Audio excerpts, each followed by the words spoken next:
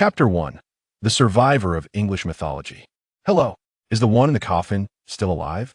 If so, please speak. Bang, bang, bang. A series of urgent knocks roused the slumbering Shen Xuan from his deep sleep. As he opened his eyes, he beheld a woman with an exquisite visage, silver hair cascading down her shoulders, and wearing goggles perched atop her forehead, curiously tapping on the crystal coffin that sealed him. Who am I? Where am I? What am I doing? The prolonged slumber had dulled Shen Xuan's thoughts, rendering him momentarily disoriented in his present circumstances. However, instinctively, he conjured two spells: clarity magic, acceleration magic, a combination that hastens the process of mental clarity. As two azure beams surged into his being, a wealth of memories surged forth. Many years prior, he had traversed into this realm, endowed with an extraordinary aptitude for magic, which led the legendary wizard Merlin of English mythology to take him as his cherished disciple. His innate talent was remarkable. Within a mere few decades, he ascended to the pinnacle of divine power. Yet, just as the entire divine realm celebrated his achievements with grand feasts, the bizarre and terrifying Cthulhu descended, shrouding the world in an ominous fog. Shen Xuan could only ally with other deities of the English pantheon in a futile resistance against the encroaching mist, ultimately resulting in his descent to a diminished state. When he stood alone, he forcibly extracted the power of the laws from his body to combat the encroaching fog. At that moment, Merlin appeared, his eyes bloodshot and his body trembling. He expended the last vestiges of his strength to craft a crystal coffin impervious to the fog, sealing Shen Xuan within. Subsequently, Merlin vanished, and Shen Xuan realized that he had been ensnared by that asylum. After an interminable period of slumber, he was awakened today by the silver-haired woman before him.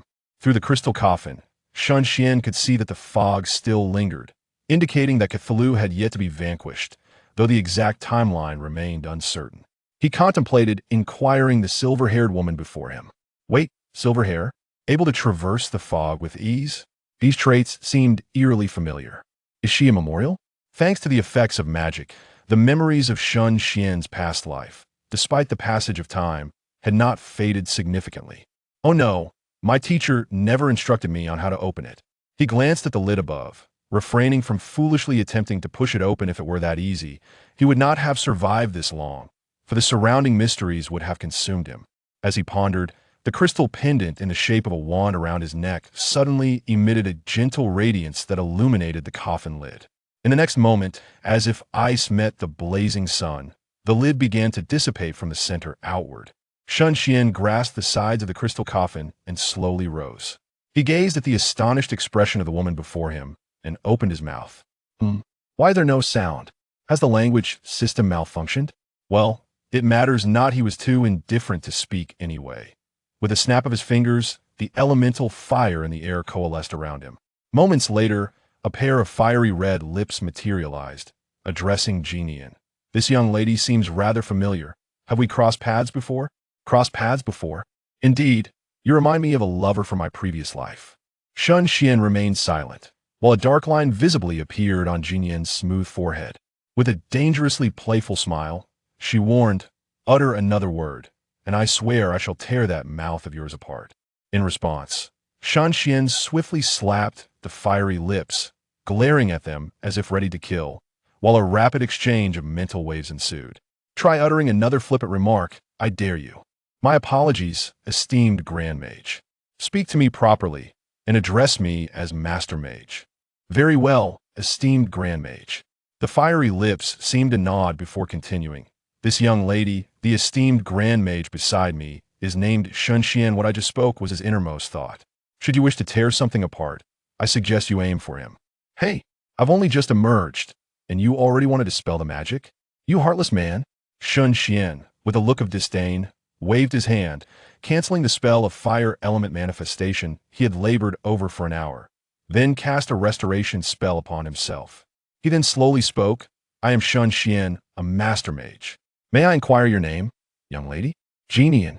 She scrutinized him and asked, This is the divine kingdom of England. Are you a survivor from England? A few days prior, she had stumbled upon a map of the ruins of the divine kingdom of England and thought to explore it for treasure. or perhaps to unearth something valuable or a clue. Unexpectedly, instead of riches, she uncovered a crystal coffin containing a person from the Great Xia. Now, at a level equivalent to the pinnacle of humanity in Great Xia, she could sense the frozen vitality of the person within the coffin, prompting her to attempt to awaken him. After all, being compatriots from Great Xia, it was only natural to assist each other while abroad. Shen Xuan's gaze drifted, taking in the dilapidated state of the divine kingdom, the once magnificent scenes vividly etched in his memory. He closed his eyes, sorrow washing over him as he murmured, "If only I were not the last survivor." Jinian pressed her lips together, wanting to offer comfort, but finding herself at a loss for words. As silence enveloped them, the crystal pendant hanging around Shen Xuan's neck radiated a gentle white light, flowing over his body like a pure spring. Sensing this familiar magic, Shen Xuan felt astonished, as if he could see once more the middle-aged man smiling at him, adorned in a mage's hat and robe. "Master, is it truly you?" Shen Xuan grasped the crystal pendant, perplexed, for in his memories, Merlin had not bestowed this pendant upon him prior to sealing him away. Yet, the staff-like pendant, along with the familiar magical resonance, could only be the work of Merlin. There was no mistaking it. As his mental energy delved deeper, countless profound magical insights sparkled like stars, illuminating the void. This further convinced Shen Xuan that the crystal pendant was left for him by Merlin, likely unnoticed before his sealing. "Teacher, wait for me, I will find you." Yet, his current realm was merely that of a flickering light. How could he traverse the vast mists and reach the Great Xia?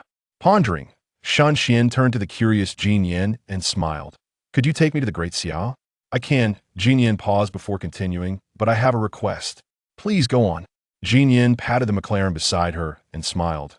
"Join my Shangyi society, and I shall agree to take you for a ride." Chapter 2. The Return to the Origin of All Laws. The situation is more formidable than the individual. Sitting in the passenger seat, Shen Xuan couldn't help but feel a pang of nostalgia had he still possessed the realm of the Master God. Traversing the mists would be trivial. Alas, those days were behind him. However, with past experiences to draw upon, even starting anew would see him progress swiftly. Moreover, his forbidden realm, the unparalleled return to the origin of all laws, though unnumbered in his era, should be classified as a high-risk forbidden zone, perhaps even ranking among the top 10. The return to the origin of all laws consists of two states. The all laws, all magical elements of the world would, uncontrollably, resonate with him, and every magical thought would connect with all forms of magic. The return, within 3 minutes, casting spells requires no incantation, allowing for the simultaneous combination and operation of 9 types of magic, amplifying their power 9-fold. The all laws serve as Shen Xuan's constant passive ability, while the return is his active choice in desperate moments. After decades of studying magic, Shen Xuan has mastered the ability to combine and utilize minor spells even without entering the return state, such as the earlier clarity and acceleration. Shen Xuan shook his head, looking at Jinian. "You mentioned Utopia earlier. Are we heading to the Great Xia first, or to that place?" "Of course, we shall go to the Great Xia first. It would be a pity for you to go to Utopia with your capabilities." Utopia is the last haven for humanity that has survived within the human circle, though the entry is rather harsh. Jinian's eyes sparkled with excitement. Their prior conversation had revealed much about Shen Xuan's past. To her astonishment, Shen Xuan had once been a deity, aside from the somewhat deranged English god he had traded with years ago. Shen Xuan was indeed a living repository of England's mythological history. Such talent must be incorporated into the Shangyi society. As for why Shen Xuan, a native of the Great Xia, had become a deity in England and remained sealed in a crystal coffin for a century, Jinian refrained from asking, as she was indifferent to those details. From the intelligence previously gathered, England was a peaceful divine nation that had never clashed with any other divine realm. Even after the mist descended, they did not resort to the sacrifices of their people or multiple deities to preserve their divine nation. Unlike Asgard or Olympus, in commemoration of admiration for such actions, it extends to the point where the gods expend their very lives to protect, rendering Shen Xuan the sole survivor of England. Is there truly any need for further contemplation regarding whether he is good or evil? Jian Yin casually tapped the display a few times, switching the vehicle to automatic driving mode, then relaxed and stretched, revealing her graceful figure. It must be noted that Jian Yin was attired quite conservatively, embodying the appearance of an engineer in her work attire overalls and work pants. Unremarkable, yet her aura was undeniably unique. Leaning back against her seat, she turned her head to glance at Shen Xuan. "Have you heard of the ancient god church?" Before he could respond, she chuckled self-deprecatingly. "I almost forgot you are quite the antiquity yourself. How could you possibly be aware of such matters?" Shen Xuan nodded helplessly. "What the ancient god church?" Jian Yin explained. "Before we delve into that, let me first enlighten you about the current state of the Great Xia. The Great Xia now finds the gods vanished, with the Night Watchers assuming the role of guardians. As the saying goes, where there is good, there must be evil. Opposing the Night Watchers is the ancient god church, which you should understand." Shen Xuan pondered and nodded. "And what about the Shangyi Society? Is it benevolent or malevolent?" Jian Yin smiled. "The Shangyi Society has never been a benevolent organization, nor is it inherently evil. All our endeavors are aimed at saving humanity." Shen Xuan comprehended, though the methods of a Shangyi Society for saving humanity were indeed unconventional, akin to a utopia. This utopia is a sanctuary for humanity, but not for ordinary folk. It exclusively shelters those who possess extraordinary talents in various fields. In the future, Jian Yin would lead individuals to the Egyptian divine realm to obliterate the Sphinx's human circle, resulting in countless lives lost solely to diminish the faith power of the Egyptian gods. Thus, the Shangyi Society is neither good nor evil. It is rather sinister. After a brief pause, allowing Shen Xuan to digest the information, Jian Yin continued, "On this trip to the Great Xia, I shall introduce you to a man named Lin, the 10th seat of the ancient god church, and also an undercover agent of the Shangyi Society within the church. He will elucidate what has transpired during your years of slumber, and I would appreciate your assistance, if you would." Although Shen Xuan had agreed to join the Shangyi Society, Jian Yin did not intend to issue command from a position of authority. She regarded Shen Xuan as an equal. Shen Xuan did not give an immediate affirmative but smiled. "You may as well elaborate." While his intention for visiting the Great Xia was to become acquainted with Lin Chia, the substitute teacher, he had no intention of continuously aiding him. If Jian Yin expected him to look after Lin Chia, he would have to decline. After all, when it came to protecting Lin Chia, it was hardly his responsibility. Jian Yin, hearing his response, replied with a cheerful demeanor, "Rest assured, it's merely a small favor." Shen Xuan raised an eyebrow. "So, does this imply there will be larger tasks ahead?" "Certainly, but it is uncertain whether it can be realized. Once the news is confirmed, I will return to the Great Xia to seek you out. Moreover, regaining your strength will also require time, I presume." Jian Yin shrugged. "Simply put, I wish for you to assist Lin in elevating his understanding. Only in this manner can he attain a higher status within the ancient divine church, allowing him to act with greater freedom." Shen Xuan remarked, casting a glance at her. He inquired, "In your own words, you are the pinnacle of humanity. Does that imply your realm is akin to a sovereign deity devoid of the power of the laws?" "Quite so," she replied. Shen Xuan continued, "Then why do you not instruct him yourself?" Jian Yin responded, "I'm rather occupied, you know. Moreover, given my standing, prolonged contact with Lin would soon attract the attention of the three gods of the ancient divine church. My identity must remain concealed for now." "Ah, the only reason you can manage this task is due to your relatively low standing, rendering you inconspicuous," Shen Xuan thought to himself, before nodding in agreement. Observing his reaction, Jian Yin chuckled softly, glancing ahead at the faint outlines of the buildings. She lifted her chin slightly, saying, "We are almost there. How do you feel about returning to the Great Xia?" To suggest he felt no excitement would be disingenuous. Though he had resided in England for several decades, he was ultimately a son of the Great Xia.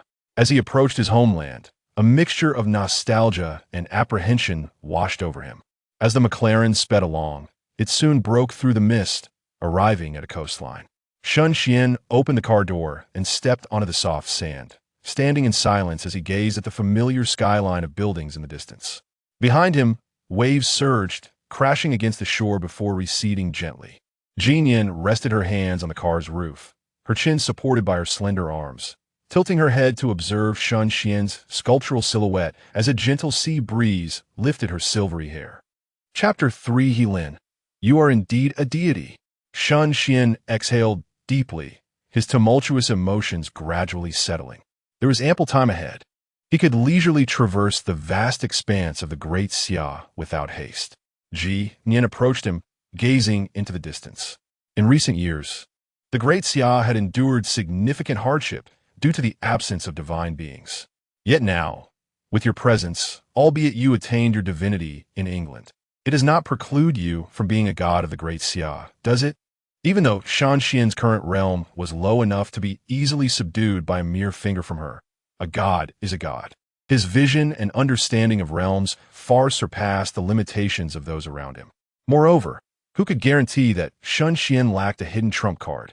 Surviving a century to this day was no trivial feat. Shen Xuan slowly opened his tightly shut eyes, a smile creeping across his face that seemed to embody both resignation and relief. You are correct. I am not merely the sorcerer of England, but also the sorcerer of the Great Xia. Rest assured, as long as I am in the Great Xia, I shall not allow any foreign deities to encroach upon it. Shen Xuan understood that there was still a considerable amount of time before the outer gods would launch an assault on the Great Xia, ample enough for him to regain his strength, perhaps even to advance further. Furthermore, who said that the Great Xia was devoid of gods? He cast a casual glance at the surrounding architecture and, seemingly unconcerned, inquired, "Which city are we in now?" "Ah, we are in Sangnan City. Helin is currently selecting followers for the Shangxia Society, so I brought the car here. Speak of the devil, and he shall appear." No sooner had the words left his lips than a figure clad in black, wearing a cap that obscured his features, seemingly flickered into existence, leaping thrice before Ji Nian. He knelt on one knee, reverently stating, "Helin of the Shangxia Society pays respects to the president." Rise. Ji Nian nodded, gesturing towards Shen Xuan. "This is the one I brought to guide you. You shall call him Vice President Shen. Indeed, he is our vice president of the Shangxia Society." Shen Xuan could not help but interject, "When did I agree to become your vice president?" Ji Nian chuckled. "Did you not agree to join the Shangxia Society? What issue is there with me appointing you as vice president?" As the two engaged in playful banter, Helin's heart was tumultuous. It was his first encounter with someone who could converse so freely with the president. Moreover, this individual was the vice president. From the earlier exchange, it seemed he was reluctant to accept the position. Did he truly wish to decline such an opportunity? Helin's brows furrowed slightly as he prepared to exert his mental energy towards Shen Xuan, seeking to gauge his strength. However, just as this thought crossed his mind, he caught a glimpse of Shen Xuan casting him a knowing glance, one that seemed both amused and enigmatic. In the next moment, an overwhelming pressure akin to a volcanic eruption surged into his mind. Helin staggered, momentarily dizzy, as if his consciousness was being scorched by an intense flame. Ji Nian sighed softly. "My vice president, do exercise restraint. After all, Helin is still one of your subordinates." When Helin contemplated testing the waters, it was not only Shen Xuan who noticed. She too was aware, yet she refrained from voicing any objections. This was due to the fact that those within the Xia Society only revered the strong. Her ascension to the presidency was a testament to her formidable strength and unyielding resolve. Rather than appointing Shen Xuan directly, she preferred that he let his prowess speak for itself. Moreover, she had faith that Shen Xuan would not strike too hard, and that Helin could not harm him. "Come back," Shen Xuan said calmly. In the next moment, a flash of crimson, visible only to him and Ji Nian, erupted from Helin, swirling around him like a playful kitten. Shen Xuan did not intend to intimidate Helin. In a state of myriad laws, any malice directed at him would invoke the elemental forces of the universe. Just moments ago, the aggressive fire element had manifested. Shen Xuan's divine might was composed of magical elements, and even with the decline in his realm, his power remained intact. As the fire element dissipated, Helin's foggy consciousness regained clarity. The doubt in his gaze towards Shen Xuan transformed into admiration, fervor, and reverence. "I am your subordinate. Helin, I have met the vice president." Helin began to kneel again, but an unseen gentle force propped him up, akin to a mother guiding her child. "No need for such formality. My name is Shen Xuan. I am a few years your senior, so please call me Brother Shun. I look forward to your guidance in the days to come. After a century of slumber, being called brother was hardly a loss. All right, Brother Shun. As for guidance, I dare not presume. Jin Yin, overhearing their exchange, rolled his eyes, thinking to himself, truly, a god who has lived for millennia can be quite the performer, and an adept manipulator of hearts. If he continues this charade, will I soon find my position as president in jeopardy? While Jin Yin pondered this, He Lin hesitated for a moment, scratching his head with a smile. Brother Shun, may I inquire which deity you represent? Deity? Shen Xuan replied. Indeed, that earlier pressure you felt was divine might, was it not? I have encountered many representatives of deities within the ancient god society, all possessing such power. Stroking his chin, he glanced at Jin Yin. If I were to reveal it, would it frighten him? Jin Yin, with a disdainful look, saw through his thoughts. Isn't it precisely what you desire? Why didn't I realize you were so adept at this before? He Lin, bewildered, interjected, President. Is the deity represented by the vice president truly fearsome? Jin Yin scoffed. Fearsome? He is no mere representative. He is a god, one I unearthed from England. Ah. He Lin was taken aback, questioning his own ears. The deity from England is actually a person from the great Xia? No, the individual before him was a living god. Just moments ago, he had contemplated testing Shen Xuan's strength. He Lin silently praised himself for his audacity. He would certainly have tales to tell his fellow knights. Who among you has been struck by a god's divine, might up close, and lived to tell the tale? Answer me. However, the situation will inevitably evolve further. They even managed to recruit a deity from England to serve as the vice president. Shen Xuan clicked his tongue, feeling somewhat disinterested. It was not that he intended to put on airs, but rather that he was the only one who had painstakingly cultivated his way to divinity in the realm of England. The others were all born as deities. Thus, he had never experienced the sensation of revealing his identity in front of ordinary humans. Yet, when spoken of through the lips of Jin Yin, it felt rather underwhelming. Next time, he would have to express it himself. Jin Yin glanced at the time and waved his hand, saying, once that matter is settled, I shall come to fetch you. Chapter 4. Little Fire teaches you to roast brain flowers in a hotel room. How many more days can you stay in Songnan? About a week, I suppose. If I linger in one place for too long, I might attract attention. Is something the matter, Brother Shun? Shen Xuan shook his head. Nothing at all. A week should suffice to become acquainted with Lin Qie, the acting teacher, Shen Xuan mused, glancing at He Lin. Are you at the sea realm now? Moments ago, He Lin had recounted everything he knew to Shen Xuan, including the transformations of the great Xia over the past century, the emergence of the mists and the mysterious entities, as well as the untold history of Zeus and Odin. During this exchange, a small incident occurred. Shen Xuan found He Lin's speech too slow and decided to cast an acceleration spell on him, making his words flow as if on a 32-time speed, almost sparking with friction. Shen Xuan also grasped the current timeline. The Songnan Divine War had yet to commence, but he remained uncertain about Lin Qie's present condition. He Lin gulped down a barrel of water and nodded. I am at the pinnacle of the sea realm, merely a step away from entering the infinite realm. Once I reach that stage, I should be able to ascend from the 10th seat to the 9th. After a moment of contemplation, Shen Xuan snapped his fingers, and a rich fire element coalesced in the air, forming a pair of red lips. Fire magic, manifestation of fire element. Once it appeared, it began to chatter incessantly like a rapid-fire cannon. You dog of a magician, you finally let me out. Do you have any idea how lonely I've been all these years? You kept me in confinement. Are you even human? You created me, yet you deny me the pleasure of speech. How outrageous. I demand to accuse you of your crimes. Shen Xuan narrowed his eyes and retorted coldly. If you utter one more word of nonsense, I shall summon little water instead. And do change back to your normal form. What do you think you look like? Don't you find me quite alluring in this guise? The fire element pursed its lips and made a pop sound. After a brief silence, Shen Xuan turned to He Lin. What do you think? He Lin, feeling goosebumps all over, looked horrified. Why does this feel so bizarre? Just imagine, not far from your sight, a pair of lips painted in bright red lipstick floats there, blowing a kiss at you. What would your feelings be? He Lin asked, Brother Shun, is this your summoned creature? Shen Xuan had already mentioned that he was a master of magic. He Lin was unfamiliar with the term master of magic, but interpreted it as akin to a Western sorcerer, rounding it off to a deity of magic. Before Shen Xuan could respond, the disgruntled fire element floated before He Lin, scrutinizing him from head to toe. Aren't you the one who disrespected the master of magic before? Why didn't I just obliterate you? He Lin was taken aback.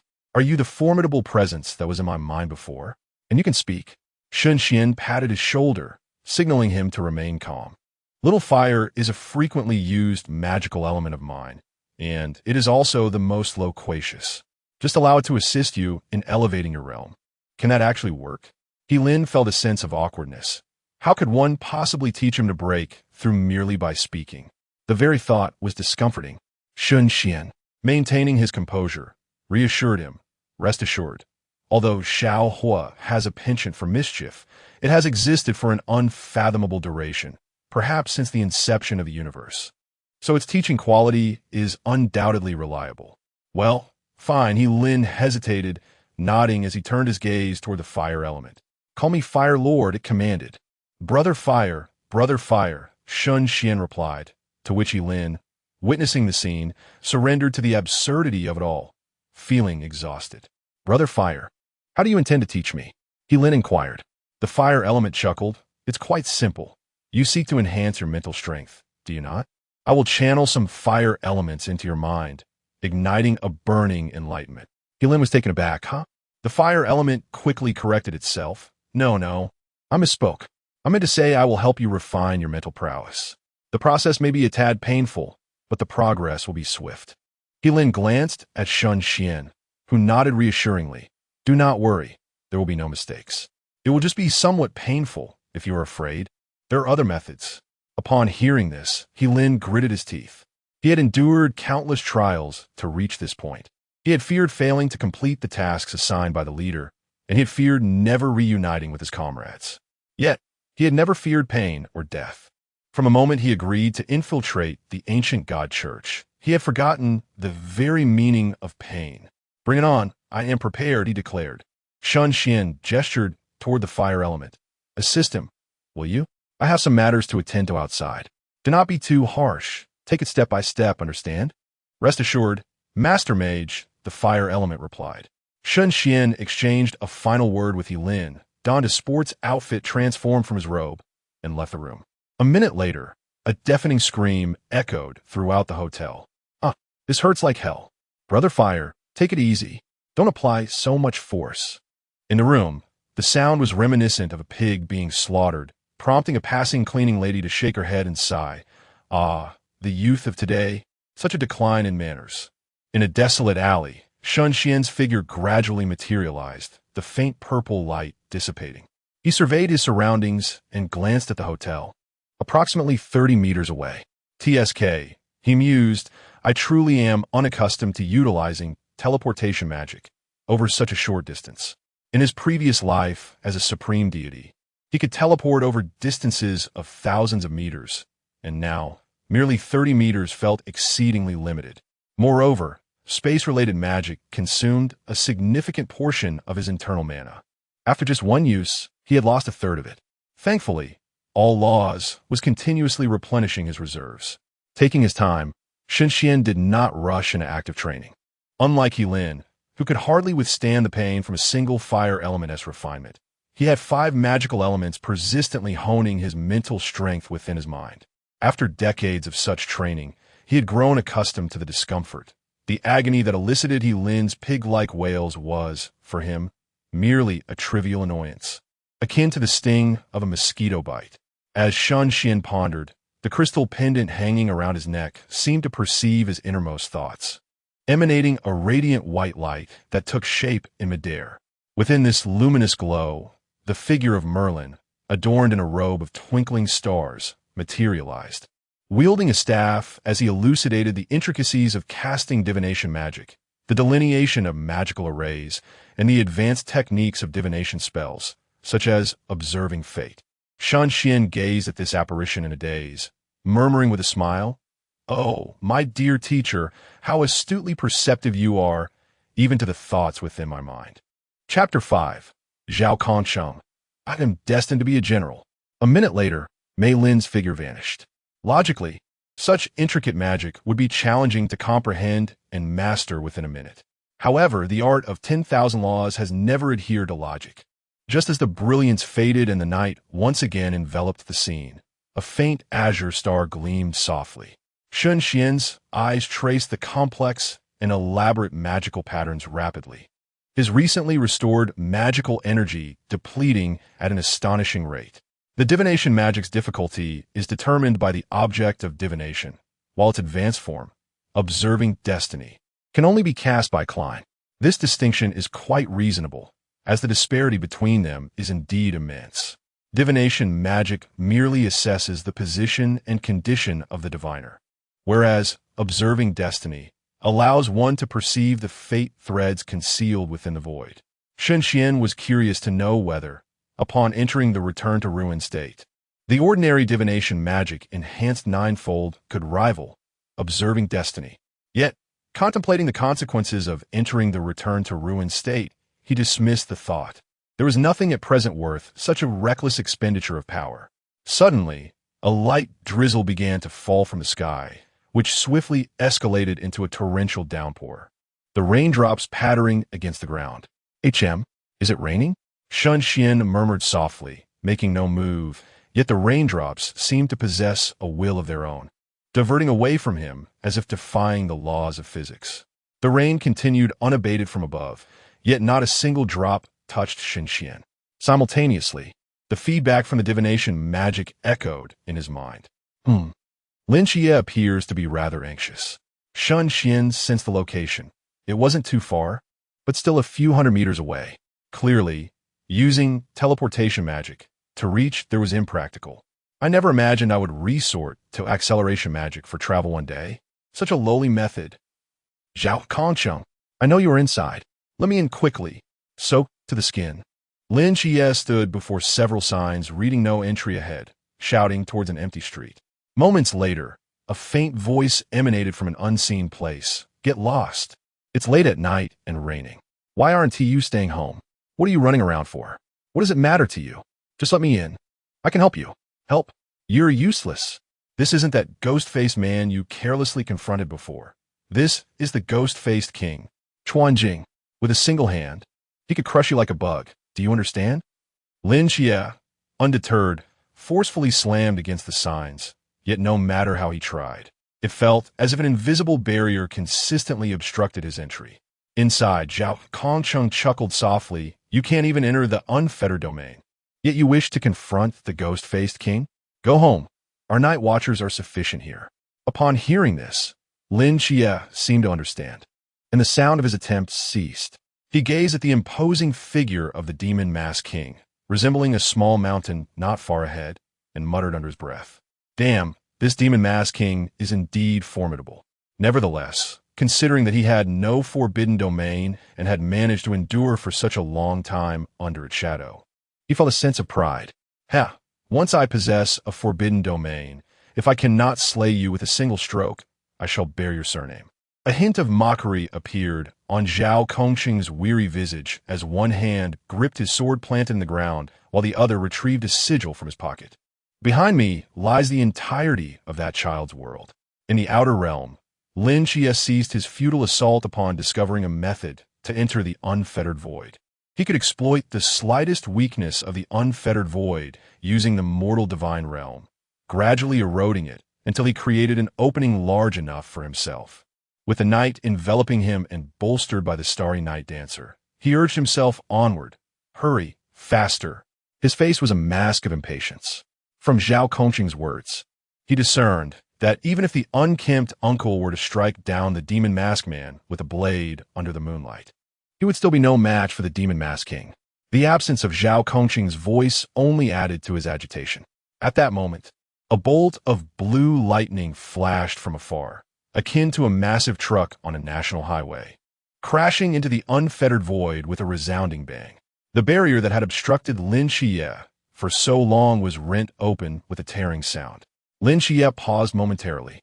Despite the truck's incredible speed, he had caught a glimpse of the emotion in the driver's eyes. However, There was no time to ponder the meaning behind that gaze as he hurriedly dashed through the opening. Within the realm, little Shui, thank you. Shen Xuan abruptly halted, assessing the demon mass king, with its long tongue flicking about, and the bewildered Zhao Kongsheng, who was poised to stab the sigil into his chest. A faint blue luminescence swirled around Shen Xuan, as if conveying something. Just as Lin Chia gained an advantage in the darkness. The water element in the atmosphere surged dramatically on this rainy day, significantly amplifying the magic Shen Xuan wielded. Of course, fire-based spells would not benefit from this, as their potency would diminish greatly without entering the ruins. Zhao Kongsheng stared blankly at Shen Xuan and blurted out, "Who are you?"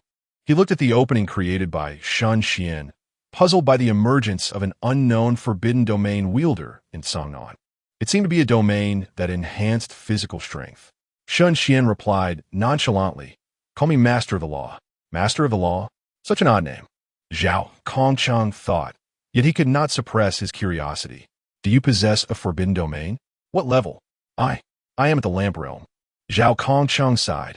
Then you should leave quickly. This demon mass king is at the River Realm. One misstep could cost you your life. Adding to the tension, Lin Chia approached through the downpour, his eyes ablaze with golden flames. How did you end up here? Zhao Kongsheng was on the brink of madness. When did the boundless void become so fragile? It was so easily breached. Lin Chia cast a grave glance towards the three individuals. Yet his attention was piqued by the ghost-faced king. Enough of the chatter. Just tell me if the three of us can defeat him. Zhao Kongsheng silently shook his head. With two in the Twilight Realm and himself, an ordinary man without forbidden grounds, how could they possibly overcome the ghost-faced king? Even though he had been severely wounded by Chun Mai, the injuries he bore were merely superficial, posing no real threat to his life. Taking a deep breath, Zhao Kongsheng once more brandished the insignia towards his chest. You two must leave. My presence alone is sufficient to hold him off. Lin Chia refused to budge. Since I have entered, I shall not retreat. Shen Xuan turned to Zhao Kongsheng. If we leave, you will perish. Huh. Zhao Kongsheng chuckled lightly, tracing the three characters of his name etched on the insignia. If death is to be, then so be it. I, Zhao Kongsheng, aspire to be a general. How could I be so cowardly as to fear death? Chapter 6. The gentle yet timid little water, although I already knew what kind of person Zhao Kongsheng was. Encountering him in person evoked a distinctly different sensation within Shen Xuan. He couldn't help but reflect that despite Zhao Kongsheng being an ordinary individual without any restrictions, his sense of duty and responsibility as a night watchman was no less formidable than that of others. Such a person, meeting his end at the hands of the ghost-faced king, would be a tragic loss. He could very well serve as a laborer in the reconstruction of England. With such a disposition, he would undoubtedly refrain from idleness. While the aspiration was commendable, it would be futile if it ended in a pile of bones. Even the title of general would hold no significance. Zhao Kongsheng was momentarily taken aback. What did you say? I said step back. This is my domain now. Shen Xuan replied with a faint smile, an endless radiance emanating from him as a pure white robe materialized, surrounded by a gentle blue glow, reminiscent of a celestial being descending from the heavens. Zhao Kongsheng was taken aback, unable to fathom why Shen Xuan had suddenly transformed. Are you mad? That is the river boundary. You cannot defeat it. The river boundary? Is it really that formidable? Shen Xuan recalled a deity who frequently sought his counsel on magic and had once owned a dog. This dog, from the moment of its birth, had been on the brink of the pinnacle of Klein, nearly stepping into the divine realm. After becoming friends with the dog, he had even devised a spell for it. Now that this spell came to mind, it was time to cast it upon you. He directed his gaze toward the ghost-faced king, extending a finger as an invisible ripple spread through the air, propelled by the water element, hurtling toward the ghost-faced king. The attribute-less magic transformation spell, Revise, struck. The ghost-faced king crossed its arms, its long tongue flicking restlessly, refusing to dodge or evade. It was curious to see what these three seemingly harmless humans could conjure. It found amusement in this game of cat and mouse. However, the true identity of the cat and the mouse remained uncertain. In the blink of an eye, The invisible ripple struck the ghost-faced king, and after a moment of astonishment, an intense sensation of compression surged through its body. It felt as though it were being crushed and restructured, as if great hands were kneading and flattening it. With a resounding thud, the ghost-faced king's towering form was abruptly compressed into a flattened shape. The elongated sides seemed to be pushed against walls, forcefully reshaping it into a square form.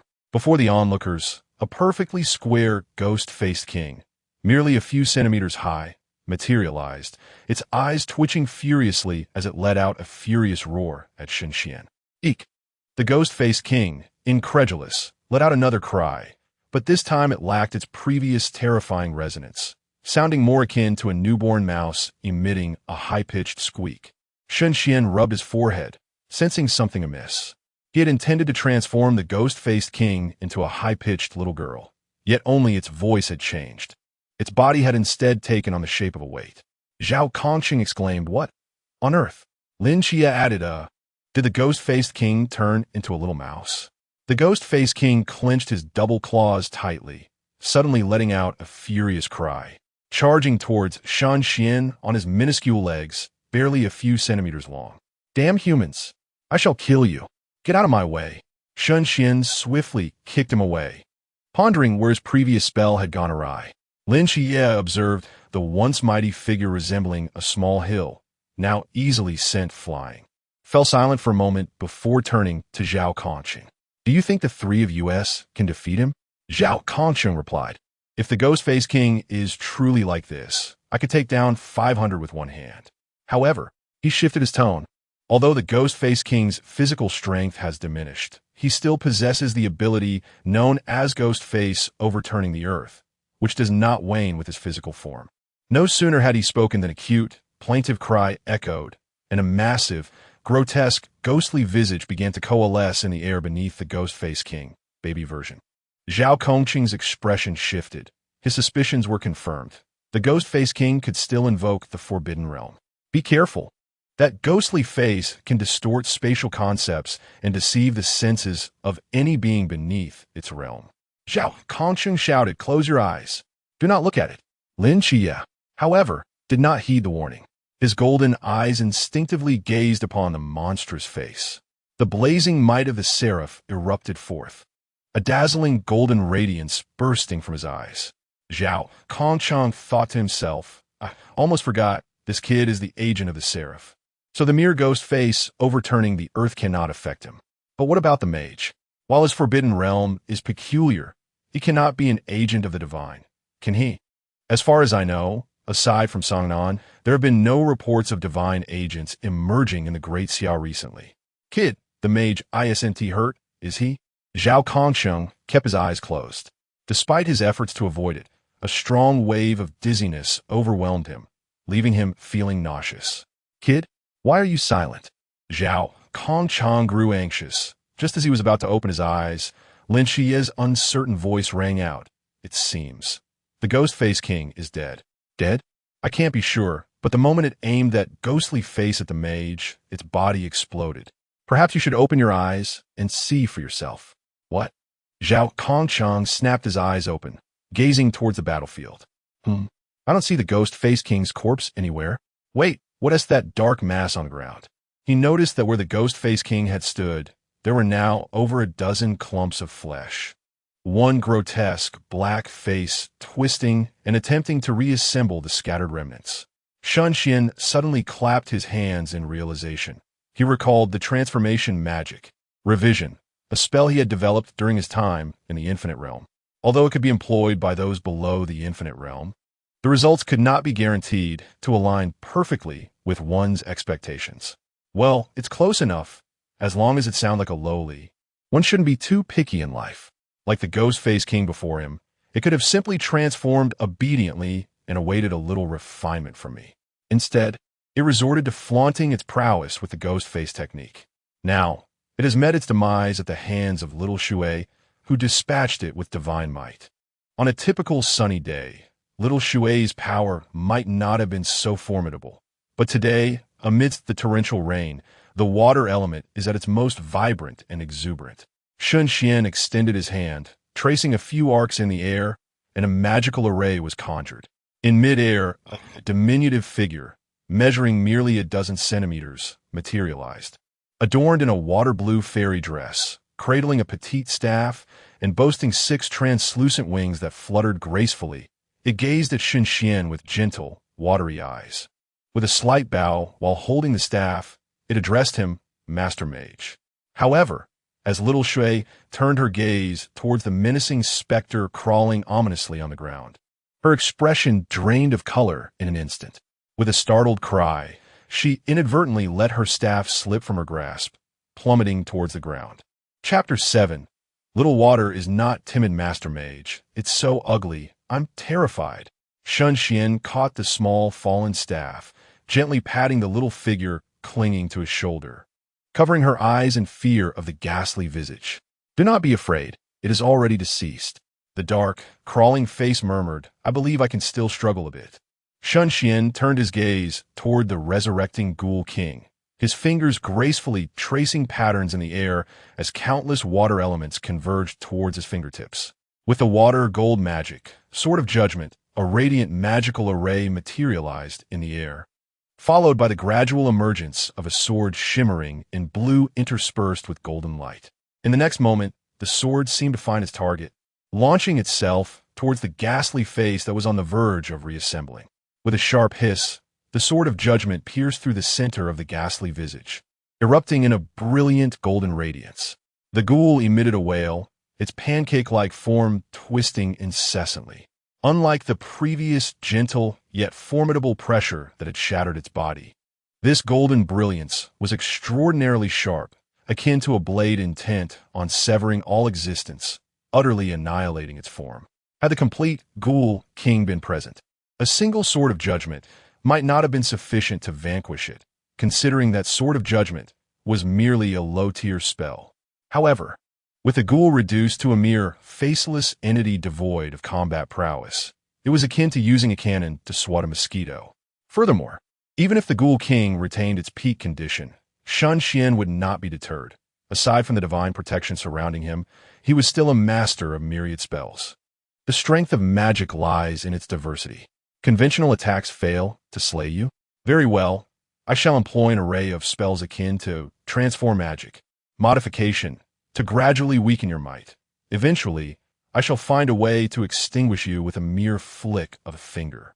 Of course, this presupposes that one's mental fortitude and magical elements can sustain the casting of such an array of spells. Yet, these considerations were far from Shen Xuan's mind. 5 magical elements tirelessly honed his mental strength day and night, with a recovery speed that far surpassed others of his realm. Additionally, the 10,000 laws passive ability continuously attracted various elements to him. He poked Little Water's cheek and returned the tiny staff to her. Little Water, after all these years, why is your courage still so diminutive? Little Water puffed her cheeks indignantly, retorting, Master Mage, I must emphasize that it's not my courage that is lacking. It is that ghastly face that is simply too ugly. All right, whatever you say goes. Shen Xuan chose not to argue with her. Though Little Water appeared to be the embodiment of gentle water elements, a tenacious spirit of defiance coursed through her veins. To put it nicely, she was stubborn. To put it bluntly, she was obstinately headstrong. Shen Xuan nodded towards Zhao Kongcheng, who was still in a daze, helped the Master Mage out and attend to his healing. Little Water inquired, why not seek out the Wooden One? My healing magic pales in comparison to his.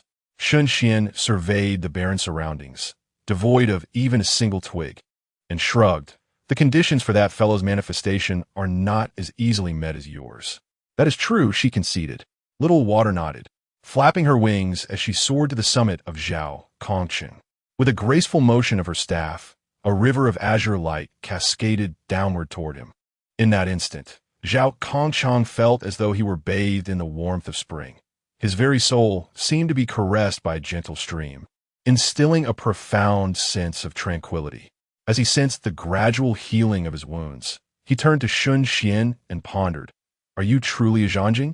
If all Zhangjing were as formidable as Shen Xuan, then even an ordinary man like me should not feel so feeble.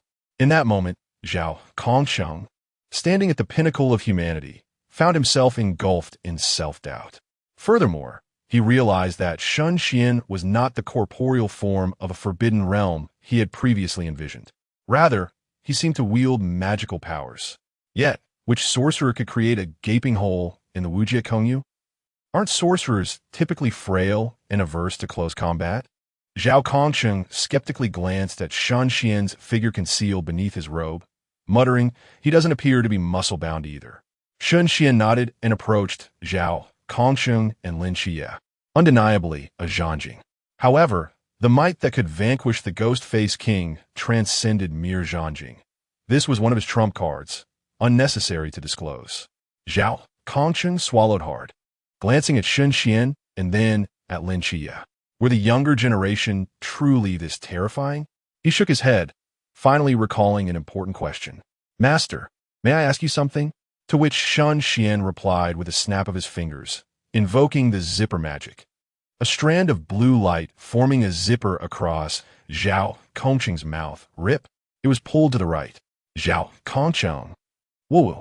Do not worry. This will not render you mute. You'll regain your voice once I leave. Woo. Indeed, keeping your mouth shut hastens recovery, Shen Xian reassured him, then turned his gaze to Lin Xie, scrutinizing his golden eyes. The familiar might of the seraphim stirred within him. He wondered how that fellow, Michael, fared on the moon. Judging by recent events, Lin Xie had likely opened the door to the night goddess Nyx. Was the next step the teachers? He wondered if he could sense that asylum. Shen Xian summoned his divine might, cautiously extending it toward Lin Xie. Lin Xie's expression shifted. What was happening? Hadn't they just fought side by side? Why was he now the focus of Shen Xian's attention? Moreover, this inexplicable pressure felt oddly familiar, reminiscent of his mother's overwhelming presence. Was this divine might? Was he also a divine agent? Lin Xie mused. Just as he was about to unleash the might of the seraphim, he felt the pressure from Shen Xian dissipate, leading him to abandon his intentions. Hesitantly, he inquired, "You are also a divine agent?" Upon hearing this, Zhao Kongqing's eyes widened in astonishment.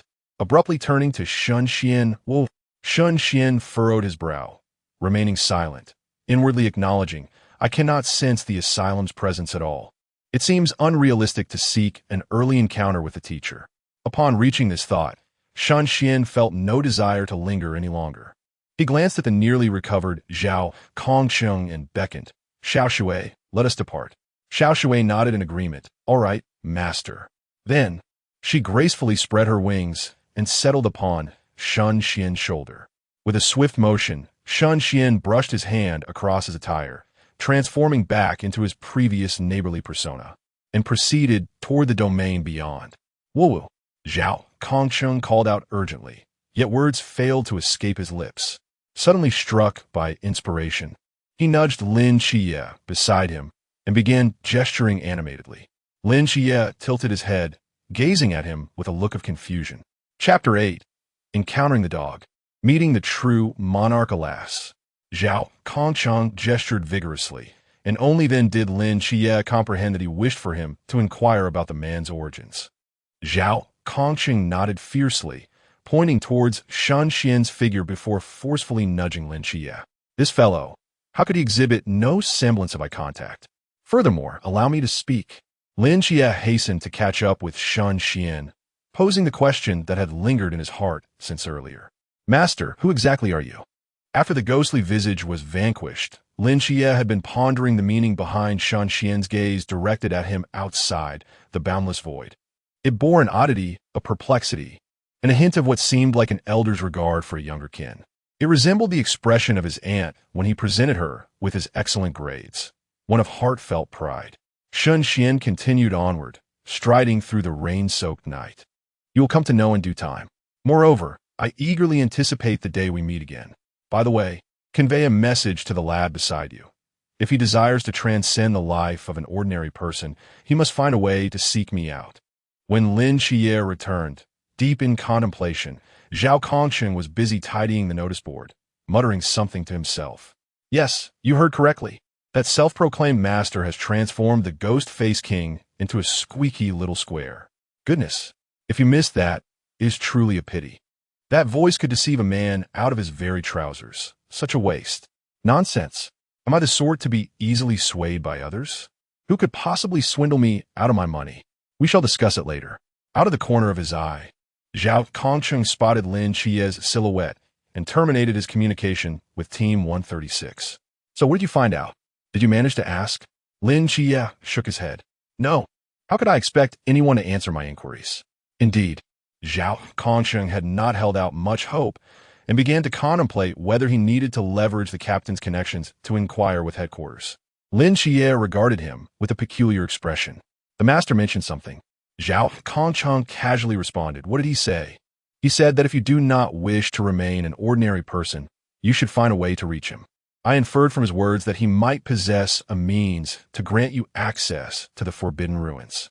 Upon hearing this, Zhao Kongcheng was momentarily taken aback, then promptly discarded the notice board aside, and, after inquiring about Shen Xuan's departing direction, shot off at a speed of 180 miles per hour.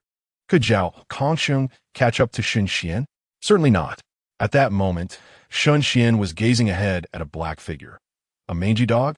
Xiao Shui observed the creature's appearance, and her wings slowed their fluttering as she sorrowfully remarked, Master, it looks so pitiful. Shen Xuan, puzzled, responded, pitiful?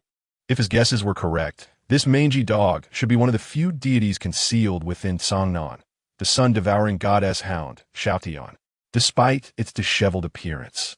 The terrifying pressure emanating from it was unmistakable to Shen Xuan. In his heart, Shen Xuan mused, Is it regarding me as an adversary? Little Water nodded slightly. It must have once possessed a splendid coat, yet now it had transformed into this state. You are correct, Shen Xuan replied helplessly. But it is evident that this is not the appropriate time for you to make friends, is it? Can't you see the considerable hostility it harbors towards me? Little Water stuck out its tongue apologetically. My apologies, master. May I wait until it no longer has such hostility before attempting friendship? Your thought process is indeed quite peculiar. Shen Xuan shook his head and turned to the little black creature, speaking aloud. Do you have a reason for obstructing my path, sir? The little black creature stared at him with its beady eyes for a moment before responding. You are not a deity of the great Xia. Who are you? What is your purpose in disguising yourself as someone from the great Xia to come to Cangnan? Shen Xuan felt a sense of helplessness. His divine might had indeed drifted far from that of the great Xia, and after testing Lin Chie, it was only natural that he attracted the attention of Yang Jian and the celestial hound. You may find it hard to believe, but I truly am from the great Xia. I merely became a deity while in England. At that moment, an astonished voice interjected. England? A seemingly ordinary youth approached from the alleyway, rain cascading from the sky onto him, yet a veil of golden light shielded him. He picked up the little black creature and inquired, You claim to be a deity of England? Shen Xuan smiled and affirmed, Indeed. However, he continued, But England was destroyed by the mist over a century ago, and I can see your realm has diminished to the level of a mere cup. Why does your divine might still linger? Naturally, Yang Jin would not choose to believe Shen Xuan based on a few simple words. The current great Xia could hardly withstand any further turmoil. Shen Xuan sighed, finding the situation rather troublesome. Although Yang Jin's power had yet to return to that of a true deity, he doubted his own ability to confront him. While magical divinity might suffice against lower beings like the Ghost-Faced King, it would seem lacking against an established deity like Yang Jin. Moreover, Shen Xuan had no desire to engage in conflict with a fellow compatriot. Was it not utterly pointless to fight among themselves? After a moment of contemplation, Shen Xuan said, Although you may find it difficult to believe, I am indeed from the great Xia and the sole survivor of England. As for the issue of divine might, it pertains to my abilities, and I cannot provide an answer. Merely a charade. Yang Jin scoffed upon seeing Shen Xuan's lack of credible evidence. With a flick of his hand, a three-pronged, double-edged knife materialized and fell into his palm, pointing towards Shen Xuan. I shall grant you one final opportunity to disclose your origin and intentions. Alas, Shen Xuan sighed. Why is it that you all refuse to believe my truthful words? The little water on his shoulder raised its staff and asked, Master, will you use that technique? Even if you do, it may not suffice to defeat him. What should we do then? Perhaps we should summon Little Kong? Given my current strength, I certainly cannot awaken Little Kong.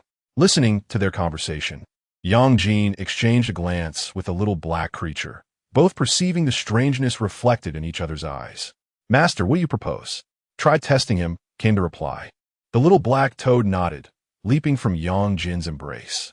As it touched the ground, its form suddenly expanded, emanating an eerie black glow, accompanied by a terrifying aura that surged forth. With a resounding howl that pierced the heavens, the once diminutive creature transformed into a formidable figure towering at 2 meters, exuding an air of majesty. Its pitch-black eyes fixated intensely on Shen Xuan as it opened its gaping maw, unleashing an overwhelming suction that coalesced into a tornado, hurtling toward Shen Xuan. Shen Xuan's eyelids twitched, and with a sigh, he spoke, "Xiao Shui, prepare to employ that technique." "Understood, Master," came the reply. In that instant, Xiao Shui's form erupted into a brilliant blue light, coalescing the elemental waters of the universe into a shimmering blue orb that hovered behind Shen Xuan. Meanwhile, far away at the hotel, the fiery red lips of the tormentor. Instructor He Lin suddenly changed hue. What has transpired? The master is actually preparing to invoke that technique. Chapter 9. Return to the Abyss. Activate. He Lin, I shall take my leave, for the master requires my presence. Brother Hua, do you need me to come over? If the master is employing that technique, your presence would be futile. Better to remain here and pray for the master. The fiery red lips in midair left behind those words before they exploded, vanishing without a trace. Fear not. Master, Brother Hua is here. A fiery red orb suddenly appeared from the sky, settling behind Shen Xuan, to the left of the water spirit pearl. Huh, water pig, why are you alone? Where are the other elements? The master said the current conditions do not permit summoning so many elements. So it's just us two? Let me see whom we can strike. Goodness, can the two of us, along with the master, possibly contend against 2 gods on the opposing side? Listening to the exchange between the water and fire elements, Shen Xuan felt a twitch in his eye. This is not the time for reminiscing. Hurry and gather the magical energy for me. Leave it to Brother Hua. Very well, master. The 2 spirit pearls chimed in unison, beginning to draw in the water and fire elements from the world around them to supply Shen Xuan. At that moment, the tornado unleashed by the little black creature was perilously close, its sharp, cutting edge sweeping toward them. Shen Xuan's obsidian eyes were instantly covered by a starry magic array, and with a flick of his wrist, he unleashed teleportation magic, making his figure disappear. In the next moment, he reappeared 10 meters away, pressing one hand onto the ground, extracting a dark yellow light from the earth, condensing it into a dark yellow orb. "Ah, so sleepy is that you, master?" A muffled voice, sounding as if still in slumber, emanated from the orb. "Silly earth, do not fall asleep. Quickly help the master gather magical energy." "Oh, all right." The earth element, with its simple and honest nature, akin to a good-natured soul, did not question little Hua's request and set to work diligently. After a long separation, Shen Xuan wished to commend it, but the current predicament did not allow for pleasantries, as the little black creature's next attack was already approaching.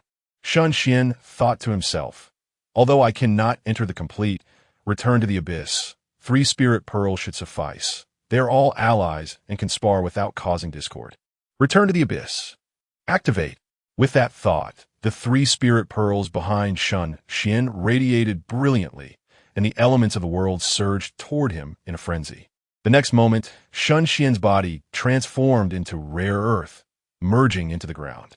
Water and earth magic, body as mud flow. Boom! The little black creature's attack once again missed its target. It turned to Yang Jin. "Master, this outer goddess abilities are rather peculiar." Yang Jin nodded gruffly. Just as he opened his mouth to speak, his expression shifted suddenly, and he swung his 3-pronged, double-edged knife straight down. Unbeck Yang Jin emitted a cold snort, twisting his arm as the trident-bladed knife spun in a circle, its edge aimed to strike his arm. Yet, to his astonishment, that very arm transformed into soil and shattered, splattering mud onto Yang Jin's trousers. In an instant, the mire morphed into several rocky arms that surged forth, dragging half of Yang Jin's calf into the earth. Furrowing his brow, Yang Jin swiftly channeled his 8-9 profound art, radiating golden light that instantly shattered the rocky appendages. Without delay, he twisted his waist and thrust the trident-bladed knife forward. Shen Xuan silently lamented the limitations of his realm. Many advanced spells remained beyond his grasp. Even in the return to the void state, he could only maneuver defensively, unable to penetrate Yang Jin's protective golden light. However, perhaps deploying that spell would grant him a moment of composure. With the remaining magic at his disposal, he could utilize teleportation once more. Shen Xuan did not evade.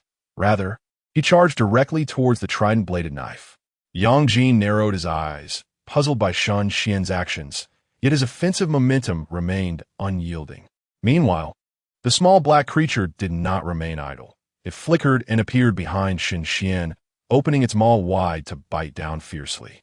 In an instant, Shen Xuan found himself caught in a perilous situation, besieged from both front and back.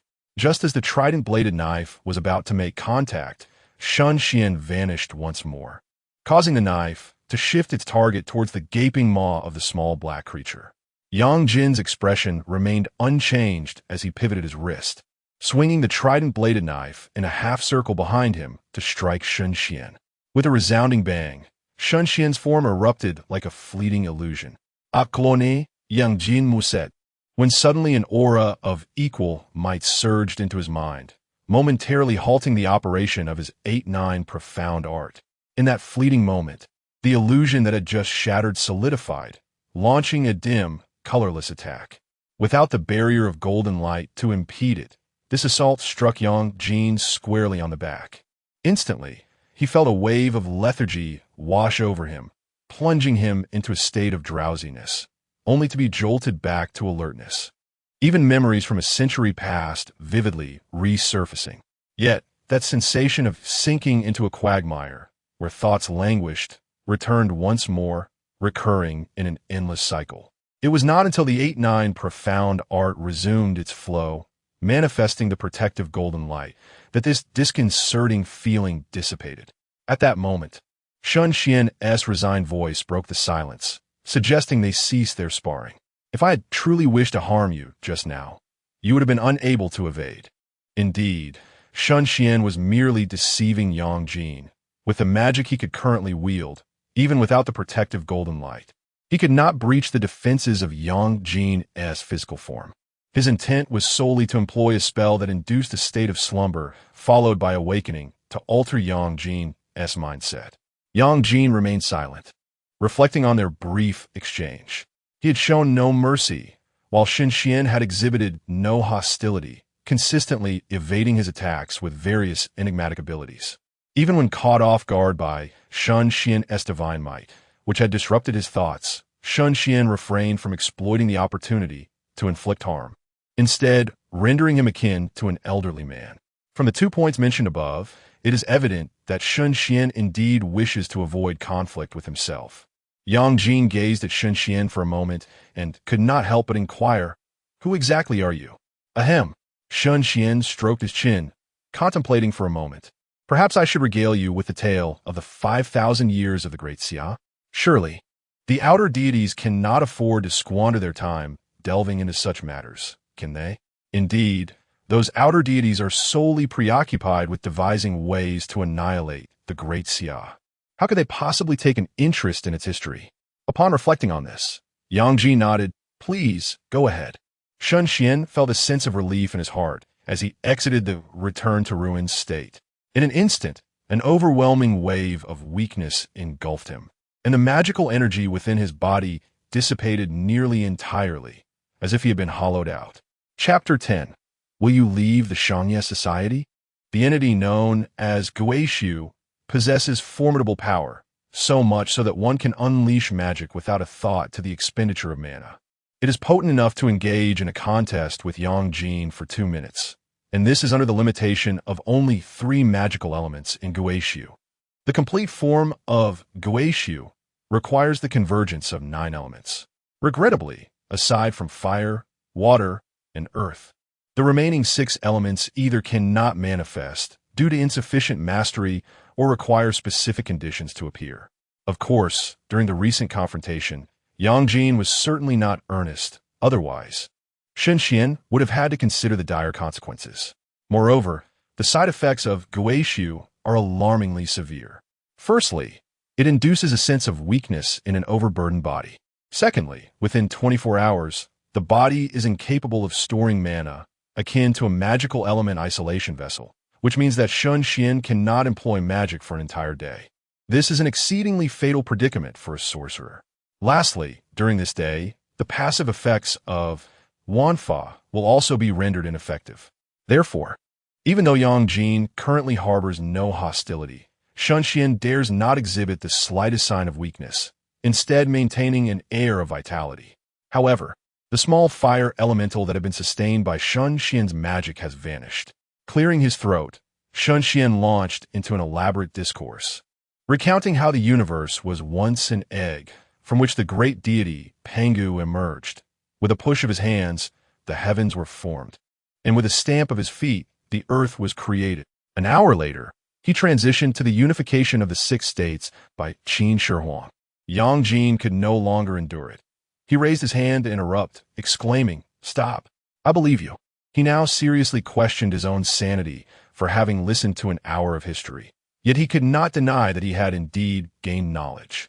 After all, who could conceive whether Pangu stepped out with his left foot or right? Shen Xuan could.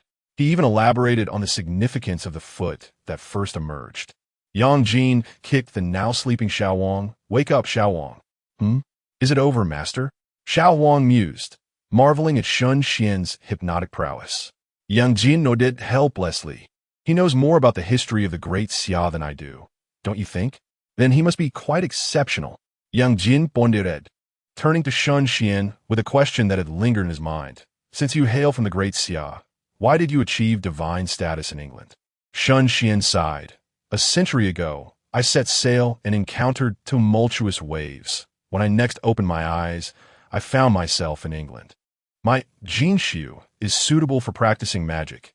As you should know, England is the land of magic." Then came the descent of the mists and the destruction of the divine realm. At this point, a shadow of sorrow clouded Shen Xuan's eyes, and he fell into a contemplative silence. Yang Jin's pupils constricted, as one of the few remaining deities of the great Xia who still retained awareness. He deeply understood the sentiment that Shen Xuan was experiencing. However, Shen Xuan endured even greater suffering, having witnessed the fall of a divine kingdom, yet feeling utterly powerless. With a sigh, he continued, "Although I have survived, it has come at the cost of my own decline in realm. A few days ago, I heard of the calamity that befell the great Xia, so I crossed the vast ocean to arrive here. At the very least, I cannot allow the land that birthed me to endure such a tragedy once more." Yang Jin fell silent for a moment, then stepped forward, extending his hand. "I am Yang Jin, also known as Yang Jian. Welcome back to the great Xia." Shen Xuan grasped his hand and replied, "Thank you, I am Shen Xuan." Little black louse approached as well, extending its tongue to lick the back of Shen Xuan's hand, barking amiably. Shen Xuan chuckled. "Little Shui wishes to befriend you." Little black louse exhibited a human-like curiosity. "Little Shui? She is the little sprite in the blue dress that was just on my shoulder. She is merely shy and, after our recent skirmish, reluctant to show herself." Little black louse wagged its tail and said, "Then please tell her she is very beautiful." Yang Jin glanced at the time, his expression shifting abruptly. "Oh no, I've been out too long. Mother will surely be worried." He looked at Shen Xuan, saying helplessly, "Brother Shen, I will come to find you during the school holidays. I must return home." As he spoke, he kicked Little Black Louse lightly, urging it to hurry. Little Black Louse bid farewell to Shen Xuan before reverting to its original form, following Yang Jin as they swiftly departed. Watching them disappear at the intersection, Shen Xuan's tense spirit finally relaxed, only for him to cough up a mouthful of fresh blood, his once rosy complexion turning as pale as paper. Overwhelmed by a profound weakness, his body uncontrollably tilted backward. Yet, instead of the harsh contact with the ground, he felt a soft, fluid sensation supporting him. Looking up, he saw a delicate face etched with helplessness, strands of silver hair cascading beside her ears. "I now seriously question whether appointing you as vice president was indeed a wise decision." You certainly know how to bring trouble my way. Shen Xuan smiled and inquired. Didn't you leave? What brings you back? Lin had used the emergency contact number reserved for dire situations, stating that he was in grave trouble. I thought I couldn't let the newly appointed vice president encounter a calamity. Otherwise, where would that leave my reputation as president? As Jinyan spoke, she assisted Shen Xuan into the passenger seat of her McLaren, then took her place in the driver's seat. Observing Shen Xuan's labored breathing, she asked, Did you confront Yang Jian? With his eyes closed, Shen Xuan nodded, I survived by a stroke of luck. Is there something you need? One day, within this day, I will not leave. Thank you. Politeness is unnecessary. With a roar, the McLaren surged forward. On the road, Jinyan occasionally glanced at Shen Xuan, pondering, could it be that even Yang Jian cannot contend with him? This vice president truly conceals his depths. In the passenger seat, though Shen Xuan kept his eyes shut, he was acutely aware of the occasional scrutinizing gazes directed toward him. Feel free to ask any questions. Since Jinyan was able to return from the dense fog to assist him, it indicates that he holds some significance in Jinyan's heart. Naturally, he would not be reluctant to share certain secrets. Reciprocity is the essence of true friendship. Jinyan smiled and remarked, It's nothing. I am not interested in your secrets, just as you have never inquired about mine. Moreover, relentless probing into others' secrets only invites disdain. Shen Xuan sincerely stated, You are a commendable friend. Jinyan nodded and suddenly asked, Do you consider me a friend? Then I indeed have a question for you. Ask away. As your friend, I will answer your first question. Jinyan turned to look into Shen Xuan's tightly shut eyes and inquired, Will you ever leave the Shangyi Association? Shen Xuan opened his eyes, meeting Jinyan's clear gaze, and could not help but retort, Do you think I would leave? I believe you will not. Then I shall not. Chapter 11. The wealthy woman maintaining a young man you speak with such earnestness. Of course, it comes from the heart. Jinyan cast a sidelong glance at Shen Xuan, her expression a blend of amusement and skepticism. With such a heartfelt declaration, you wouldn't be trying to woo me, would you? I have no interest in your flattery. Shen Xuan raised an eyebrow and replied with a smile, Rest assured, I harbor no interest in someone as conservatively dressed as you. Huh. Both exchanged cold chuckles, turning their heads away from each other, silently acknowledging their thoughts. Jinyan mused, Truly, it echoes that saying. Shen Xuan.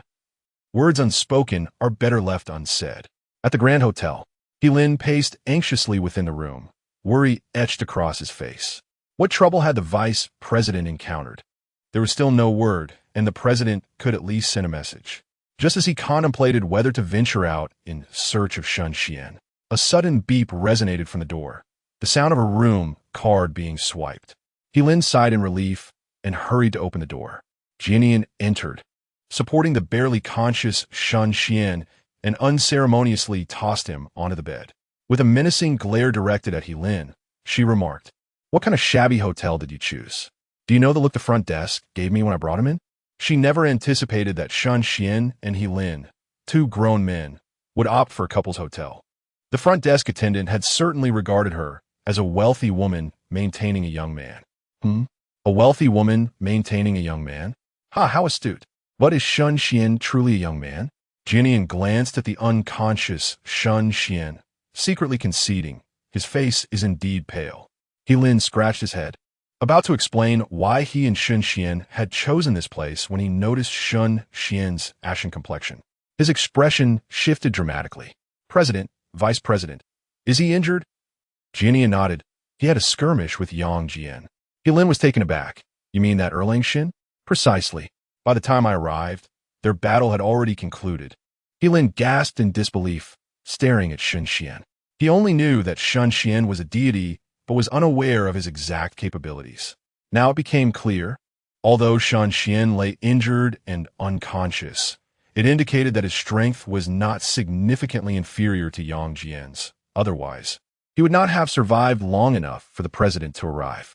What Lin did not realize was that Shen Xuan's current state was even weaker than his own. His unconsciousness was merely a consequence of the aftereffect from Guishu. Jinyan observed Shen Xuan closely, confirming he was not in grave danger, and said, Help him remove his clothing so he can rest more comfortably. Understood, President. With that, Jianian exited, leaving the unfolding scene behind her.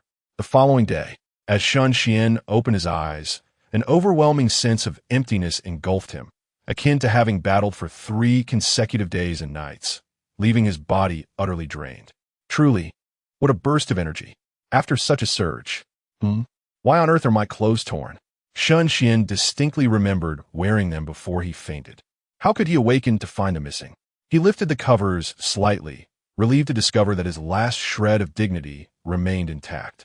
As he sat up, his gaze met that of Jin Yan, who sat disdainfully in a chair before him. Is the first thing you do upon awakening checking your attire? She scoffed. Shen Xuan replied, somewhat exasperated.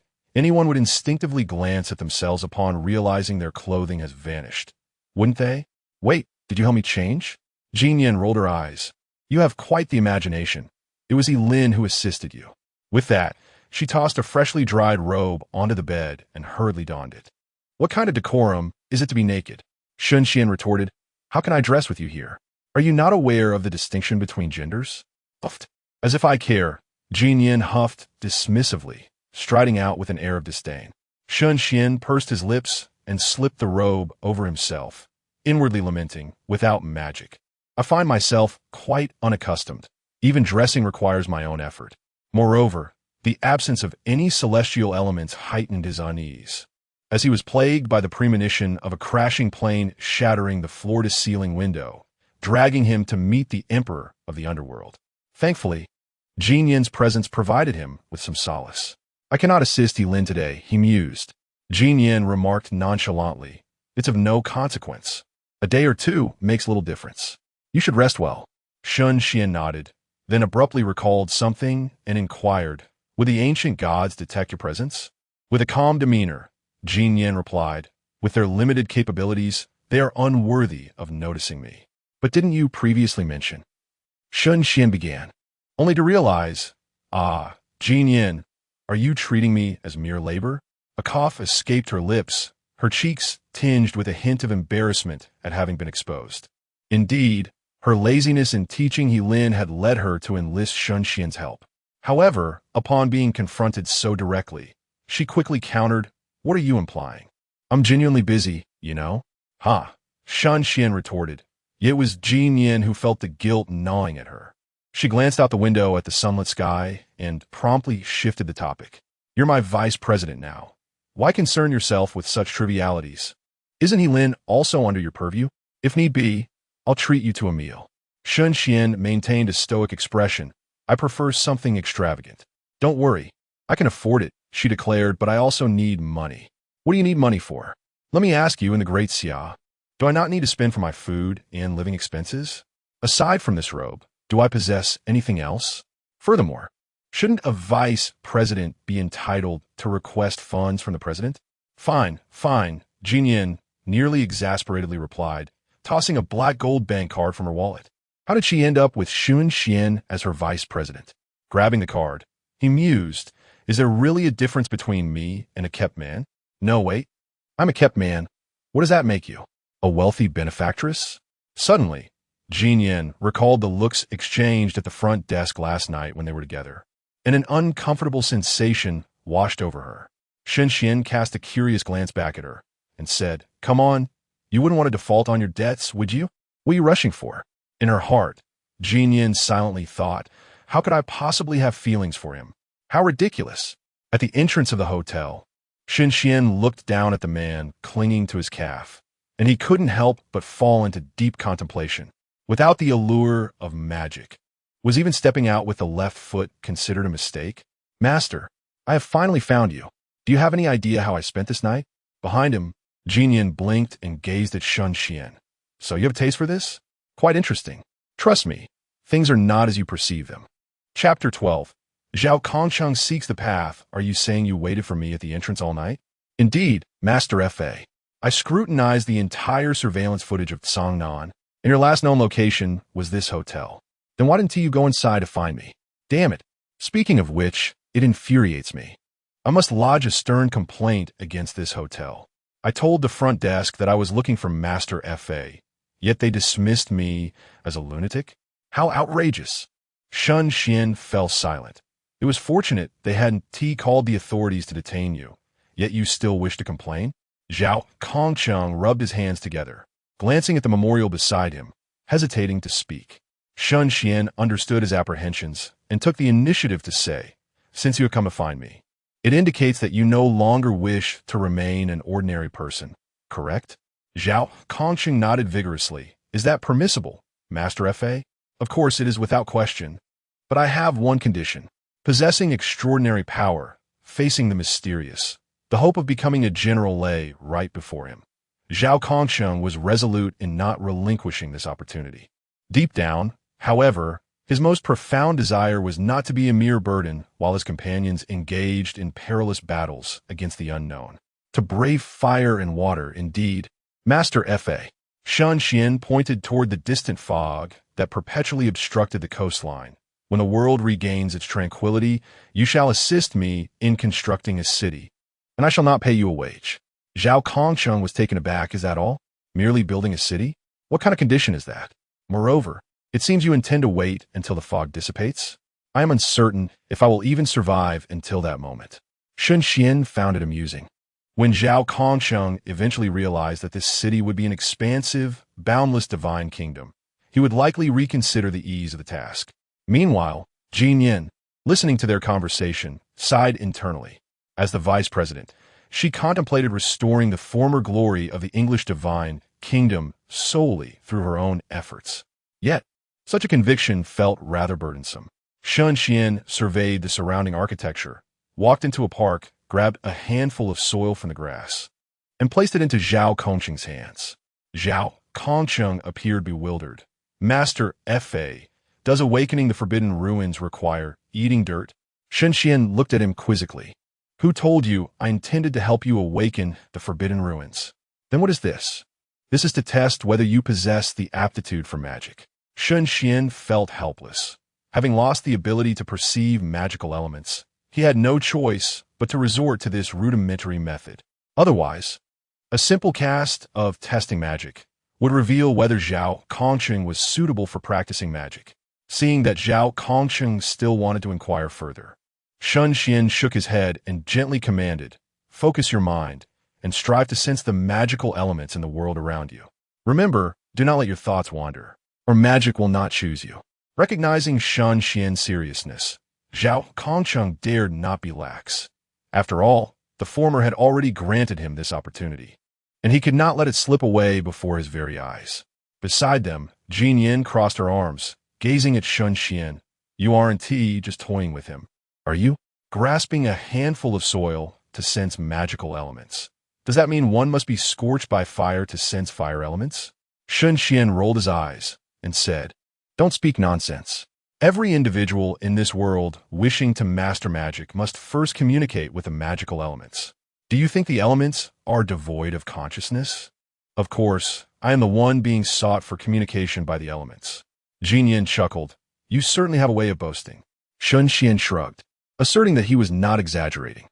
In the realm of cultivation, he would be akin to an innate emperor, and even Merlin, who took him as a disciple, would exclaim, "My disciple Shen Xuan possesses the demeanor of an emperor."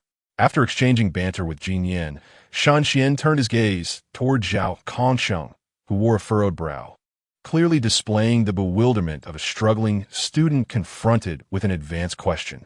Shen Xuan shook his head and said, "All right, let it go." Zhao Kongcheng clapped his hands and inquired, "Master of magic, what do you say? Do I possess any talent? Well, let us try something else. Perhaps earth magic is not suitable for you. Do you have fire?" Zhao Kongcheng produced a lighter and a pack of cigarettes. "Master, would you like one?" "No, thank you," Shen Xuan replied with a smile. "Next, use your hand to test the fire element." Jin Yin interjected, "I'm truly not a prophet." "Hand? To test fire?" Zhao Kongcheng was momentarily stunned, wondering if he had misheard. Did practicing magic require self-harm? Was there any difference from sorcery?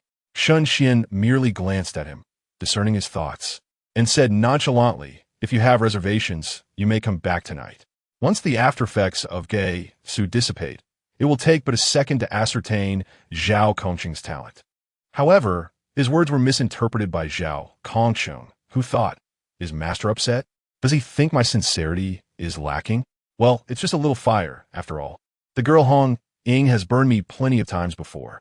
Resolving himself, he flicked the lighter and placed his hand over the rising flames.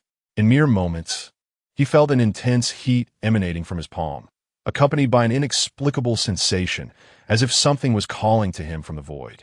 He became momentarily entranced, completely oblivious to the fact that his palm was already singed and emanating a faint scent of char enough. A stern voice jolted Zhao Kongsheng back to reality. He hastily discarded the almost exploding lighter, disregarding the pain in his palm, his face alight with joy. Master, I think I felt it. Something is communicating with me. Shen Xuan nodded. Yes, that is the fire element. You qualify to practice fire magic. With that, Shen Xuan drew a magical array on the ground. Remember the appearance of this array.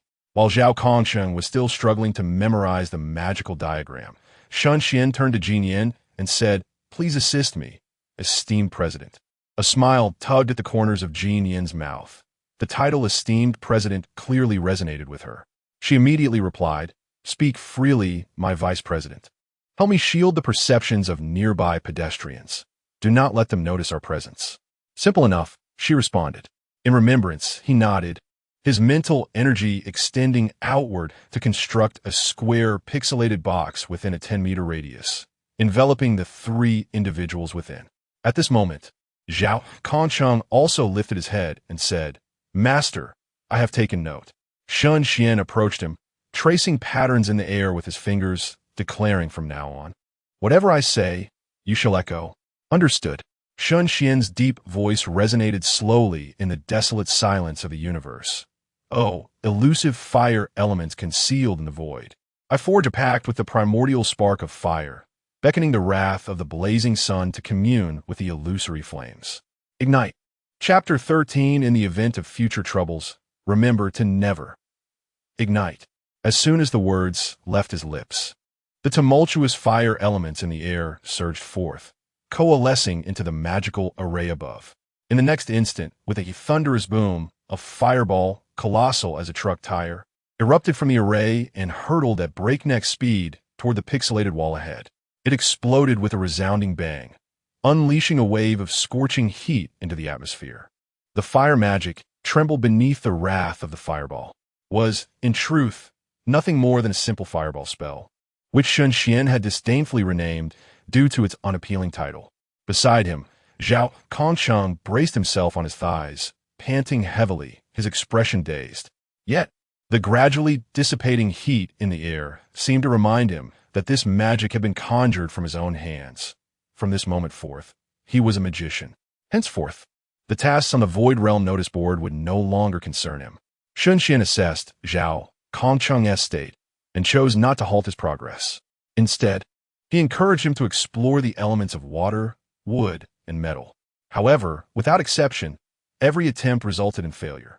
Under the discerning gaze of this seasoned mage, it appeared that Zhao's talent was moderately above average. The absence of restrictions was, in fact, a boon, allowing him to delve more deeply into the study of magic. Nonetheless, Zhao also faced a limitation. He lacked the innate aptitude to practice any magic beyond the fire element, confining him to the path of a singular element magician. Shen Xuan had anticipated this outcome. After all, in his many years of existence, he had known only two masters of all elemental magic, himself and his mentor, the god of magic, Merlin. However, mastery of all elements comes with its own advantages, just as specialization in a single element bears its merits. For instance, Zhao Kongsheng, with his limited talent, could only advance further by focusing solely on fire magic. You should still possess enough magical energy within you to cast one more spell, Shen Xuan remarked. Zhao Kongsheng concentrated and nodded. Indeed, but the magical energy dissipated far too swiftly. Patience is key. Mastery is a lengthy endeavor. As long as you remain diligent, your magical capacity will gradually increase. Intrigued, Zhao Kongsheng inquired, "Master, how many times can you cast a spell like the one just now?" "Me?" Shen Xuan pondered before responding. "I could continuously unleash spells for 3 days and nights without pause, turning night into day." Zhao Kongsheng. "What if I feel discouraged?" Shen Xuan patted his shoulder, offering reassurance. Do not dwell on such thoughts. I am a master mage, unlike yourself. After all, through years of training, my magical capacity has reached unfathomable heights, not to mention the assistance of several elemental spirits to aid in harnessing my magic. To put it simply, the rate at which he consumed energy paled in comparison to the rate at which he could replenish it. Now, allow me to teach you a spell of my own unique design. Tremble continuously beneath the wrath of the fireball. Zhao Kongcheng observed Shen Xuan's gestures, unable to resist the urge to sketch in the air, while reciting the incantation for fire magic. Soon, the formation was meticulously outlined, and the chant reached its conclusion. A searing heat washed over him once more. Within the formation, massive fireballs erupted in succession, crashing against the pixelated walls. Nearby, Jin Yin raised an eyebrow. The pixel box enclosing the three of them was crafted by her hands, making her acutely aware of the fireball's offensive power. Previously, a solitary fireball spell had barely reached the threshold of the Lantern Realm, yet this barrage of fireballs had surpassed it, achieving the might of the Pool Realm. It was only natural, as Zhao Kongcheng had unleashed 10 fireballs in rapid succession, thus amplifying their impact. However, hadn't Shen Xuan claimed that he could cast magic only once more? Zhao Kongcheng shared this confusion and turned to Shen Xuan for clarification. Shen Xuan explained, "You should have noticed that the constructed formation differs slightly from the original. Therein lies the essence of magical improvement. After enhancing the magic, the mana required for casting diminishes, and the effects diverge significantly. After all, those who came before us created magic, while we refine it." He paused, looking intently at Zhao Kongcheng. "Since you have learned magic from me, this next statement must be etched in your memory forever." Zhao Kongcheng regarded his serious demeanor, his expression shifting to one of solemnity. "Please, master," Shen Xuan continued, "the diversity of magic can complicate the human heart. Should I ever discover that you wield magic for malevolent purposes, no matter where you may hide, I will pursue you and sever your ties to magic forever." Taking a deep breath, Zhao Kongcheng formed a fist with his left hand, placing it over his right breast, while his right hand rested on his waist. He spoke earnestly, "Rest assured, master, I shall wield magic solely to protect the millions of great Xia." Shen Xuan, seeing Zhao Kongcheng's earnest demeanor, recognized the military salute of a night watchman. The latter's willingness to make such a pledge indicated he was swearing an oath in the name of the night watchman's honor. Shen Xuan nodded. "Do not be anxious. I share this to ensure you remember it. Should you ever wish to teach others magic, this statement must also be conveyed to them." Zhao Kongcheng exhaled, only to be taken aback. "Am I allowed to pass magic to others?" "Of course, that is your prerogative," Shen Xuan replied with a chuckle. "Surely, you do not believe that magic, like the ancient martial arts of Great Xia, is restricted to disciples alone?" Zhao Kongcheng offered an awkward smile, realizing he had indeed harbored such a notion, but it seemed, according to his master, that magic was rather more inclusive. Shen Xuan shook his head, stating, "Let us conclude our discussion for today. Return here at midnight. I will impart my final teachings then. By that time, the after effects of Su should have dissipated, allowing me to implant a magic that can store knowledge directly into your mind for you to explore at your leisure." Having spoken at length, Shen Xuan felt fatigue set in. Life devoid of magic was indeed a challenge. "Come now, my esteemed president, do not forget that you owe me a meal." "Huh, let us see just how extravagant your tastes are," Zhao Kongcheng retorted. "Oh, and do remember to buy me a phone. Did I not provide you with a bank card? Will you buy it directly for me, or should I purchase it myself and seek reimbursement? Bye-bye." Bye. As night fell, Shen Xuan gazed at the McLaren that Jin Yin had casually conjured and couldn't help but ask, "How about you buy me another car?" Jin Yin was truly at her wit's end. Throughout the day, Shen Xuan had either consumed her resources or spent her money. Was she treating her as the president? No, it felt more like she was being regarded as a mere cash cow. She regretted taking on the role of vice president. "Leave it be. Say another word, and I'll limit your bank card." Shen Xuan obediently closed her mouth, watching as Jin Yin entered the McLaren. A roar erupted, yet the vehicle remained stationary. Jin Yin's furious visage appeared at the window. Are you dead? I'm about to leave, and you have nothing to say? Shen Xuan pointed at her own mouth and then waved her bank card. Jin Yin thought to herself that she should never have allowed Shen Xuan to spend her money. It would have been better to hire a few gigolos who at least would sweetly call her sister. Observing Jin Yin's expression as if she might leap through the window to berate herself, Shen Xuan hurriedly exclaimed, "My esteemed president, I wish you a smooth journey. Be sure to contact me at the first opportunity, and I shall rush to your side post-haste." Jin Yin cast him a sidelong glance and started the vehicle. Well, that's more like it. Chapter 14. Time is a rolling wheel. As Shen Xuan traversed the path towards the hotel, he glanced at the sky, inwardly mused that the time should be approaching. He could faintly hear the delightful elements reaching out to him, yet he resolutely rebuffed their advances. David Gusu. Minutes slipped by. A smile graced Shen Xuan's lips. They had returned, all of them. That sensation, which had marked him as a favored child of the heavens for years, surged back within him. He extended 2 fingers and gently flicked them. A spark imbued with urgency leaped to his fingertips. Do not rush me. I must restore my strength gradually. Shen Xuan rolled his eyes, snapped his fingers, and the manifestation magic unique to him was instantly unleashed. A pair of fiery red lips appeared, radiating an exhilarating curve. Ha! The invincible Fire King has returned. Shen Xuan cast a bemused glance at the air, inquiring, "Where are you two? Care to join me? Don't you wish to converse with this fool, or do you prefer slumber?" He nodded and stepped forward, specks of starlight blossoming around him. The white robe, which had drawn the gazes of passers-by, transformed in an instant into a simple athletic attire. Little Fire continued to chatter, "Hey, which water pig are you calling foolish? And you, clumsy earth, your brain is nearly turned to soil, and yet you wish to sleep?" Listening to the playful banter between the elements of water and fire, Shen Xuan smiled contentedly. He had grown accustomed to their quarrels, and the sudden silence brought about a twinge of unease. At the entrance of the hotel. "Oh, when did this hotel acquire a little lion?" "I don't know. We certainly didn't see it during our last visit when we played with the ice and fire duality."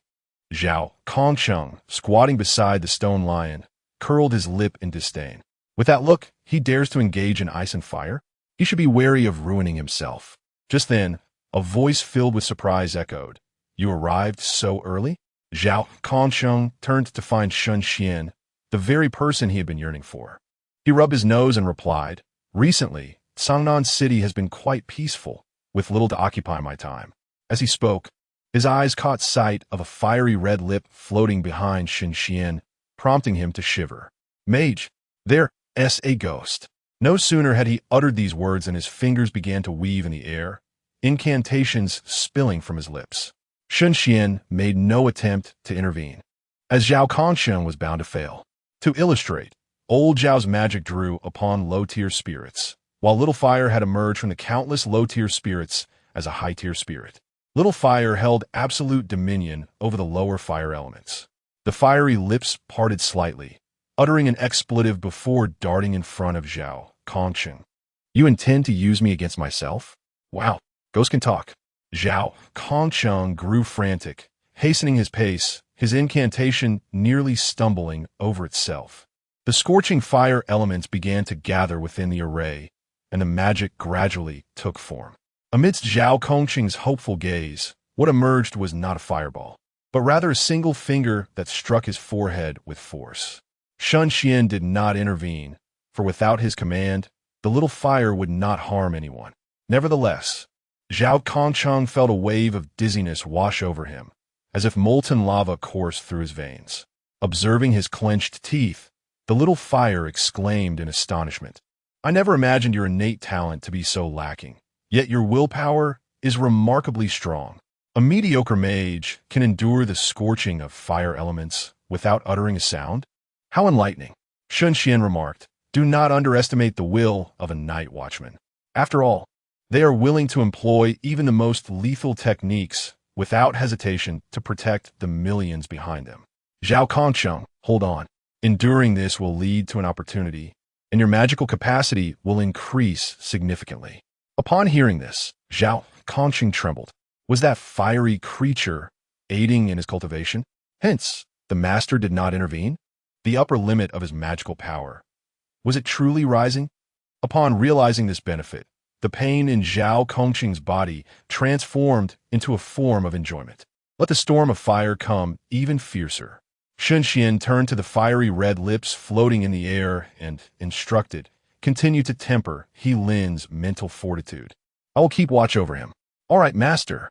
The little fire laughed heartily. "Here I come, little Lin."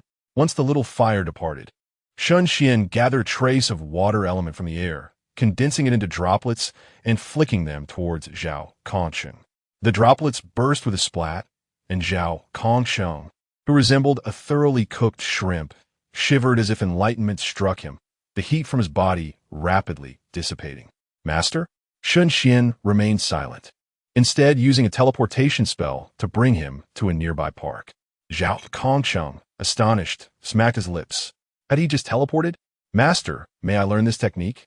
It is truly a weapon for ambush." Shen Xuan lightly tapped his forehead, a soft white light appearing in his palm. "This magic is too profound to explain in mere words. It would take at least 2.5 years to elaborate fully. This spell, which can store knowledge, will impart everything to you." With that, the white light, filled with various magical principles and spells from levels 1 to 6, entered Zhao Kongqing's mind. Take your time to study this knowledge. Remember, each level of magic has a forbidden spell. Using a forbidden spell of the same level will drain all your magic power. However, do not attempt to use a forbidden spell beyond your level. Zhao Kongqing instinctively inquired, "What happens if I do?" Shen Xuan smiled slightly. "Nothing much. Just that you would explode and perish." Zhao Kongqing replied, "Isn't that worse than the God Summon? At least with the God Summon, one could remain intact." Shen Xuan continued, "Though you practice magic, the levels are analogous to the realms of mental strength. For instance, the standard of the lamp realm is that one's mental capacity is like the water in a lamp, minimal and undisturbed. The evaluation of whether a sorcerer has attained the first tier hinges upon the quantity of magical energy stored within their body. If this reservoir resembles the water contained within a cup, then one may proudly declare themselves a first-tier sorcerer. The only distinction between the two lies in the fact that the capacity for magical storage is finite, and this limit can only be expanded through diligent and sustained practice over time. Furthermore, there is a crucial point to consider. The lifespan of a sorcerer is inherently limited. Even if one achieves the status of a 9th-tier archmage, wielding spells of devastating power akin to that of the highest deities, they remain susceptible to the inexorable fate of mortality. Shen Xuan once encountered a sorcerer who was considered long-lived, having reached the age of 58. After all, in this universe, sorcerers exist like petty thieves exploiting loopholes. They cannot ascend to godhood, and thus their lifespans are predestined. Shen Xuan pondered whether to disclose this information, but after a moment's reflection, he resolved to allow Zhao Kongqing to discover it for himself. These chapters primarily delve into the framework surrounding sorcerers, which may seem somewhat tedious. I kindly ask for your understanding. Chapter 15. Zhao Kongqing's initial battle. Shen Xuan, devoid of concerns regarding lifespan, was not just a mage, but also a master of the Forbidden Ruins, capable of cultivating his spiritual strength. Once he could once again embrace the laws and re-enter the realm of the supreme deity, his lifespan would naturally align with that of the heavens. The path of the mage ultimately served as a challenging alternative for ordinary individuals who lacked access to the Forbidden Ruins and could not cultivate. With all matters addressed, Shen Xuan felt no desire to linger. As the saying goes, a master can only guide one to the door. The journey beyond must be traversed by oneself. Let us conclude here for today. I hope that when we meet again, you will have become an exceptional mage. Zhao Kongqing gazed at Shen Xuan's smiling face and suddenly recalled something, hastily inquiring, "Master, are you truly a divine agent or a deity?" This question had plagued him since their last encounter, when he had vanquished the Ghost Face King. Lin Jie had mentioned that the pressure emanating from Shen Xuan did not resemble that of an agent. Moreover, before his departure yesterday, the captain had urged him to uncover Shen Xuan's true identity if possible. Upon hearing this, Shen Xuan chuckled softly, leaving behind a single phrase before vanishing from sight. I am neither an agent nor a deity. I'm merely a mage. Peace Affairs Office. Ding ding ding, welcome. Zhao Kongcheng pushed open the door, lost in thought, and looked at the middle-aged man behind the desk, wearing glasses. Where are the others? In the basement training. Wu Xiangnan adjusted his glasses and scrutinized Zhao Kongcheng closely. It seems you have made significant gains this time, as the former vice-captain of Team Blue Rain. His insight was beyond question. Although Zhao Kongcheng appeared unchanged, his demeanor radiated a confidence that was almost palpable. He did not respond directly, but instead smiled mysteriously. Shall we go and take a look? Naturally, Wu Xiangnan, filled with curiosity, would not refuse. After placing a closed for business sign at the door, he accompanied Zhao Kongcheng to the basement. Within the basement, Lung Xian was gently polishing a large sniper rifle. Nearby, Wen Shimal was sharpening a blade, while Si Xiaonan, sporting two bun hairstyles and savoring a lollipop, observed the two combatants engaged in a duel in the center of the room. Shen Mai wielded the star blade, pushing back Hong Ying with a single strike before closing in, delivering a ruthless blow known as the explosive liver punch.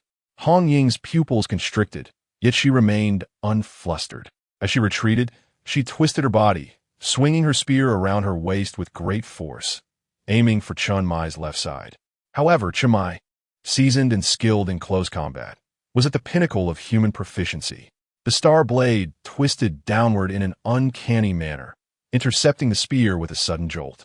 Instantly, a tingling sensation coursed through Hong Ying's arm, causing the spear to slip from her grasp and clatter to the ground. I don't want to fight anymore, Captain. You're being too unfair. Chen Mai smiled, remarking that one still needed to practice close combat rather than relying solely on the Forbidden Ruins. Hong Ying pouted, asserting that it was not her weakness, but rather the captain's overwhelming strength. In their squad, only Brother Kongcheng could match him without the aid of the Forbidden Ruins. Oh, so if you were to use the Forbidden Ruins, you believe you could surpass the captain? Hong Ying instinctively replied. Of course, the captain cannot be defeated. He's after all from Chuanjing. However, I could manage against Brother Kongcheng. Suddenly, Hong Ying sensed something amiss. The voice seemed to emanate from behind her. Turning her head slightly, she beheld the familiar disheveled man, who was gazing at her with a bemused expression. Kongcheng, when did you arrive? I've been here for a while. Don't misunderstand. I truly meant no offense. Zhao Kongcheng nodded. I understand.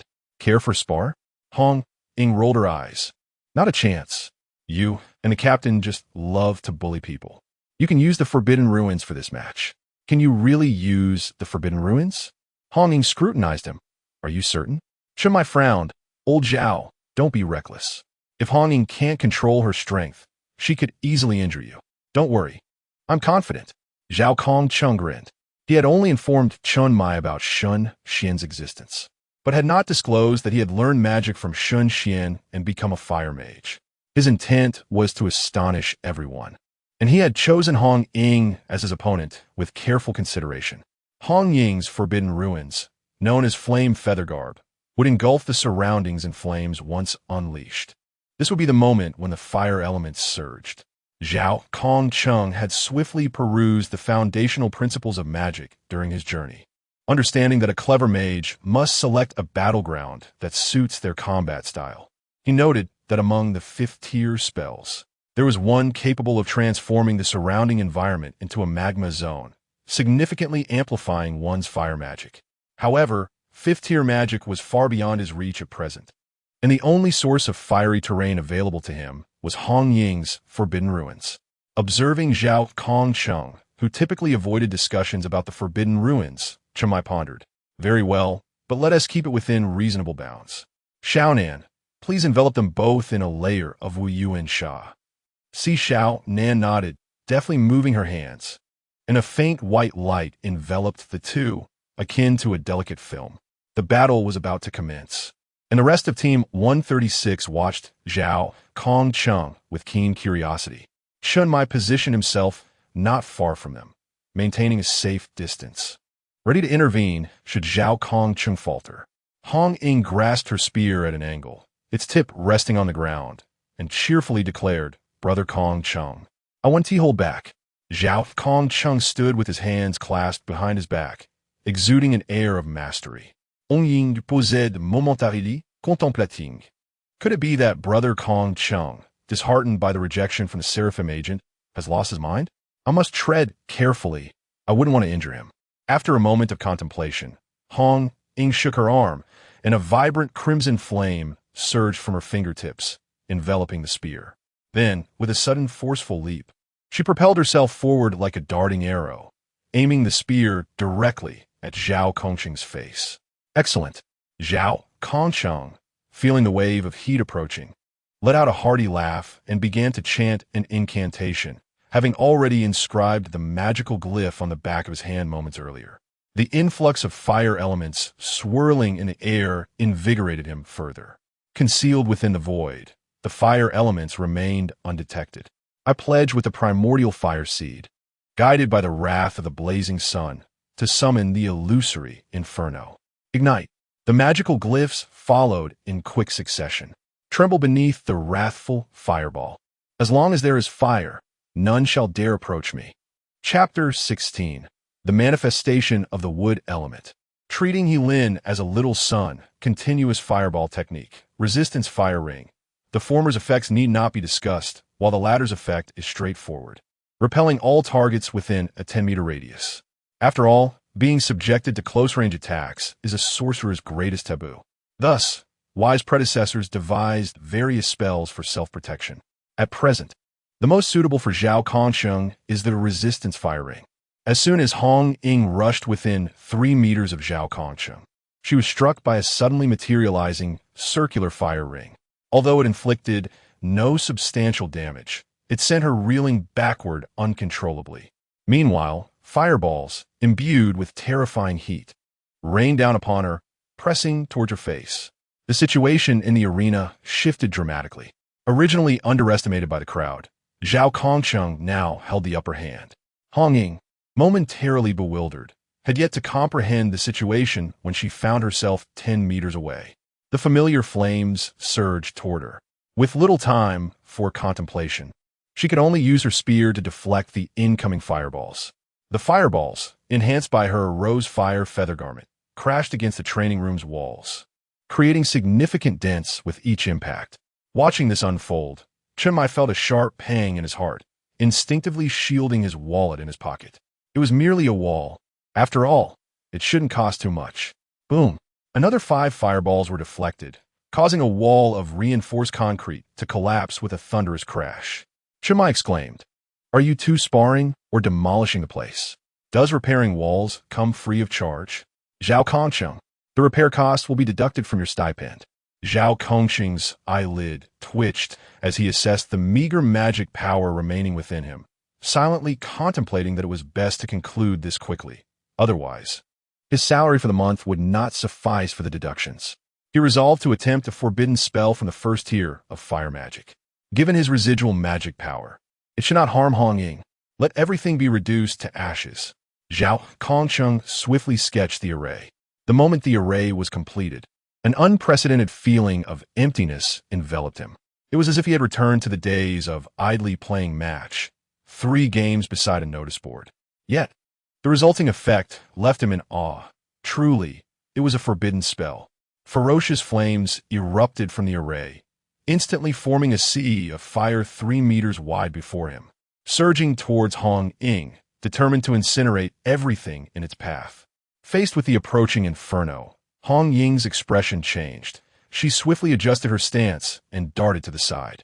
Only a fool would attempt to endure such flames. As a fire manipulator, she understood better than anyone the horror of the flames before her. Predictably, the sea of fire consumed the walls, with flaming debris plummeting from the ceiling to the ground. Zhao Kongqing sighed in regret.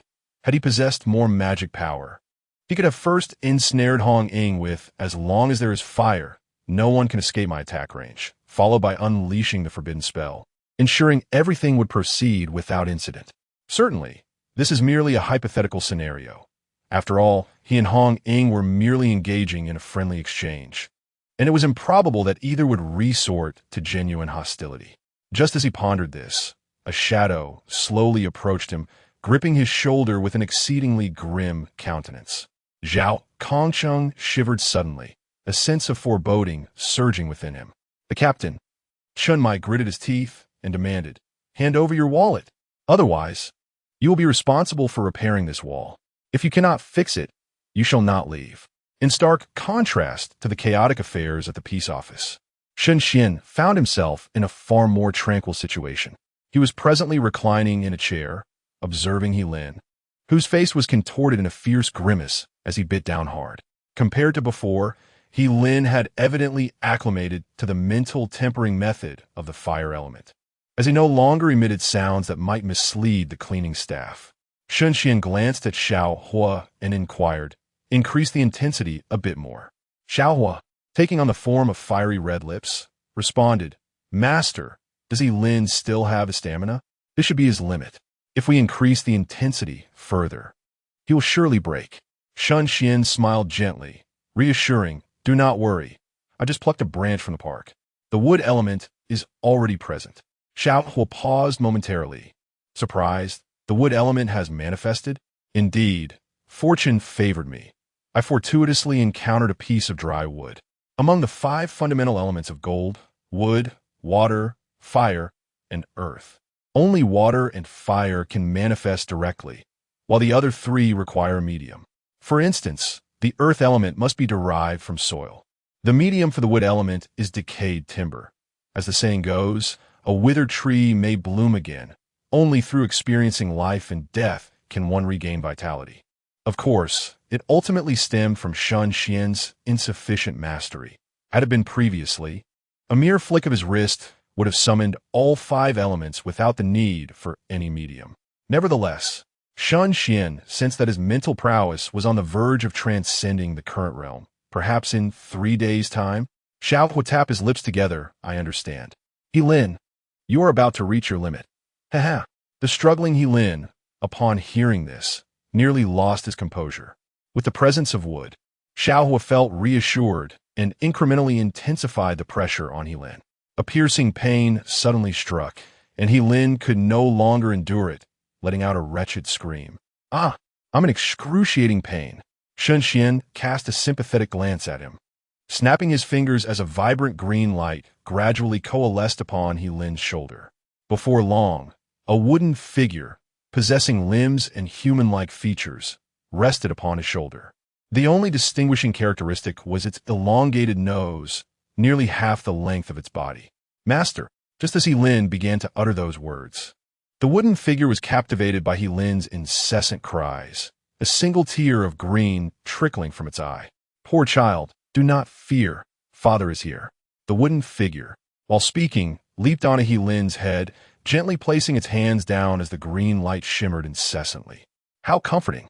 He Lin's anguished cries abruptly ceased, as he found himself seemingly ensconced in a warm grove, where a large branch-like hand tenderly caressed his head, whispering gently, "Good child, once home, all shall be well. Father will safeguard you." Indeed, little Wood had uttered such words. Thus, under ordinary circumstances, Shen Xuan was rather reluctant to exhibit his affinity for wood elements, for this individual had an inclination to adopt others as his offspring.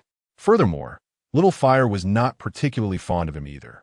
With a disdainful snort, the fiery red lips increased their intensity, exclaiming, "I shall make you comfortable." He Lin, the wooden figure patted his head reassuringly. "Fear not, Father will protect you." "He Lin, I'll make you comfortable." Father is here." Shen Xuan stroked his chin, pondering whether this course of action might indeed lead to He Lin's undoing. Chapter 17. Reluctant words and attentive listening. The groans emitted by He Lin were perplexing, rendering it difficult to ascertain his true emotions. Nonetheless, it was undeniable that his mental fortitude was burgeoning at an astonishing pace. In all likelihood, by the time he departed from Sangnan City in 5 days, he would transcend the sea realm and successfully enter the infinite realm. Shen Xuan would thus fulfill the president's commission, liberating himself to pursue his own desires. For instance, a visit to Guangzhou and Shenzhen might be in order. It was said that the cultural heritage there was quite illustrious. It is widely acknowledged that within the Great Xia, 2 cities stand out prominently, Nandongwen and Baichang's. The bathing cultures of these 2 locales are equally esteemed. with the former emphasizing opulence and luxury, while the latter prides itself on affordability and quality. As Shen Xuan pondered, he detected a subtle sound with his ears, hinting at something amiss. A flicker of interest crossed his brow. Xiao Mu, continue to assist him with his cultivation. I shall step away for a moment. Fear not, Master Fa. Ignite the flames. Let us see how much you can restore him. Understood, Master Fa. Rest assured, Xiaohua, I shall restore him until your flames are extinguished. Before departing, Shen Xuan kindly reminded them, do be cautious, do not allow him to be harmed. In a desolate alleyway, a girl clad in the uniform of the second high school, her face marred by impatience, brandished a flashlight as she ventured deeper into the shadows. Addressing the figure hidden beneath the moonlight, she exclaimed, Li Yifei, even if tomorrow is Saturday and there are no classes, must you seek me out at such an hour? What time is it? If you lack a valid reason, I shall make you regret it. However, the silhouette remained oblivious, seemingly entranced in its own world. Hey, are you daft? The girl shouted, advancing to pat the figure on the shoulder. In that instant, he slowly turned, the beam of the flashlight illuminating his face. The girl looked up, her expression frozen in shock, terror swiftly engulfing her pupils. You are not Li Yifei? What manner of creature are you? Before her stood what was once the unremarkable Li Yifei, now bearing a grotesque and enormous serpent's head. His eyes, devoid of color save for the whites, fixated on her, while his mouth split unnaturally wide, emitting a thunderous voice. Lu Xiaoyan, I assure you, my intentions are earnest. Do not fear, it will be over swiftly. Lu Xiaoyan, a high school girl, had never encountered such a scene. With a thud, she collapsed to the ground, paralyzed by fear and unable to flee. The flashlight tumbled from her grasp, casting a pallid glow upon her face, revealing her disheveled state. With her hands and feet scrambling backward, tears and snot mingled. Her once graceful visage now a portrait of despair. You don't come any closer. If I do not return home, my parents will surely call the police. Li Yifei, or rather, the Naga demon, scoffed softly as he approached her, extending a talon to gently stroke her head. You are my first transformed progeny. I shall treat you well. Rest assured, since your family is so deeply bonded, I shall ensure that they remain by your side forever. With that, the non-Tua serpent demon exerted a sudden force, tightly gripping Lu Xiaoyan's head, and lowered its great maw, poised to engulf her. A sharp sound echoed. Is the human skull truly so resilient? The non-Tua serpent demon paused, momentarily disbelieving, and increased its biting pressure.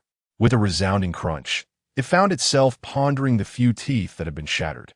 At that moment, it noticed that Lu Xiaoyan's head had inexplicably been coated in a layer of golden light, reflecting metallic gleams under the flashlight's beam.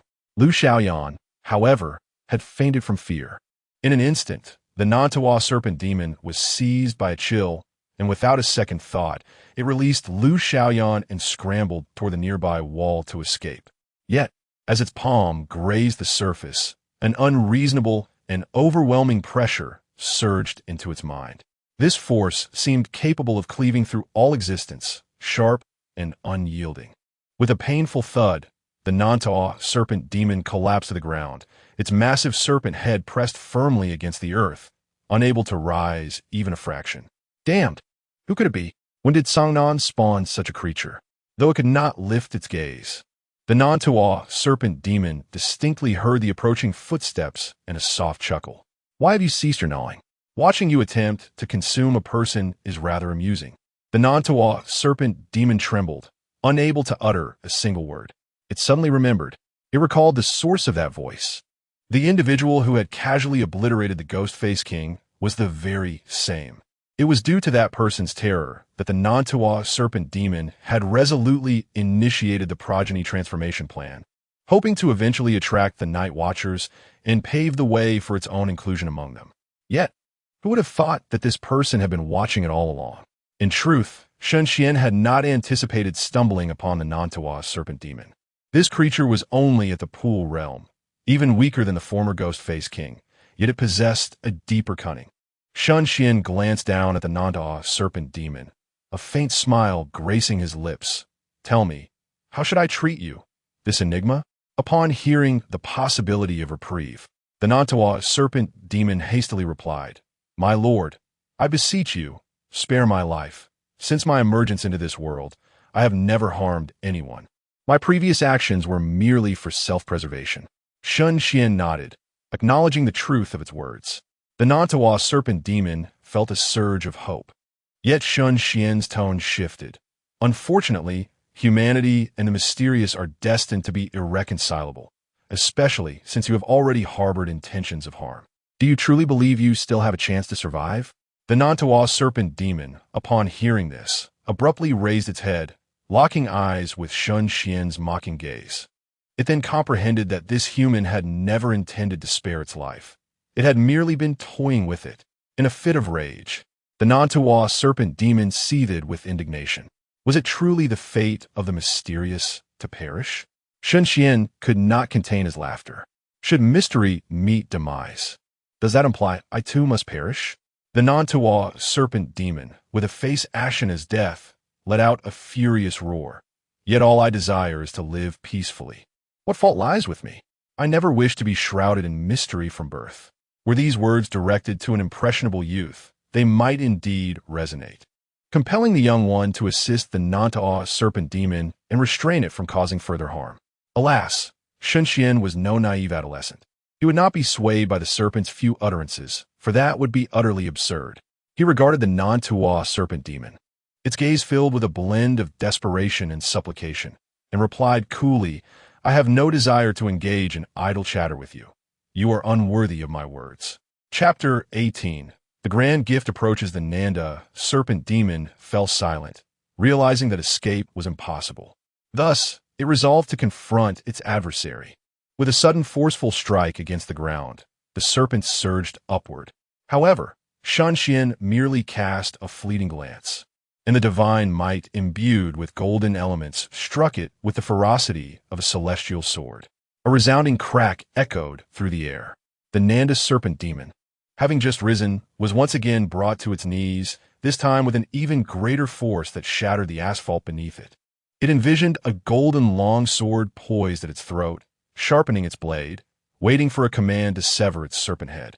Listening to the whispers of the golden elements, Shen Xuan shook his head. Let us refrain from slaying it just yet. It may still serve a purpose." A sudden thought struck him. This Nanda serpent demon, or rather, Li Yifei, was the head caretaker of that psychiatric hospital. Even if not for the sake of others, he must consider his own teacher. As a disciple, it was his duty to care for his nearly deranged mentor. Yet the hospital's elevated status barred his entry. Surely, he could not allow Lin Xie to eliminate him.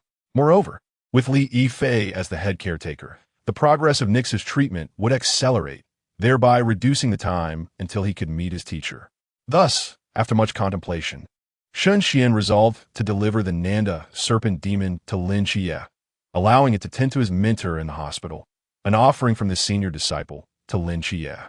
Observing the trembling Nanda serpent demon, Shen Xuan concentrated, unleashing a wave of divine might that rendered it nearly unconscious. In the meantime, he employed divination magic to probe Lu Xiaoyan's past while implanting a thought into her mind. Upon awakening, she would perceive the events as merely a dream. 10 minutes later, Lin arrived in haste, his eyes wide with astonishment. "Vice President, have you encountered something mysterious?" The small wooden figure perched atop his head displayed a mournful expression. "Such a pitiable child, such a wretched serpent. Let a father's warmth heal your wounded spirit." Shen Xuan. The small wooden figure leapt off Lin's head, attempting to soar above the Nanda serpent demon, only to be flicked away by a single finger. Shen Xuan rolled his eyes, muttering to himself. The wooden figure's healing magic was indeed powerful. As long as one was not dead, it could resurrect them from the underworld. Yet, its overly nurturing heart was equally overwhelming, unable to restrain its paternal instincts upon witnessing any injury. Shen Xuan glanced at Lin, gesturing toward the unconscious Lu Xiaoyan on the ground. "Take this child home. The position of the small wooden figure will guide you." The flicked-away wooden figure pouted, returning to Lin's head, desperately suppressing the urge to gaze upon the Nanda serpent demon. Lin nodded, lifting Lu Xiaoyan in his arms, and inquired Vice President. What about you? Shen Xuan smiled mysteriously. I shall deliver a grand gift. In the old city area, in the stillness of slumber, Yang Jin abruptly opened his eyes, sitting upright and kicking at the small black creature beneath the bed. Go take a look, he murmured. The little black creature, with a twitch of its nose, barked once and vanished from the room with a nonchalant gait.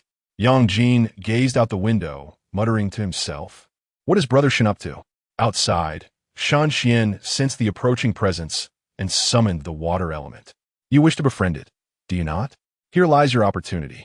The little water sprite appeared, shimmering with a gentle blue luminescence amidst the night.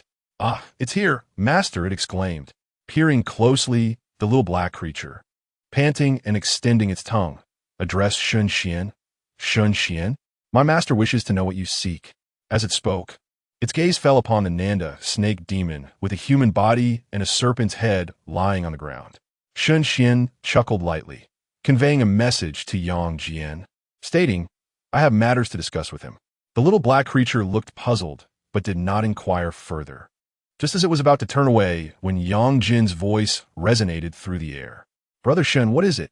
Shen Xuan understood that the other was communicating with him through mental energy, replying, I wish for Lin Xie to eliminate this Nanda snake demon. The little black creature's expression sharpened as it approached the Nanda snake demon, sniffing cautiously. The little water sprite fluttered above its head, tapping its wand rhythmically against its skull. Doggy, let us be friends. The black creature replied. Actually, my name is the sun-eating deity. The water sprite responded, Wow, doggy, your name is lovely. The black creature acknowledged. Thank you. You are quite beautiful as well. Yang Jin listened to the exchange between the dog and the water sprite, pausing in silence before asking, Why is this so? With your strength, Brother Shen, you could vanquish it directly. Why seek my brother's assistance? Shen Xuan smiled lightly. I have glimpsed Lin Xie's future through magic. He is somewhat fated to me. In days to come, he will become the agent of my teacher. Yang Jin was taken aback. Your teacher is. Shen Xuan's smile widened. The supreme deity from English mythology, the god of prophecy and magic, Merlin. Yang Jin fell silent, momentarily dazed. After all, his brother was already the agent of the seraphim on the moon. Yet Shen Xuan claimed that Lin Xie would also become the agent of the god of prophecy and magic in the future. That meant dual divine representation. And both were supreme deities. Unable to contain himself, Yang Jin extended his mental energy through the wall to glimpse the slumbering Lin Xie. Oh, my brother, the astonishment you bring me is overwhelming. Once he steadied his thoughts, Yang Jin continued their mental dialogue with Shen Xuan. I still do not quite understand. Even if my brother were to become your teacher's agent, how does that relate to him killing a mere snake? Shen Xuan's response was evasive. Do you believe someone of his caliber could remain an ordinary high school student until he attends university and starts a family? Certainly not. Yang Jin mused silently. The entire Sangnan existed because of Lin Xie. How could he possibly lead a mundane life? Thus, you imply, Brother Shen, that this little snake is to coerce my brother into joining the Night Watchers? Indeed, for Lin Xie, joining the Night's Watch is the most prudent choice.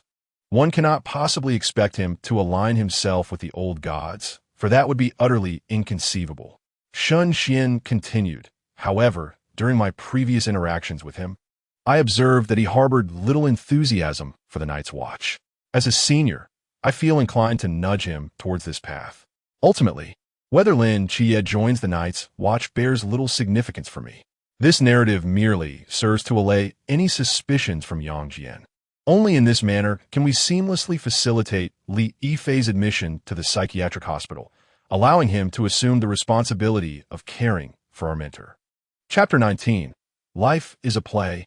All depends on performance. Shen Xuan could not possibly begin by stating that Lin Xie's mind housed a mental institution occupied by a few deranged deities, and that this serpent demon was chosen by him as their caretaker. Such a notion would be far too implausible. There is a substantial likelihood that Yang Jin would perceive himself as the madman instead. Even the goodwill previously accumulated could easily dissipate. What do you think? With the three of us here, this serpent demon cannot stir up much trouble. 3 deities, 3. Celestial pressures bearing down on the Nandu, serpent demon. If it still possessed the strength to resist, then Shen Xuan and his companions might as well find a block of tofu to collide with. Inside the room, Yang Jin pondered deeply. He had recently been troubled by how to persuade Lin Qie to join the Night Watchers. Given Lin Qie's youthful disposition, he would undoubtedly struggle to accept reality when the time came for Tsangnan to vanish, leading to a potential mental breakdown. Only through joining the Night Watchers and undergoing tempering could he possibly come to terms with the impending disappearance of Tsangnan. Yang Jin found Shen Xuan's proposal to be quite agreeable. Brother Shen, please elaborate on your plan. Shen Xuan nodded. I will first, then you will, and finally the plan, while not flawless, was indeed coherent and aligned with the mysterious essence. Yang Jin responded, very well. Let be so. The Nandu, serpent demon, gradually awakened from its stupor, surveying its surroundings with trepidation before instinctively lunging toward the window. Where am I? It felt as though something had slipped its mind. Never mind. I cannot dwell on that. I must escape first. With a flash of determination in its eyes, the serpent demon prepared to shatter the glass before it. Just then, a series of urgent barks pierced the silence of the living room. The Nandu serpent demon paid little heed, for it was quite normal to have a dog at home, was it not? Had it not been for the urgency to flee, it would have relished the idea of cooking the dog for a meal. As its claws neared the glass, it suddenly perceived an ominous, gigantic hound approaching. With each step the beast took, it felt as though it tread upon the very core of its being. The Nandu serpent demon trembled, glancing down to find a scruffy little dog gnawing at its pant leg. Get away! The mutt was sent flying by a kick, landing in the corner, whimpering softly. The Nandu serpent demon chuckled bitterly to itself, thinking, I am truly on edge. A mere scruffy dog has frightened me so. One might mistake me for the fearsome celestial hound from the legends of the great Xia. Shaking its head, it extended its claws once more to shatter the glass. At that moment, a slightly ajar door was pushed open, revealing a disheveled Yang Jin, who stared in shock at the Nandu serpent demon. Who are you? How did you come to be in my home? Upon hearing this, the Nandu serpent demon thought to itself, what a bother. It quickly calculated its options. This person has seen my appearance. I cannot let him go. If he were to report this and attract the attention of the Night Watchers, it would be troublesome. Perhaps it would be better to convert him into a progeny, allowing him to commit misdeeds that would draw the Night Watchers' gaze. The Nantawa serpent demon, having made up its mind, slowly turned around, its massive serpent head appearing exceedingly menacing under the moonlight, its forked tongue flickering incessantly. Yang Jin Rita Hishuanestiatings. You must pretend to be terrified. Do you understand? Do not reveal any sign of composure. Otherwise, the serpent demon will flee at the slightest hint of disturbance. For it is timid. Do you not know what fear feels like? Come, learn from me. Covering his face, Yang Jin continuously retreated, shouting, I'm so afraid. Do not come any closer. If you do, I shall scream. The Nantawa serpent demon let out a cold chuckle, inching closer to Yang Jin, taunting, scream all you wish. Even if you tear your throat, no one will come to your aid. Yang Jin shouted, tear my throat. Tear my throat. The Nantawa serpent demon was suddenly tempted to crush this human before it. As Yang Jin gazed at the sharp claws descending upon him, he endeavored to maintain a fade of terror. Just then, a tightly shut door beside them creaked open. Lin Qie emerged, rubbing his eyes. Ajin, what is the matter? The Nantawa serpent demon wore an expression of exasperation, pondering why it was perpetually interrupted. Yang Jin yelled, brother, flee. This creature is a monster. Call the police. Monster? Lin Qie exclaimed, instantly reminded of the mountainous ghost-faced king from earlier. At that moment, the feedback from the mortal realm materialized as an image in his mind. A serpent demon with a human body and serpent head was gaping its maw wide at Ajin. This mysterious being intended to devour Ajin. Two golden flames ignited in Lin Qie's eyes. Grabbing a broom from the side, he instantly created an afterimage at his position, empowered by the Starry Night Dancer. Simultaneously, he directed his seraph's might into the Nantawa serpent demon's mind.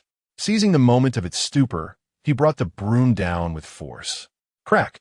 The broom splintered, yet the Nantawa serpent demon remained unscathed, slowly turning its head with a darkened expression. Upon seeing Lin Chia, it froze. An agent of the Seraph? Lin Chia. Damn it. Why is he here? This is his home. The Nantua serpent demon's expression shifted drastically as it swiped a claw to repel Lin Chia, then turned to flee towards the window. Coughing, as if injured, Yang Jin let out a sound behind it.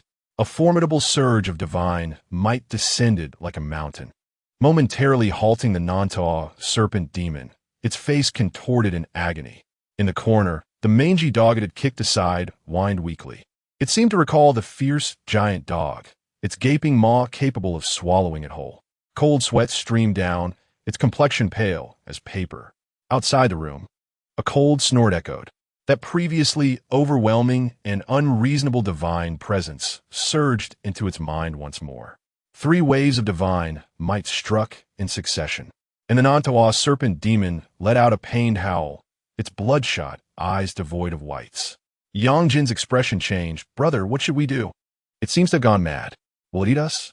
Do not fear, Jin. I am here, and all shall be well. Lin Chia spoke with a calm demeanor. You should go and keep an eye on Annie. Do not allow her to come out. Make that call and inform them of the mysterious occurrence, urging them to arrive swiftly. Yang Jin nodded, supporting himself against the wall as he rose, his brow etched with concern. But what about you, brother? Lin Chia offered a wry smile, acknowledging the truth he wished to deny. Regardless of my desires, I am no ordinary person anymore. You must go. I assure you, I shall be fine. Hearing this, Yang Jin hesitated no longer. Brother, please be cautious. Lin Chia cast a glance through the gap in the door to Auntie's room, relieved to see she remained undisturbed. He silently hoped that she would not witness the scene unfolding in the living room. Chapter 20. The Naga Demon. Are you all just pretending with me? Hurry up and let me die. Lin Chia cast a glance at the corner of the living room. Xiao Hailai, are you all right? Wong Wong. Good to hear. Go find a Jean. Once this matter passes, I shall have Annie prepare a hearty bone broth for you. Wong Wong. With a bark, Xiao Hailai turned and limped into the house. Soon, only Lin Chia and the Naga Demon remained in the living room. Lin Chia's expression grew as cold as frost, his demeanor chillingly frigid. He had declined Zhao Kongqing's offer precisely to shield his family from mysterious tides. Yet, unexpectedly, fate had still ensnared him in its enigmatic grasp. Today, he was at home. What if he were at university in the future? What would become of Xiao Hailai? A Jean and Andy? The more he pondered, the more trepidation gripped his heart. He mused, perhaps joining the Night Watchers is not out of the question, but conditions must be negotiated. From his conversation with Zhao Kongqing, he understood that his identity as the Seraphim's agent was a significant draw for the Night Watchers. Therefore, requesting a portion of their strength to protect Annie and a Jean should pose no issue. Moreover, when he later revealed his identity as the Goddess of Night's agent, his status would further elevate, ensuring Auntie and a Jin's safety. With this realization, Lin Chia's hesitation evaporated, replaced by a newfound resolve. Nevertheless, the immediate priority remained to stall the Naga Demon until Zhao Kongqing arrived. Why had this serpent demon remained motionless since earlier? Had it been stunned by the Seraph's divine might? Or was its realm merely not high enough? Lin Chia recalled Zhao Kongqing's words. The mysteries of the Chuan realm do not manifest so easily. At least in our Tsangnan region, they seldom appear. Most are mere flickering lights, manageable by yourself. As for the Qi realm, you should fare well, for you're the Seraphim's agent. Thus, it stood to reason that the serpent demon before him was likely of the Qi realm. Resolving this, Lin Chia dashed to the dining table, seized a fruit knife, and lunged toward the Naga Demon. In the bedroom, Yang Jin observed his slumbering mother, reflecting, Brother Shen's magic is truly remarkable. It completely muffles any sound from the living room. I hope Brother Shen's plan bears fruit. My apologies, brother. At that moment, Shen Xuan's voice broke through. Reign in the divine might. The Naga Demon is nearly overwhelmed by our trio. Yang Jin nodded and with a swift kick, nudged Xiao Hailai. You acted convincingly just now. Xiao Hailai chuckled, already envisioning the flavor of a delicious bone. Outside, Shen Xuan sat on a bench, his eyes shimmering with a starry array, perceiving the struggle between Lin Chia and the Naga Demon with utmost clarity. This was a spell that allowed one to see through barriers and discern the truth. Within the living room, as Shen Xuan, Yang Jin, and the dog diminished their divine pressure, the Naga demon regained its ability to move. Instinctively, it raised a hand to block the fruit knife, beads of cold sweat cascading down its forehead. It could not comprehend how, in such a brief span of time, it had managed to attract so many individuals as a mere enigmatic entity of the pool. Was Lin Chia truly so well connected? The Nanda serpent demon harbored no desire to fight, preoccupied solely with thoughts of escape. Yet, each time it attempted to take a step forward, the three divine forces would mercilessly strike upon it. The Nanda serpent demon expressed its indignation, feeling that while a warrior may be slain, one should not be humiliated in such a manner. Lin Chia, do you see who I am? It abruptly lifted its head to gaze at Lin Chia, its colossal serpent head swiftly morphing back into the visage of Li Yifei. Li Yifei, bewilderat, utarat, Elenakia. How did I end up here? Lin Chia's pupils constricted sharply as he suddenly redirected the fruit knife, thrusting it towards another side. Li Yifei stared at him in confusion. What are you doing? Li Yifei. Lin Chia squinted, perplexed within, pondering how a serpent demon could transform into his classmate. Where was Li Yifei? Just as he was engulfed in doubt, the Li Yifei before him began to distort once more, reverting to the form of a serpent head. Outside, Shen Xuan snorted coldly, inwardly reflecting that this serpent demon truly knew how to manipulate human emotions, nearly leading him to success. Suddenly, he turned his gaze towards the street corner, where a cloaked figure, an uncle with a sword at his waist, hurriedly approached, gripping the water pipe of the house and leaping atop the air conditioning unit. Zhao Kongchang has arrived, but he wouldn't steal the kill, would he? Best to keep an eye out. With a crash, the window shattered, and Zhao Kongchang unsheathed the star blade with a resounding clang, swiftly assessing the living room situation. Upon seeing Lin Chia dazedly standing before the Nanda serpent demon, he urgently called out, "Kid, what are you dawdling for? Hurry up and strike him." The magic circle, long prepared, erupted with flames that spiraled up the length of the star blade. In an instant, a fire-laden sword was formed, imbued with the essence of fire. "Kid, catch the sword," he commanded as he traced another magic circle in the air, casting the spell. "As long as there is fire, no one can escape my attack range." A ring of fire materialized, swiftly enclosing the Nanda serpent demon within. Lin Chia regained his senses and lifted his hand to receive the fiery blade, yet hesitated, casting a doubtful glance at Zhao Kongcheng. It had just transformed into the likeness of my classmate. Zhao Kongcheng bluntly retorted, "Nonsense about classmates. You know that was a transformation. Which classmate would come to your house in the dead of night, sporting a serpent's head to frighten you? Quickly slay him. My magical energy is being drained by this fire ring." At these words, Lin Chia ceased his hesitation, gripping the flame-imbued star blade tightly and swinging it fiercely. The brilliant, resplendent flames flash through this is a newly devised technique he has just researched, appearing quite promising and perfectly compatible with the forbidden spells of the sixth-tier fire magic, allowing him to fully unleash his talents in close combat. He stepped forward, kicked the serpent's head, and inquired, "Young man, what is the situation? How did this serpent demon come to be in your home?" Lin Chia shook his head, responding, "I am uncertain as well. By the way, Ajin also witnessed this serpent demon. What should we do? Let us sign a confidentiality agreement. If you're apprehensive, the night watchmen possess memory-erasing devices." Lin Chia hesitated for a moment before asking, "Could you elaborate on the benefits and treatment provided to the night watchman?" Zhao Kongchang's eyes brightened, secretly thinking at last, "This lad is awakening. Thank you, serpent demon. Come, let us first deal with the corpse of this serpent demon, and afterward I shall enlighten you further." Thus, enlightenment has returned, with 4 chapters presented. Chapter 21, Magic. Omnipotent upon witnessing Lin Chia deftly sever the serpent's head in the living room, Shen Xuan exchanged a brief greeting with Yang Jin before taking his leave. Whether Lin Chia chose to join the Night Watchers was of little concern to him. He was indifferent to the unfolding events. "Xiao Shui, how does it feel to make new friends?" The dog is quite honest. "Honest?" Indeed, it complimented my beauty. Truly, the most honest and adorable dog in the world. Shen Xuan couldn't help but chuckle, teasing, so when I leave in a few days, will you stay here to play with it? Xiao Shui shook her little head, her eyes sparkling as she replied, That's out of the question.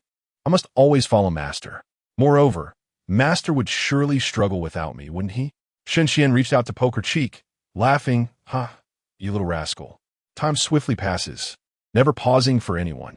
With but a day remaining until Lin's breakthrough to the infinite realm and Shen Xian's departure from Cangnan City, he felt an abundance of mental energy akin to a tranquil pond and slowly opened his eyes. Is this the pond realm? Truly a simple breakthrough. Shen Xuan chuckled softly. Indeed, with experience, every endeavor becomes remarkably convenient.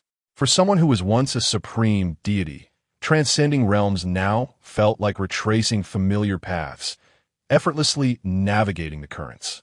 Casting a glance at the resolutely enduring Lin, he couldn't help but admire him. No wonder he was a formidable figure who had risen from the depths to infiltrate the ancient god church. His resolve surpassed that of many. Xiao Hua had consistently intensified the training regimen for Lin, and Lin's endurance was steadily improving. It was entirely reasonable for him to ascend from the pinnacle of the sea realm to the infinite realm within 7 days.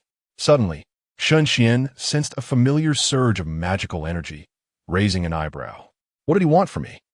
At the hotel entrance, Zhao Kongsheng, cigarette in mouth, pondered his forthcoming battle strategies. While it is true that mages typically possess fragile physiques and lack expertise in close combat, he was different, even in his ordinary days. His melee capabilities reached the pinnacle of humanity. Thus, Zhao Kongsheng was unwilling to abandon his innate talent. He aspired to explore the fusion of magic and melee, aiming to become a fire element melee mage. After all, Master had once said, the ancients create magic and the successors refine it. What are you contemplating? A voice suddenly interrupted his thoughts. Turning his head, he found Shen Xuan wearing a gentle smile. Master, I am considering whether the path of a melee mage is viable. Shen Xuan was somewhat taken aback. He had not anticipated that old Zhao would be so quick-witted, contemplating a new avenue in just a few days. He remarked, I do not possess your formidable combat skills, so I refrain from judgment.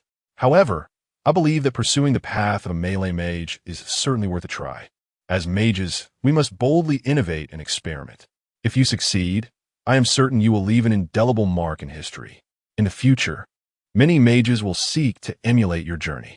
Upon hearing the words, Zhao Kongsheng exhaled deeply. Although he had resolutely decided to pursue the path of a melee mage, he could not shake off a sense of trepidation. According to the information provided by Shen Xuan, this was an unprecedented journey. Now, with Shen Xian's affirmative response, he felt a wave of relief wash over him, solidifying his conviction. For it was only by truly becoming a mage that Zhao Kongsheng could comprehend the terrifying prowess of Shen Xuan.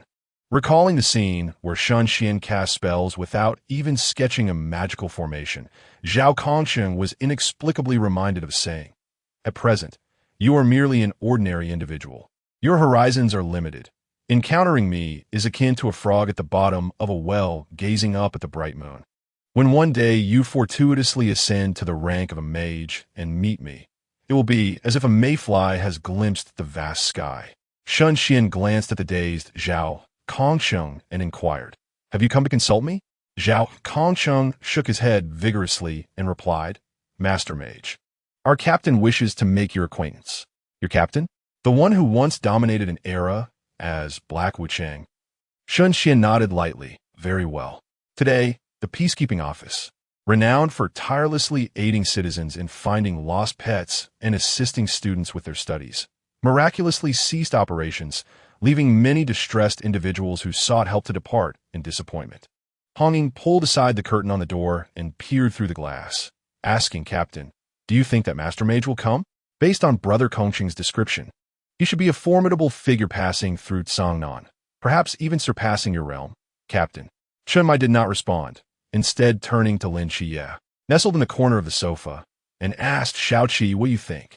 Following the recent incident involving the Nanda serpent demon, Lin Xie had negotiated terms with Zhao Kongchen, as long as he could ensure the safety of his aunt and Ajin from mysterious disturbances. He would join the Night Watchers. This condition was exceedingly simple for the Night Watchers to fulfill. After a few days of training, Lin Xie had seamlessly integrated with Team 136. Recollecting a rainy night from the past, he remarked, "From what I know of Master Mage, if he is willing to impart magic to Brother Kongchen, he would not decline the request for him to come here. He is likely already on his way." Suddenly, Hong Ying, who had been fixated on the door, exclaimed, "He's coming. He's here." No sooner had she spoken than the office door swung open, and a crisp electronic female voice announced, "Welcome." Everyone turned their gaze toward the entrance, their faces brimming with curiosity. They were eager to see what sort of extraordinary figure this Master Mage, whom Zhao Kongchen had exalted to the status of a deity, truly was. In walked Zhao Kongchen, his face alight with eagerness, incessantly inquiring, "Master Mage, what do you think of my cultivation path? Is it suitable for a melee mage's style?" "Indeed, I am increasingly eager to witness your transformation into a 6th-tier mage," came the reply. With the utterance of these words, Shen Xuan appeared before them, tall and fair, embodying the very essence of youthful elegance. Clad in simple athletic attire, he resembled the neighborly older brother from one's childhood. "Greetings, I am Master Fa."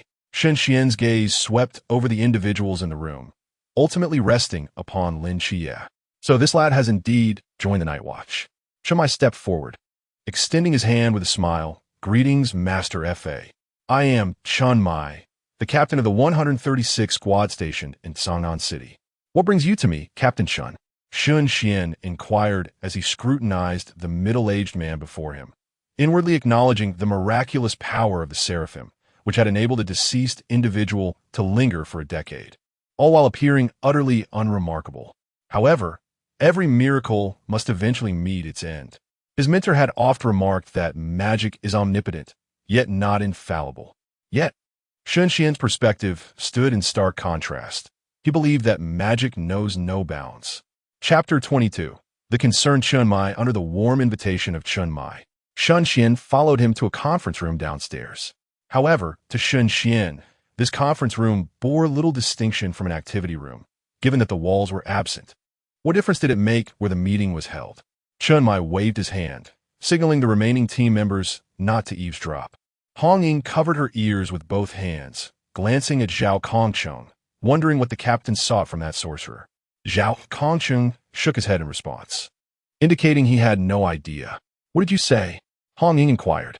Lin Xie pointed to her ears and advised, "Sister Hong Ying, you might as well lower your hands. The captain has shielded us with his mental power, so we cannot hear." "Oh, what did you just say, Xiaoqi?" Lin Xie. Inside the conference room, Shen Xian regarded Chen Mai across the table, pondering that the atmosphere felt rather mysterious, as if something significant was being withheld. Chen Mai deliberated before speaking. "Sir Sorcerer, may I inquire if you are currently unaccompanied?" "Essentially, yes." Shen Xian recalled the instructions from Jin Yin before his departure, advising him not to reveal the existence of the Shangye Society. Thus, he found himself in a state of disorganization and lack of discipline. Upon hearing this, Chen Mai sighed in relief and earnestly stated, "I wish to extend an invitation for you to join the Night Watch," seemingly concerned that Shen Xian might decline outright. He added, "Sorcerer, with your prowess, you would immediately be eligible for the position of team leader upon joining the Night Watch. Oh, someone seeks to poach you, esteemed president." Shen Xian could already envision Jin Yin's expression upon learning this news. Furthermore, with the considerable time and resources Jin Yin had invested in him, how could he possibly let him go? Moreover, Shen Xian had never contemplated joining the Night Watch. He intended to protect the great Xia in his own manner, rather than being constrained by the Night Watch. During his time in England, he had grown accustomed to a life of freedom. The Shangye Society was his true sanctuary. He was already the vice president, and no one could impose restrictions upon him. The only person who could potentially exert control over him was the affluent lady who incessantly showered him with gold coins. Each time he recalled Jin Yin's impatient yet begrudgingly generous demeanor, Shen Xian couldn't help but chuckle. Thus, How could he abandon such a life in favor of joining the night watch? My apologies, Captain Xuan, but I am one who relishes wandering the mountains and rivers, unable to linger in a single city for too long. Chen sighed very well. With Shen Xuan's refusal, he felt a tinge of regret, but no further thoughts. He had approached this with a trial mindset. If Shen Xuan agreed, it would be splendid, but if not, it was of little consequence. However, once he departed, who would assume the role of leader for Team 136? Old Zhao. As Chen Mai contemplated this, he inquired, Sorcerer, how would you assess Zhao Kongqing's magical talent? Above average, I would say. However, he is exploring a new path, and with this determination, I believe his talent has reached an exceptional level. Exceptional Chen Mai was uncertain how high this praise truly was, but it seemed considerable. After all, when drawing lots in the temple, even the monks would bestow upon you an exceptional fortune. Shen Xuan gazed at the contemplative Chen Mai, pondering silently. Is he planning to secure the next captain in advance? Captain Shen, your dedication to Daxia and this small team is truly commendable. Shen Xuan sighed softly. Captain Shen, I believe that Zhao Kongqing's future achievements will rival those of Klein. Klein? Chen Mai was momentarily taken aback. He had considered that Zhao Kongqing might reach the Sea Realm or even the Infinite Realm, but the prospect of attaining the Klein level, an echelon reserved for the elite teams of Daxia, had not crossed his mind. Could old Zhao truly reach Klein? Reflecting on Zhao Kongqing's relentless meditation and training over the past few days, Chen Mai felt a surge of confidence. Yes, he can. Zhao Kongqing is desperate for power, akin to a drowning man clinging desperately to a straw. Magic is that straw for him. With this realization, Chen Mai felt reassured and smiled. I understand now. Thank you for enlightening me, Master Shen. Please stay for lunch. My culinary skills are quite commendable. Shen Xuan smiled slightly. I shall not be polite then. Captain Shen, let's exchange contact information for future correspondence. As Shen Xuan fiddled with the commemorative phone gifted to him, he brought up the QR code interface. Chen Mai paused briefly before agreeing. As the evening progressed and the drinks flowed, Shen Xuan's complexion began to redden after a few shots of baijiu. He mused silently. This is far more intoxicating than English wine.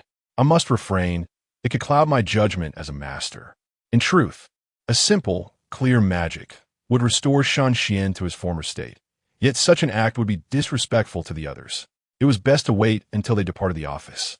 Just as Shen Xuan declined a drink from Wen Qimo, a few flickers of red light danced near his ear.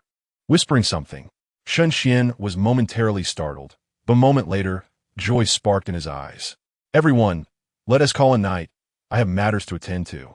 The members of Team 136 rose in unison to bid him farewell, harboring a fondness for this unpretentious strongman. Zhao Kongqing, aspiring to become a fire element melee mage, keenly sensed the fleeting fire element moments before. Master, was that from Brother Hua? Yes, Xiaowen needs to speak with me. No need to see me off, Shen Xuan replied, turning to Zhao Kongqing with a smile. I didn't anticipate having to repeat that phrase, though it feels different this time.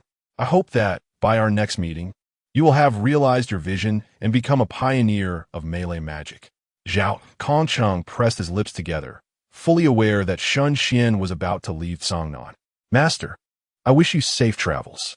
As Shen Xuan contemplated whether to employ teleportation magic for consecutive jumps or acceleration magic for more basic maneuver, Lin Xia suddenly stepped in front of him, observing intently. With a glint of wisdom in his eyes, he whispered, Master, you are in fact a deity, are you not? Shen Xuan raised an eyebrow and chuckled heartily. You shall know the truth before long. As the words fell, Shen Xuan's figure vanished from the spot, consecutively employing 3 instances of teleportation magic, reappearing several streets away. How did this lad perceive it? I distinctly thought I had obscured the Nandu, snake, demon's memory of me. Could it be the divine might from that time? The more Shen Xuan pondered, the more plausible it seemed, yet he did not dwell on it excessively, as it was not something to be ashamed of. After a brief moment of contemplation, he took out his phone. Aside from the recently added Chen Mai, he had but a single friend, Shen Xuan. Esteemed President, your Vice President has successfully completed the mission. Lin has now transcended the infinite realm. Approximately a minute later, The response arrived. Esteemed President. Excellent. Applause. Shen Xuan. I wish to purchase a vehicle. Esteemed President. Go ahead. There are sufficient funds in your account. Shen Xuan. I also desire to acquire a watch. Esteemed President. Buy it. Just as Shen Xuan was about to express his wish for other acquisitions, a flurry of messages arrived from the other end. Esteemed President. Let us not discuss purchases. The signal is poor. Esteemed President. I have uncovered some leads on my end. I shall come to Daxia to fetch you shortly. Esteemed President. Be patient and await my arrival. Our esteemed mage shall be departing for the next city tomorrow. Can you guess where he will go? We welcome everyone to engage in lively discussion. Version Update Preview. The magical elements within Shen Xuan are now referred to as magical power, in essence. They signify the same concept. Omni-magic will align Shen Xuan's mage realm with his mental realm, meaning he is currently at the pool realm, and his mage level is thus second tier. This makes it far easier to remember, devoid of unnecessary complexity. Chapter 23. Departure. The City of Talent. Shen Xuan curled his lips in disdain, dismissing the notion of poor reception. It was merely an excuse to avoid discussing purchases. Women and their words, always fraught with deception. Tomorrow, I shall leave Tsangnan. President. Where to? I haven't decided yet. I will inform you once I arrive. President. Understood. What level have you attained now? Pool realm. President. Not bad. Thumbs up, President. As your president, I permit you to buy one more item of your desire. Thank you, President. Shen Xuan tucked away his phone. Reflecting with a hint of gratitude, the benefits of the Shangye Society are indeed splendid, and joining Shangye Society was a most astute choice. Perhaps I shall visit Helin and consider treating him to an ice cream to celebrate his breakthrough into the Wuliang realm. The fog. Jin Yin gazed at the messages on his phone, almost envisioning Shen Xuan's playful visage, a slight smile tugging at his lips. Beside him, a man clad in armor, resembling a knight, questioned, President? Doubt flickered in his eyes. Could it be that he had misread the expression on the president's face, witnessing such a significant smile? Oh, my God, it is truly unbelievable. Jin Yin turned his head, masking his smile, and inquired, Have you found them? The knight glanced at the locator in his hand and replied, Not yet. The paratroopers are still locating the gap. Jin Yin nodded. Patience is key, and they should prioritize safety. It also allows that fellow to indulge a bit longer. The following day, a brand new black Maybach glided gracefully along the highway. Vehicles instinctively veered away upon sighting the silver, triangular emblem. In the rear seat, Shen Xuan concluded his meditation, internally lamenting, Alas, 10,000 methods has this flaw. Even though my magical energy storage limit far exceeds the second tier, I must still align my abilities with my spiritual strength. Yet it matters not. Even without entering Guishu, I can wield magic beyond my tier. The classification of a magician holds no significance for me. Otherwise, how could I dare to call myself a mage? Shen Xuan chuckled softly, turning to the driver, Yilin, and asked, Have we arrived in Guangzhou Shenzhen? Guangzhou Shenzhen? Yilin paused. Brother Shen, you're heading to Guangzhou Shenzhen? Indeed. Did I not mention it? Brother Shen, you fell asleep as soon as you got in the car. When did you tell me you were going to Guangzhou Shenzhen? That was meditation. Shen Xuan emphasized, suddenly recalling that he had not indeed communicated his intention to travel to Guangzhou Shenzhen. After settling in the car, he had simply wanted to relish the luxury of the vehicle. He had only mentioned leaving Tsangnan before succumbing to sleep. After all, one must understand the feelings of an old fossil reveling in the experience of a luxury car, having pieced together the sequence of events. Shen Xuan's gaze drifted towards the window, clearing his throat. Where are we now? Yilin responded, Anqi City. I have a mission here, which is why I drove the car here. Would you prefer I take you to Guangzhou Shenzhen instead? How audacious of you to use a private vehicle for public purposes. I shall exercise my authority as vice president and deduct your bonus for this month. Yilin, in a moment of resignation, replied, Since we are here, let's not dwell on it. Are there any notable places in Anqi City? After contemplating, Yilin responded, I have heard that the Jihua Mountain in Anqi City is quite renowned. There is a temple atop the mountain that enjoys a flourishing incense trade. Jihua Mountain? Shen Xuan inquired, tapping his left index finger against the armrest beside him. What is your mission? Lin explained. The Ancient God Society has recently selected a new member, rumored to be the agent of Medusa. I have been tasked to accompany the 13th seat to invite them to join the Ancient God Society. After this mission, I should be promoted to the 9th seat. I see. Shen Xuan raised an eyebrow, suddenly realizing that immersing oneself in the profound culture of Guangshan City may not be as essential. With so many talented individuals congregating in Anqi City, perhaps it would be even more intriguing. All right, let us head to Jiuhua Mountain. I shall remain in Anqi City for a while longer. You are free to pursue your endeavors. Thank you, Brother Shen. Upon hearing this, Lin felt a wave of reassurance wash over him. With a divine presence by his side, what could possibly hinder his success? Atop Jiuhua Mountain, a young man knelt on a cushion, hands clasped in earnest supplication. Master, may I inquire if I have diminished some of my transgressions? He had lost count of how many times he had uttered such words. The elderly monk, clad in robes, rotated the beads in his hands and replied, Chao Yuan, it has been many years, yet you still have not let go. Chao Yuan fell silent for a moment, a flicker of sorrow crossing his eyes. 333 lives. I cannot release them.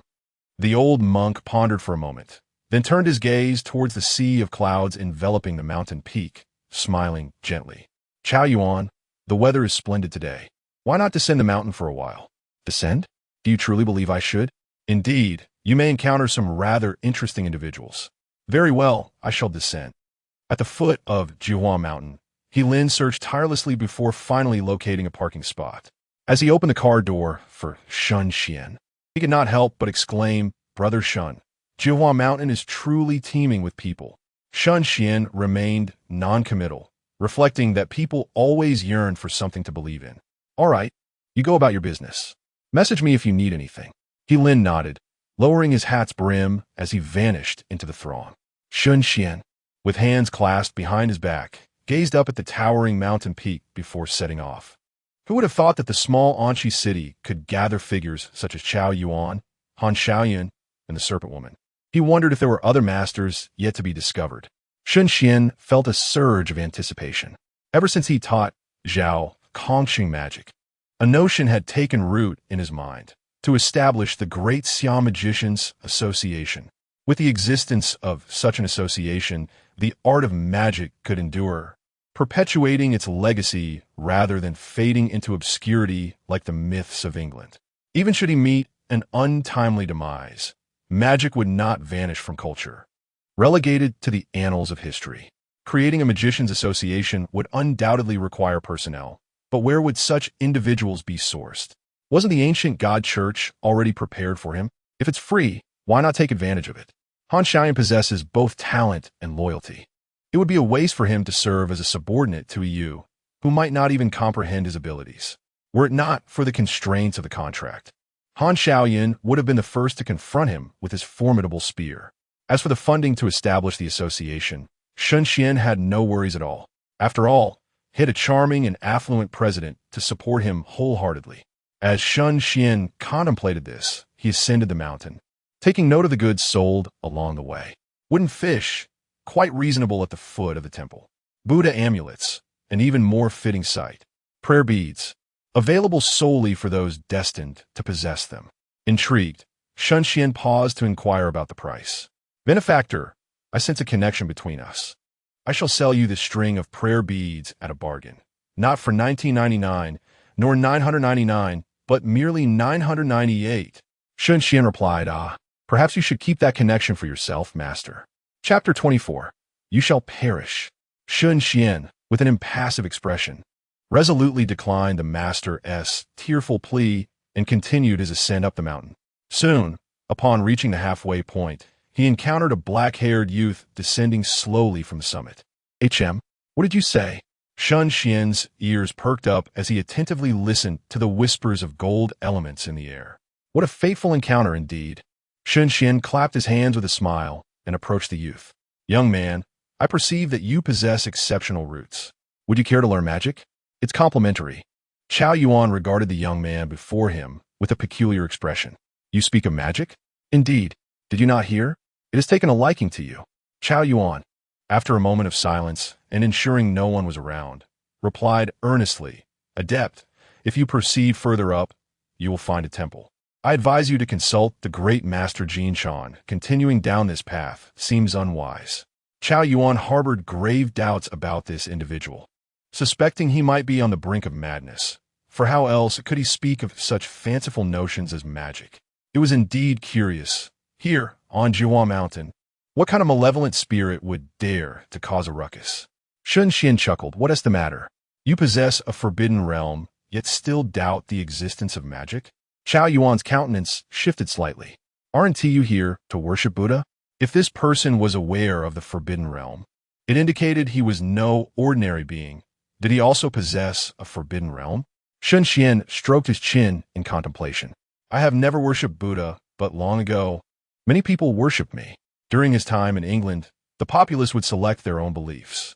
Although Shen Xuan had not yet ascended to divinity, his name resounded throughout the land. Many citizens spontaneously carved idols of him to place in their homes. Chao Yuan naturally found this hard to believe.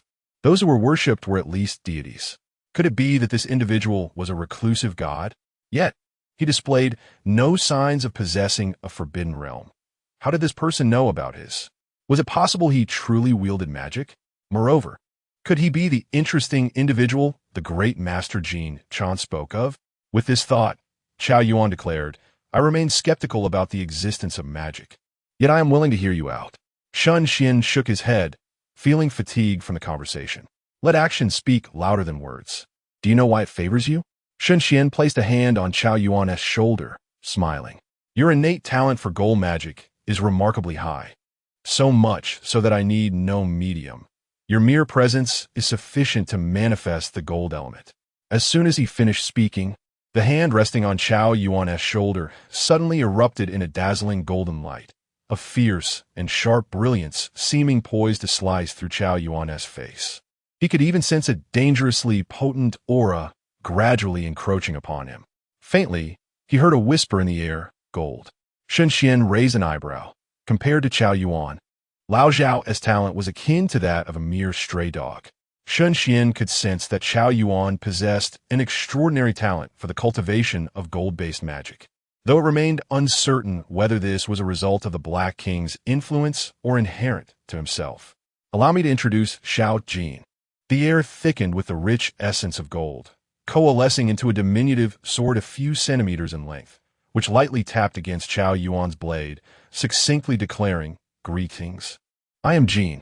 Shen Xuan couldn't help but marvel. To elicit 5 words from Xiao, Jin indicated a genuine affection for him. Would such a display attract the attention of passers-by and incite chaos? Shen Xuan confidently asserted that it would not. For those devoid of magical aptitude or forbidden realms could not perceive magical elements. Should any bystanders take notice, Shen Xuan would, in fact, be pleased, as it would afford an opportunity to recruit them into the Mage Association. At that moment, Chao Yuan was rendered speechless, his eyes wide and mouth agape. Is it speaking to me? He stammered. Of course. Is there anyone else who notices it? Upon hearing this, Chao Yuan hesitantly turned his stiff neck. The hurried pedestrians around them paid no heed to the sword suspended in the air, as if it were invisible. Chao Yuan's Adam's apple bobbed as he swallowed hard. So, you truly are a magician? Incorrect, Shen Xuan replied with a smile. I am a mage lord. Mage lord. Chao Yuan murmured, lifting his gaze. So, you wish to teach me magic? Shen Xuan shook his head, stating, No, I wish to spar with you. Teaching Chao Yuan magic had crossed Shen Xuan's mind, for he felt a pang of concern at the thought of such a promising talent slipping away, akin to losing a beloved spouse. Moreover, Chao Yuan was more capable than old Zhao, yet Shen Xuan could not simply rush to impart knowledge, as that would be unbecoming. Thus, the most effective approach was to vanquish him in combat, compelling him to seek knowledge willingly. Furthermore, Shen Xuan possessed a compelling reason that made it impossible for Chao Yuan to refuse the pursuit of magical learning. Upon hearing Shen Xuan's desire to engage in combat, Chao Yuan shook his head resolutely. I will not fight you. If I do, you will surely perish. Huh? I will perish? Shen Xuan felt no anger. Recognizing that this was not a deliberate mockery, but a heartfelt sentiment, he turned to the hovering sword, inquiring, "Xiao Jin, in our confrontation, who is more likely to be defeated?" Xiao Jin fell silent for a moment before emitting a soft, ringing sound, declaring he is undoubtedly doomed. In conclusion, Xiao Jin added, "In life and death, he shall perish." Shen Xuan regarded Xiao Yuan, his fingers deftly rubbing together, as a beam of gold light, sharp enough to seem capable of cleaving through all, danced between them. "Do you believe my magic could subdue your Black King?" As Xiao Yuan grappled with the overwhelming presence of Shen Xuan, he pondered who this mage lord truly was and how he possessed such knowledge. Moreover, the sheer potency of his golden light instilled in him a profound sense of impending doom. For reasons unknown, perhaps due to Shen Xuan's confident, tranquil smile, perhaps a desire for redemption, or perhaps the culmination of long-suppressed feelings, Xiao Yuan ultimately acquiesced. "Very well, let us proceed to the back mountain." As the two individuals arrived at the vast mountainside, Xiao Yuan inquired, "Since you are a magician, would it be possible for you to create a knife for me?"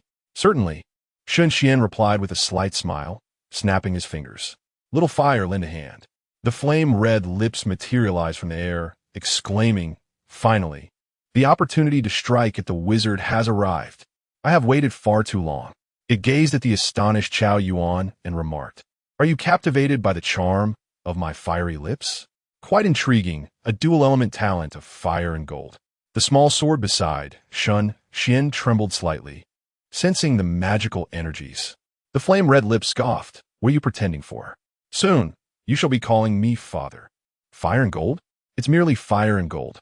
With that, a flash of red light transformed the alluring lips into a knife engulfed in intense heat, blazing fiercely, and it floated before Xiao Yuan. "Come, young man, grasp my handle tightly, and together we shall vanquish the wicked duo of the wizard and the accursed gold." Xiao Yuan, momentarily stunned, uttered a hesitant "all right," and reached out to firmly grasp the hilt of the flaming knife. In an instant, a fierce aura surged from his body, dark malevolent energy coalescing into flames that enveloped him, soaring into the sky. Roar! Ha ha! Roar! Gratitude is extended to Lin Lao and Hongzhong Lao for their generous support. Later, I shall add another chapter for both esteemed individuals, as the author fervently types away. Version update notice. In the previous text, Shen Xuan's secondary divine realm has been corrected to the primary divine realm, as I discovered discrepancies upon reviewing the original work. Chapter 25. Forbidden Spell. When the string breaks. Ah, how I revel in this flame, imbued with a fierce and violent essence. Fire brother, you are truly delightful. The mage is utterly unworthy of mastering fire magic. How could one so lacking in recklessness dare to call themselves a fire mage? Shen Xuan cast a glance at the frenzied Xiao Yuan, cloaked in obsidian flames, and then at the fire blade in his hand, tainted with a dark red malevolence. A twitch of irritation flickered at the corner of his eye. This little fire is becoming excessively overconfident. Tilting his head slightly, he glanced at the little golden figure in the sky. "What say you? Can you endure this?" Without a moment's hesitation, the little golden figure shattered into countless specks of golden light and charged forth. It had been a long time since he had wielded gold magic. Even before being sealed in a crystal coffin, Shen Xuan seldom employed gold magic. Among the 5 fundamental elements, the lethality of gold is unparalleled. Naturally, the destructive power of gold magic is the greatest. Once unleashed, it becomes a deadly contest between life and death with the enemy. However, faced with Xiao Yuan, whose aptitude for gold magic is exceptionally high, it was imperative to select gold magic. Moreover, to subdue the Black King, one must not hold back. Shen Xuan observed the grinning Xiao Yuan, who was slicing towards him with the fire blade, and promptly activated teleportation magic. His figure instantly appeared 20 meters away, followed by a soft incantation. Hidden within the void, imperceptible gold elements, I bind you with the ancient star core, lead you with eternal rust, and devour the golden veins of the void. Silence. Within a radius of 100 meters, countless gold elements surged wildly, converging towards Shen Xuan. Suddenly, 12 interwoven golden magnetic tracks materialized in midair, each culminating in a sharp metallic arrowhead. Buzzing. The 12 magnetic tracks trembled violently, their magnetic poles seemingly stirring the surrounding air, emitting a continuous hum. Second tier, gold magic forbidden spell. When the string breaks, all returns to dust. Shen Xuan extended his hand, his index finger hooking onto the magnetic string, softly uttering, "Go." No sooner had the words left his lips than the 12 magnetic tracks erupted with a resounding buzz, launching forth with fervor. As they traversed the air, it twisted and writhed as though cleaved by an unseen hand. On the other side, the fire blade, transformed from the little fire, exclaimed in shock, "Is this a second tier forbidden spell? Mage, are you attempting to obliterate us? Fool, run. If this strikes you, you will surely perish. No, with wood in your possession, you might survive, but it will still hurt." Yet, unbeknownst to the little fire, after gripping the blade, Chao Yuan was pure, unadulterated recklessness. He stood firm, roaring defiantly, wielding the black-red fire blade, and charged straight towards the 12 magnetic tracks, swinging his blade downward. The little fire lamented, "Marla, I know you're reckless, but I never imagined you would be this audacious. That is the mage's gold magic. How can you not evade? Cursed mage, allowing that worthless gold to take the spotlight." As the little fire's words faded, Chao Yuan collided with the 12 magnetic tracks. In the next moment, the magnetic rail pierced through the fire blade, landing upon the dark flame's exterior. It paused momentarily before suddenly erupting with an intense, buzzing sound. Chao Yuan let out a pained wail, feeling as if every nerve within his brain had been obliterated by the cacophony. His hand slackened, causing the fire blade to clatter to the ground. Clutching his head with both hands, he roared in agony. At that very instant, 12 magnetic rails swiftly traversed through his body, gradually vanishing. In a state of confusion, Chao Yuan collapsed to the ground with a thud, his Black King status passively retreating.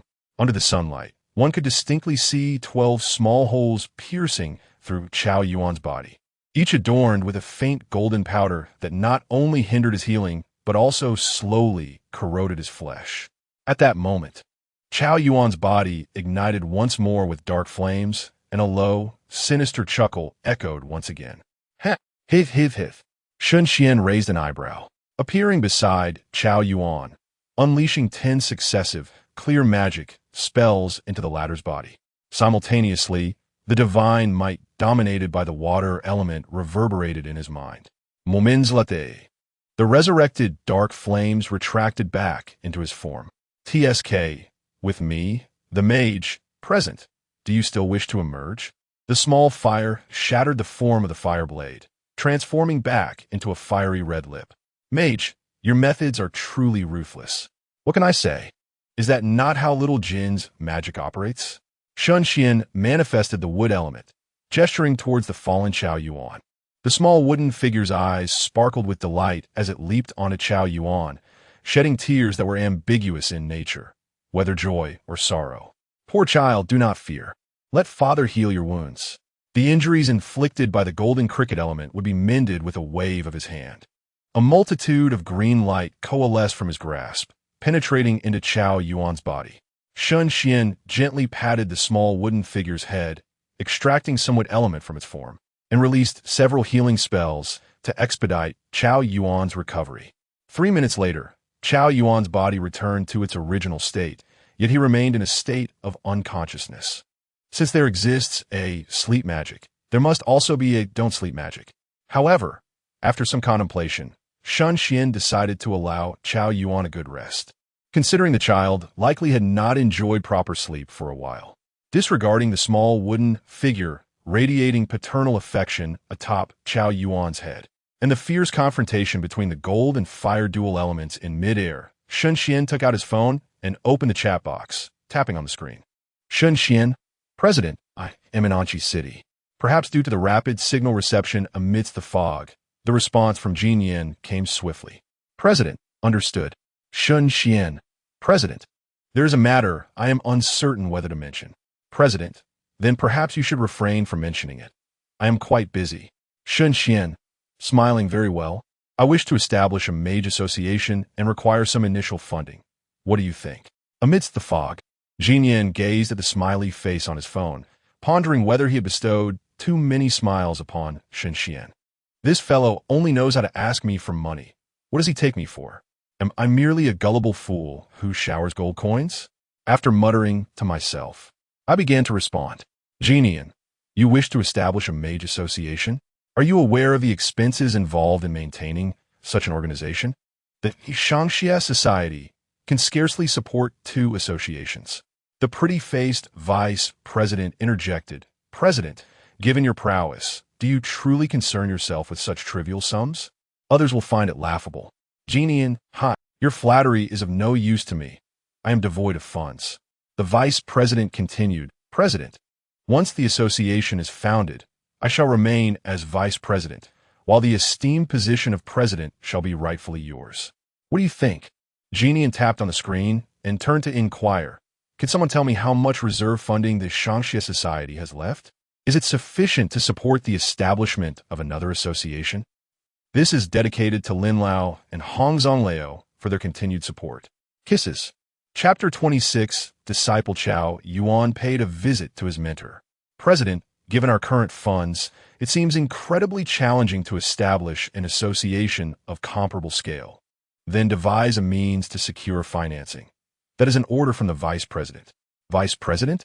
The surrounding individuals were momentarily taken aback. When did a vice president emerge? Jin Yin chose not to elaborate further, but resumed replying to messages. I have agreed. Are you anxious? The dandy vice president replied. You may proceed as you see fit. 3 months. Thank you, esteemed president. 3 months hence, there would be a magicians' association of their own, and Shen Xuan felt quite satisfied. Although the title of president was bestowed upon Jin Yin, her lack of understanding of magic meant that the actual president was still himself. The wealthy president was utterly inept, only capable of mindlessly showering coins.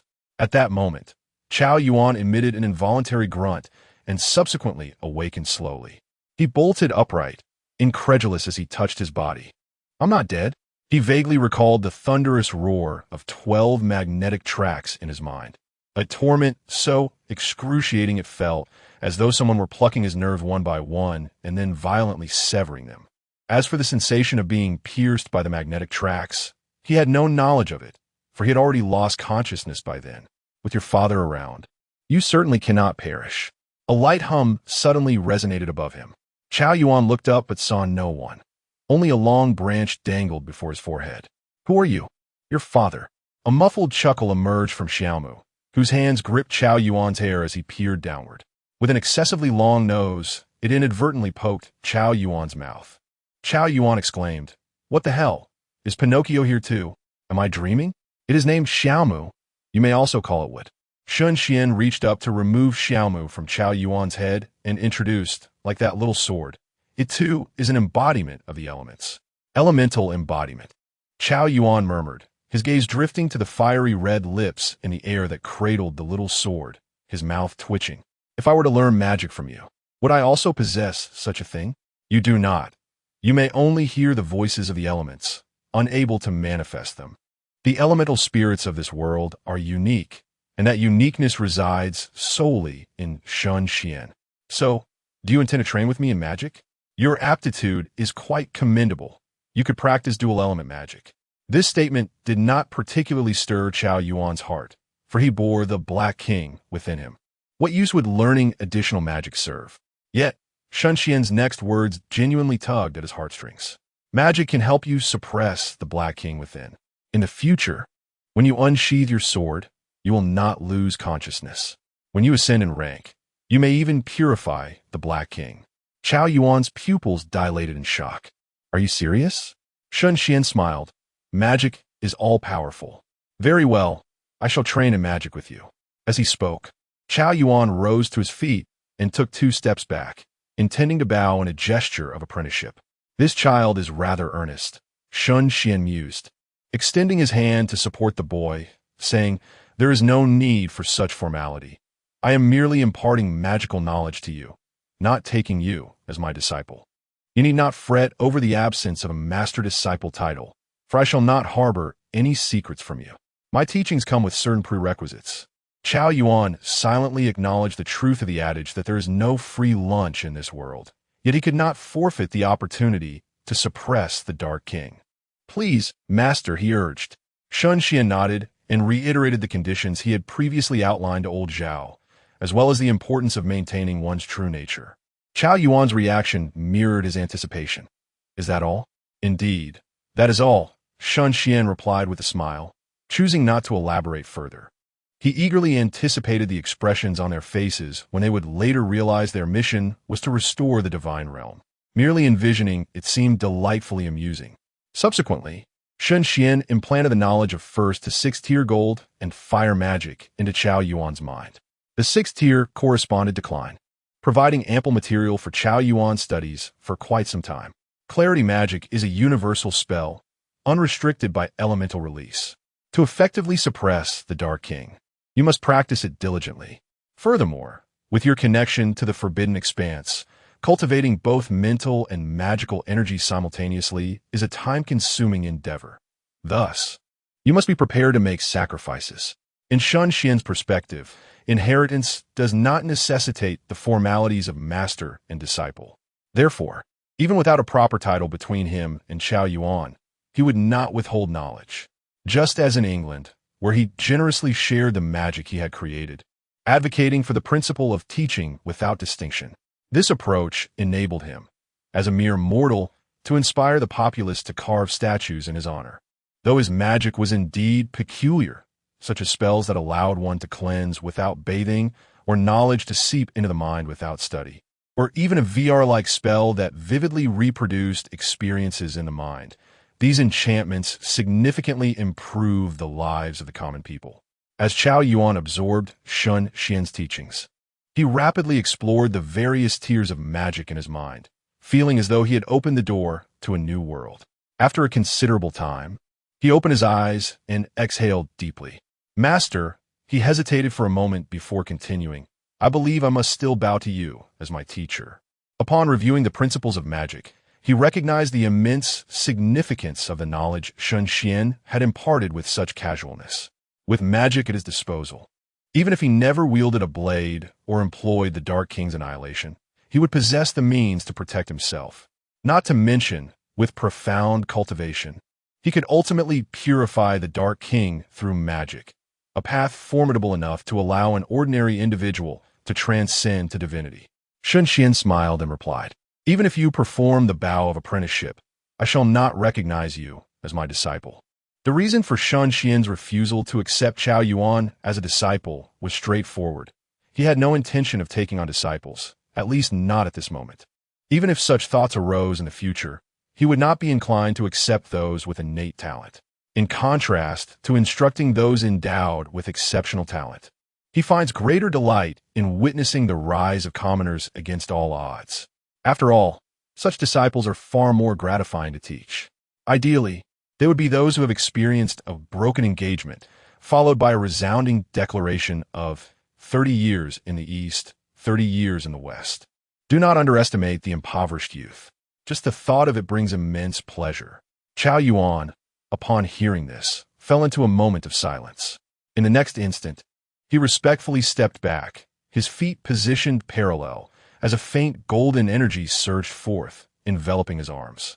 He then extended his arms in all directions, left and right, forward and backward, and upward and downward, creating a cross both horizontally and vertically.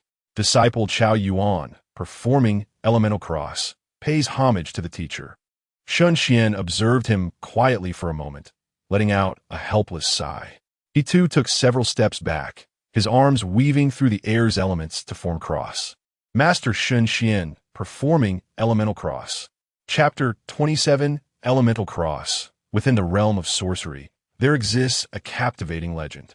At an indeterminate time, a fervently inquisitive young mage, eager for arcane knowledge, undertook a long and arduous journey to the abode of a venerable sage.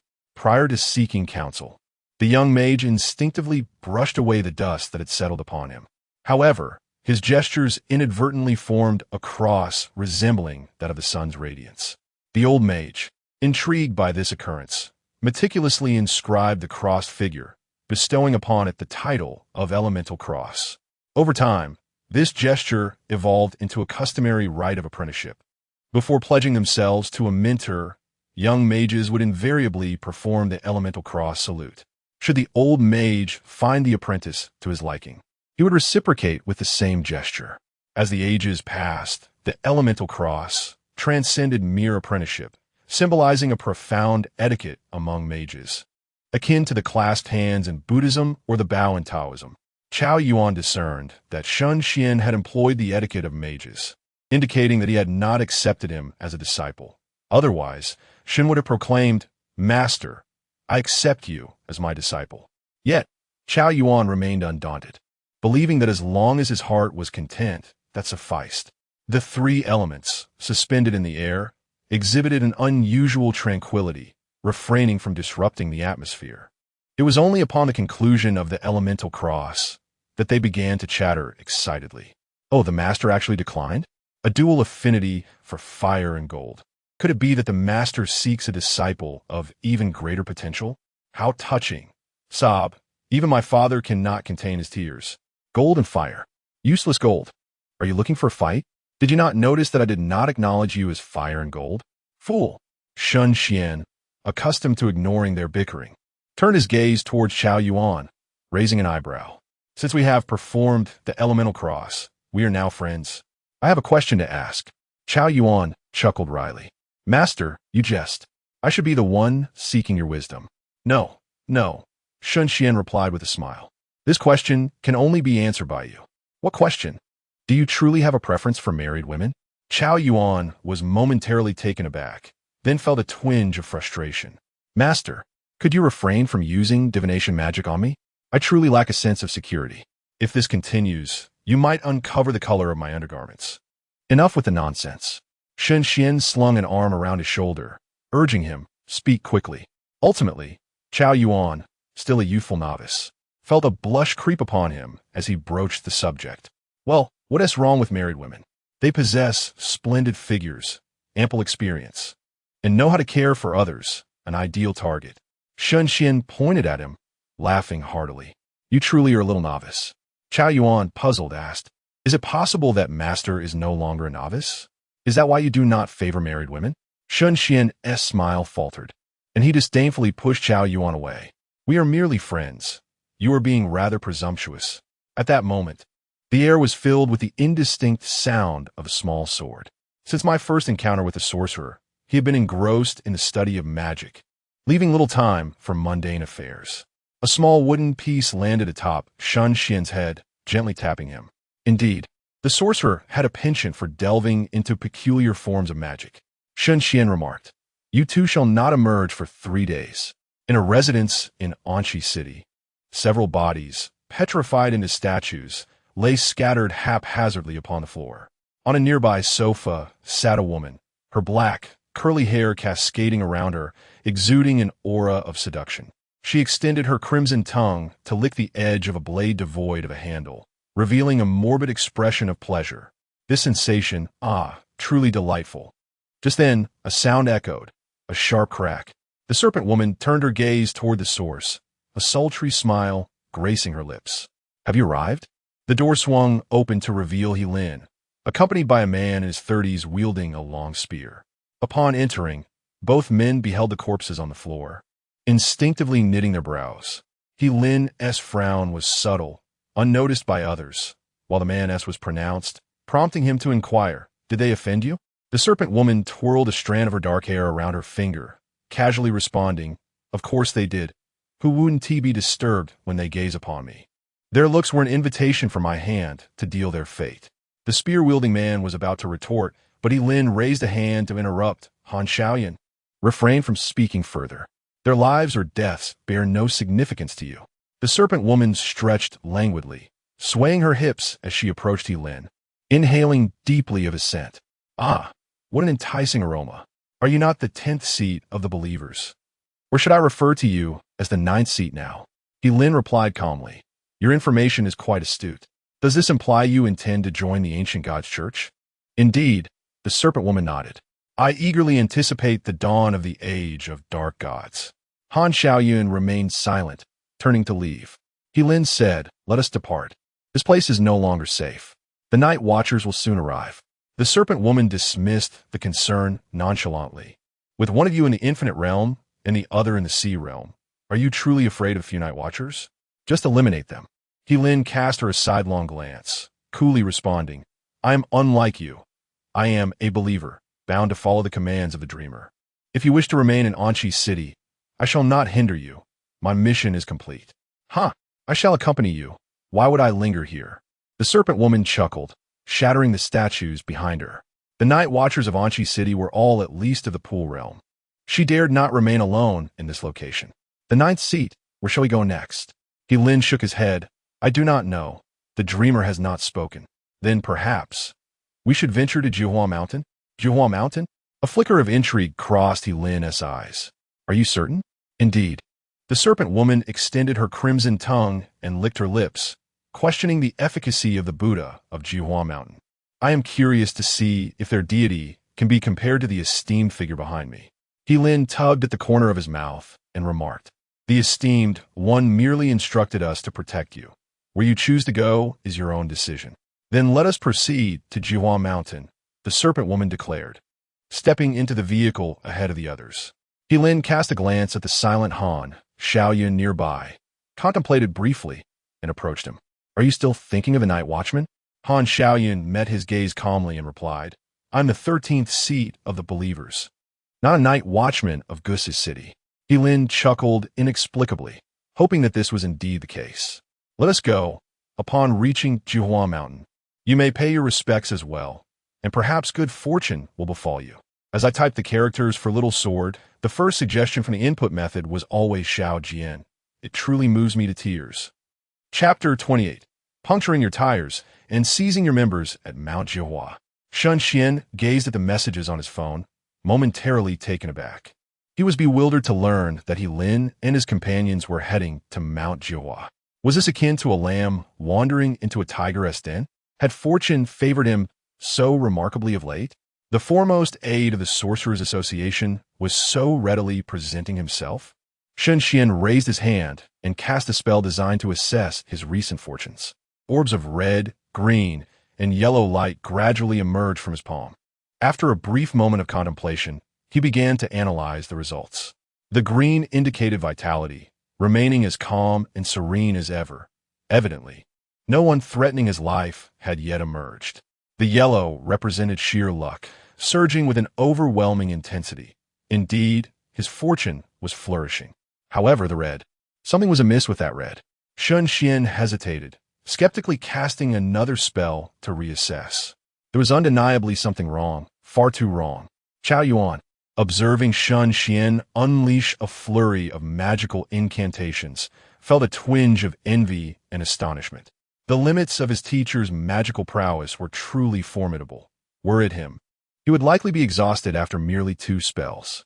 If memory served, this was the spell designed to gauge recent fortunes. The red symbolized romantic prospects.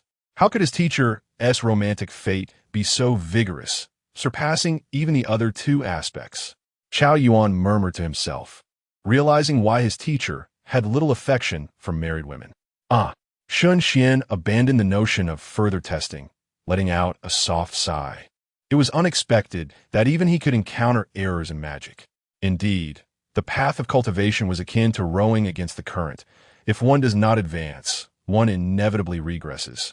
No longer preoccupied with such trivial matters, Shen Xuan turned to Chao Yuan, a glimmer of intrigue in his eyes. Soon, members of the ancient god church would arrive. "Accompany me, and we shall practice the application of magic in combat." The ancient god church. Upon hearing this, Chao Yuan's pupils constricted sharply. He had spent some time in a fasting institution, where he had heard tales from inmates about the ancient god church, a group of fanatics intent on ushering in an era of dark deities, who valued human life less than that of ants. Beyond their mystery, the ancient god church posed the greatest threat to the night watchers. Chao Yuan contemplated suggesting they summon local night watchers, but then recalled that since Shen Xuan had foreseen the actions of the ancient god church and was allowing him to engage in practical combat, everything must surely be under control. With that in mind, what was there to hesitate about? Teacher, am I capable of this? Shen Xuan smiled reassuringly. Everyone has their first time. Once it's passed, it's merely a memory. The opponent is merely a minor pool realm practitioner. What is there to fear? She is not a married woman and does not align with your proclivities. What holds you back? Upon hearing these words, a glimmer of determination crossed Chao Yuan's eyes. Teacher, let us proceed. This fellow, how deeply does he yearn for married women? The moment he learned the serpent woman was not married, he resolutely decided to forge ahead. Shen Xuan rolled his eyes and delicately rubbed his fingers together, casting the divination spell. Helin's position swiftly materialized in his mind. The multitude of visitors at Mount Jiuhua to pay homage posed no significant threat to the revelation of extraordinary powers. However, inadvertently harming the public could lead to complications. Thus, Shen Xuan resolved to intercept Helin and his companions midway. What if he were to puncture the car tires? Perhaps inflicting some injury upon Helin could elevate his status in the whispers of the subconscious. On the road to Mount Jiuhua, Helin rested one hand against the window while gripping the steering wheel with the other, contemplating. Brother Shen must have received the news, but I wonder what actions he will take. Just then, Han Xiaoyun, who had been dozing in the passenger seat, suddenly opened his eyes and shouted, "Turn around quickly." What Helin instinctively turned his head, his pupils dilating in shock. A colossal fireball, as large as a small mountain, hurtled towards them, engulfed in searing flames. Goodness, Brother Shen is serious. Helin's eyes twitched violently as he gripped the steering wheel and executed a dramatic 180-degree drift. He then pressed the accelerator hard. Racing back down the road, they had come. However, after the fireball missed its mark, it inexplicably veered and targeted them directly, accelerating with alarming speed, akin to a rabid dog relentlessly pursuing its prey. Han Xiaoyun smashed open the car door and bellowed, "Jump out! We cannot outrun it." Without a moment's hesitation, Helin leaped from the vehicle even before Han Xiaoyun could finish his words. He understood better than anyone the devastating power of that fireball. Facing it head-on would surely be fatal. The serpent woman reacted slightly slower, managing to leap from the car just before it detonated. Boom! A thunderous roar erupted as the car was launched into the air, only to crash down violently.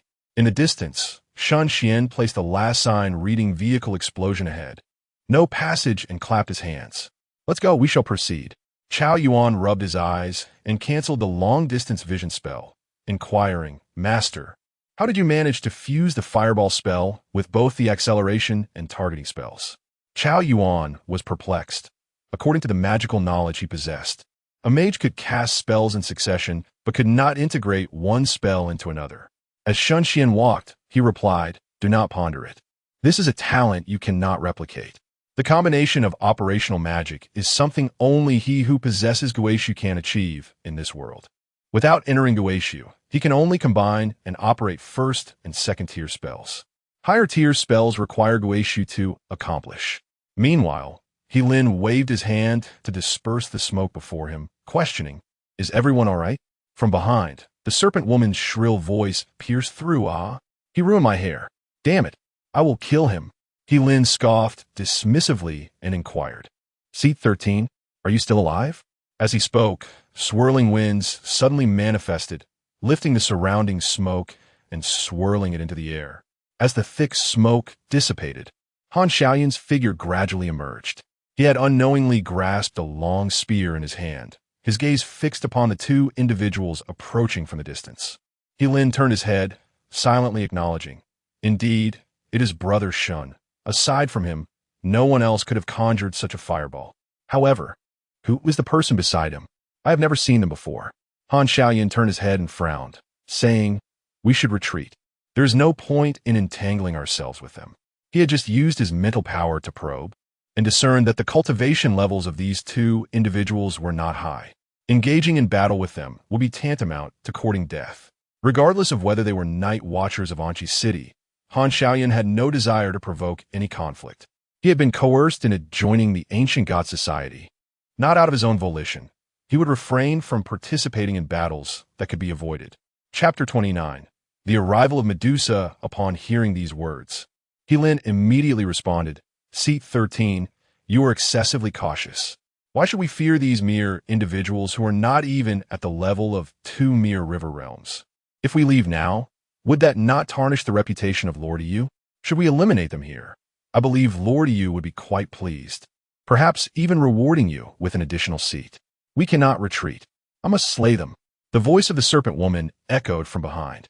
Her once sleek black hair had become disheveled and unkempt, resembling a bird's nest atop her head. If I do not kill them, my heart's resentment shall remain unsated. A fiery rage ignited in the serpent woman's eyes. Damn it! Do they not understand how difficult it is to maintain such long hair?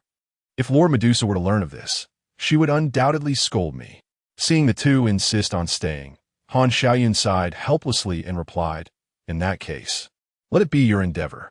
Those two, barely reaching the river realm, are unworthy of my involvement. If we cannot leave, let's at least minimize the confrontation." Heilin shrugged and turned to the serpent woman. "Shall you handle this?"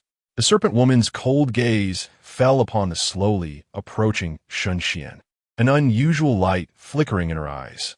Nodding slowly, she declared, "You two may deal with the other sentinels. I shall take care of these two." She found herself captivated by Shen Xuan's appearance, and her previously fervent desire to kill diminished considerably.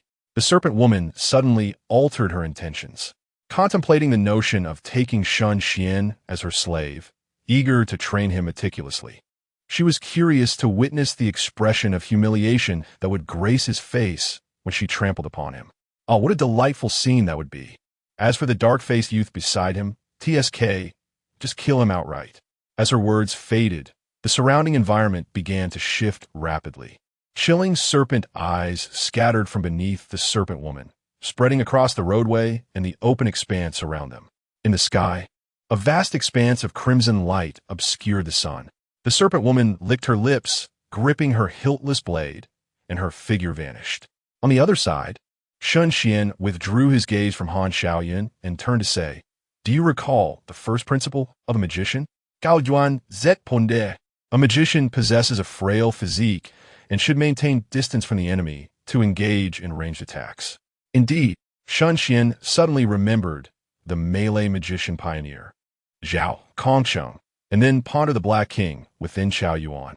He began to contemplate, did this principle truly hold value for Chao Yuan? Who would dare approach him? Were they not fearful of provoking him into allowing the Black King to take over his body? Shen Xuan believed that Chao Yuan could very well embody an old, cunning magician, casting spells from afar, and, when enemies drew near, allowing the Black King to possess him to deliver a lethal strike. Furthermore, the perfection of his magic compensated for Chao Yuan's inability to fly, only capable of loud roars. In light of this, he essentially resembled a pentagonal warrior. Just then, Chao Yuan's voice broke through his thoughts. "Teacher, which individual am I to battle?" Shen Xian's figure suddenly vanished, reappearing 10 meters behind, smiling as he replied, "The woman before you, of course." Chao Yuan was momentarily taken aback. As he turned his head, a woman with a disheveled hairstyle suddenly appeared before him, brandishing a knife without a handle aimed directly at his heart. His pupils contracted, and he instinctively darted aside, yet it was a fraction too late. With a tearing sound, the blade sliced through his clothing, leaving a crimson mark upon his chest. The serpent woman licked the vibrant blood, her brow furrowing as she noted that indeed, the unattractive often bear bitter blood. Ignoring Chao Yuan's darkened countenance, she cast her gaze towards Shen Xuan nearby, smiling sweetly. "Young man, would you like to become my servant? I promise to make you comfortable." No sooner had she spoken than she felt an intensely fiery aura encircling her waist. Looking down, she saw a ring of fire swiftly contracting around her. With a disdainful smile, she surveyed her surroundings, filled with her serpent eyes, confident that she could teleport away at will. How could this fire ring possibly bind her? However, her expression changed abruptly as she exclaimed, "What? I can't move?" Chao Yuan swiftly sketched a magical array and chanted an incantation, the sharp essence of gold elements converging around him. He was well aware of the adage that villains perish from excessive verbosity. Thus he refrained from explaining why the serpent woman could not escape the constricting fire ring, nor would he show any mercy. The second principle of a sorcerer, seize the opportunity and strike fiercely at the enemy. For instance, when battling a limping mage, one must find a way to approach and deliver a powerful kick to the injured leg. Consequently, upon gaining control over the serpent woman, Chao Yuan rapidly drained his own magical energy, opting to unleash a first-tier forbidden gold magic spell. Sword arise. In an instant, numerous golden long swords materialize from the magical array, hurtling towards the immobilized serpent woman.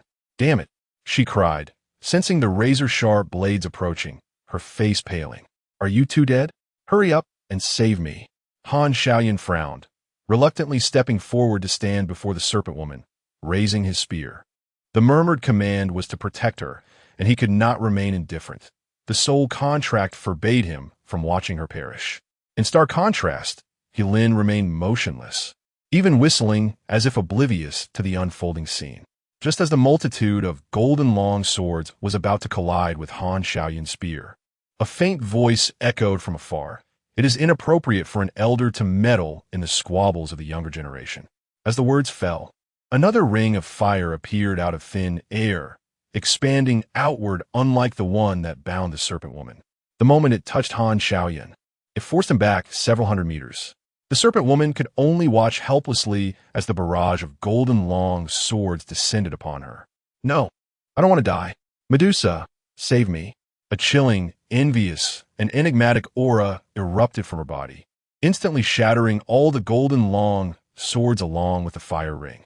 A verdant specter gradually emerged behind the serpent woman, her hair astonishingly composed of slender green serpents, continuously flicking their tongues. The serpent woman, her face alight with joy, fell to her knees with a resounding thud. "Lady Medusa."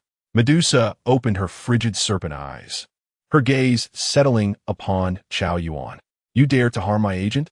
A terrifying pressure descended upon Chao Yuan, akin to the weight of mountains.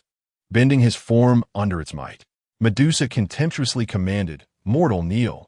Another wave of dreadful force surged forth, and Chao Yuan gritted his teeth, channeling the faint trace of regained magic into a golden blade that floated in the air, striving to grasp it.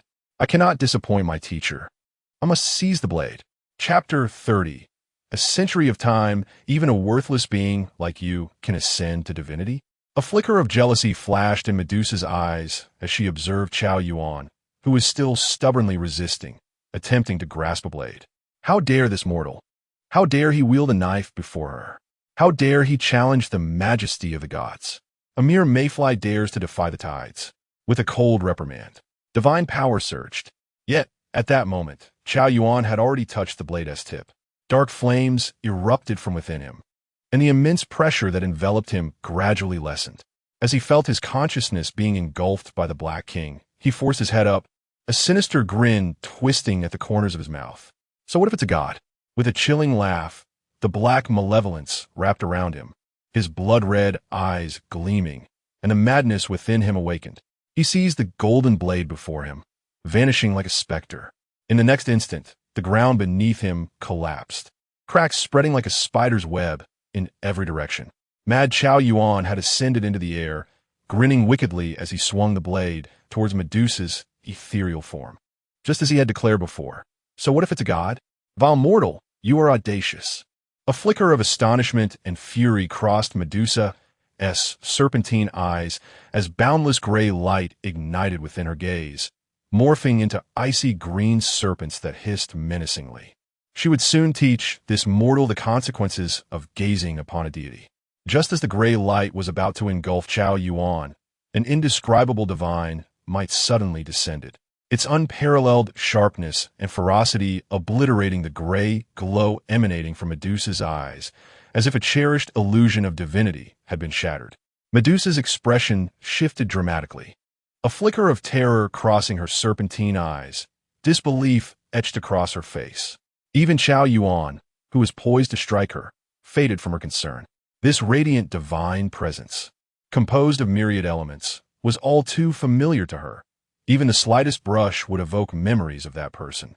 But that person's divine realm had been destroyed. Even the legendary King Arthur, who had battled through countless ages, had vanished into the river of time. How could he possibly still be alive?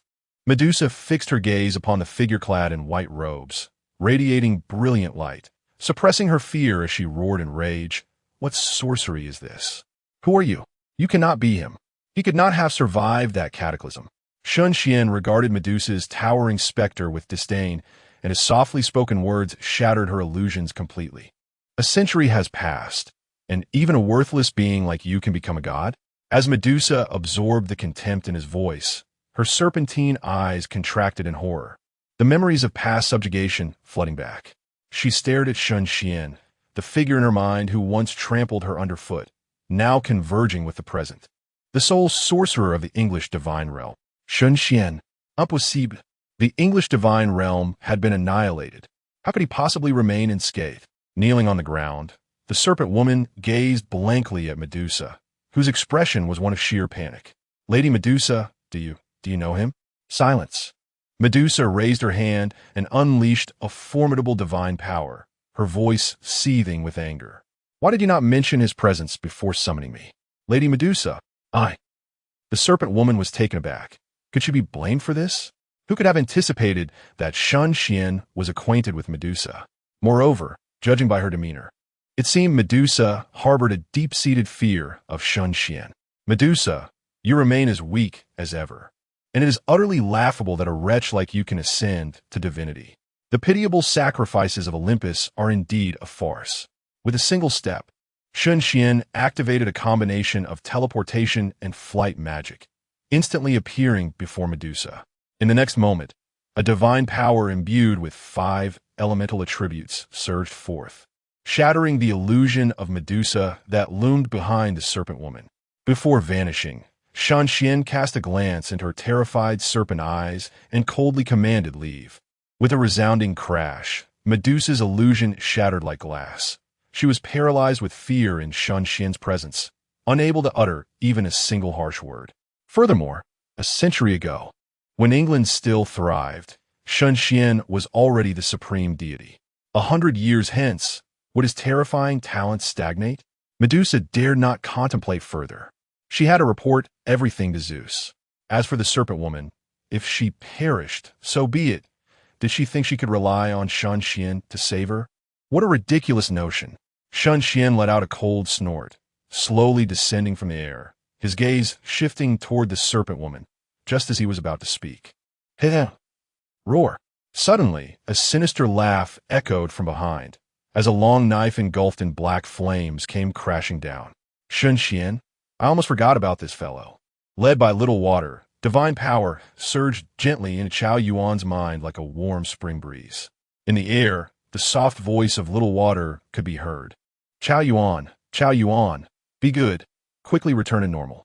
The once ferocious and howling madman, Chao Yuan, suddenly appeared dazed, his demeanor transforming into something much more endearing as his arms fell limply at his sides, grinning foolishly. Even the once menacing glint in his eyes now bore a semblance of wisdom. Soon, the dark flames enveloping Chao Yuan receded into his body, and he gazed at Shen Xuan in confusion. Teacher, this battle was commendable. Shen Xuan expressed his satisfaction at Chao Yuan's ability to withstand pressure and hold his ground against Medusa's divine might.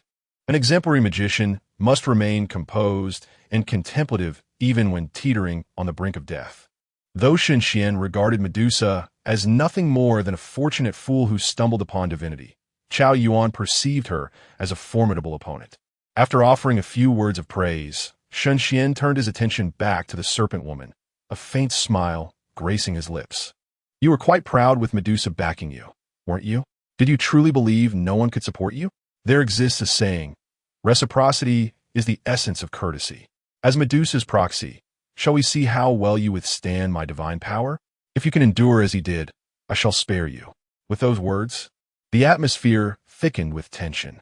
Shen Xuan disregarded the serpent woman's consent or refusal, directly imposing divine might upon her. Unlike the singular elemental divine might, orchestrated by the minor water deity to restore Chao Yuan to his former state, this divine might was a magnificent confluence of 5 elements, powerful enough to shatter the ethereal apparition of Medusa. The serpent woman emitted a muffled groan, a stream of fresh blood spilling forth as her once kneeling form could now only press desperately against the ground. In this position, she could perceive a slight abatement of the divine might enveloping her, yet she was even unable to tremble. Shen Xuan felt a pang of disappointment. Medusa was a mere wretch, as was the chosen agent she had selected. Chapter 31. Han Xiaoyan, who yearns for death upon hearing those words. The serpent woman felt an overwhelming urge to unleash a torrent of curses, yet she found herself utterly incapable of doing so. Even her companions, the 9th and 13th seats, were equally paralyzed. The figure before them, clad in a white robe, was likely a living deity. As the agent of the divine, the serpent woman understood well that deities do not tolerate the insolence of mortals who dare to challenge their authority. Moreover, this was a being so formidable that even Lady Medusa would tremble in fear. Can you not endure for even a second? Shen Xuan waved his hand, his divine presence reverberating, utterly extinguishing the serpent woman's hopes. He had no interest. Uttering another word would be a waste of time. Beside him, Chao Yuan gazed in astonishment at the scene, his mouth slightly agape. Teacher, are you a god? He had presumed that Shen Xuan was merely a formidable figure of the Klein realm, but he had not anticipated that his own limitations had stifled his imagination. Shen Xuan shook his head, saying, "The past is but a wisp of smoke, hardly worthy of mention." He mused inwardly. Can a fallen deity still be called a god? Chao Yuan gasped, his heart racing. Though he had already come to a conclusion, hearing it directly from Shen Xuan still left him in shock. Suddenly, Chao Yuan expended the magic he had just regained to sketch a diagram, casting a spell upon himself. Shen Xuan observed the familiar magic in silence for a moment, then asked, "What do you seek to measure your fortune for?" Chao Yuan's eyes were fixed on the luminous orb as he laughed heartily. "Teacher, look, my luck is exceedingly vibrant. No wonder I stumble upon you as my mentor." The opportunity to be taught by a deity was something he had never dared to dream of. Shen Xuan cast a glance and cautioned, "However, your romantic prospects are rather dim, indicating that you shall encounter no true love in the coming years. Not just true love, but even false affections will elude you." Chao Yuan fell silent. His earlier excitement plummeted to despair as he berated himself for indulging in such folly. M'envile, Han Xiaoyan stu transfixed. Watching Shen Xuan shatter Medusa's form and effortlessly dispatch the serpent woman, a sudden thought surged within him. How splendid! Shen Xuan can eliminate her. Protecting the serpent woman was a command of the soul contract. Now that she was dead, he could avenge her without the contract hindering him. He could never hope to challenge a deity and would undoubtedly perish. Yet this suited his intentions perfectly. Han Xiaoyan reminisced about the faces and voices of his former comrades. Murmuring to himself, "At last, I can come to find you. Ching Ching, I am so sorry. I am truly exhausted." Gripping his long spear, he stepped forward, propelled by a dozen gusts of wind that carried him several hundred meters to stand before Shen Xuan. "Your Excellency, please impart your wisdom." Shen Xuan halted the approach of Chao Yuan, instructing, "Return to your meditation. This matter does not concern you. Each moment of emptiness serves to prepare one for a more enduring next. What are you waiting for, if not to grasp this opportunity for introspection?" "I understand, teacher. Please be cautious." Chao Yuan replied, foregoing any pretense, and retreated behind Shen Xuan to close his eyes in meditation. Shen Xuan then turned his gaze to the refined middle-aged man before him, smiling as he said, "I have awaited your arrival for quite some time." Han Xiaoyan furrowed his brows in uncertainty, hesitating as he replied, "You have been waiting for me?" "Indeed, today's battle can be said to have been fought merely for the sake of your jealousy." Han Xiaoyan, somewhat perplexed, could not fathom how he had offended Shen Xuan, for he did not even know him. Yet the other claimed to have been waiting for him for ages. "Why are you fleeing so hastily?" At that moment, Lin arrived late, casting a reproachful glance at Han Xiaoyan. Han Xiaoyan remained silent for a moment before saying, "Seat 9, you have seen the situation. Even if we join forces, we cannot hope to contend with this individual. You should make your escape swiftly. The Lord of Murmurs will not hold it against you. One of us must survive to relay the message. Allow me to cover your retreat." Although Han Xiaoyan spoke with great solemnity, Lin felt inexplicably guilty. 13th seat, actually. Han Xiaoyan interrupted him, raising his spear. I know your cultivation is high, but precisely because of that, you have a chance to escape. No need for further discussion. My mind is made up. Han Xiaoyan turned to Shen Xuan. Sir, I'm about to make my move. Ah. Just as Lin began to speak, he caught Shen Xuan's meaningful glance and swallowed his words. Shen Xuan clapped his hands and chuckled. A touching scene of parting indeed. Here's the deal. If you can withstand my divine might for more than 3 seconds, I shall spare both of you. Han Xiaoyan was momentarily taken aback. The circumstances were not as he had envisioned. Was the other party seeking his own demise? Sir, there is no need for such drastic measures. You may exert your full strength. No. I hold you in high regard. Han Xiaoyan felt somewhat vexed, unable to comprehend why this person had shown no mercy when slaying the serpent woman, yet now appeared so gentle towards him and Lin. Reluctantly, Han Xiaoyan decided to harness the surrounding winds, leaping forth with his spear raised high. Since Shen Xuan was unwilling to strike first, he would compel him to act. As Shen Xuan beheld the oncoming spear, he mused to himself, Han Xiaoyan's forbidden domain is great wind disaster, granting him an unparalleled advantage with wind elements. Should he cultivate wind magic, he would undoubtedly become an exceptional mage. Furthermore, this man values loyalty. With this thought, Shen Xuan glanced into Han Xiaoyan's eyes, filled with helplessness and torment, and softly spoke, I possess a method to dissolve your soul contract and rescue the one you cherish within your heart. Before he could finish, the spear came to an abrupt halt. Han Xiaoyan's gaze was fixated on Shen Xuan, his mouth opening as if to say something, yet an irresistible command within his mind forbade him from speaking. TSK. Shen Xuan furrowed his brow slightly, a hint of displeasure flickering in his eyes. Without dissolving the soul contract, Han Xiaoyan could not even engage in a normal conversation. This binding directly controlled his thoughts. After a moment of contemplation, Shen Xuan first utilized his divine might to ensure Han Xiaoyan would not encounter any mishap, then turned to Lin. If I were to directly erase the soul contract with murmurs, would he be able to sense it? Lin shook his head and remarked, although I'm unaware of the method you employed, Brother Shen, it should not be possible. Beside him, Han Xiaoyan, who was struggling with the soul contract, froze for a moment. What is this situation? Why does the 9th seat refer to this person as Brother Shen? Do they know each other?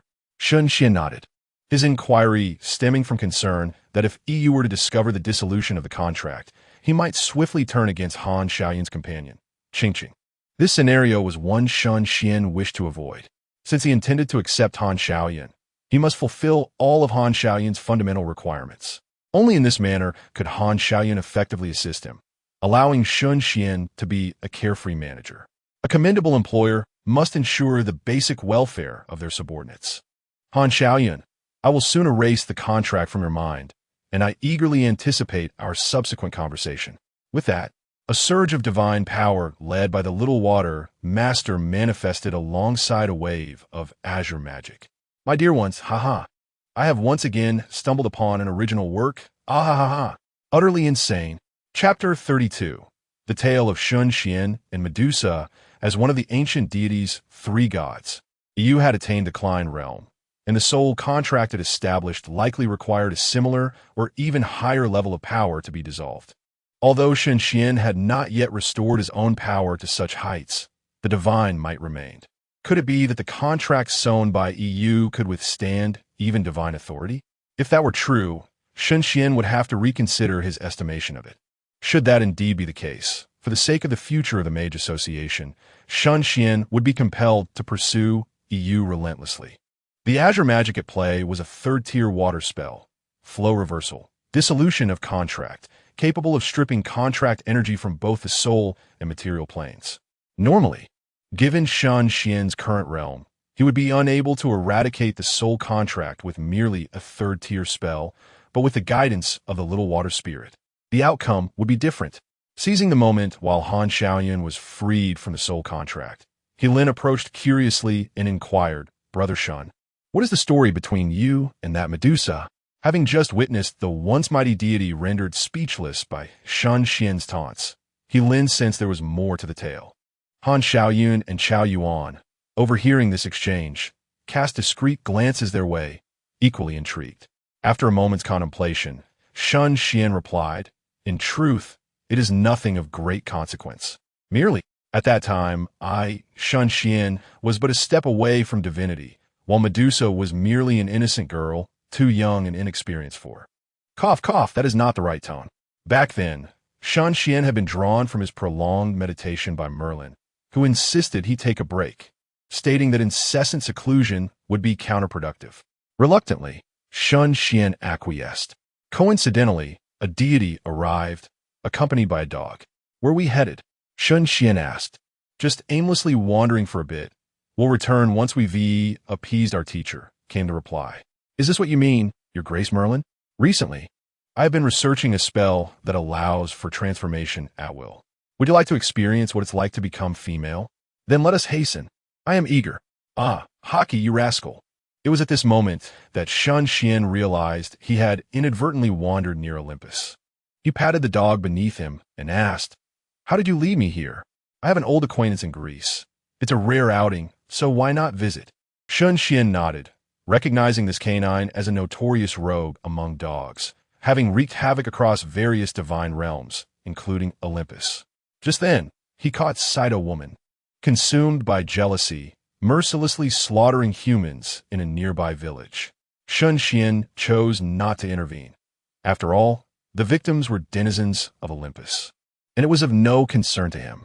However, the woman suddenly turned, her cold gaze locking onto Shen Xuan. "You, wretched human, dare to meet my gaze? You seek death." What followed was rather straightforward. Shen Xuan found himself with one foot upon Medusa, glancing toward the dog beside him. "Care for taste? Perhaps you could ascend to the divine realm through her."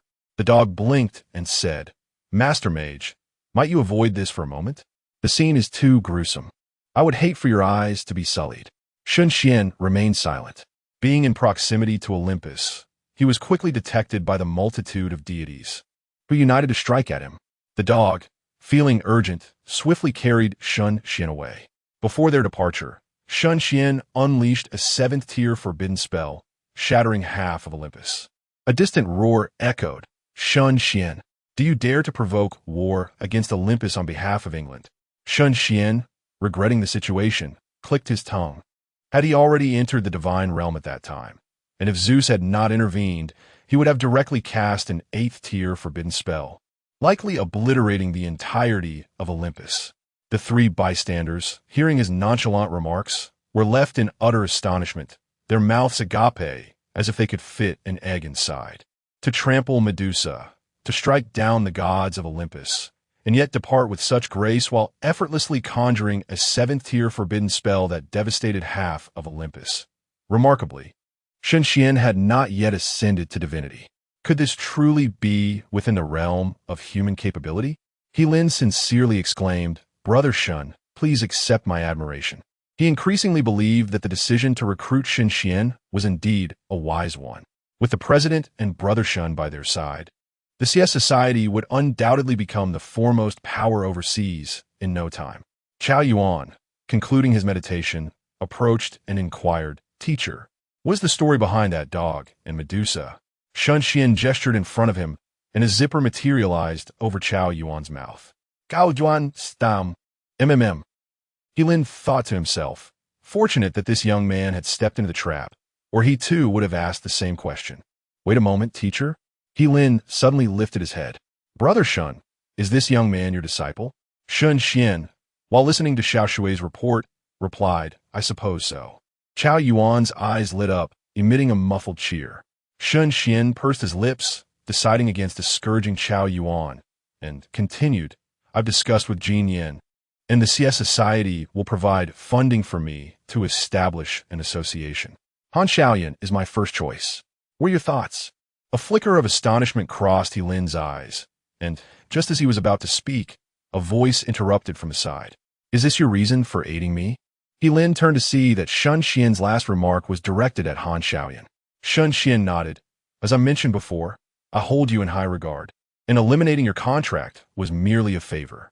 Should you agree to join the association, I will rescue Qing Qing from the clutches of the Murmurer." Furthermore, Shen Xuan paused, smiling, Provided you perform well, I may even help you reunite with your departed comrades in a truly meaningful way. A good leader not only meets the basic needs of their subordinates, but also occasionally nourishes them with promises to keep them from feeling deprived. However, the vision that Shen Xuan painted is not a mere empty promise. It is indeed something that can be realized. It is simply beyond his current capabilities, as that kind of defiance against life and death is rather challenging. Upon hearing Shen Xuan's words, the reactions of the other three varied. Chao Yuan pondered whether the teacher intended to establish a mage association. Does that mean I would be considered a member of it? He Lin was taken aback. Did Brother Shen intend to create an entire association? Furthermore, the president had actually agreed? It seems he holds considerable weight in the president's eyes. Han Xiaoyun stared blankly at Shen Xuan, believing wholeheartedly that he could accomplish it.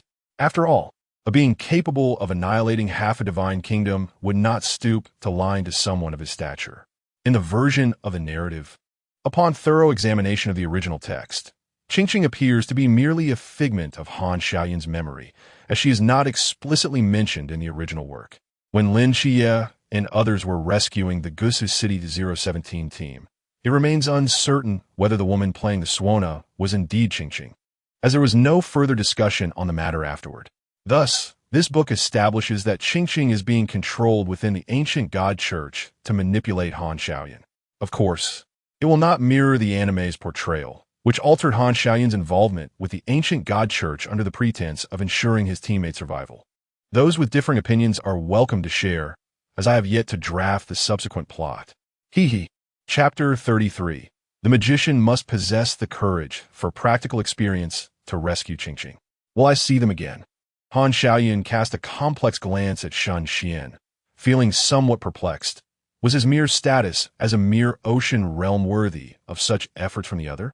Yet, precisely because he was merely an ocean realm, there was little to hesitate about. Han Xiaoyun exhaled deeply, gripping his spear, and knelt on one knee, addressing his subordinate. I have met the president. Shen Xuan chuckled heartily, stepping forward to assist him up, saying, I am but a vice president. The president is someone else. However, Shen Xuan paused and continued. In her absence, you may call me president. A flicker of confusion crossed Han Xiaoyun's eyes. If Shen Xuan was already so formidable, how powerful must the president be? The depth of the association's foundation was indeed unfathomable. Shen Xuan surveyed the surroundings and remarked, this place is not suitable for prolonged stay. Let us relocate and discuss the forthcoming plans. At Jihua Mountain, the rear mountain, a brilliant radiance flashed around Shen Xuan, who glanced down at his attire and inquired, how do I look? Does it resemble? Chao Yuan, witnessing his rejuvenated mentor, stifled a laugh and turned his head aside, internally shouting, hold it together. Do not laugh. Lin exclaimed, it's strikingly similar, as if carved from the same mold. Ha. Lin, what are you laughing at? Huh, I'm not laughing. Brother Shen, you must believe me. As a professional undercover agent, I have undergone the most fundamental training. If I can suppress my laughter, I absolutely will. Han Xiaoyun regarded Shen Xuan, who had transformed into a snake woman, and after a moment of silence, spoke with difficulty, President, are you certain you wish to accompany us to the ancient God Church? Shen Xuan nodded, stating, if you wish to rescue Qingqing, you cannot do it alone. Should you be exposed, you will perish. Furthermore, Lin's identity must remain concealed. An undercover presence is essential within the ancient God Church. My transformation into a snake woman is the most effective approach. Shen Xuan glanced at Lin, who was struggling to suppress laughter, and mused internally. Isn't this merely a matter of dressing as a woman for once? This fellow is laughing so heartily. To enhance the trust of the delusional, I shall ensure to beat you half to death shortly. Shen Xuan then turned his gaze toward Chao Yuan, who was pretending to be lost in thought, revealing Xiao Hua and Xiao Mu, subject him to rigorous training of his mental fortitude. Otherwise, I shall confine you for another 3 days. Chao Yuan was bewildered. I haven't done anything. Xiao Hua immediately accused audacious Chao Yuan. How dare you mock the master? Prepare to feel my flames. Xiao Mu lamented. Do not fear. Father will come to your rescue. He Lin observed the antics of the two elemental spirits with a shiver, pondering, surely brother Shen did not notice my suppressed laughter? Shen Xuan snorted coldly. Let's be on our way. Ah, will we need to purchase another vehicle? How much would be appropriate for the commemorative report? If it is 500,000, I should be able to retain 400,000. That should fall within her acceptance range. Thousands of miles away, an ancient and enigmatic church stands majestically on the hillside, surrounded by barren trees that resemble valiant knights encircling it. Inside the church, 3 imposing thorned thrones occupy the central position. 2 are unoccupied, while the throne on the right is graced by a peculiar man clad in a tailcoat. Beneath him stand 2 shadowy figures. Damn those mediums, relentlessly pursuing me for years, forcing me to conceal my true form, even from the church. Soon, when the time is ripe and the plan is set in motion, I shall make you mediums regret your pursuit. He chuckled. Why haven't He Lin and the others returned yet? Upon hearing this, one of the men bent slightly and asked, My lord, do you wish for me to venture out and search for them? The man, known as EU, furrowed his brow momentarily before relaxing it. Ah, they have already returned. As he spoke, the heavy doors of the church creaked open. EU's gaze fell upon a woman with long green hair among the trio, and he smiled. Serpent Maiden, I have awaited your arrival for a long time. The ancient god, church, eagerly welcomes your allegiance. Shen Xuan smirked, casting a flirtatious glance at EU. My lord EU, I am thrilled to collaborate with you in ushering in the era of the dark gods. EU nodded, turning his attention to He Lin. Seat 10, though you have not procured followers for me, you have safely returned the Serpent Maiden, and your realm has ascended to the infinite. You are now entitled to a promotion. From this day forth, you shall hold the position of seat 9 among the followers. He Lin bowed respectfully, as you command. My lord. EU then regarded the silent Han Xiaoyun, narrowing his eyes. Seat 13, you performed commendably in this task. Do you have any requests? After a moment of contemplation, Han Xiaoyun clasped his hands and replied, My lord, I wish to see Qing Qing. EU studied him for a moment, then approached with a smile. Seat 13, after all these years, do you still harbor resentment towards me? Han Xiaoyun trembled slightly. Bending lower, I would not dare. My lord. Ah, EU chuckled, patting his shoulder. Even if you do resent me, it matters not, unless you can defy the power of the soul contract. EU paused, an eerie glow emanating from him. Or perhaps you care so little for the life of your last teammate. As soon as he finished speaking, the surrounding lights swirled, as if countless worlds were being born and swiftly perishing. It was only when a world with the presence of a woman in azure attire materialized that the transformation gradually ceased. Watching this scene, Shen Xuan narrowed his eyes, contemplating. EU has hidden Qing Qing within the nightmare realm. Fortunately, I followed. Otherwise, Han Xiaoyun would have been unable to rescue her, only endangering himself further. The woman in azure looked around in confusion. Captain, is it you? Han Xiaoyun, hearing this, abruptly lifted his head. Qing Qing? The azure-clad woman gazed at Han Xiaoyun's weary face, her eyes filled with concern. Captain, you must be exhausted after all these years. It is I who have burdened you. Upon hearing those words, Han Xiaoyun's expression was filled with profound anguish as he murmured, No. Ah, what a poignant reunion it is, truly touching. EU pretended to wipe away non-existent tears from the corners of his eyes and feigned sorrow, saying, Seat 13, do you wish to embrace her? Do you want to offer her some comfort? The veins on Han Xiaoyun's hands visibly bulged, as his subordinates only heeded Lord EU's commands. Ha ha ha. EU laughed heartily. Do you know why I have refrained from using contract orders on you all these years? It's precisely because I wanted to witness you, as a night watchman, grappling with the desire to kill me while having to maintain a FAAD. This feeling brings me immense joy. Ha ha ha. Suddenly, EU's expression shifted sharply, and he coldly stated, I can grant you an opportunity to contact her. If you kneel before me, I shall indulge your ludicrous desire to reunite with a former comrade. Han Xiaoyun, kneel, truly submit to me. Gratitude to Jiuyo for the generous donation. 2 additional chapters will be presented to Jiuyo shortly. For those who cannot wait, you may revisit it tomorrow after a night's rest. Chapter 34, Forbidden Spell, Wrath of the Storm. Each utterance of the murmurs resonated in Han Xiaoyun's ears like the whispers of a demon. Han Xiaoyun gritted his teeth, internally engaged in a fierce struggle. Observing this, the murmurer's delight in tormenting Han Xiaoyun intensified. He slowly lowered his head, leaning closer to whisper in the latter's ear, "Kneel, and I shall grant you the chance to meet your beloved." At that moment, a beguiling female voice emerged from behind. "Lord Murmurer, may I make a request?" Interrupted. The murmurer felt a twinge of displeasure. Yet, as the serpent woman, a divine agent, she was afforded some leniency. Turning with a smile, he replied, "Of course." Shen Xuan twisted her waist, gracefully approaching the nightmarish realm, gazing enviously at the radiant Qingqing within, lamenting, "She is far too beautiful. So breathtaking that I yearn to mar her visage with serpent fangs. Is that permissible, Lord Murmurer?" The murmurer frowned upon hearing this. He had not anticipated that the serpent woman, as Medusa's agent, would inherit her jealousy as well. Moreover, was this serpent woman truly oblivious to decorum? He was seducing Han Xiaoyun, yet she emerged to express a desire to harm Han Xiaoyun's companion? Foolishness. Suddenly, a captivating thought struck the murmurer, and he smiled. "Very well. Thank you, Lord Murmurer." Shen Xuan beamed, drawing forth a handleless blade, stepping forward toward Qingqing. Han Xiaoyun roared in fury, "Serpent woman, how dare you?" The murmurer gently patted his shoulder, coaxing, "Will you not submit? Do you truly wish to witness your beloved's delicate face marred? Kneel, and I shall command her to cease immediately."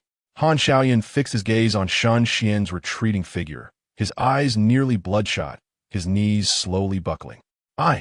Meanwhile, Lin observed the scene with a calm demeanor, internally marveling at Han Xiaoyun's acting prowess that would astound even the greatest directors. He was indeed a seasoned performer. The murmurer's lips curved into a slow smile as he seized Han Xiaoyun's head, compelling him to witness the handleless blade descending toward Qingqing's face. Delay any further, and it shall be too late. Han Xiaoyun trembled, his knees approaching the ground. Just then, an alluring voice unexpectedly commanded, "Make your move." As the words fell, Han Xiaoyun's expression shifted. He suddenly bellowed, palm outstretched, conjuring a ferocious whirlwind around him. With a resounding crash, the church doors were pierced by a long spear, hurtling toward the murmurer. Lin roared in outrage, "Han Xiaoyun, you are audacious. How dare you attack Lord Murmurer?" He leaped forward, striking the spear aside, swiftly activating the forbidden void to confront Han Xiaoyun.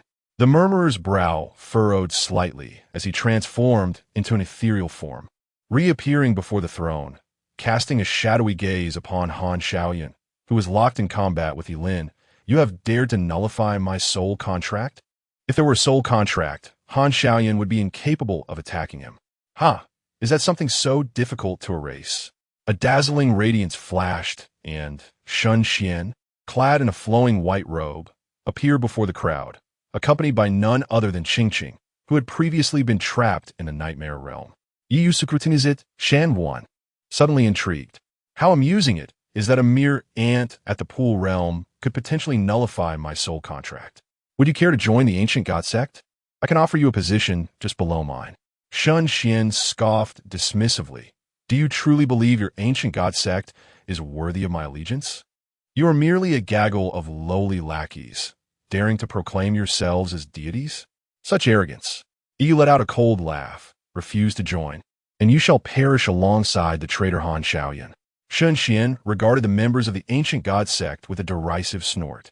"Very well, today, in my moment of joy, I shall allow you, this self-proclaimed false god, to witness what true divinity entails." In that instant, the divine might, governed by the essence of gold, reverberated throughout the cathedral. The two hooded acolytes standing before the throne had no time to react before their bodies erupted with a thunderous boom, transforming into a mist of blood that filled the cathedral. Sensing the overwhelming divine presence permeating the space, wore a grave expression. "Are you also an agent of the divine?" Upon uttering this, sensed something amiss, yet could not fathom what it was. However, the current circumstances were far from conducive for contemplation. "Never mind who you are, simply relish the nightmare that awaits you." With a flick of his finger, the entire cathedral suddenly lifted into the air, hurtling down towards Shen Xuan. In the sky, claps of thunder flashed, raining down divine retribution. On the ground, grotesque faces howled as they lunged forth. A mere illusion, a trick of ants. Shen Xuan snorted coldly, unleashing his divine might, akin to a celestial sword, instantly shattering the entire nightmare. The surroundings remained unchanged, the cathedral untouched. A glimmer of shock crossed Yu's eyes, a being at the pool realm, even with divine might at his side, should not escape a nightmare so swiftly. Unless, impossible. This conjecture was swiftly dismissed by Yu. Han Xiaoyan had only reached the sea realm at nearly 40. How could such talent garner the favor of a deity? Moreover, the great Xia boasted no gods today. The Shen Xuan before him was at most a powerful agent of the divine, which explained his formidable might. Yu attempted to sense He Lin's soul contract, relieved to find it intact. He had genuinely feared that He Lin's soul contract had also been erased. Shen Xuan glanced at the fiercely battling He Lin, contemplating that it was time to elevate this grand performance to its climax. The EU present was merely a projection. Eliminating him would hold little significance. It was far more crucial to seize this opportunity for He Lin to pledge his loyalty. With a focused thought, Shen Xuan summoned both the resistance fire ring and the contraction fire ring. The resisting fire ring appeared beside He Lin, skillfully forcing him back to the side of EU. Meanwhile, the constricting fire ring ensnared EU within its grasp. Immediately thereafter, Shen Xuan's voice resonated softly. O elements of wind, annihilated in chaos, I pledge with the rift void wind blade, guided by the endless echoes, to sever the ethereal wind veins. As his words fell, a colossal whirlwind erupted 2 meters in front of EU, spinning wildly. Its formidable suction lifted 3 thorned thrones into the air, causing even the entire cathedral to tilt slightly.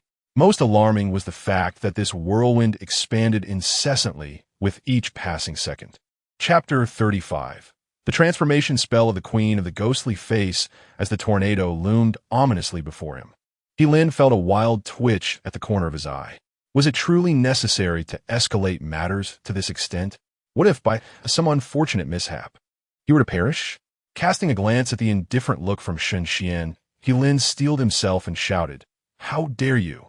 As long as I, the 9th seat of the faithful, am here, no one shall harm Lord Yu." With those words, he charged towards the vortex while momentarily turning back to urge, "Lord Yu, please flee. I will hold this tornado at bay.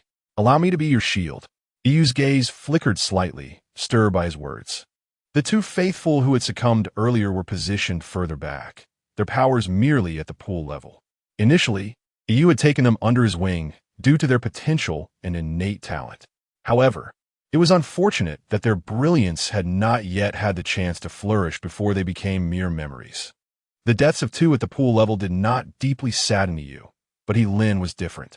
Among the faithful, few possessed the limitless potential, and He Lin was still young, with a promising future likely leading him to climb.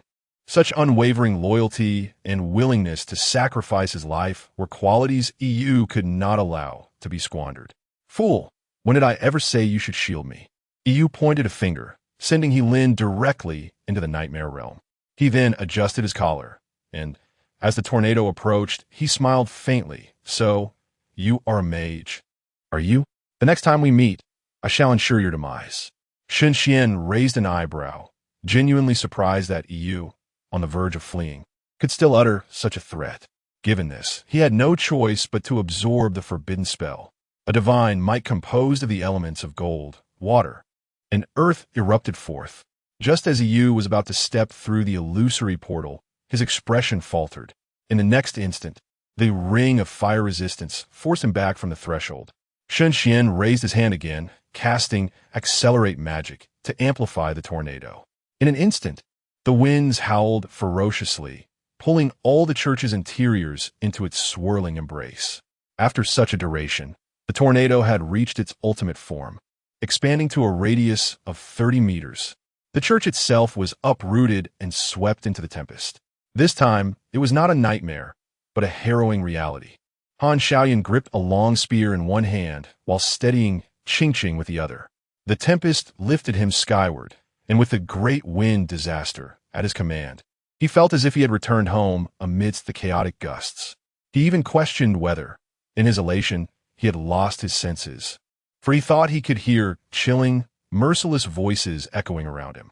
As the spellcaster, Shen Xuan, accompanied by the essence of 10,000 methods, remained unscathed. In this atmosphere thick with wind elements, he thrived. What Shen Xuan found tedious was merely observing Yu, who struggled against the tornado's relentless tearing, attempting to force open the illusory portal. Each time Yu endeavored to withstand the onslaught, Shen Xuan would employ divine might to momentarily disrupt his consciousness. Continuing to cast several control spells, Shen Xuan ensured that the entity known as Whisper remained within an inescapable range. Should Klein's pinnacle incarnation of Whisper appear in person, Shen Xuan would have to enter the Return to the Void and forcibly eliminate it. However, this particular manifestation of Whisper possessed only the strength of the Sea Realm, allowing Shen Xuan to gradually wear it down. According to the third rule of the Mage's Code, a proficient magician must master various control techniques to ensure their own safety while persistently undermining the enemy's patience. Exhaust the enemy while harassing them. Retreat when they advance.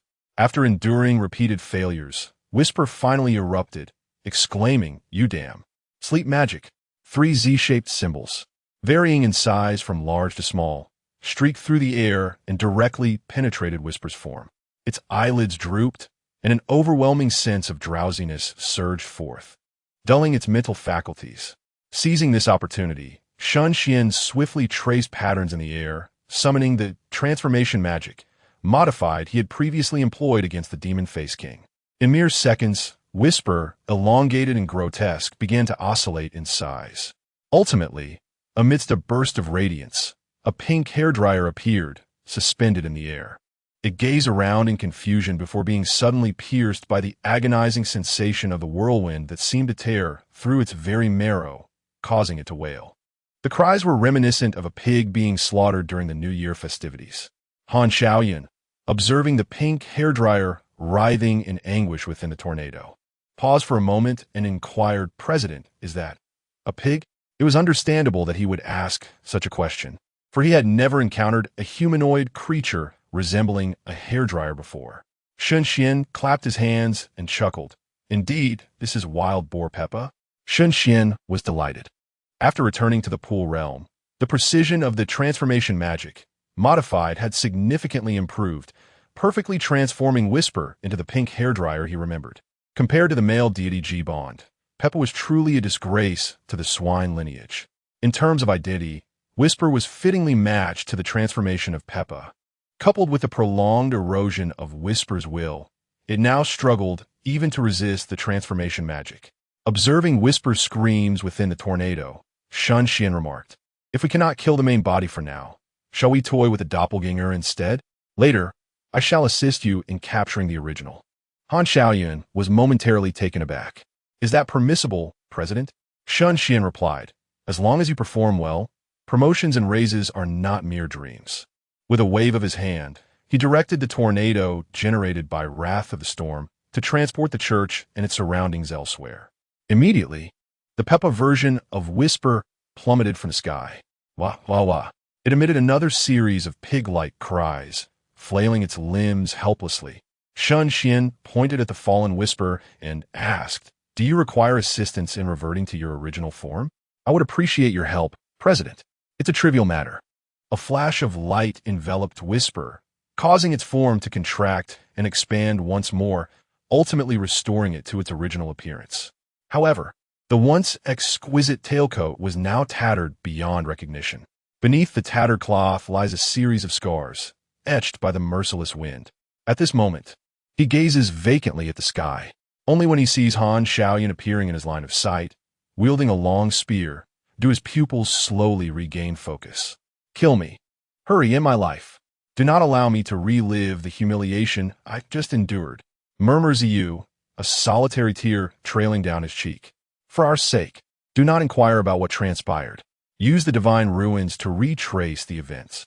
Shen Xuan observes the long spear raised high by Han Xiaoyan and silently laments the situation. The abyssal magic of his teacher is far too reliant on one's realm to be executed effectively.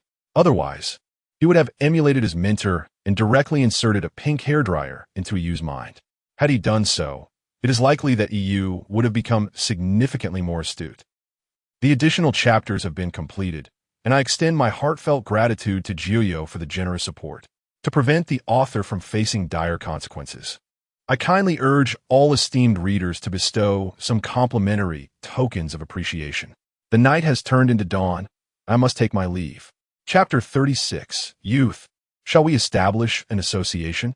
As Han Xiaoyan coldly gazed upon the murmuring figure below, he murmured softly, "Their enmity begins today," with a resounding crash.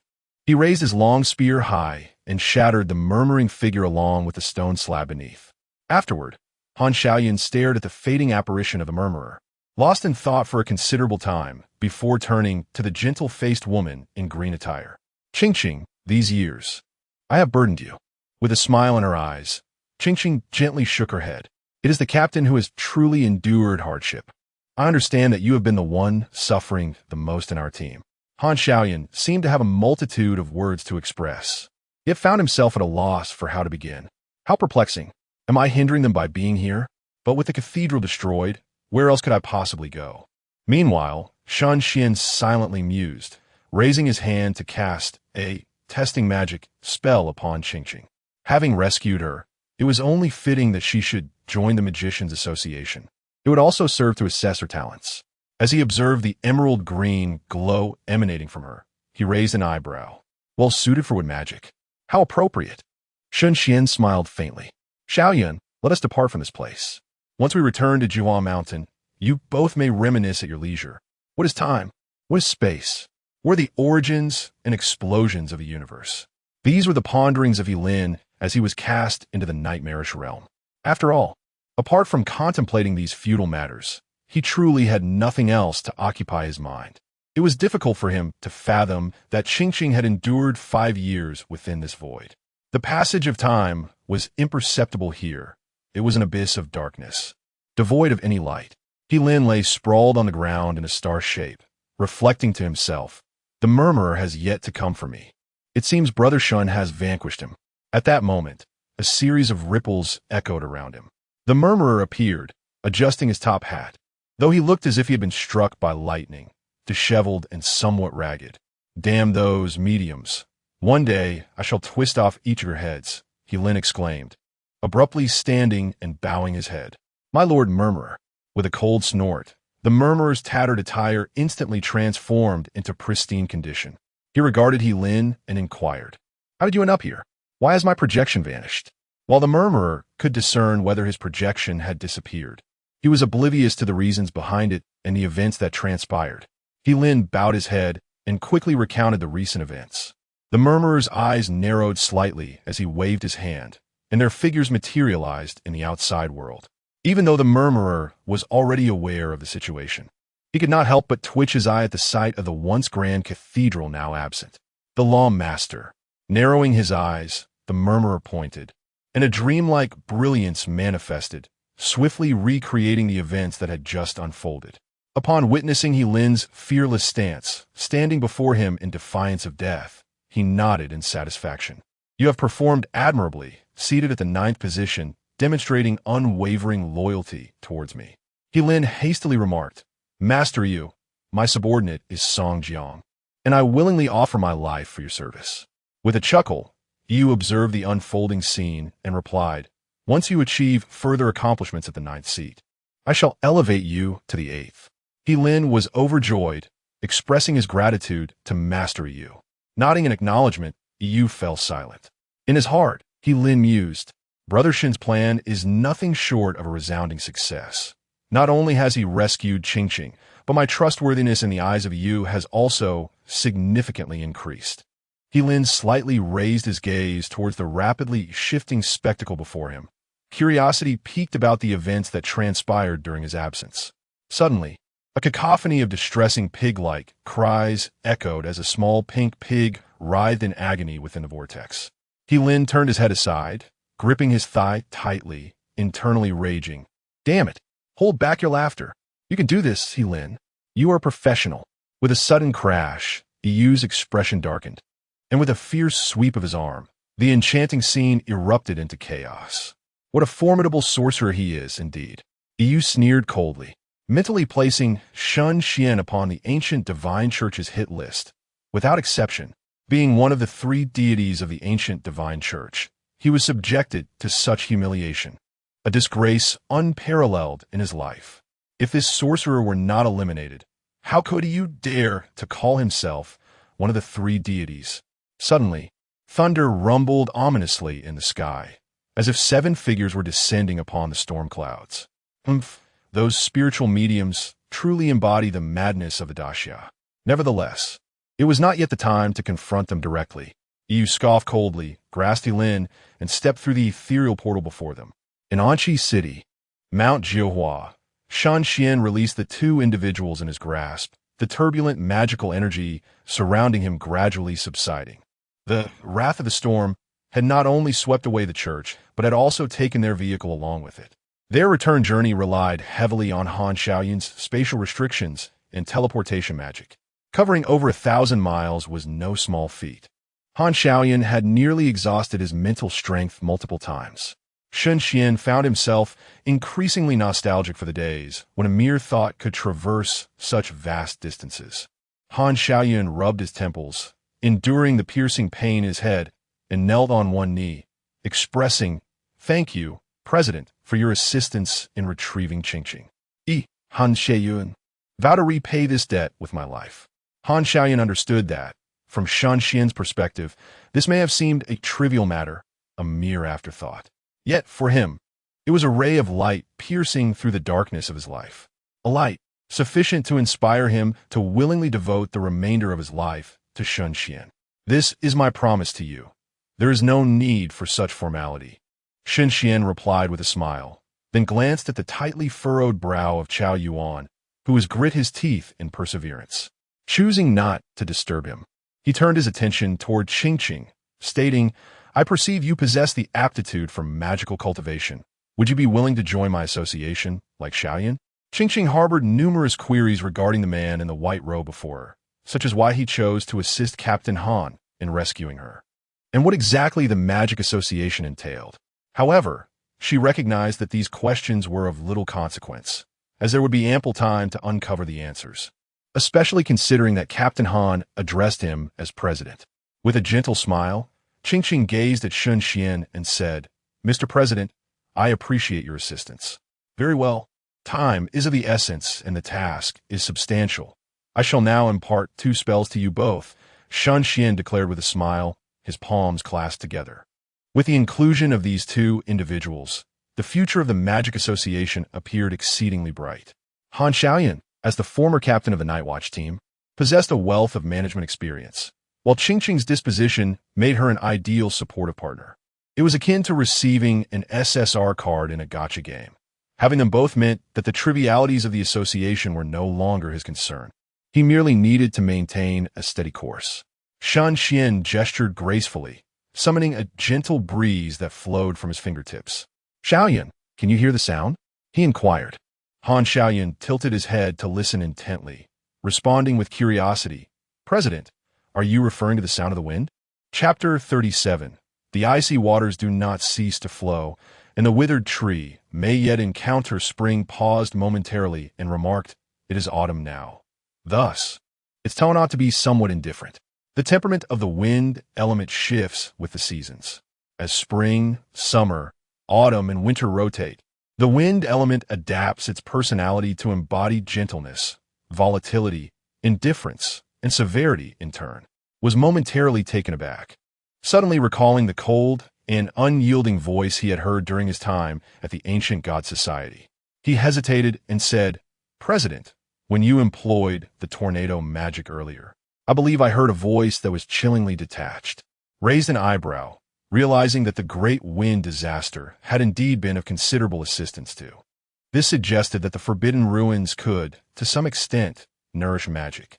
After a brief contemplation, inquired, "Did you remember the incantation I recited earlier?"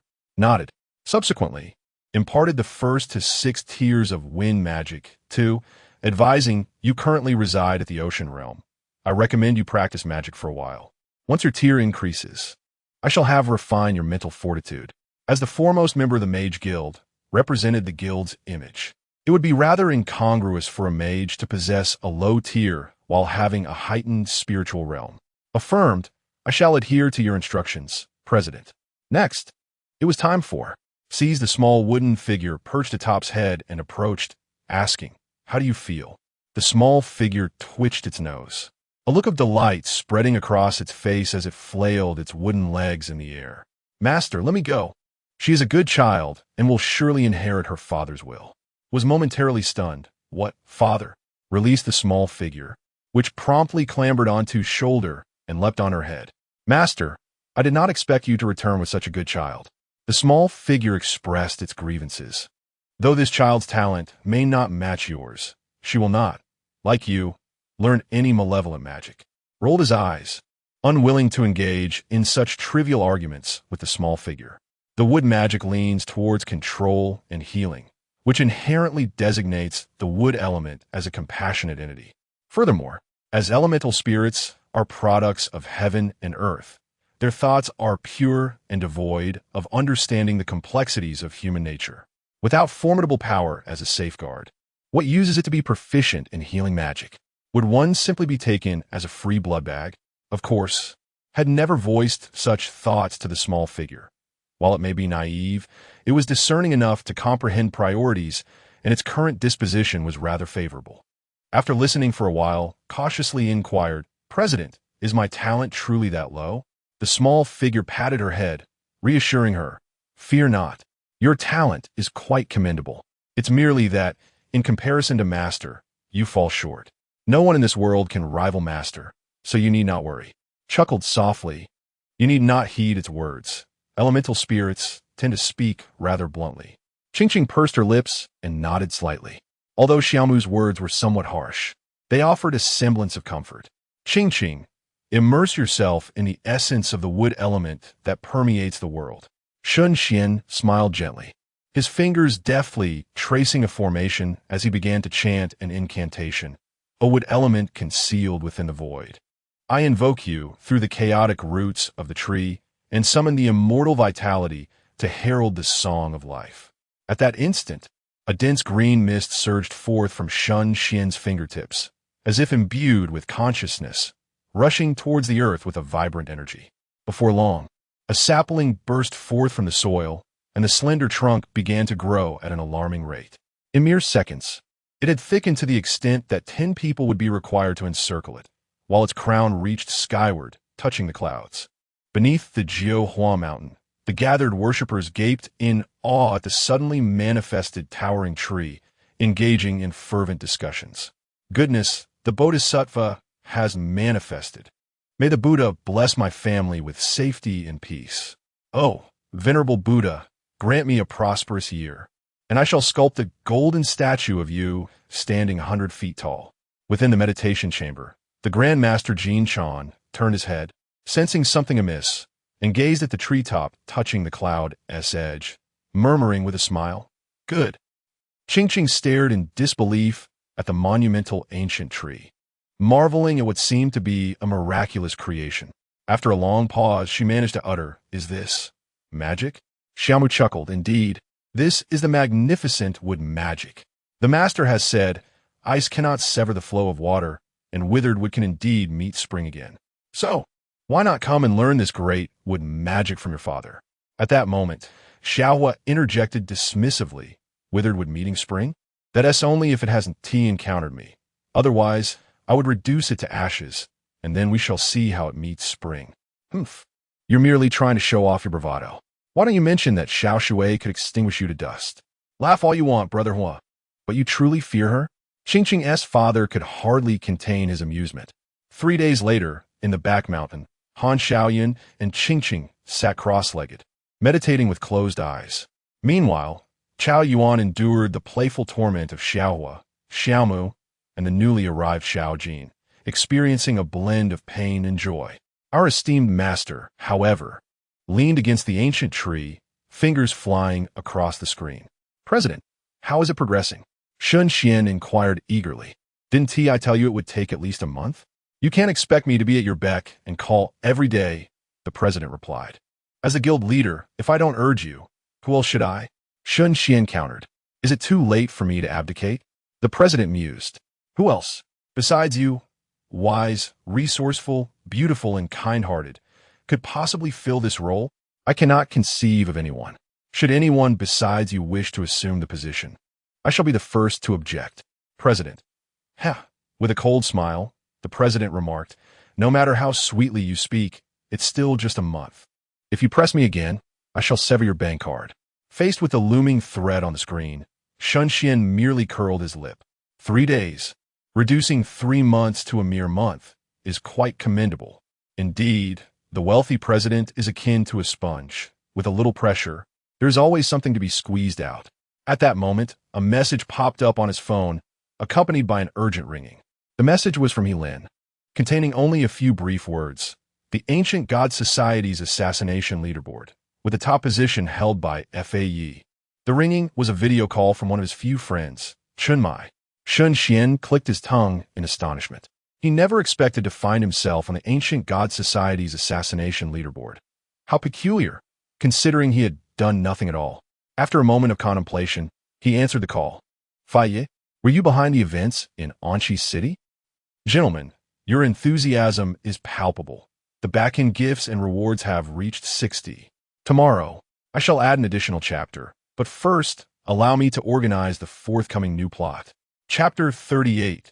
Visitors from the headquarters in the capital. Shen Xuan raised an eyebrow, gazing at the weathered visage of Chunmai on the screen, and inquired, what do you mean? Huh? Chunmai was taken aback. Was there anything besides that inexplicably appeared tree? Shen Xuan casually remarked, oh, it's nothing much, just dispatched a Medusa agent of the Ancient God Church. Casually. Dispatched a divine agent? Oh, from the Ancient God Church. Then it's nothing to worry about. If it happened to Shen Xuan, then it's surely insignificant. Perhaps that individual simply crossed paths with Shen Xuan and was effortlessly eliminated. One might even say Shen Xuan mistook it for a speed bump. Chunmai shook his head and continued, Master, are you aware that the internet is abuzz with rumors? Something about the Buddha of Jihua mountain manifesting, astonishing divine miracles, and so forth. Old Zhao glanced at it and claimed it was your doing. Shen Xuan listened quietly for a moment and asked, so, you call just for this? That tree was indeed my creation. Afforestation is everyone's responsibility. Chunmai fell silent, pondering whether these formidable beings sought trivial pursuits because they had transcended the need for cultivation. He found it difficult to grasp Shen Xuan's intentions and decided to summon Zhao Kongsheng for a change of conversation. Upon seeing a familiar face, Shen Xuan asked, what rank have you attained now? Zhao Kongsheng scratched his head and replied, I've broken through to the 2nd tier a few days ago. Is that a bit slow? Shen Xuan's eyes sparkled. It had been approximately 4 days since he left Songnan, and Zhao Kongsheng had been practicing magic for about half a month. This rate of advancement was quite commendable. As he had surmised, an ordinary individual like old Zhao would progress in magic far quicker than those possessing the forbidden ruins. After all, the complexities of life often lead to divided focus. Choosing to cultivate both magic and the forbidden ruins would naturally result in a slower pace than singular cultivation. After a moment of contemplation, Shen Xuan said, your speed is already impressive. I am considering establishing a mage association. Would you care to join? Shen Xuan had intentions behind inviting Zhao Kongsheng. Since his return to Daxia, he had imparted magic to 4 individuals, among whom only old Zhao had reached the 2nd tier. If all went well, old Zhao's momentum would likely persist for quite some time. Although Han Xiaoyun was diligently working on his cultivation, catching up would prove to be quite the challenge. Zhao Kongsheng, upon hearing this, was momentarily stunned. Master, you are personally founding the association? Indeed, we currently lack a skilled individual to serve as the face of it. After a prolonged silence, Zhao Kongsheng managed to utter, do I even qualify? It was not a matter of self-doubt, but rather the presence of a towering figure like Shen Xuan made him question whether a mere 2nd-tier individual like himself could serve as a representative. Shen Xuan chuckled. If I say you qualify, then you do. This statement left Zhao Kongsheng internally lamenting. The weight of Shen Xuan's expectations placed immense pressure upon him. In recent days, apart from sleeping, he had been incessantly meditating, which explained his significant progress. It seems that the time for sleep will have to be reduced to merely 4 hours. After all, meditation is akin to slumber. He cannot afford to bring shame upon the association, nor can he let down Shen Xuan. Thus, Captain Shen's intention in summoning you here is what? At that moment, Shen Xuan's voice interrupted Zhao Kongqing's reverie. The latter returned to his senses and replied, "It is as follows. Master F.A., the captain heard from the headquarters in Beijing that someone will be dispatched to Jiuhuan Mountain to investigate the ancient towering tree and its mysteries. Therefore, the captain wished to inform you in advance to avoid a situation where the floodwaters wreak havoc upon the Dragon King's temple, resulting in family turning against family. Individuals from the Beijing headquarters? Why would the Night Watchers of Anqi City not investigate the matter at Jiuhuan Mountain, instead leaving it to those from Beijing?" Shen Xuan narrowed his eyes slightly, suddenly feeling a sense of foreboding as he gazed into the distance. Indeed, where there is mention of Cao Cao, Cao Cao appears. Zhao Kongqing hurriedly asked, "Is it a special task force or someone else? The captain has some connections in Beijing. Perhaps he knows them." Shen Xuan rose to his feet, shaking his head. This individual might not necessarily heed your captain's authority. At that moment, a figure resembling a bluebird was seen hurtling through the sky. Moments later, it crashed to the ground with a resounding thud. Han Xiaoyun and Qingqing were momentarily stunned upon seeing this person. Due to Shen Xuan's lack of instruction, the small fire spirits did not halt. As a result, Qiao Yuan could only endure the agony, his countenance twisted in pain as he glared at the newcomer. Then, a moment of daze engulfed him. It hurts so much." Little Mu quickly followed, saying, "Don't be afraid. Daddy won't be as rude as those two." Just as Qiao Yuan began to feel slightly better, he heard the small fire spirit bellow, "Qiao Yuan, ignite the fire for Brother Hua. Comfort is reserved for the dead." Little Jean succinctly stated, "Cut." Ugh. Qiao Yuan was already in such pain that his eyes rolled back, and his consciousness began to fade. Fortunately, Little Mu acted swiftly to alleviate Qiao Yuan's suffering. Meanwhile, the figure resembling a bluebird furrowed his brow at this scene before turning to Shen Xuan under the ancient tree, producing a badge from his chest. "I am Zui Qing, director of the Special Operations Division of the Night Watchers. Is this ancient tree you're doing?" Before Shen Xuan could respond, Zui Qing directed his gaze towards Han Xiaoyun and Qingqing, frowning as he inquired, "Former captain of the Sioux City Night Watchers, Han Xiaoyun. Team member Qingqing. After encountering the Whispering, you vanished for 5 years. What brings you here?" Zui Qing then turned his attention to Qiao Yuan, asking, "And what are you doing there?" This director of special operations certainly exuded an air of authority. Shen Xuan replied with a calm smile, "I believe I am under no obligation to answer your inquiries, am I?" Zui Qing's eyes narrowed as he recalled the directive from Commander Yi Fan prior to his arrival, and he swiftly altered his approach. "I apologize. I may have overstepped." At that moment, a voice emanating from the still-connected phone belonged to Chen Mai. "Zui Qing, it is indeed you." Zui Qing paused slightly, asking Chen Mai, "How is it that you are here as well?" Chen Mai chuckled, "Master F.A., allow me to speak with him." Shen Xuan, with no reservations, casually cast a spell that teleported his phone into Zui Qing's hand. A hint of concern crept into his voice as he cautioned, "Be careful. My phone is quite expensive. After all, it was procured by his esteemed president, and its worth was truly incalculable. Every time he wished to commemorate the explosive gold coins, it required considerable ingenuity." Zui Qing gazed in astonishment at the phone that had materialized in his hand, pondering silently. According to discussions at headquarters, this individual's ability should not be capable of remote object transmission. Could it be that he is manipulating objects directly? On the screen, Chen Mai smiled and greeted, "Zui Qing, long time no see."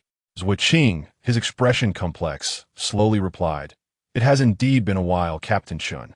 Chen Mai waved his hand dismissively, stating, "I won't waste time with pleasantries. Let me get to the crux of the matter.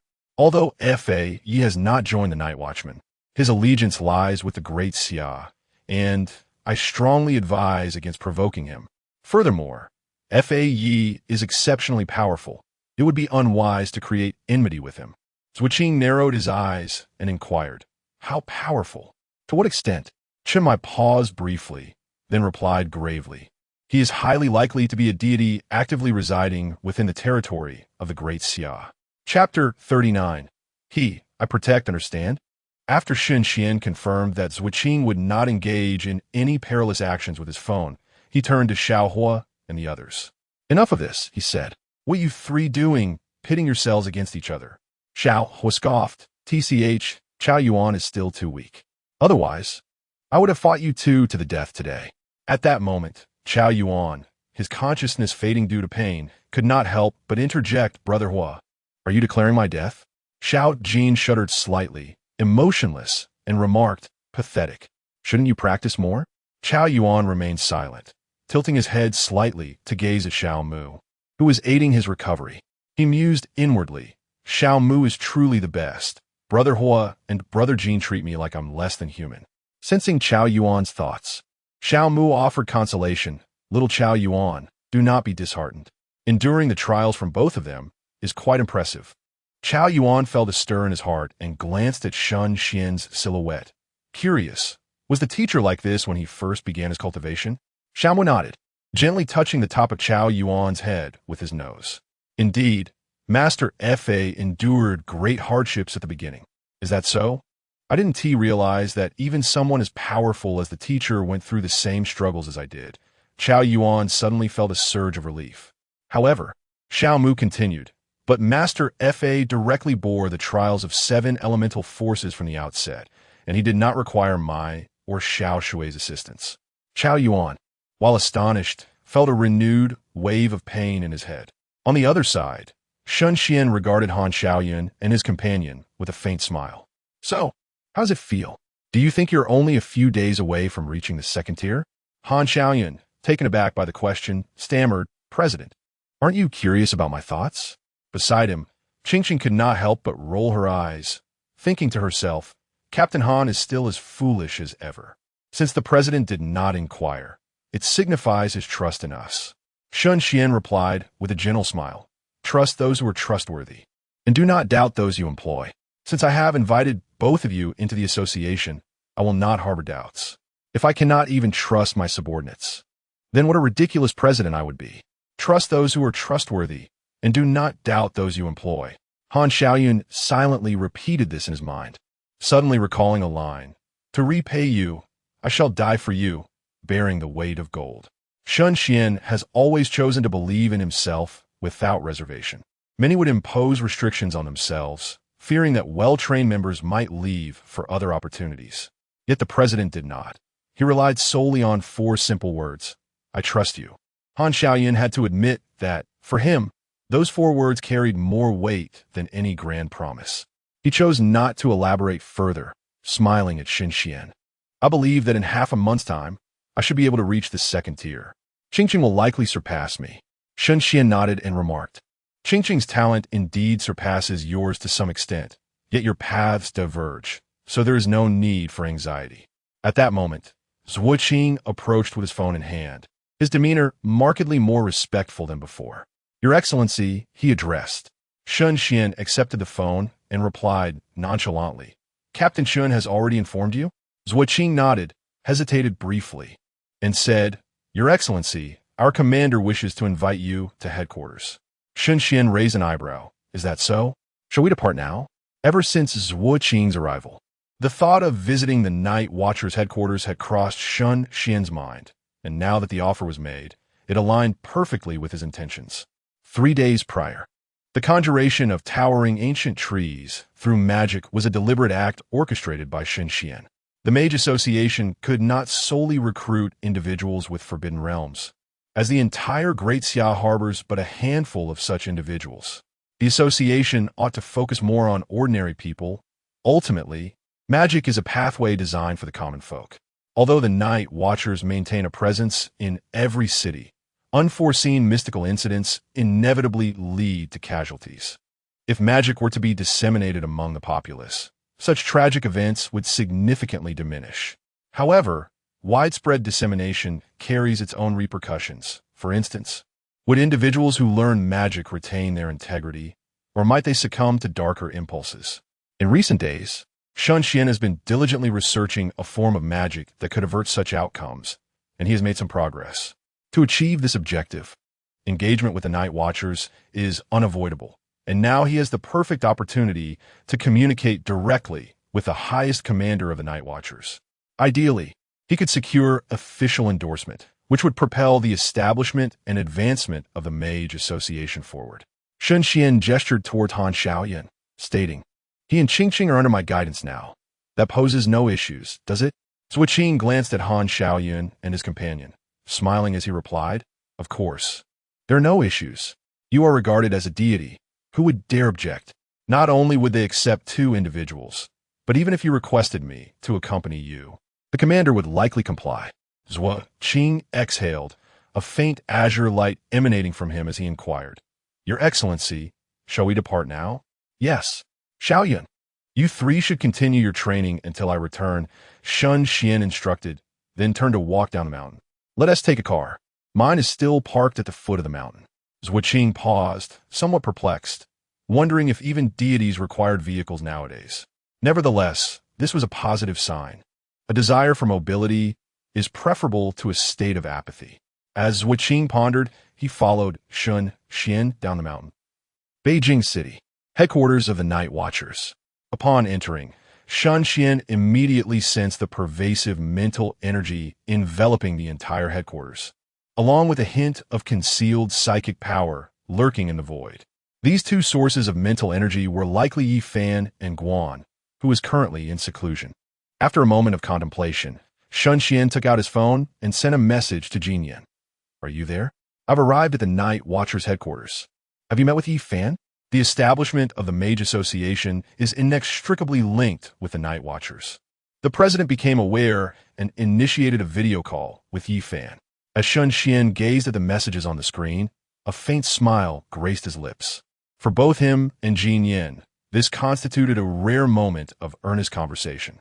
However, the 2 shared an unspoken understanding, managing to discern each other's thoughts through mere snippets of dialogue, thus circumventing unnecessary chatter. Before him, Zhuo Qing paused, opening the door for Shen Xuan. "Your Excellency, the commander is awaiting you inside." Shen Xuan commenced a video call with Jin Yan while stepping into the smoke-filled office. Behind the desk, a middle-aged man, puffing on a cigarette, turned his gaze towards Shen Xuan and remarked with a smile, "It seems you are not a deity of our great Xia. Moreover, I have never heard of a human ascending to divinity." Shen Xuan reciprocated the smile, responding, "Just because Commander Yi has not heard of it does not imply it cannot occur. Humans are not inherently inferior to beings born of divinity. However, perhaps it would be best for Commander Yi to converse with my esteemed president first." "President?" Yi Fan paused for a moment, the term sounding oddly familiar. Could it be? As Shen Xuan tilted his phone, indicating that the other party could now speak, a cool, feminine voice emerged from the screen. "Yi Fan, Shen Xuan is under my protection. Understood?" Dear readers, this book has now entered its 80,000-word verification period and cannot release additional chapters. The promised extra chapters will be added once we reach 100,000 words and complete the verification process. Chapter 40. The obedient little water within the screen. The woman was enveloped in mist, her features somewhat indistinct. However, her striking silver hair, coupled with the previous address by Shen Xuan, instantly conjured a familiar figure in Yi Fan's mind. The 6th human pinnacle of the Great Xia, the president of the Shang Xia Association, which had long been undermining the faith of various divine realms amidst the fog. Jin Yan. Yi Fan gazed at Shen Xuan in astonishment, barely able to comprehend. "He is one of yours? Is your Shang Xia Association planning to return?" Jin Yan replied calmly. "Shen Xuan is my vice president. In my absence, he can fully represent the Shang Xia Association. As for returning to the Great Xia, let us not entertain that notion. Those old stubborn ones would never wish for the Shang Xia Association's return." After a brief pause, Jin Yan, with a hint of amusement, added, "Yi Fan, I must caution you. I do not recommend that you treat Shen Xuan with the same demeanor as you would with me. Although his allegiance lies with the Great Xia, I believe none of the deities would appreciate their majesty being disrespected. If Shen Xuan, in a fit of anger, were to eliminate those old relics, it would not concern me. Then, with the authority of a president, Jin Yin commanded, Shen Xuan, where are you? Let me see you. How may I serve you, President? Shen Xuan promptly switched the camera to himself, and he then witnessed Jin Yin wave her hand, dispersing the surrounding mist to reveal her exquisite visage. With a smile gracing her lips, she remarked, I have introduced the person for you and established the venue. Please do not disappoint me. You should understand why I agreed to assist you in founding the association. Hearing this, Shen Xuan could not help but think that Jin Yin possessed a rather wicked sense of humor. The obstinate faction within the Night Watchers opposed the return of the Shang Xie Association, fearing a division of power. Thus, she allied with Shen Xuan to create a force within the Great Xia, aimed at slapping the obstinate faction in the face. What? You ask how the obstinate faction, having prevented the return of the Shang Xie Association, could possibly allow another force to rise? This underscores the importance of Jin Yin's earlier clarification of Shen Xuan's identity. It matters little if you disregard the vice president of the Shang Xie Association. What about the living deity standing before you? Would you dare dismiss that? Moreover, this deity was aligned with the Shang Xie Association, compelling the old stalwarts of the upper echelon to weigh their options. Hence, the establishment of the Mage Association was inevitable.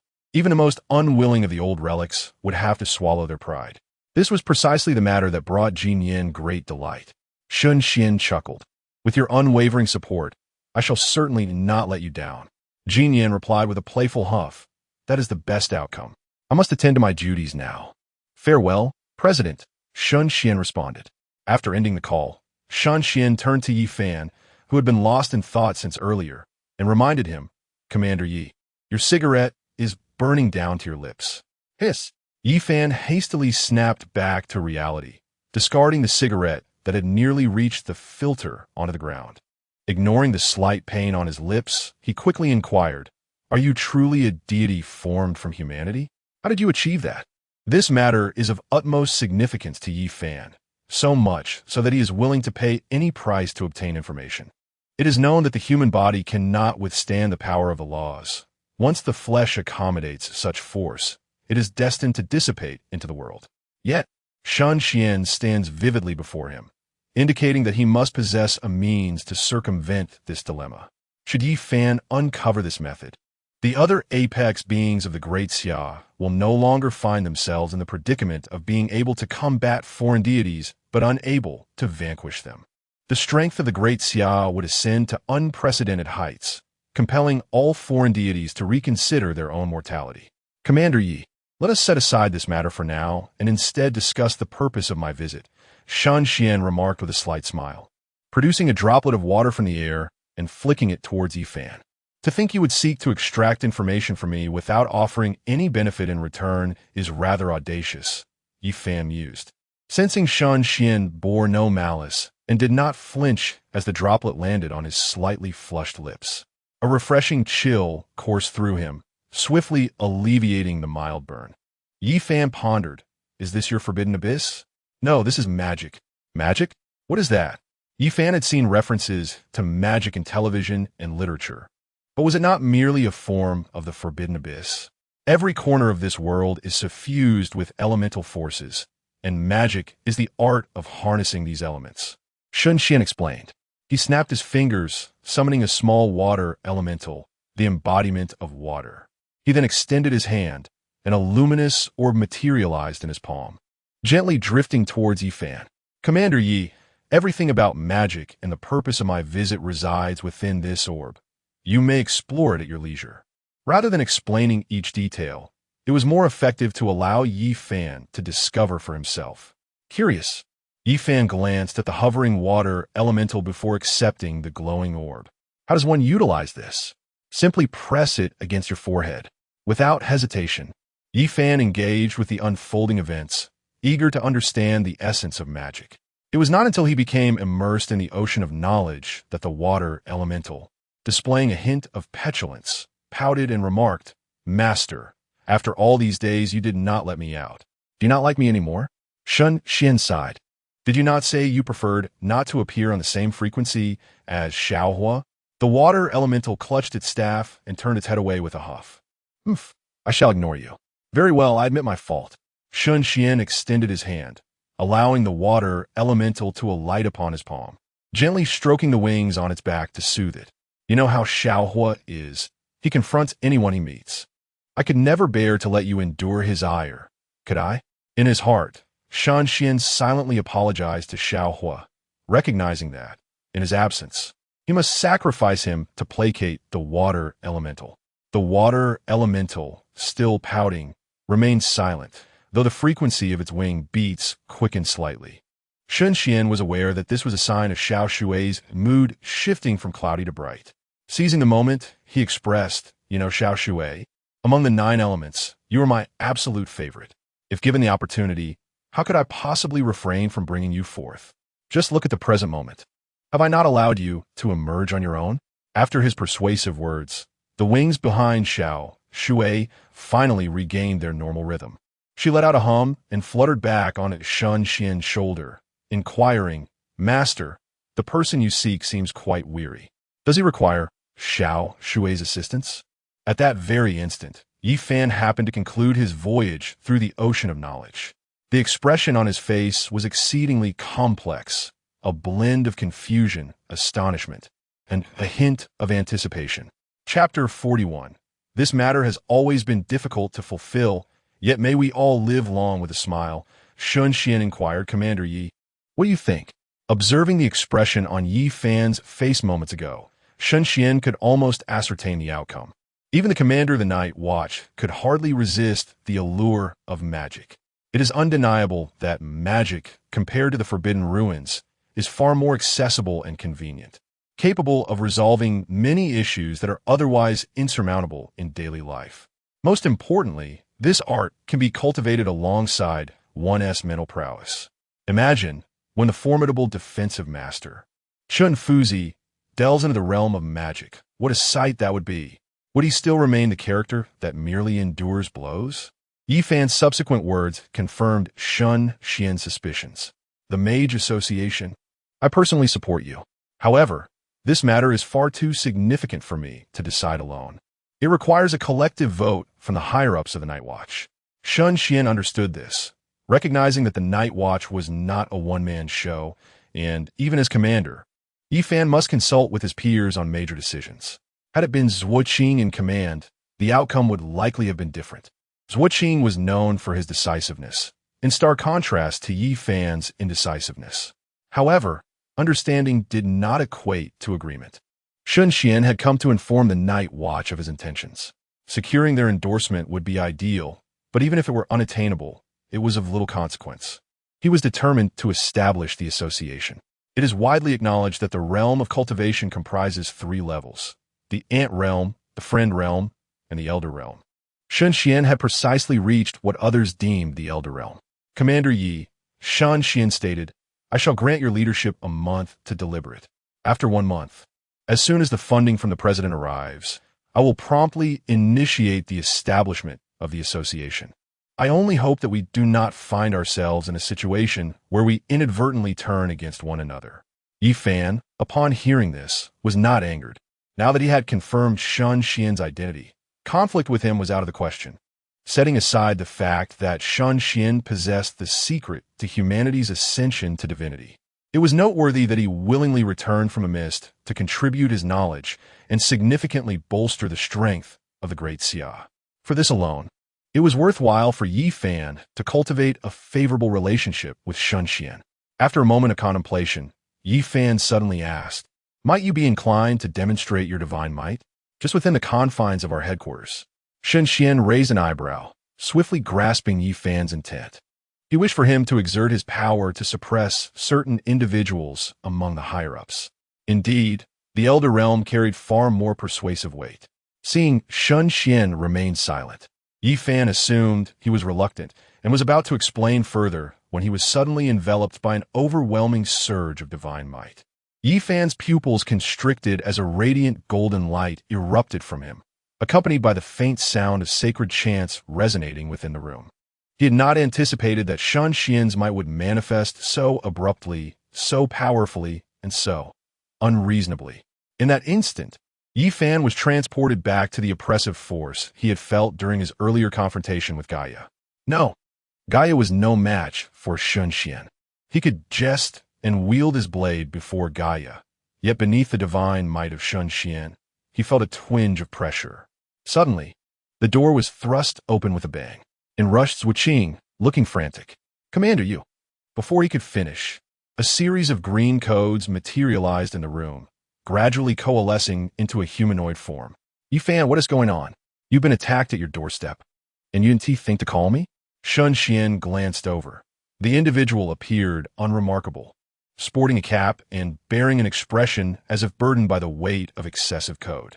One of the pinnacles of humanity in the Great Xia, Guanzai, was present.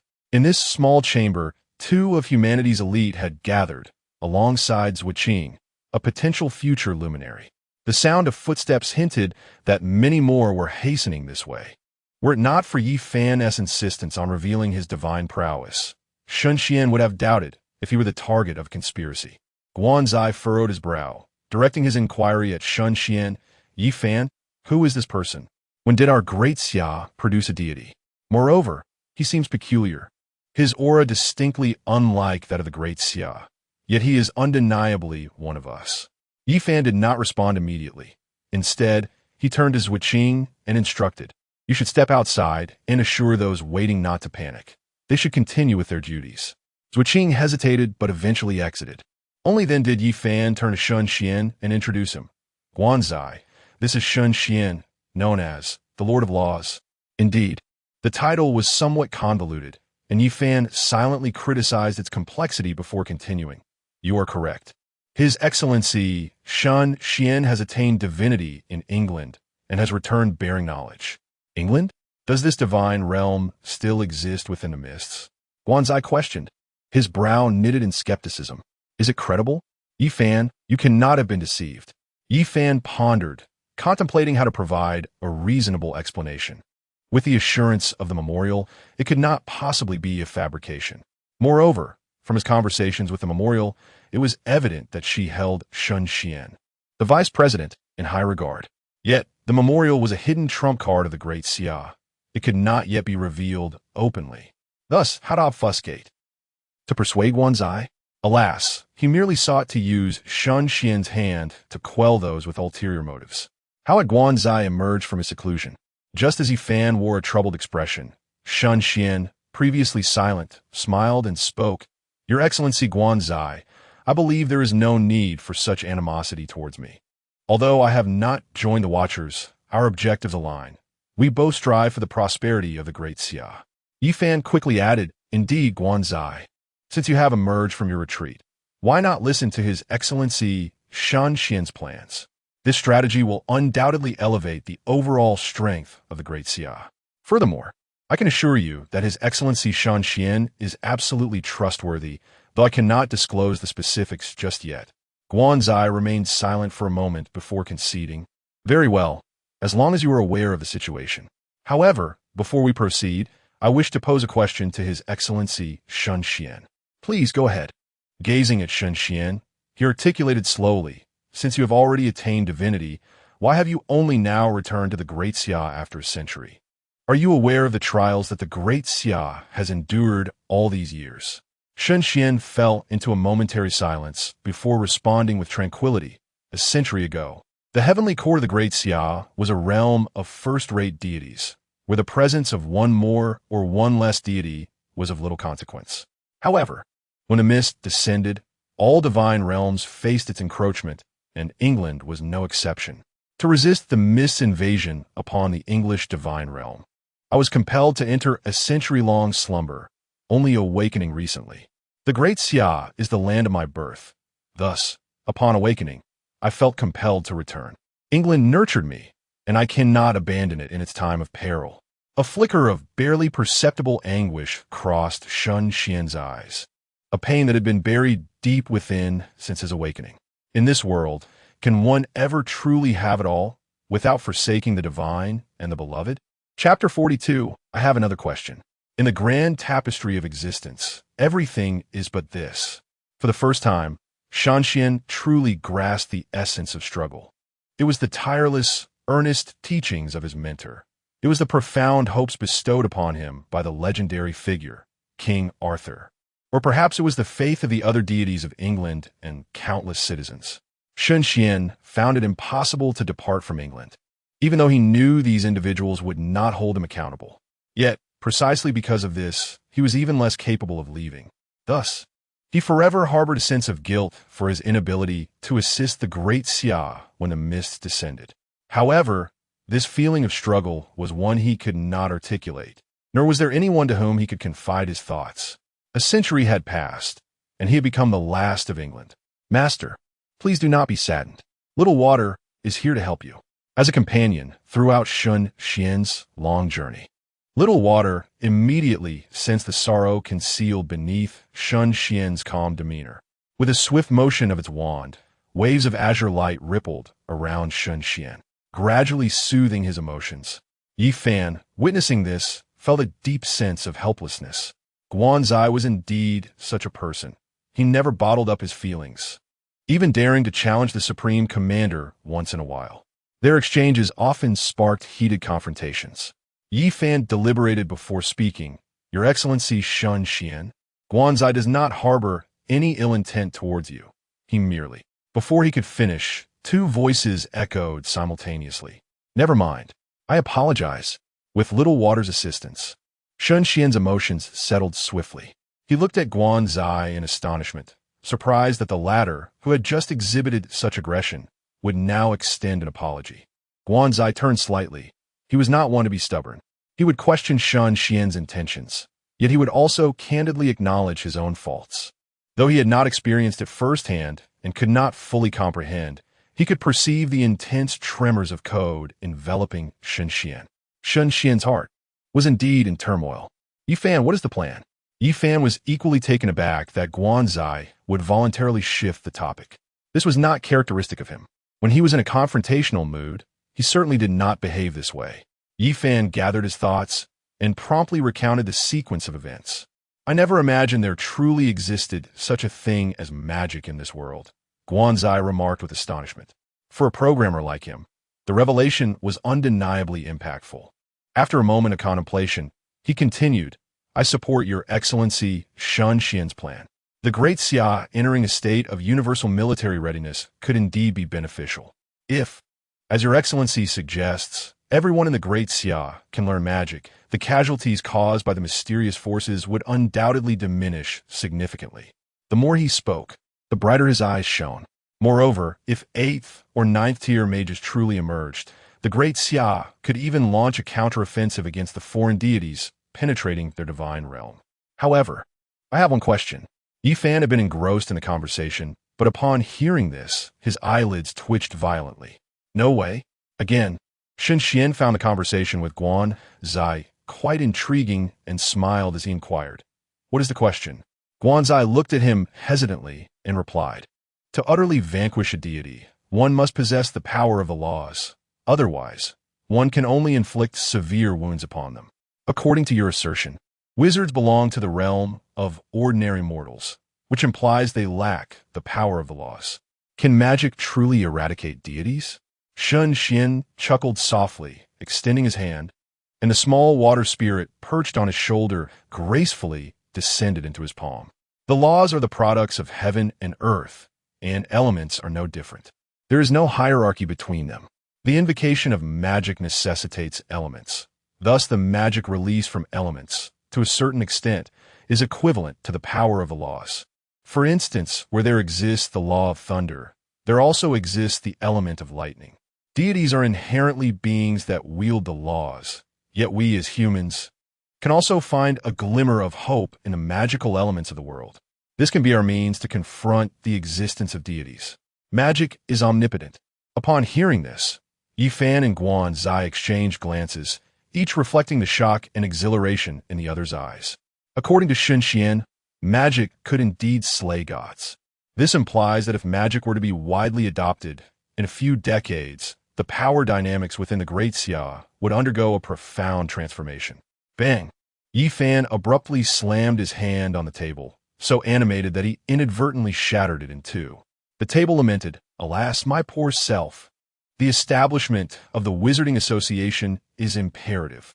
The existence of magic must be promoted without delay." Guanzai nodded in agreement, smiling as he remarked, "Given the population base of our great Xia, I am certain that within a decade, we shall witness the emergence of numerous extraordinary talents. Time waits for no one. Yi Fan, it is high time you showcase the authority of the commander-in-chief before the higher-ups." At this juncture, Guanzai snorted, adding, "Do not blame me for not forewarning you. Should anyone attempt to obstruct our progress, I shall intervene on your behalf." Guanzai was not an idle philosopher, nor was he a languid wanderer, much less a naive idealist. He was a coder, possessing a rational disposition and instinctively approaching matters from a broader perspective. The benefits of promoting magic far outweigh the drawbacks. Great Xia cannot remain stagnant forever, nor can it rely solely on a handful of exceptional individuals to sustain itself. Anyone who stands in the way of Great Xia's advancement will face Guanzai's unwavering resolve. Yi Fan smiled wryly and nodded, assuring, "Rest assured, that divine might displayed earlier was not in vain. They will understand the gravity of the situation." He turned to Shen Xuan and inquired, "Are there any challenges in establishing the association? Please share. I will assist in resolving them during the meeting." Challenges? Shen Xuan pondered inwardly. The difficulties were primarily related to location, manpower, and funding. If relying solely on the night watchman, it would take at least a month to establish the association. Assistance from the night watchman would be needed for securing location and funding. As for manpower, Shen Xuan intended to personally scout for loyal individuals to form the initial core team of the association. Otherwise, as the association develops, it might become as fractious as the higher echelons of the night watchman, with everyone clinging to their own opinions leading to division. After articulating his thoughts, Yi Fan pondered for a moment before stating, "Securing funding and a location is relatively straightforward. There exists a distinguished figure among the night watchers named Bai Li Sin, whose Bai Li group ranks among the top 3 in the Great Xia, with his assistance in providing financial backing and identifying a suitable venue. The establishment of the association could be realized within a week. However, disseminating this knowledge among the populace will require some time. This poses no significant issue, as the citizens of Great Xia are largely oblivious to the existence of extraordinary powers. The sudden emergence of magic is bound to incite a flurry of unrest. It is imperative to gradually reshape public perception. For instance, we could casually circulate videos of dragons online or employ magic in the guise of a mere performance." Meanwhile, Guan interjected, "The public may take their time, but we, the night watchers, need not delay. Once the association is established, we can commence their training in the arcane arts." Chapter 43. Making a friend. After meticulous deliberation among Shen Xuan and his companions, they ultimately resolved to establish the Mage Association, funded by the Bailey Group, and subsequently implement a system of magical training within the Night Watch. Following this, the Night Watch would disseminate the existence of magic among the public, and after several years of acclimatization, the revelation of magic's authenticity would ensue. At that time, the Mage Association would stand as a sanctum in the hearts of countless individuals. Yi Fan smacked his lips and summons Wuqing, instructing, "Inform Bailey Xian to come to Guangshan immediately." Shen Xuan suddenly inquired, "Is the Bailey Group located in Guangshan?" "Indeed, why do you ask?" With a raised brow, Shen Xuan stood and said, "Commander Yi, please notify Bailey Xian. I shall personally seek him out." Yi Fan was taken aback. "You wish to go personally? I believe that might be unnecessary. Bailey Xian is merely an honorary senior, devoid of any significant authority. Does he merit your personal visit?" Shen Xuan nodded and replied, "My intuition compels me to visit Guangshan. There lies a wealth of culture awaiting my exploration." "What culture?" Yi Fan queried, somewhat perplexed. However, recalling Shen Xuan's prior residence in England, it dawned on him that he indeed lacked avenues to comprehend the profound culture of Daxia. "Very well, let Wuqing accompany you." He conceded. Shen Xuan nodded, realizing the necessity of a driver for the luxurious Maybach he had procured at great expense. "Directors, are we ready?" "Your Excellency." Shall we proceed by car? Once Shen Xuan and his companion departed, Yi Fan pondered, casting a glance at Guanzai. The new recruits training is about to commence this year. What do you think about introducing magic to this batch of fledglings? That sounds feasible. I shall not retreat into seclusion for the time being. We can discuss it once the arrangements are finalized. Yi Fan understood that Guanzai was concerned about his own potential for leniency due to compassion. Yet, Guanzai's apprehensions were unfounded. For Daxia, he was prepared to sacrifice everything. Suddenly, Yi Fan seemed to recall something, his expression changing. Oh no, I forgot to ask Shen Xuan how he attained divinity while remaining in human form. Guanzai retorted, even if you knew, what difference would it make? With your talent, you cannot take that step. What do you mean by that? Yi Fan inquired. Literally speaking, do you need me to translate it into code for you? Just hurry back to your server room. Your presence irks me. On the highway, Shen Xuan glanced at Zui Qing in front of him, marveling at his steady driving, a testament to his background as a secretary. Director Zua, how much longer until we arrive? Zua Qing replied, we will exit the highway in 10 minutes, Your Excellency. You may simply call me by my name. For Shen Xuan to converse so easily with Yi Fan and Guanzai demonstrated his status as a living deity, not to mention the formidable authority that had compelled the entire headquarters into action. Being addressed as director by a deity felt peculiar to Zui Qing, akin to mockery. Very well, you needn't refer to me as Your Excellency.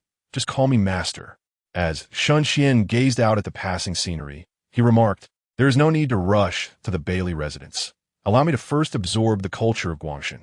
He had long desired to visit Guangzhou and Shenzhen, and now, as a night watchman on an official business trip, the mere thought of it brought him immense satisfaction. Should he indulge in a bath first? Or perhaps take a leisurely walk along the footpath? At times, an abundance of culture can be quite overwhelming, making decisions rather challenging. Zui Qing nodded slightly. It would be fine to leave Bai Li Xin to his own devices for a while. What an honor it was to have a divine presence in attendance. Moreover, it seemed that the fellow was likely already anticipating the arrival of the esteemed master. What a keen sense he possessed, much like a wolf. The skies over Guangzhou and Shenzhen were shrouded in darkness, pouring rain drenching the streets, where puddles accumulated one after another. As the Maybach exited the expressway and entered the road, a Rolls-Royce Phantom suddenly darted out from the side, speeding past and splashing water all over the Maybach. The once pristine and gleaming windows were instantly marred with spots. Shen Xuan furrowed his brow. Did this person not realize that one should not speed on a rainy day? He would rather have mud splashed on himself than allow any dirt to tarnish his prized possession. Zui Qing glanced at the distinctive license plate of the other vehicle, Master. He noted, recognizing it as belonging to the Bai Li family. Oh, let us follow them. Inside the Rolls-Royce Phantom, the chubby young man in the back seat frowned and remarked, are you paying attention? Why drive so fast? The butler, wearing monocle glasses in the front passenger seat, explained, young master, our esteemed guest is about to arrive. The chairman has instructed us not to waste a moment. This guest is more important than any we have entertained before. The young man shot him a glance and commanded, pull over. The driver turned his head slightly to look at the butler, who gave a barely perceptible nod. Young master, is there something wrong? The chubby young man casually pulled out a stack of cash and a business card, preparing to exit the vehicle. The butler quickly grabbed an umbrella from the door, opened it, and held the door for the young man. Meanwhile, the Maybach also came to a halt at the roadside. Zui Qing squinted and remarked, Master, that fellow is Bai Li Xin's son, Bai Li Tu Ming. Shen Xuan noticed the chubby young man waving at him as he exited the Rolls-Royce. Zui Qing, stay in the car and don't let them notice you. I will go speak with them. Unexpectedly, he had encountered Bai Li Tu Ming, who, given his familiarity with Guangzhou and Shenzhen, would undoubtedly know the right path to take. Zui Qing intended to remind Shen Xuan that there was no umbrella in the car and that he would surely get drenched by stepping out in the rain. However, he quickly realized that if Shen Xuan could avoid the rain entirely, there was no reason to doubt his capabilities. Yet, Shen Xuan's mysterious demeanor suggested he might be attempting to go incognito. Bai Li Tu Ming, upon seeing someone exit the back of the Maybach, was somewhat taken aback. Was the driver truly that careless? Did he not even know how to handle an umbrella? Or was it possible that the other party was even more discreet, not needing anyone to hold an umbrella for him?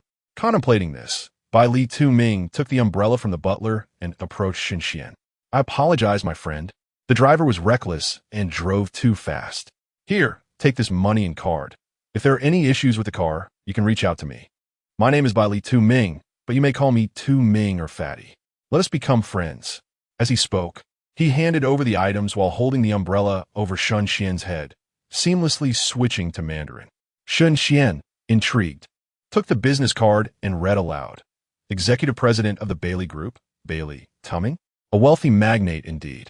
Upon hearing this, Bailey Tumming chuckled softly, maintaining a low profile. I am but an ordinary person. Besides, you are not lacking in status either.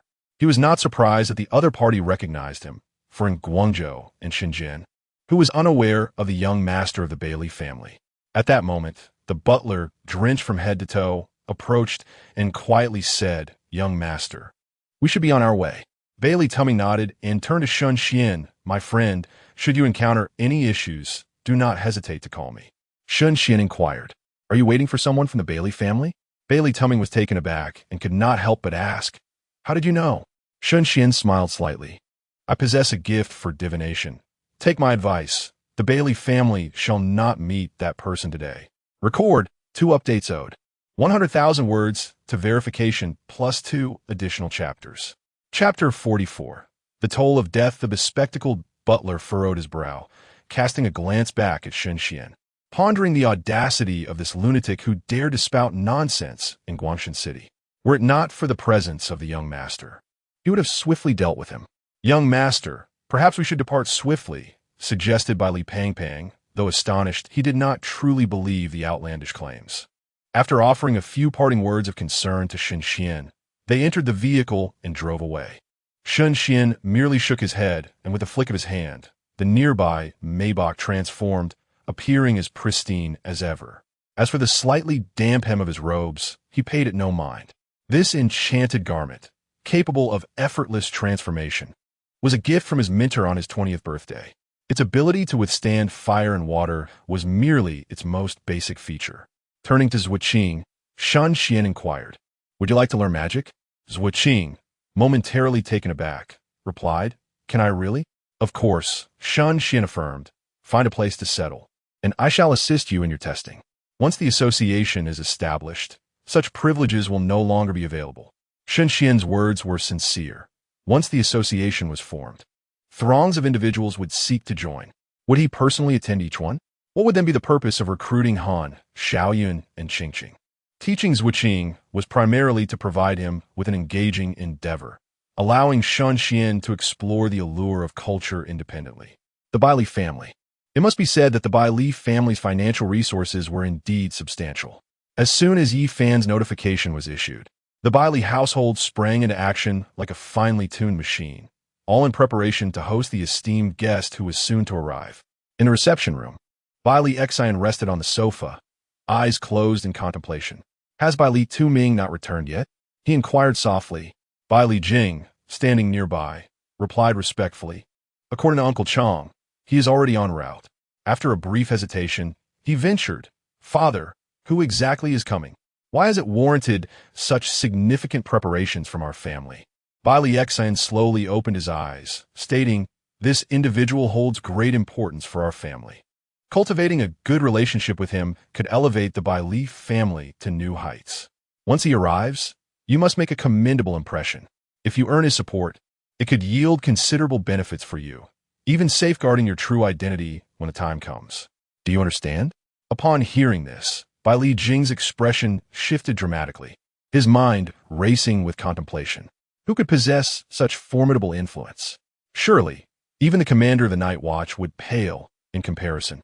Yet it could not be Yi Fan. Bai Li Xian squinted towards the window, a cold smile playing on his lips.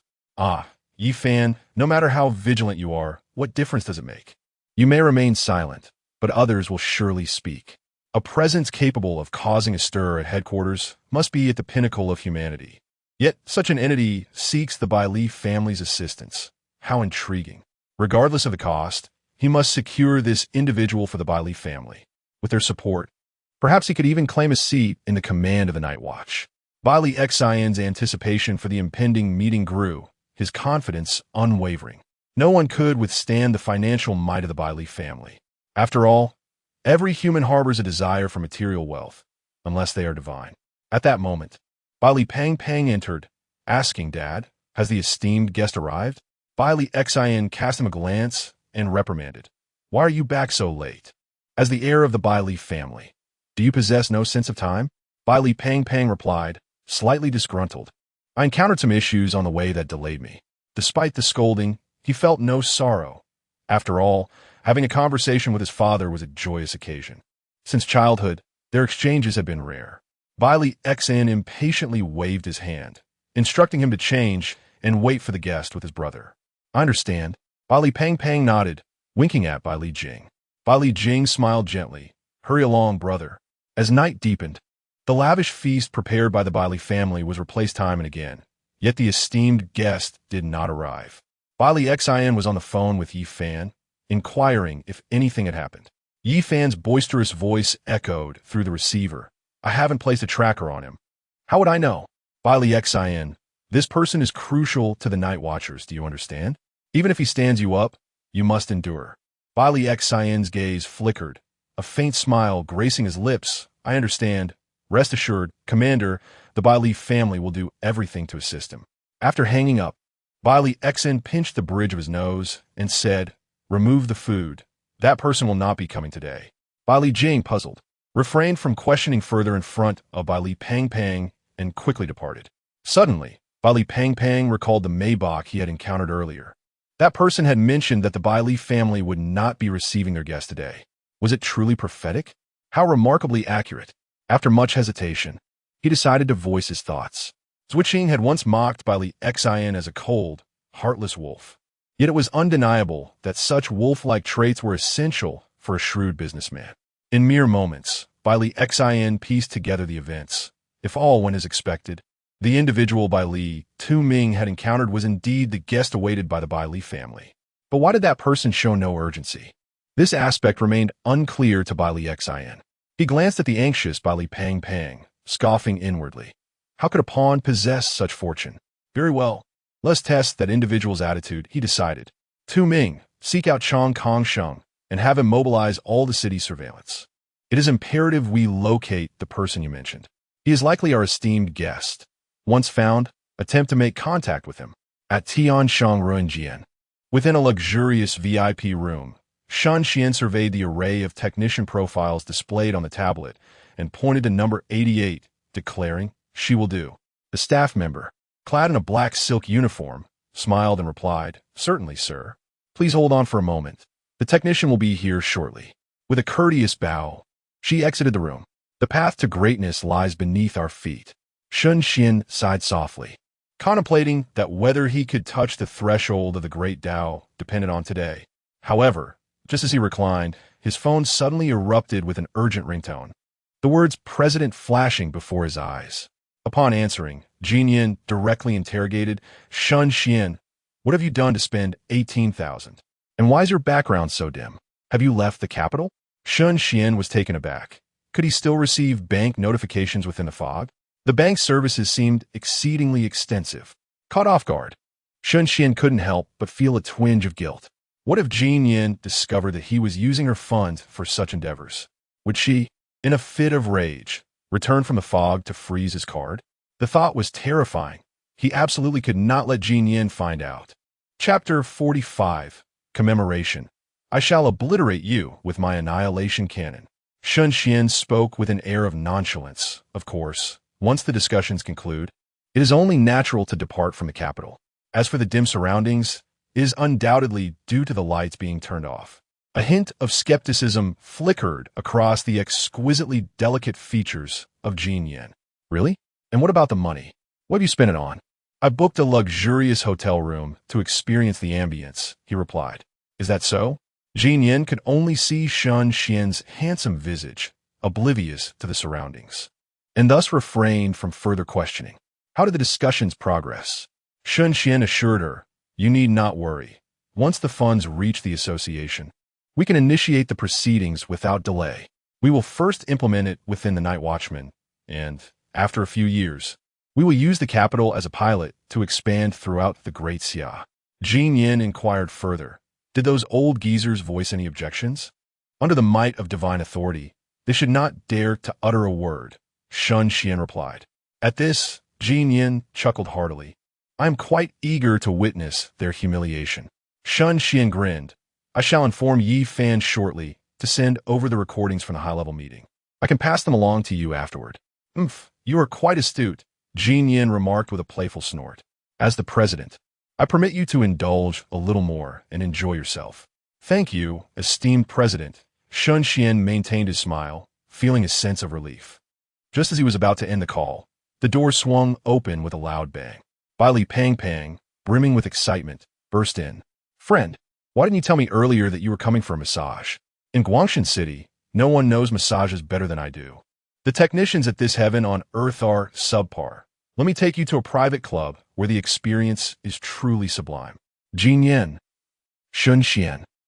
With the swiftness of lightning, Shen Xuan hung up the phone before Jin Yin could respond, denying her the opportunity to berate him. However, the incessant vibrations of his phone revealed Jin Yin's fury at that moment. Well, Shen Xuan, using my money to seek out technicians, and at heaven on earth? Just wait. If we meet again, I shall ensure you regret it. Shen Xuan gritted his teeth, wanting to defend himself. It's not as you imagine. Allow me to explain. I care not for your explanations. Jin Yin retorted vehemently. You a pretty boy.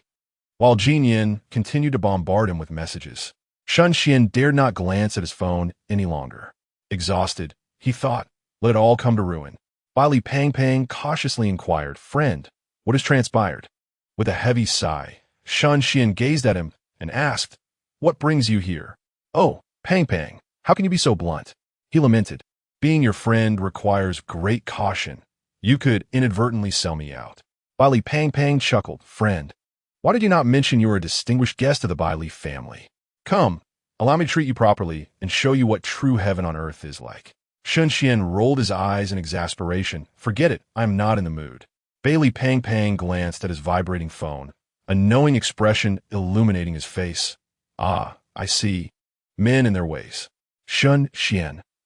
Did Bai Li Xin send you to find me? Bai Li Pang Pang settled onto the edge of the bed, nodding as he spoke. My friend, do you wish to visit my home? My father is still awaiting you. You may call me Faye.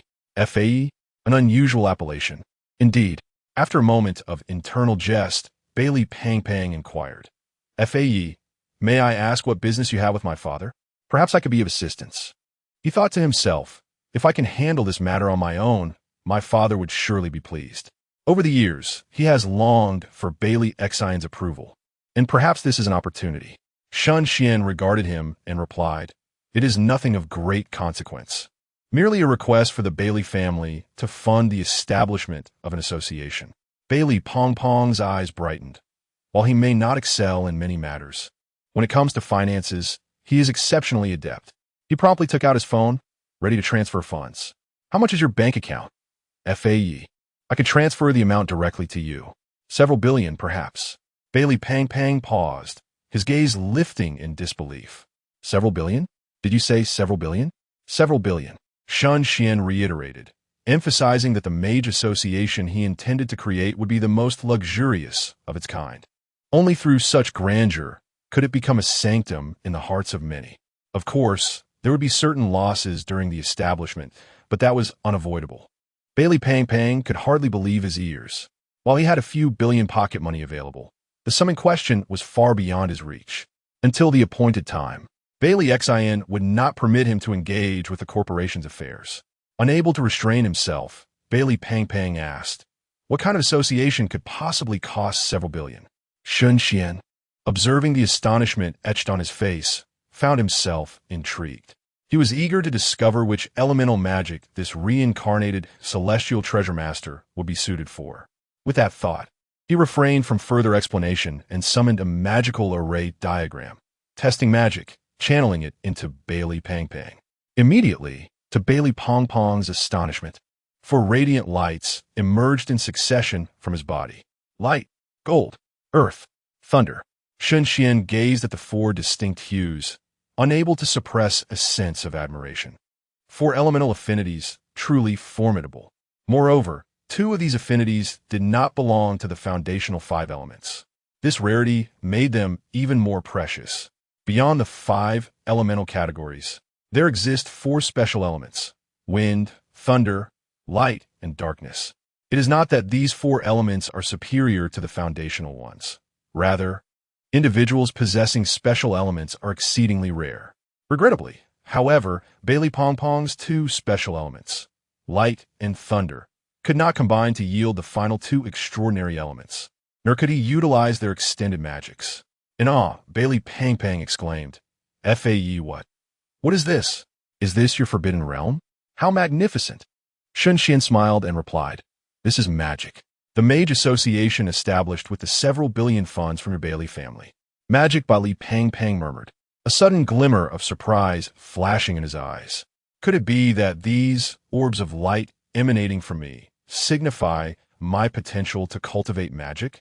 He was uncertain of the true nature of magic and how it differed from the Forbidden Ruins. However, he recognized this as an opportunity, a chance to earn his father's admiration. He could not allow this opportunity to slip away.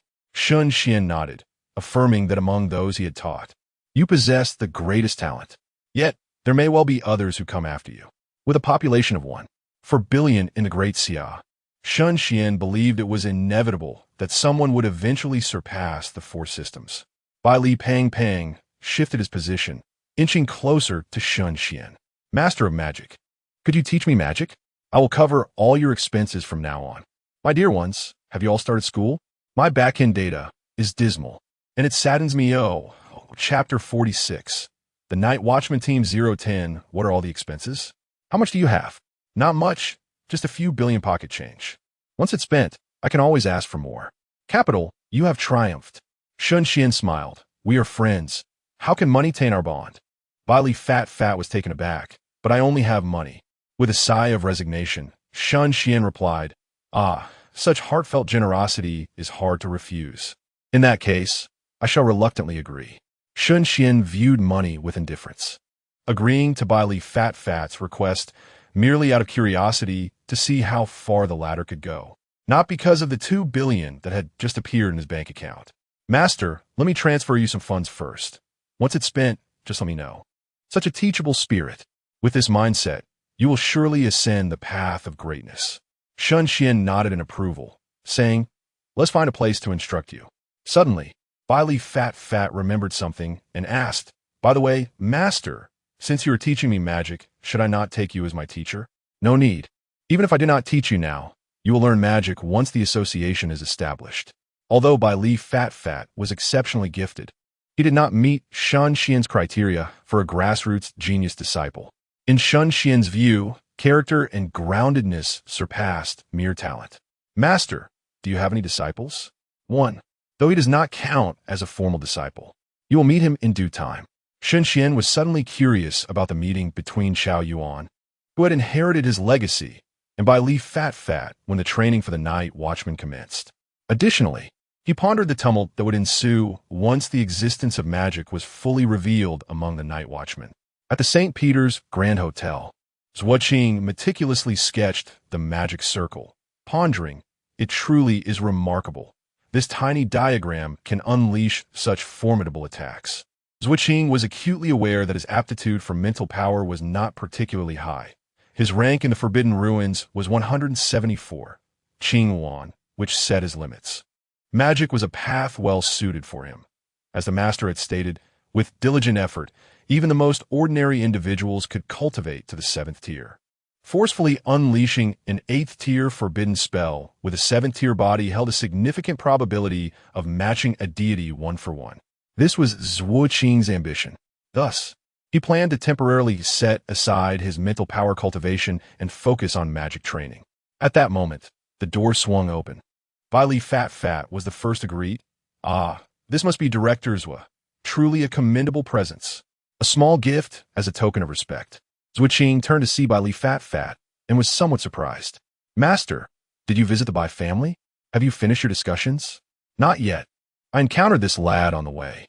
He possesses both talent and character, so I taught him a few tricks. How talented is he? Zhuqing asked, intrigued, as he knew that the young master of the Bai family lacked a forbidden ruin. According to the theory of magical relativity, those without a forbidden ruin were bound to possess exceptional talent in magic. Shen Xuan replied casually, for elements. For elements. For elements.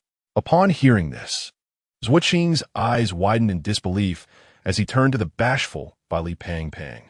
The latter sheepishly scratched his head and said, Directors, I heard from Master Fa that there are a total of 11 elements. For systems don't seem too many, do they? By the way, which system are you in? You've reached the Klein realm at such a young age. Your magical talent must surely surpass mine. Zhuqing's mouth twitched involuntarily as he gazed at the genuinely sincere expression on Bai Li Pang Pang's face. After a few moments of confirmation, he realized that the fellow was not mocking him, but was truly oblivious. Yet, this only deepened his confusion. After all, he was a single-system fire mage. Could this person truly be the son of Bai Li Xian? How could the Bai family produce such an extraordinary talent? Shen Xuan, observing Zhuqing lost in thought, chuckled. All right, Pang Pang. If you keep this up, directors might just give you a beating, and I want to intervene. If Bai Li Pang Pang had been deliberately provoking him, perhaps Zhuqing would not have reacted this way, but the former's innocent demeanor was utterly infuriating. It is well known that the most lethal form of pretense is the invisible kind. Bai Li Pang Pang soon realized that he might have inadvertently offended Zhuqing and quickly shifted the topic. Master Fa, how will you teach me? Shen Xuan casually sketched a magical array, and a luminous orb representing knowledge acquired without learning materialized before them. It then began to drift slowly towards Bai Li Pang Pang. This orb would impart magical knowledge, universal spells, and forbidden techniques. With such an efficient and convenient method of learning, Shen Xuan could not afford to teach every detail word for word. That would be far too cumbersome. Bai Li Pang Pang gazed in astonishment at the glowing orb before him, just as he was about to reach out and touch it. The orb suddenly burst with a resounding pop, scattering shimmering particles that entered his body. In an instant, a vast expanse of knowledge, as boundless as the galaxy, surged into his mind. Shen Xuan paid no further attention to Bai Li Pang Pang, who was now absorbing knowledge, and turned to Zhuqing. Later, find a place where magic can be freely cast, and the two of you can spar.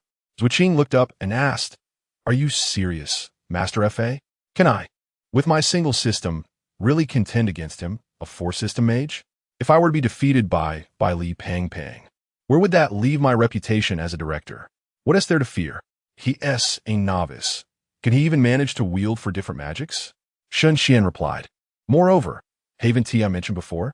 A single system isn't necessarily inferior to multiple systems. The advantage of multiple systems lies in the ability to adapt to different battle scenarios. Zhuqing contemplated for a moment before saying, Then let us head to the Night Watcher's garrison in Guangshan City. They have a training ground there. Shen Xuan nodded, and once Bai Li Pang Pang had fully absorbed the knowledge, the three of them departed under the moonlight.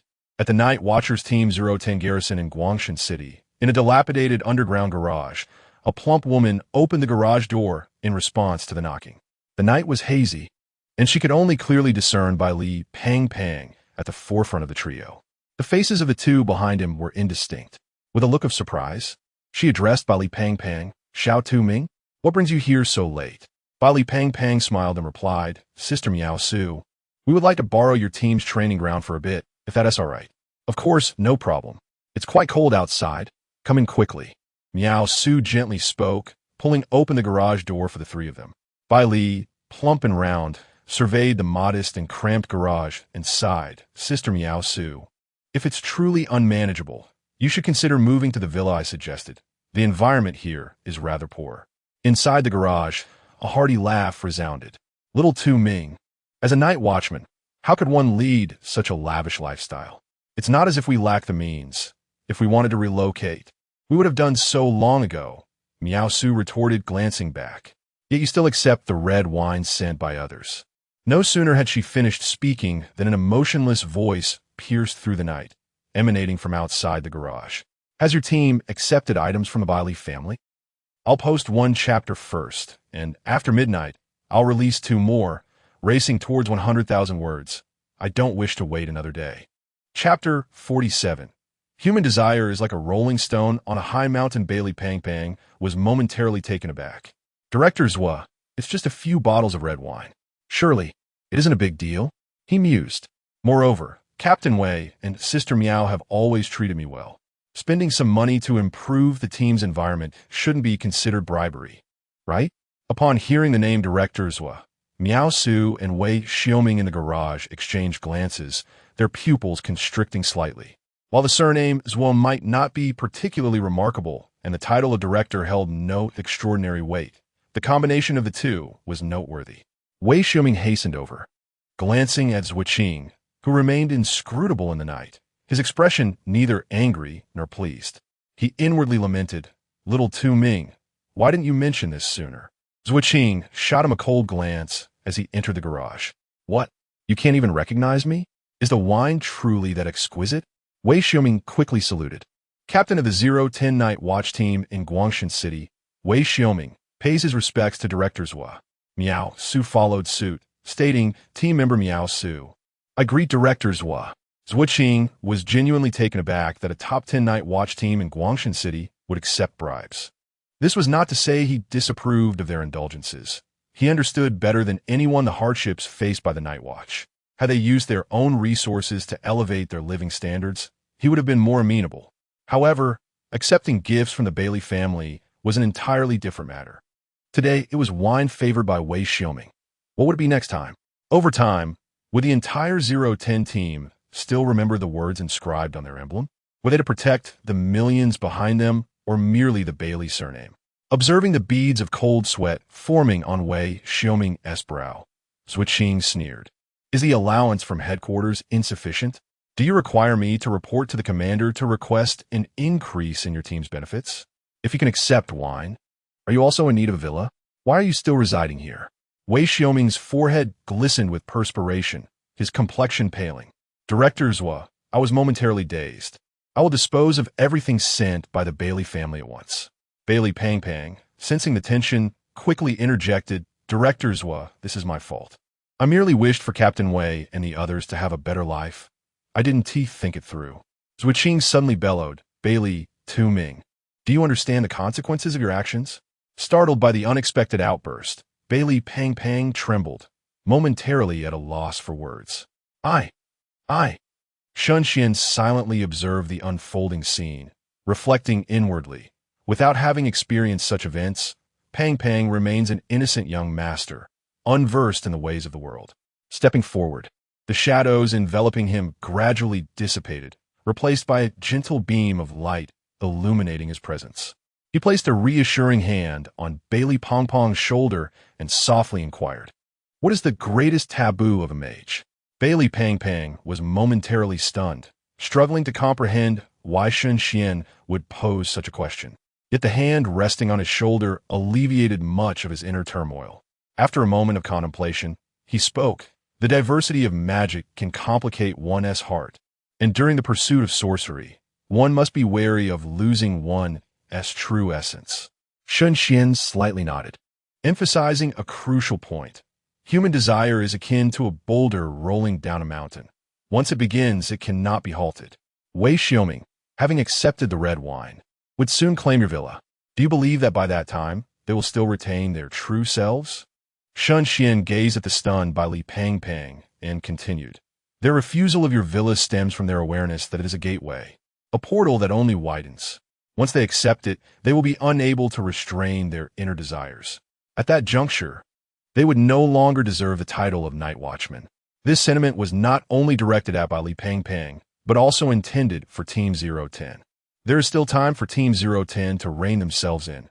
Aiding them might unexpectedly benefit Bailey Pang Pang amid the impending turmoil within the Bailey family. After all, Wei Xiaoming and his companions still embody the essence of qualified night watchmen. Of course, these words must resonate with Wei Xiaoming. If not, there is little that can be done. Perhaps he should consult Lin Chie's special team 005. At that moment, Bailey Pang Pang turned pale, taken aback by the realization that his good intentions could lead to such grave consequences for Wei Xiaoming and the others, consequences severe enough to potentially ruin their lives. Wei Xiaoming was rendered speechless, as Shen Xuan's words struck directly at his innermost fears. He genuinely feared the day he might succumb to desire and forsake the essence of a night watchman, forgetting the oath sworn under the red flag. Having been discovered by Zhuo Qing was like a wake-up call. This time, it could be overlooked, but should it happen again, military law would be invoked. Zhuo Qing scoffed and inquired, "What about the other members of your team?" Wei Xiaoming promptly replied, "They are resting in the underground training arena." Zhuo Qing's imposing aura gradually receded as he turned to Shen Xuan. "Master Fa, shall we continue with this practice?" Shen Xuan patted Bai Li Pang Pang on the shoulder and asked, "Pang Pang, were you intimidated by Zhuo Qing?" That little shudder earlier seemed far from feigned. Bai Li Pang Pang shook his head. "It was my issue, unrelated to Director Zhuo." He then looked at Zhuo Qing and resolutely stated, "Directors, thank you for enlightening me on certain matters.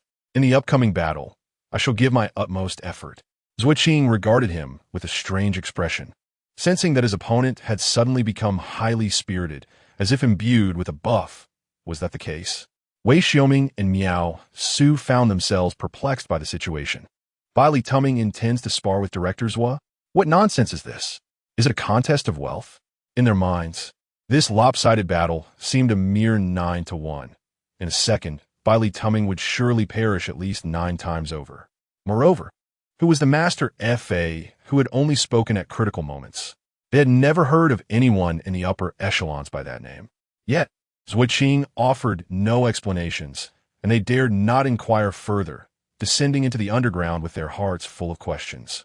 Compared to the garage, the underground facilities are rather rudimentary. A few practice knife racks and beds for the squad members to rest are all that is present. Perhaps in consideration of the women in the team, a small room has been allocated in the corner. The remaining men simply sleep on the beds beside the training area. A fleeting expression of embarrassment crossed Wei Xiaoming's face as he called out to awaken the others. "Director Zhuo, I apologize for the disarray. They have all been training tirelessly throughout the day. Today, it is my turn along with Miao Su to be on duty, so I allowed them to rest first." Upon descending into the underground space, Zhuo Qing remained silent, observing the flustered individuals nearby. He spoke softly, "Once the battle concludes, I will petition the commander for a change of station for you. The next chapter is still being urgently crafted." Chapter 48. The battle between Bai Li Pang Pang and Zhuo Qing, for elements versus single element. When Wei Xiaoming and the others heard these words, they were momentarily taken aback, unable to fathom that the previously hostile Zhuo Qing would utter such a statement. Following this surprise was a surge of excitement, for this was not merely a bribe from the Bai Li family, but a promise from Zhuo Qing and even the commander-in-chief himself. "Thank you, Director Zhuo." "Captain, what's going on? Why is Director Zhuo here? Indeed, are we changing our station?" Zhuo Qing said nothing as he strode directly to the center of the training ground, addressing Bai Li Pang Pang with a simple command, "Come." Bai Li Pang Pang took a deep breath, calming his emotions, and approached Zhuo Qing, performing the elemental cross salute. Zhuo Qing returned the gesture, contemplating inwardly. This fellow does not seem to be jesting. I must tread carefully to avoid missteps, lest I bring shame upon my position. Meanwhile, Shen Xuan, stroking his chin, suddenly grinned and added fuel to the fire. "With me around, you need not worry about injuries. You too may employ any magic, including forbidden spells. After all, this is merely a duel between first-tier magicians, and even if forbidden spells are used, the casualties will not be severe. Rather than a mundane exchange, let us ignite the flames of excitement." In Shen Xuan's perspective, the likelihood of Zhuo Qing emerging victorious was exceedingly high. As a formidable master of the Klein realm, Zhuo Qing had undoubtedly faced countless life-and-death battles, possessing an unwavering mindset. His analytical prowess and on-the-spot reactions far surpassed those of Bai Li Pang Pang. The only chance Bai Li Pang Pang had to win lay in unleashing a thunderous forbidden spell before Zhuo Qing fully engaged, thus potentially eliminating him in an instant. This would afford him a slim chance of victory. Without a nudge, Bai Li Pang Pang's nature would likely prevent him from resorting to forbidden spells. Am I, in essence, playing favorites and engaging in underground fights? Am I blowing a whistle? Next to Shen Xuan, the voluptuous Miao Su hesitated before asking, "Mr. Faye, May I inquire what directors Hua and Xiao Tu Ming are actually doing? Practicing among magicians. Magicians? Well, it's a bit complex to explain in a short time. Just await Yi Fan's notification. Shen Xuan cast a glance at her, noting, your disposition is well suited for cultivating water magic. Once the association is established, you may come attest your aptitude. Having said this, Shen Xuan turned his attention back to the two in the arena, offering no further elucidation. His comment to Miao Su was merely an acknowledgement of her unwavering spirit. In the training ground, upon hearing Shen Xuan's words, Zhuqing's face nearly turned green. Was this not a veiled hint to Bai Li Pang Pang on how to combat him? Referee, there's a hidden agenda. No, Weiqi. It seemed that Shen Xuan was indeed the referee. Zhuqing gazed at the determined Bai Li Pang Pang, who appeared as resolute as a night watchman, and suddenly reconsidered his previously insidious approach. It seemed excessive to undermine a young man's confidence. Therefore, he resolved to grant him an opportunity, a chance to contest with forbidden spells. After all, it was merely a matter of 4 elements. Why should he shy away from the challenge? With this thought, Zhuqing raised his hand slightly, meticulously sketching the magical formation while chanting a fire spell. The magical energy within began to swiftly deplete, while the fire elements in the air surged toward the array. The first-tier fire spell, burn everything to ashes, was being rapidly inscribed by Bai Li Pang Pang, who murmured incantations under his breath. O elements of light, obliterated in chaos, I pledge by the blazing celestial light, guided by the boundless radiance, to illuminate the abyss of void. At that instant, as the sea of flames coalesced before Zhuqing, a sphere resembling a 1,000,000-watt bulb materialized in front of Bai Li Pang Pang, rising into the sky. Subsequently, an explosion of brilliance erupted, blinding all present. The first-tier light magic expose you. Shen Xuan squinted at Bai Li Pang Pang, who was casting another spell, astonished by the unexpected turn of events. Zhuqing had altered his strategy, and unexpectedly, Pang Pang opted for a more cautious approach, which was disadvantageous to him. However, Zhuqing's magical energy was nearly depleted, making defense exceedingly difficult. If he could evade the flames and seize the opportunity, Pang Pang was likely to emerge victorious. With his eyes tightly shut, Zhuqing resisted the urge to unleash his mental energy. This was a contest of magic. Should he resort to mental power, it would constitute cheating. Was this a light-tier forbidden spell? Why did it feel devoid of harm, even providing a comforting warmth? Suddenly, Zhuqing's ears perked up as a thunderous sound, rapid as lightning, approached him from the side, circumventing the sea of flames. This fellow, in a moment of astonishment, Zhuqing swiftly twisted his waist and turned, instinctively delivering a powerful, explosive kick towards the incoming opponent. The next second, thunder roared. A strong, tingling sensation surged from his calf throughout his body.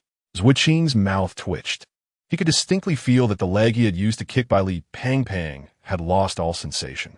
The first-tier thunder spell, try hitting me. I won't electrocute you.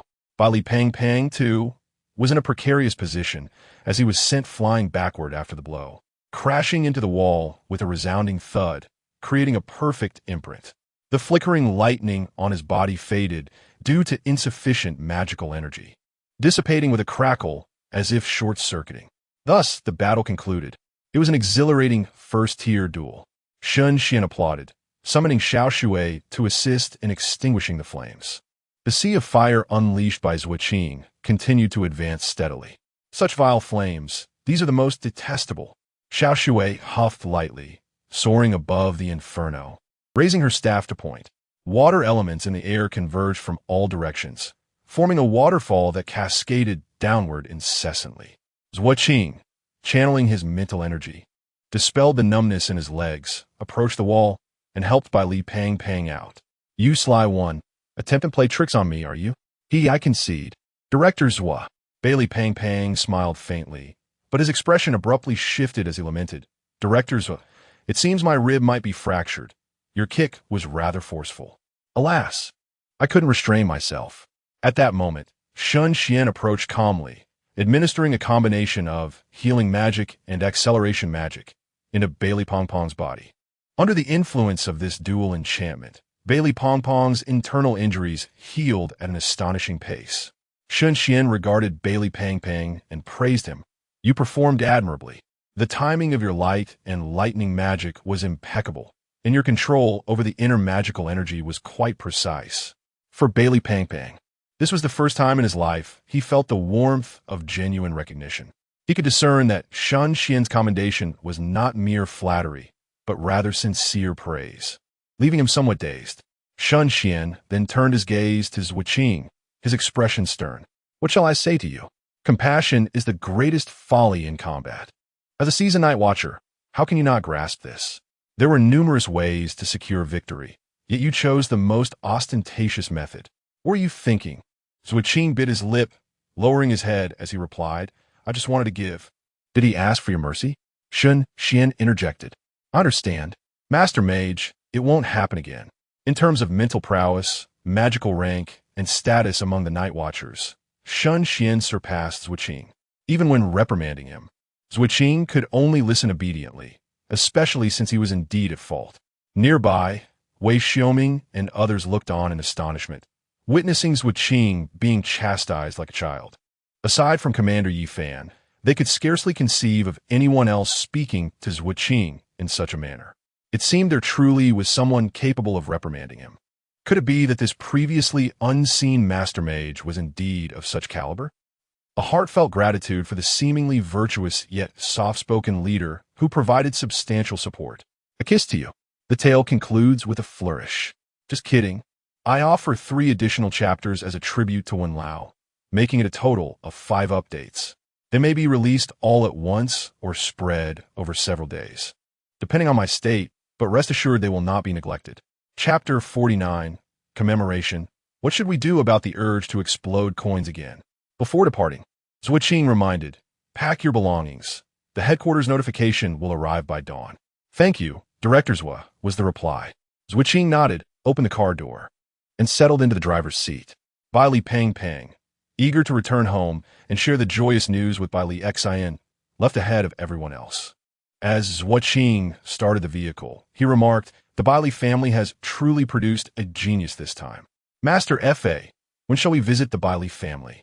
Asked Shen Xuan, who was absorbed in the myriad of messages flooding his phone, feeling quite overwhelmed. Since leaving the celestial realm, he had silenced his phone, not anticipating that such a brief interval would lead to an explosion of notifications from commemoration. Feigning silence? Do you believe that remaining mute will allow you to evade this? Messages clamored. Using my funds to seek a technician? Shen Xuan, have you no shame? Suddenly, a notification caught his eye. Huh. How did 200 million enter my account? Did you rob a bank? Speak, speak, speak. Shen Xuan tapped the screen. I'll discuss this later. I've already stated I am engaged in serious matters. He then looked up and said, I have experienced enough of the culture in Guangshan City. Let us go at noon. However, it is merely a trivial endeavor up the climbing avenue. It can be disregarded. Zhuo Qing cautioned, Master Fa. Although the commander issued the notification to Bailey Xian, given his character, he will undoubtedly propose certain conditions. Shen Xuan remained unfazed. Bailey Xian merely wished to recruit him or invest in the Magician S Association. The former did not pique his interest. The political machinations among the Night Watch S upper echelons were utterly tedious. As for the latter, it was even less feasible. The president and vice president of the association could only be commemoration and himself, with no additional positions available. Should Bailey Xian be dissatisfied and refuse to invest, he would first need to inquire if Yi Fan would consent. Thus, Shen Xuan was merely going to engage in a futile endeavor. The Bailey family would gain no benefit beyond their extravagant expenditures. Is it not enough that they wish to enjoy the spoils without contributing? At the Bailey residence, Bailey Pang Pang excitedly entered the living room and called out to the figure on the sofa, Dad, I'm back. Before he could finish, Bailey Xian interrupted with a furrowed brow. What a disheveled appearance. How can I trust you to manage the family in such a state? Bailey Pang Pang replied. Somewhat disgruntled, I understand, Dad. Only then did Bailey Xian inquire, what was your interaction with that individual? What is his intention? Dad, are you aware of magic? He approached the Bailey family to seek our financial support in establishing the Magician S Association. Bai Li Exan narrowed his eyes, a glimmer of intrigue flashing within. Magic? Yes, precisely magic. Moreover, he even assessed my abilities, which are quite exceptional. Bai Li Pang's expression radiated excitement. After all these years, he finally felt he could make Bai Li Exan proud. As he spoke, he channeled the magical energy within him, conjuring 4 orbs of varying colors in the air, and began to enthusiastically narrate, "Dad, did you know? Even directors did not manage to outmatch me. Father, I shall no longer require your concern in dispatching someone to safeguard me. You need not worry about my safety any longer." In the vast expanse of the living room, only Bai Li Pang animatedly recounted his tales. At the St. Peter's Grand Hotel, Shen Xuan meticulously prepared his script and extended a video invitation to Jin Yan. In an instant, Jin Yan answered the call, her background shrouded in a misty haze, yet this time she appeared to be standing on a cruise ship, arms crossed, wearing a cold smile, stating, "Go on, you must have at least 3 sentences to convey." Shen Xuan earnestly replied, "Esteemed President, through my relentless efforts, the funds required to establish the association no longer need to be drawn from our coffers. We can entirely rely on the Bai Li family." Upon hearing this, a flicker of surprise crossed Jin Yan's eyes, yet her demeanor remained impassive. "You still have 2 sentences left." Suddenly, Shen Xuan sensed that the situation was awry. He had fallen into Jin Yan's rhythm, being led by the nose. If this continued, he would unwittingly reveal his most intimate secrets. No, he must devise a strategy. Shen Xuan's thoughts raced as he concocted a plan. "President, you must trust my integrity. My visit to such a place is solely for serious discussions, and I have done nothing untoward. Look, I haven't even changed my clothes. Let us consider this from your perspective. If I were to give you money, would you take it to seek out a male escort?" Jin Yan's frosty expression briefly faltered. Shen Xuan lamented, "Alas, how could I pose such a question? You, esteemed president, are as exemplary in character as I am. How could you possibly visit such a place? If you were to go, it would surely be for a mission. Am I correct?" Jin Yan smirked slightly, thinking to herself, "This fellow has not uttered a single useful word and instead has begun to interrogate me. Although I am tempted to affirm, would that not undermine my authority as president? Were it one of the season knights or the emissaries of the Xiang Xie Association, I would not care for their opinions. However, Shen Xuan is different. He holds the position of vice president, beneath one above 10,000. As president, Jin Yan felt the necessity to uphold her dignity, to maintain control over Shen Xuan.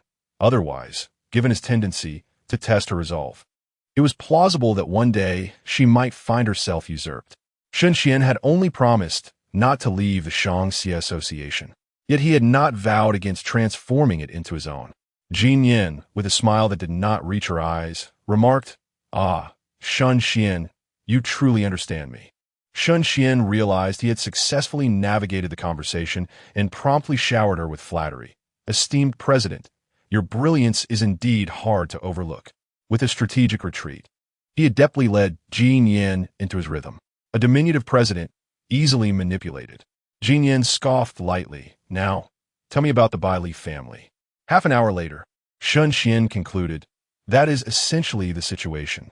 Jin Yan, deep in thought, lightly tapped her arm with her fingers, stating, "Bai Li Exan may not necessarily share the same sentiments as you, willingly permitting us to take advantage. I have come to understand his character. He is one who rises early only when there is profit to be gained." Shen Xuan replied with a faint smile, "Bai Li Exan, an ordinary individual, has managed to establish the vast Bai Li group through the Night Watchers and adherence to rules. However, the Night Watchers now stand with us, and the existence of magic transcends the Bai Li family. The confluence of the Night Watchers, the Xiang Xie Society, and the necessary establishment of the Mage Association forms a formidable trio. What could Bai Li Exan possibly use to contend against us?" Jin Yan curled her lips in disdain. "So, it seems no one in Xia dares to challenge you any longer? It all relies on the esteemed president, doesn't it? Huh, all you possess is that silver tongue of yours." Jin Yan rolled her eyes and abruptly hung up the phone. She feared that if the conversation continued, she might uncontrollably shower Shen Xuan with gold coins, for his flattery was simply too gratifying. A ding-dong sound interrupted her thoughts. Jin Yin glanced down to see a message from Shen Xuan containing a video. The handsome vice president wrote, "Recording of the high-level meeting of the Night Watchers. I've edited it. Just watch directly." The old fellows turned pale. Jin Yin was momentarily taken aback. How does he know me so well? At this rate, I might find myself compelled to reward him with gold coins once more. An additional chapter has been added, still 4 more to go. Today's updates are being hastily prepared, and it is likely that they will be released during the witching hour. Chapter 50. Pressure. Shen Xuan set down his phone and closed his eyes to enter a state of meditation. It had been 5 days since he left Songnan, and he had already filled 1/3 of his spiritual reservoir. It was estimated that in another 5 days, he would ascend to the next level. This exemplified the benefits of honing one's spiritual power through elemental forces. As long as one could endure the excruciating pain, the advancement was remarkably swift. Shen Xuan's primary offensive method was magic, and even the divine abyss, known as the return of all laws, was created for the purpose of magic, serving as a support system rather than possessing the aggressive nature of others' forbidden realms. Thus, Shen Xuan's sole requirement for his spiritual realm was the promise of eternal life after achieving divinity, unlike several great magicians he had witnessed who met untimely ends. The next day, a black Maybach slowly drove into the Bailey family estate, where Bailey San and his sons, along with several servants, stood before the villa. Upon seeing Zhuo Qing step out to open the door for Shen Xuan, Bailey Xian's eyes flickered, and he approached with a smile. "Director Zhuo, it has been a while." Zhuo Qing nodded slightly and replied, "Indeed, it has been some time." Unperturbed by the other's cool demeanor, Bailey Xian turned to Shen Xuan, inquiring, "Is this gentleman the esteemed guest the commander spoke of?" Shen Xuan smiled warmly, replying, "Hello, Chairman Bailey. I apologize for the wait." Bailey Xian extended his hand, saying, "Not at all. As an old saying goes in Daxia, a good meal is never too late. I have already instructed the staff to prepare the dishes." Before he could finish, Shen Xuan raised his hand to interrupt. "There is no need for a meal. Zhuo Qing and I have already dined. Let us proceed directly to business." Bailey Xian maintained his composure and smiled. "Very well. Business is of utmost importance." Once they settled in the reception room, Bailey Xian remarked, "My son, Tu Ming, returned last night and spoke highly of many things. I never imagined that magic could exist in this world. I am grateful for your assistance to Tu Ming and the Bailey family." Shen Xuan cast a glance at Bailey Pang Pang, who was making exaggerated expressions, and replied, "I merely assisted him in assessing his talent. It is nothing significant. Once the association is established, everyone will undergo a basic evaluation." Bailey Xian chuckled. "Your personal assessment is quite distinct from that of the association staff. Your guidance to Tu Ming essentially establishes a master-disciple relationship. Old fox, he is attempting to entrap me." Shen Xuan surmised that should he acquiesce to this statement, the other party would immediately escalate the connection between him and Bailey Pang Pang to a level of notoriety throughout Daxia. The public would undoubtedly inquire if there were videos and photographs to substantiate such claims, compelling them to believe. If anyone dared to challenge the Bailey family, they would have to weigh the consequences of the vice president of the Magician Association stance. However, since Pang Pang had already showcased his talent before Bailey Xian, would the latter still regard him as a mere substitute for Bailey Jing, or were there other plans afoot? Shen Xuan stated, "I already informed Pang Pang last night that we do not consider ourselves master and disciple, and I will not be taking on any apprentices." Bailey Xian clicked his tongue in disappointment, "I see. Nevertheless, in his heart, Tu Ming surely regards you as a mentor, does he not? Right, Tu Ming?" Bailey Pang Pang promptly declared, "Master, my father is correct.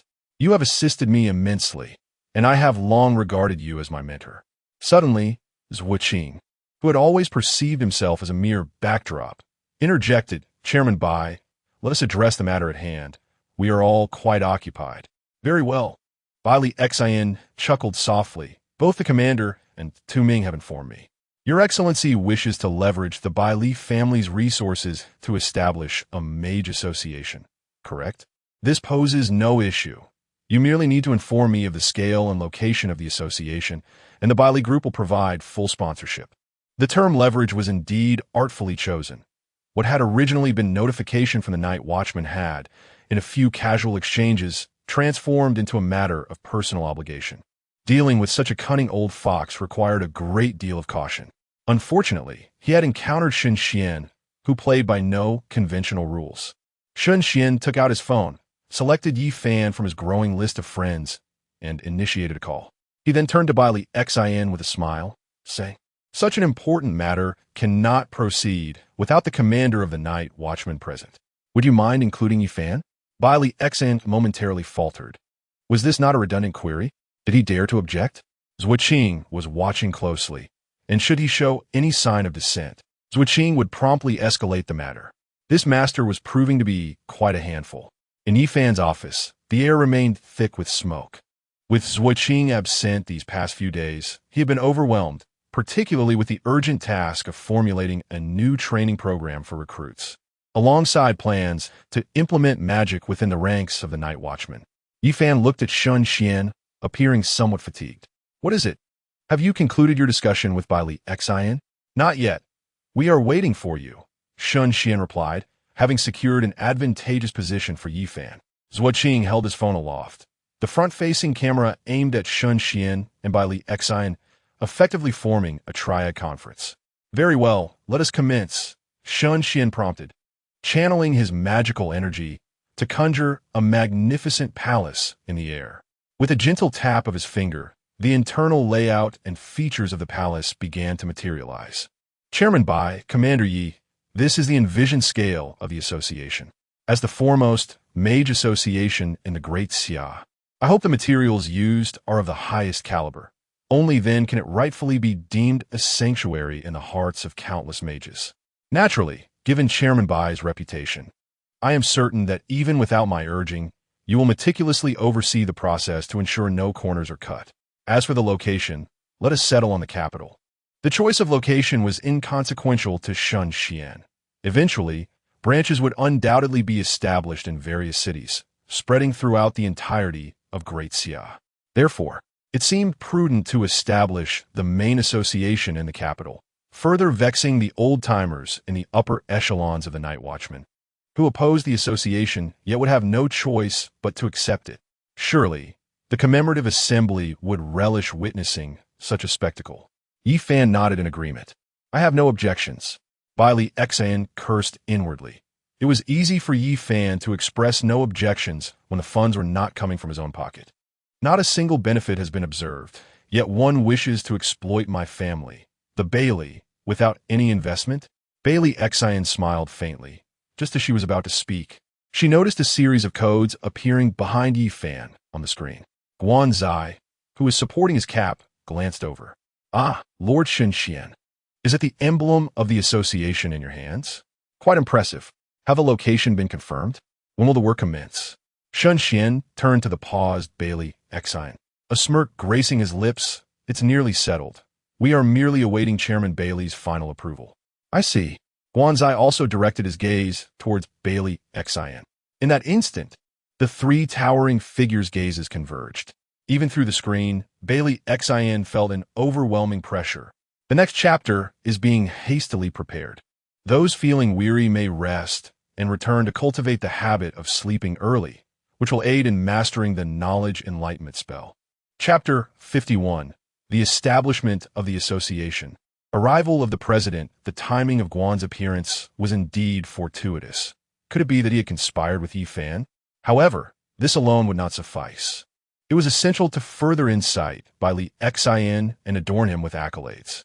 Those who excel in water often find themselves drowning. Bailey Xin thrived under the constraints of rules.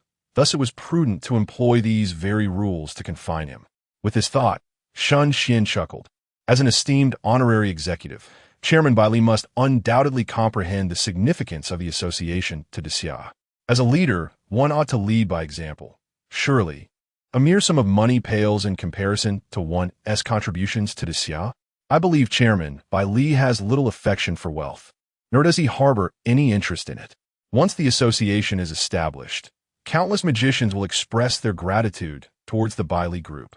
Despite his inner discontent, Bailey Xin could only force a smile at these words. replying, "Your Excellency speaks true.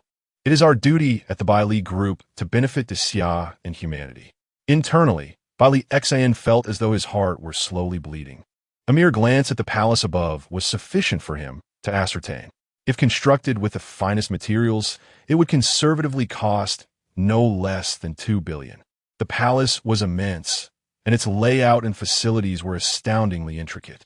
Though such an expense was not significant for the Baili group, the pain stemmed from the fact that he would receive no returns from this transaction. The crux of the matter was that he could not voice this directly.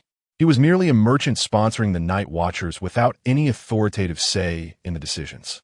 Until the initiation of that plan, the Baili family was merely an honorary executive in the Night Watchers. Noticing this, Yi Fan nodded in satisfaction. "Baili Xian, your awareness is commendable." "Indeed, it is my duty, Commander," Baili Xian replied with a chuckle. Shen Xuan cupped his hand, condensing the aerial spectacle into a sphere which he handed to Baili Xian. "Chairman Baili, I would appreciate your continued diligence." Baili Xian chuckled in return. Initially, he intended to leverage his financial contribution as a means to persuade Shen Xuan to accept Baili Jing as his disciple. Following this, he would employ various tactics to firmly bind Shen Xuan to the Baili family's ship. Under such circumstances, with the backing of the Night Watchers and the Magician Association, the Baili family was destined to become the foremost financial conglomerate in Xia. However, Shen Xuan's unpredictable approach had completely derailed his plans.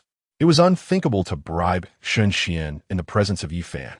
Regardless of Baili Xian's internal turmoil, Shen Xuan remained unfazed.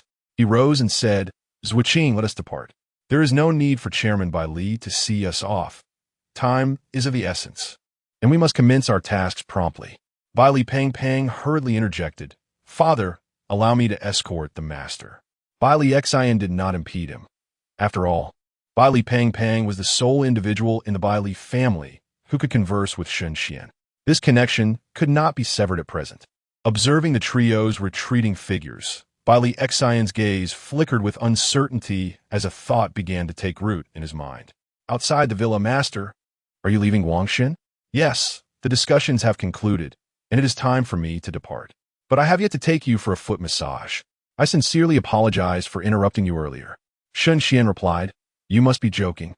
Zhuqing, standing nearby, looked at Shen Xuan in astonishment, her eyes reflecting her disbelief. Fortunately, Shen Xuan, with his enduring spirit and thick skin, feigned ignorance to the gaze of Zhuqing and remarked, "Pang. Diligently hone your magical skills. Power is indispensable." Baili Pang nodded earnestly and inquired, "Will we meet again? Also, what is the name of your disciple, master?" At this moment, Shen Xuan had already settled into the vehicle and lowered the window, stating, "The expanse of the Great Xia is not vast. We shall surely cross paths again. His name is Chao Zhe." "Gao Zhe? Such a peculiar name?" Baili Pang silently noted it down, eager to discover the strength of the one whom Shen Xuan had taken as a disciple. Time flew swiftly. 7 days passed in the blink of an eye. Shen Xuan's realm naturally ascended to the Chuan realm. Under the substantial investment from the Baili family, the Mage Association completed its preparations just in time. At this moment, directly opposite the headquarters of the Night Watchmen in the capital city, a magnificent palace had emerged. Within a radius of several dozen meters, numerous signs of no had been erected, each guarded by individuals in plain attire. Leading the group were Shen Xuan, Han Xiaoyan, Qingqing, Chao Yuan, and Zhao Kongcheng, who had taken leave from Tsangnan to join them, all standing before the grand edifice. Zhao Kongcheng gazed up at the towering structure, 5 stories high and entirely obsidian, exclaiming, "Goodness, what fortune must it have taken to construct this?" Chao Yuan brushed his fingers over the 3-meter-tall palace door and replied, "According to my teacher, the association spent a total of 3 billion. 3 billion. Zhao Kongcheng jolted, dropping his freshly lit cigarette onto the ground. He hastily bent down to retrieve it, puffing it back into his mouth. Han Xiaoyan observed the palace and said, "Qingqing, we shall work here in the future." Qingqing smiled brightly, responding, "I can be with the captain again." "No, you both will not be here for a while." Shen Xuan stated as he arranged the hidden magical formations around the palace and the automatic door-opening sensor array.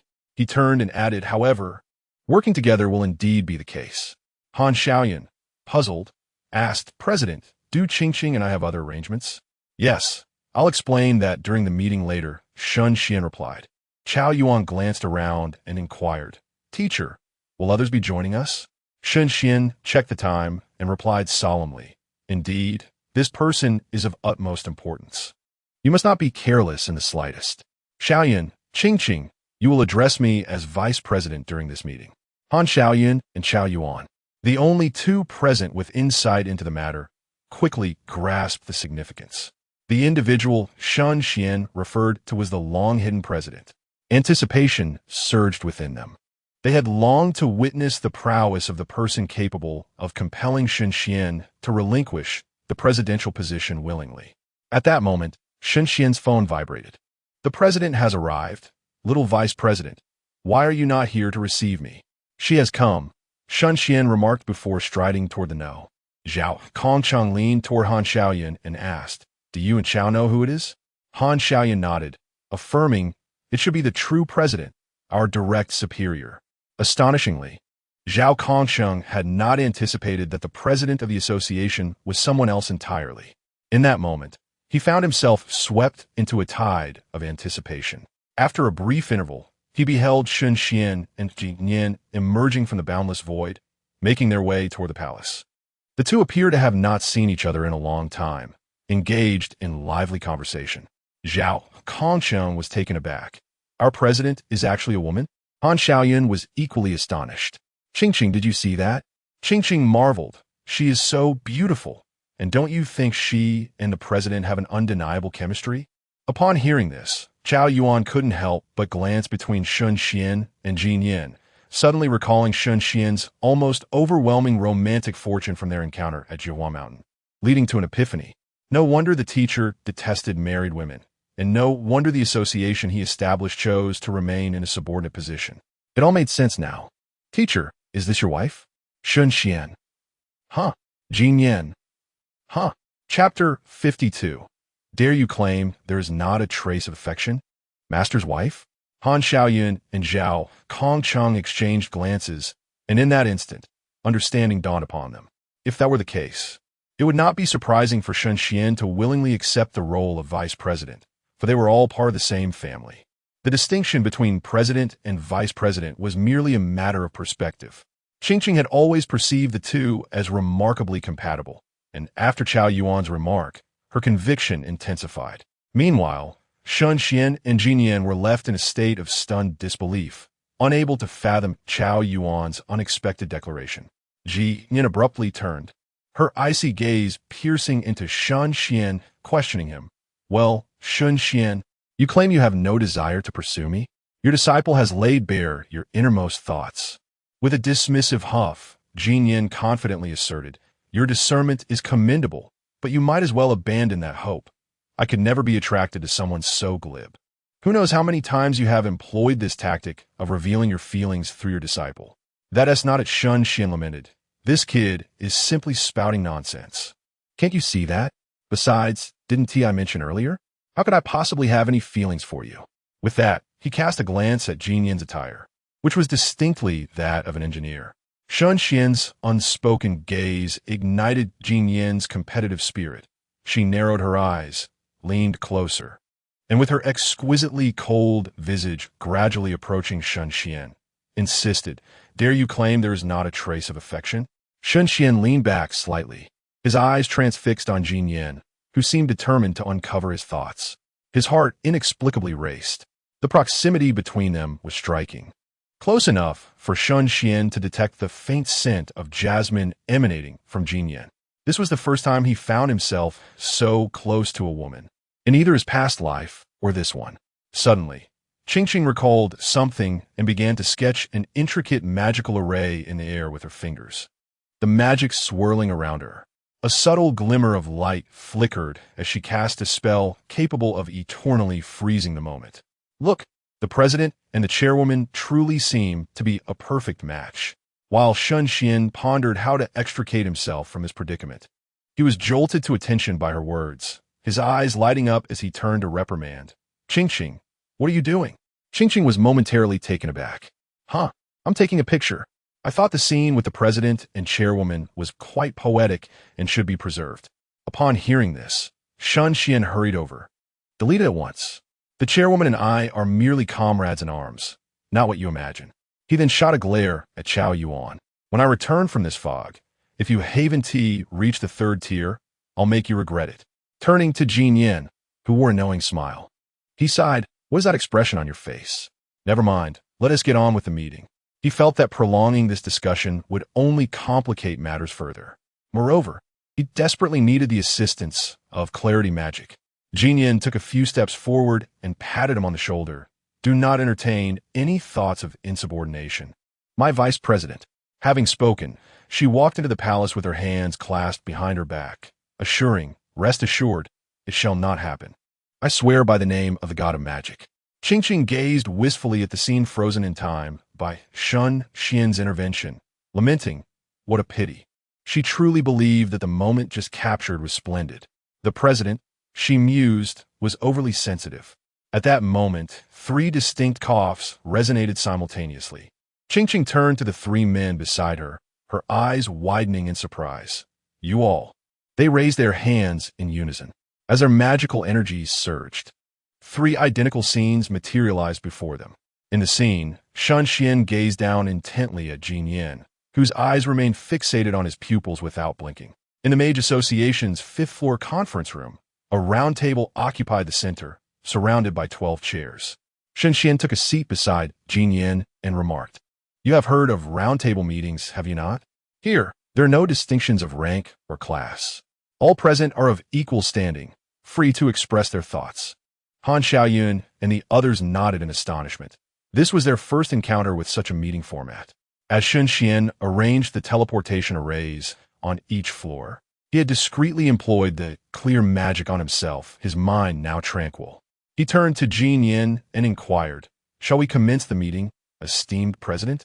Yin Nian nodded, albeit with a hint of disinterest. Her primary purpose for returning was to attend the Mage Association's inaugural meeting and to assist Shen Xuan in departing from the Great Xia.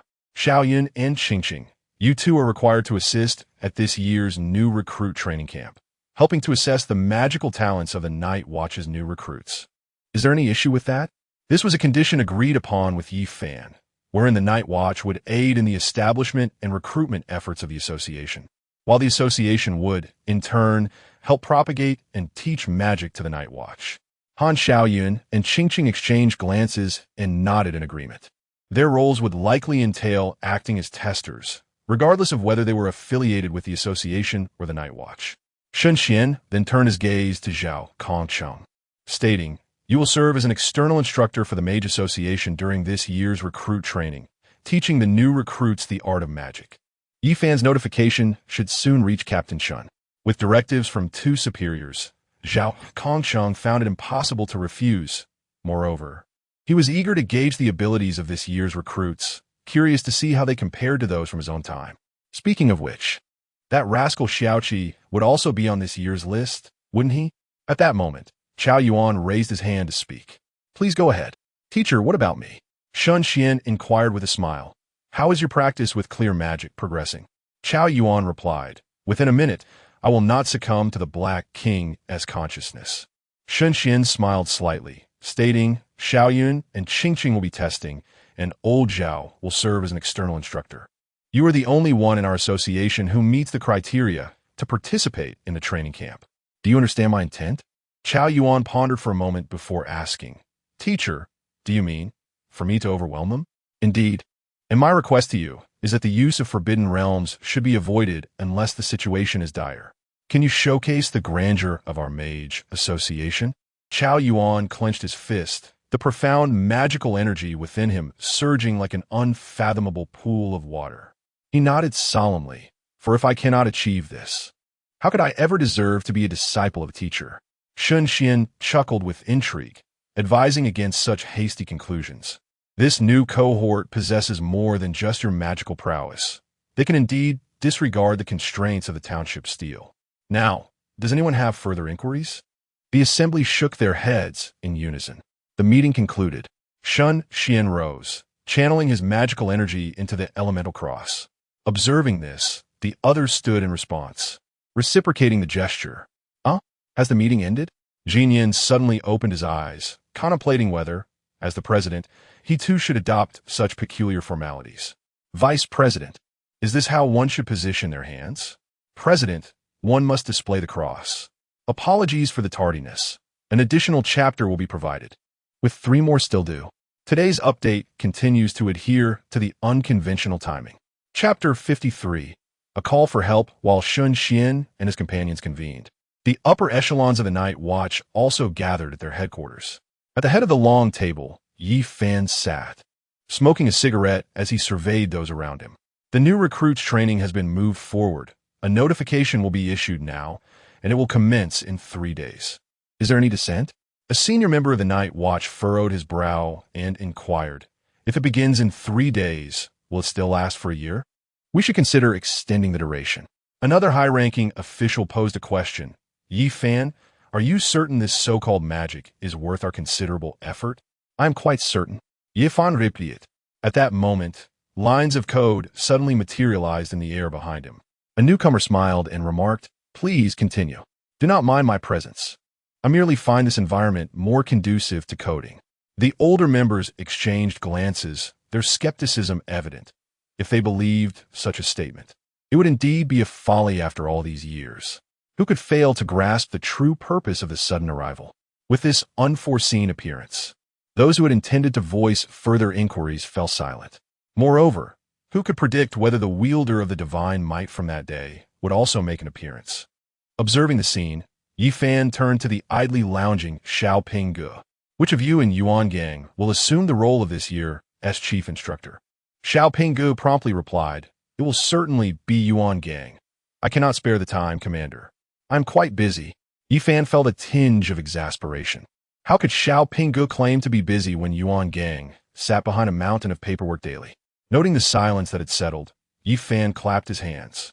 In that case, let us all get to work. Once the recruits master the magic, they will naturally understand its effects. Amidst the mist, a camouflage McLaren sliced through the haze at high speed. After concluding the business with the Mage Association, Shen Xuan and Jin Yin set off, intent on reaching the Egyptian enclave to annihilate the Sphinx Kingdom. Before departing, Shen Xuan entrusted Han Xiao Yun and Qing Qing with the 1st to 3rd tier spells, ensuring that there would be no obstacles to instruction. Naturally, to learn more advanced magic, one must visit the Mage Association. Only by reaching the sacred ground can one acquire deeper magical knowledge. Jin Yin glanced at Shen Xuan in the passenger seat and said, once we arrive, I will introduce you to the talents of our Xie Xiao society. It is essential they recognize your existence as the vice president. However, upon arrival, a few days would still be required to await the Sentinel's report on the conditions within the enclave before we could initiate our annihilation plan. Shen Xuan nodded thoughtfully, asking, will we establish our base there, or will we enter the enclave together? Jin Yin activated the McLaren's autopilot mode, slightly turning his body to lean against the seat as he regarded Shen Xuan. We will remain as the base. What is the current extent of your restored power? This question prompted Shen Xuan to ponder deeply. Just how formidable was his combat strength at present? During his battle with Yang Jin, he had first entered the return to ruin state. At that time, he possessed only 3 elemental spirit orbs, with a limited capacity for mana absorption, thus unable to unleash full power forbidden spells without cooldown. Furthermore, he had refrained from employing any particularly lethal magic, as he had no desire for a life-or-death confrontation with Yang Jin. It is difficult to discern one's true capabilities. However, with the attainment of higher realms and the acquisition of mediums, Shen Xuan can now consolidate 6 elemental spirit orbs.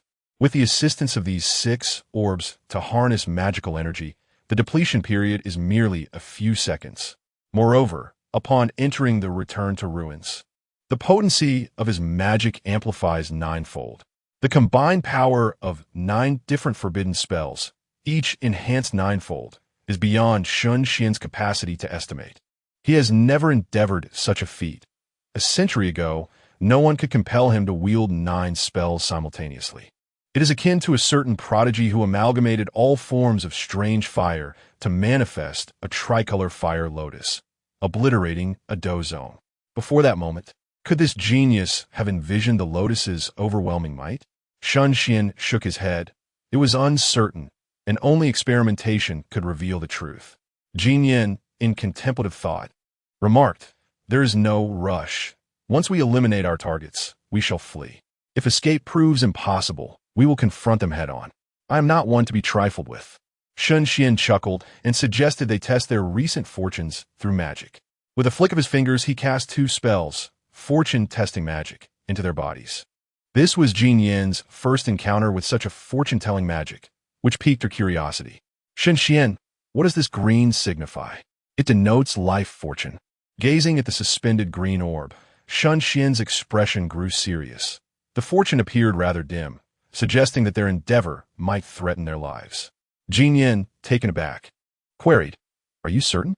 She mused silently, life-threatening, unless the 9 pillars of the Sun City or the Sun God intervened. Should we halt the plan? As Jin Yin pondered, Shen Xuan's voice broke through her thoughts. "The magic is infallible. However, observe this yellow orb that signifies luck. Its vigorous intensity indicates that fortune favors us. Even if life is at risk, we may avert calamity." Jin Yin inquired, "Can you discern the specific cause?" Shen Xuan shook his head.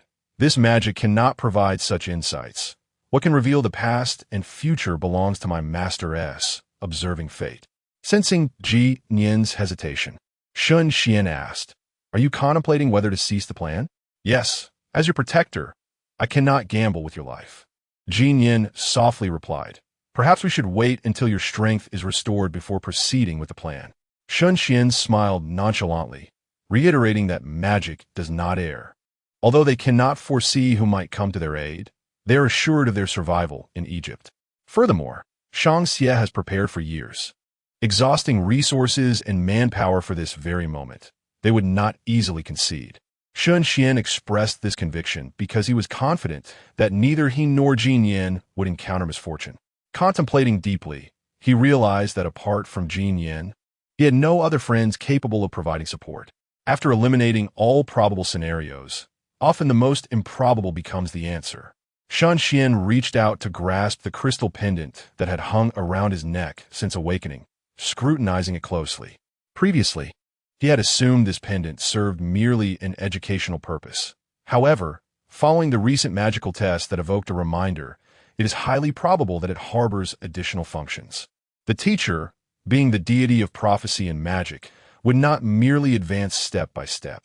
Rather, it is often the case that while one believes he is on the 3rd tier, he is in fact already standing in the stratosphere.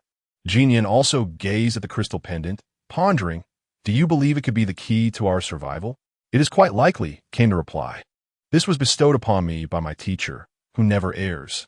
Jin Yin, intrigued, queried, "I am yet unaware that your teacher is the illustrious deity from England, the deity of prophecy and magic, Merlin, your majesty. I will first complete this chapter and continue once Xiaohu awakens." Urgently seeking the collective wisdom of all esteemed gentlemen to assist in enriching the power setting for our mage. Chapter 54. The teacher's backup Merlin? Shen Xuan is actually his disciple? Jin Yin was taken aback, her initial reaction questioning the reliability of the old man. However, she swiftly dismissed that thought. During the competition at the mental hospital, her victory over Merlin for the crystal ball was solely due to a small loophole. She did not belong to this world, and thus, Merlin could not foresee her fate. Yet, it is undeniable that Merlin's title as the god of prophecy is not mere embellishment. As a supreme deity, predicting Shen Xuan's future was a trivial matter for him. He would undoubtedly leave layers upon layers of contingencies for his disciple. Jin Yin patted her chest and declared, "Now I can rest easy. Praise be to the god of magic." Shen Xuan summoned his mental energy once more to enter the crystal pendant. This time, he did not merely skim through the interior, but meticulously examined it. After countless magical teachings that sparkled like stars, he finally discovered a formation deep within the pendant. This formation, Could it be one that stores mental energy and manifests as a projection in times of crisis? This mental energy undoubtedly belongs to the teacher. As a supreme deity, even if the projection does not possess its full strength, it could at least annihilate a main god. Buying time against a supreme deity, right? Shen Xuan pondered briefly. If that were the case, perhaps they could alter their plans. After all, the deity of the Sun City had already intervened, and this formation would surely be expended. Wouldn't a hasty retreat seem too disheveled? He exited the pendant space, looked at Jin Yin, raised an eyebrow, and smiled. How about we play a big game? What wicked scheme have you devised now? Speak quickly. This question resonated deeply with Jin Yin. She relished grand escapades. If not for her limited strength, she would have even considered launching an attack on the Sun City. Shen Xuan smiled mysteriously. What if you were to switch the identities of both parties? In just a moment, Jin Yin grasped the situation, her eyes gleaming with excitement. According to your words, we could potentially eliminate at least 2 main gods. Just the thought of it is exhilarating. In the past, whenever Jin Yin executed her covert operations, she would detonate and flee without a backward glance at the flames behind her. After all, a true woman never looks back at explosions. However, as Shen Xuan suggested, this time they could not only annihilate the Sphinx Kingdom, but also eliminate the 9 pillar gods. And taking down 2 main gods was merely a conservative estimate. Jin Yin had no reason to refuse. This plan is feasible. Once we arrive at the location, let our talents refine and perfect the plan further. Shen Xuan nodded, acknowledging that he was now the vice president of the Shaanxi Association, surrounded by countless talents. He could not tend to every detail himself. The Mage Association had only a handful of members, which was insufficient. The Shaanxi Association, however, gathered top-tier talents from various fields, possessing abundant experience ready for immediate application. As Shen Xuan contemplated, Jin Yin's voice broke through with curiosity. Shen Xuan, we've covered green and yellow. What about red? It seems even more ferocious than luck itself. Upon hearing the words, Shen Xuan glanced over, unable to suppress a twitch at the corner of his mouth. The crimson orb hovering in the air had become almost dense enough to take on a tangible form. Moreover, it was not merely his predicament. Jin Yin was experiencing the same phenomenon. It's nothing. This matter is of no consequence, Shen Xuan remarked nonchalantly, waving his hand to disperse the orb. It appeared that he would need to find time in the future to rectify this magical flaw. Life and luck were evidently functioning normally.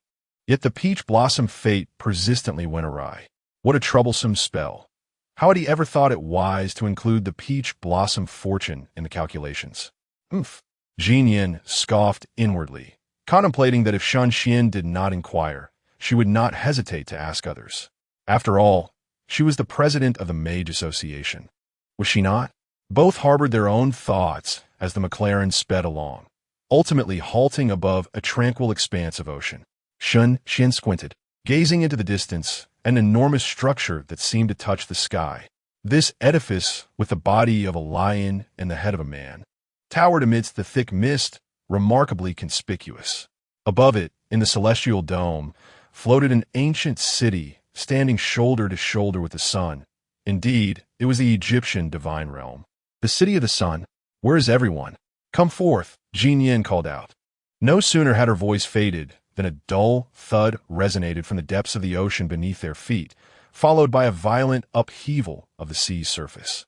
A colossal cruise ship, approximately 200 meters long and 50 meters high, broke through the waters like a leviathan, coming to a steady halt before them. Countless minuscule pixelated particles clung to the ship's surface, and emblazoned on its side were 2 grand characters, Shang Yi. Jin Yin extended her hand, about to open the door when she felt a hand rest upon her shoulder, accompanied by a hearty laugh. With me here, is there any need to go up like that? With that, the 2 individuals within the McLaren vanished in an instant. Yin blinked, only to find herself aboard the cruise ship, marveling at the convenience of this magic. Such a trifle, hardly worth mentioning, she remarked, rolling her eyes, before patting Shen Xuan's shoulder and introducing him to the several individuals before them. This is Vice President Shen Xuan. Let us all make each other's acquaintance. The crowd exchanged glances, and although they had previously been informed of the vice president's existence, seeing him in person was still a surprise. At the forefront of the assembly, four figures adorned with masks depicting a range of emotions knelt on one knee, speaking in unison. "We pay our respects to the vice president." Jin Yin elaborated, "These are the four special envoys of our association, all at the Klein level. Together, they can contend with the highest echelons of power. Additionally, there is an old sixth knight currently serving as a sentinel in the land of the lion-headed man, investigating the situation. The rest are top talents in their respective fields." As she spoke, she turned to the envoy with the smiling mask. "How much longer until the old sixth returns?" Reporting to the president, "It will take approximately another week." "Is that so?" Jin Yin pondered, glancing at Shen Xuan.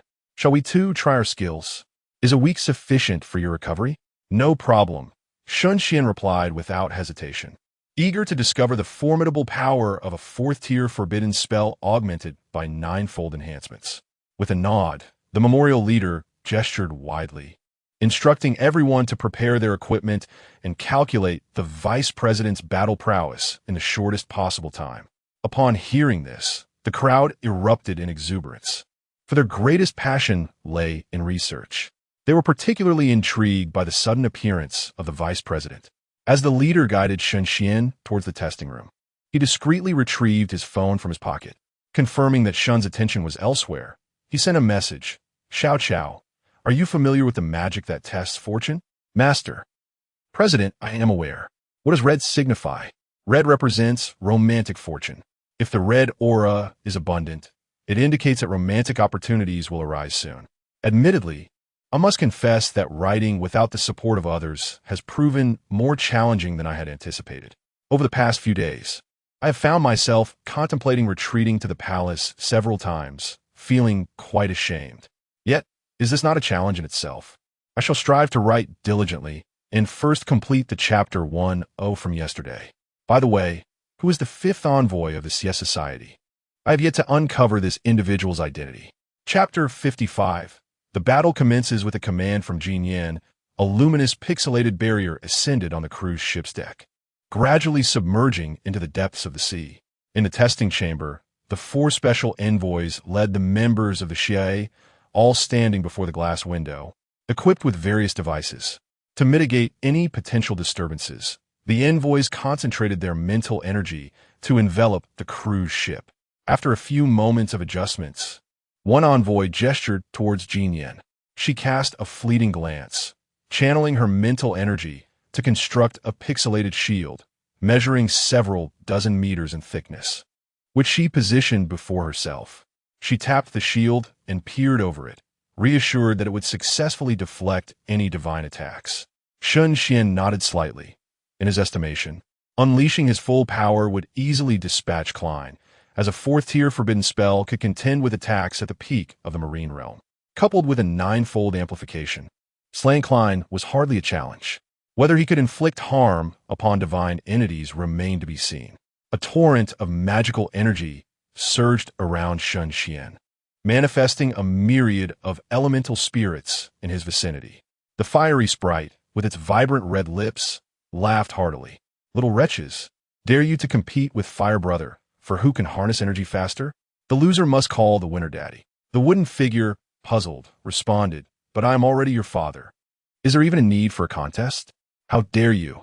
the fiery spirit retorted. In the air, a dull yellow mound of earth yawned and grumbled. "I can't be bothered to compete. Once I assist the mage, I plan to take a nap." "Sleep it off, you foolish lump," the fiery spirit shot back. The water spirit rolled its eyes, disinterested in the brainless bickering, while the golden spirit simply uttered a single word: "Useless." The fiery spirit, growing agitated, exclaimed, "Enough. Fire Brother has tolerated you for long. Dare you to face me in combat?" The elemental spirits continued their incessant squabbling, save for a gentle breeze that swirled around Shen Xuan, its voice cool and detached. "Long time no see, mage." "Indeed, it has been a while," Shen Xuan acknowledged, aware that the breeze was greeting him, albeit with a tone that suggested a lethal intent. Suddenly, the fiery spirit directed its ire towards the breeze. "What? You don't even greet Fire Brother? You think I'll forget about you?" The breeze replied coldly, "Are you seeking death? Oh, do try me." Observing the cacophony of elemental spirits before him, Shen Xuan sighed. "Enough. You've been bickering for countless years. Is there no end to it?" Mage is about to unleash a grand spell. With that declaration, Shen Xuan formed a hand seal, invoking Return to the Void. Upon witnessing this, the 6 elemental spirits ceased their squabbling, transforming into spiritual orbs that floated behind Shen Xuan. 5 elemental orbs formed a perfect circle, with the wind spirit residing at the center. An inexhaustible surge of magical energy flowed toward Shen Xuan, intricate magical arrays flashing in his eyes. Had anyone else been present, they would have discerned that the spell he was casting surpassed his own tier, being a 4th-tier forbidden spell of extraordinary caliber. The forbidden spells of the Gold System. Golden Law Judgment, the Thunder System, 30,000 Thunder Roars, the Wind System, Dusty Winds of the 9 Heavens, the Light System, Holy Lamentation, and the Dark System. Devouring Abyss of Nothingness. These formidable incantations, along with the 4 elemental systems of fire, water, earth, and wood, coalesced under Shen Xuan's command like a torrential flood, merging into a composite spell before him. The spell was a 9th-tier, 4-elemental forbidden incantation. Golden Annihilation of the Earth, Liquid Rift, Thunderous Void Purification. At its core lay the most lethal of the spells, Golden Law Judgment. Before Shen Xuan, a colossal golden sword, measuring 10 meters in length, trembled violently, emanating a deep, resonant hum, as an aura that seemed capable of annihilating the heavens and earth filled the testing chamber. Outside, the intensity of this power exceeded the threshold of the Klein realm. The 4 emissaries, as formidable figures within the Klein realm, felt the weight of this composite forbidden incantation acutely, their expressions shifting beneath their masks. Behind them, numerous elite talents stared aghast at the rapidly escalating readings on their devices. "This is dire," quickly informed the president. "The defense of the demigod cannot withstand this attack.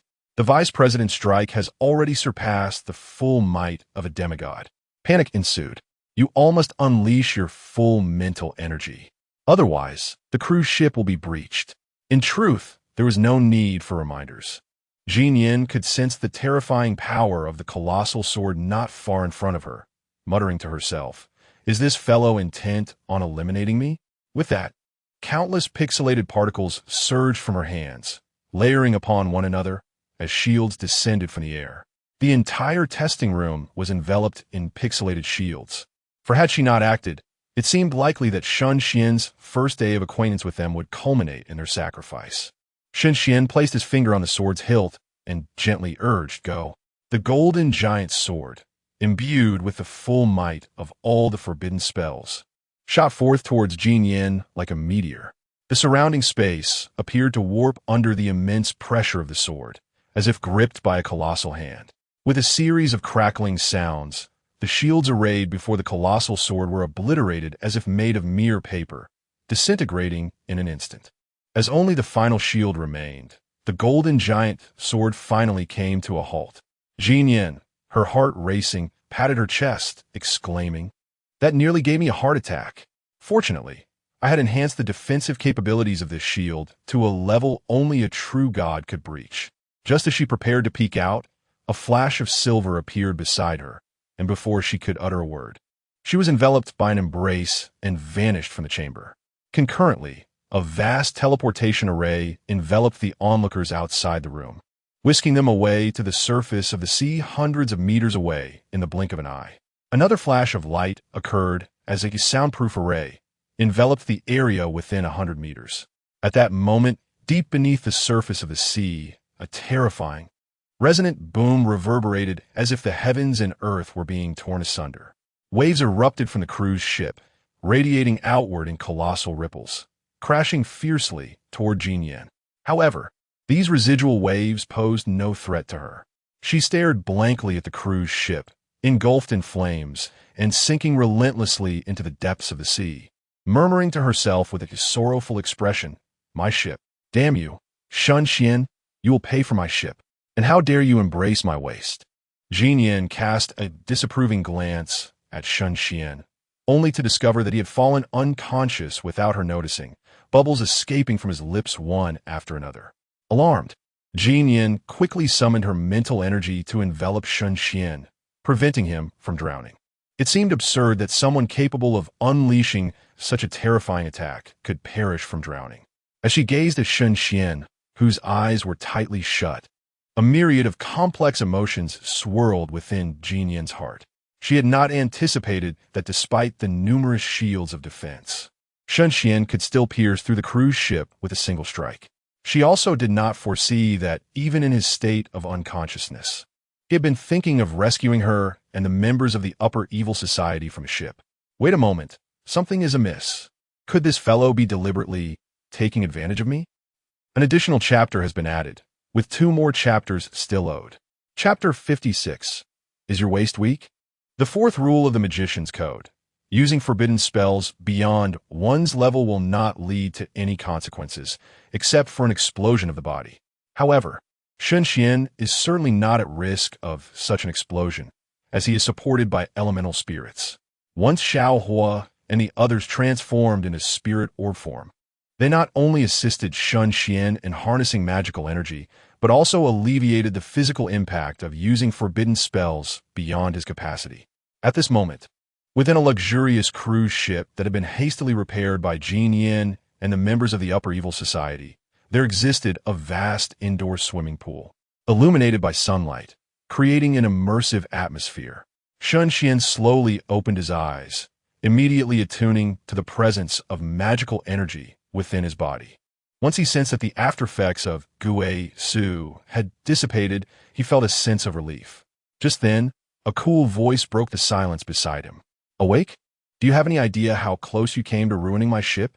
Shen Xuan turned to the source of the voice, momentarily taken aback, wondering if this was truly the same engineer-president he remembered.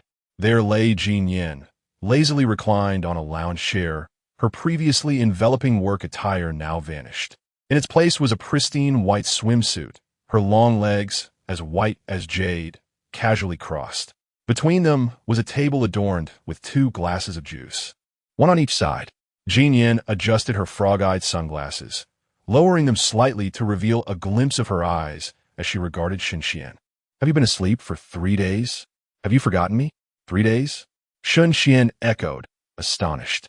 Indeed, I thought it prudent to let you bask in the sun and engage in some photosynthesis. The results are rather satisfactory. Do you not have anything to ask me?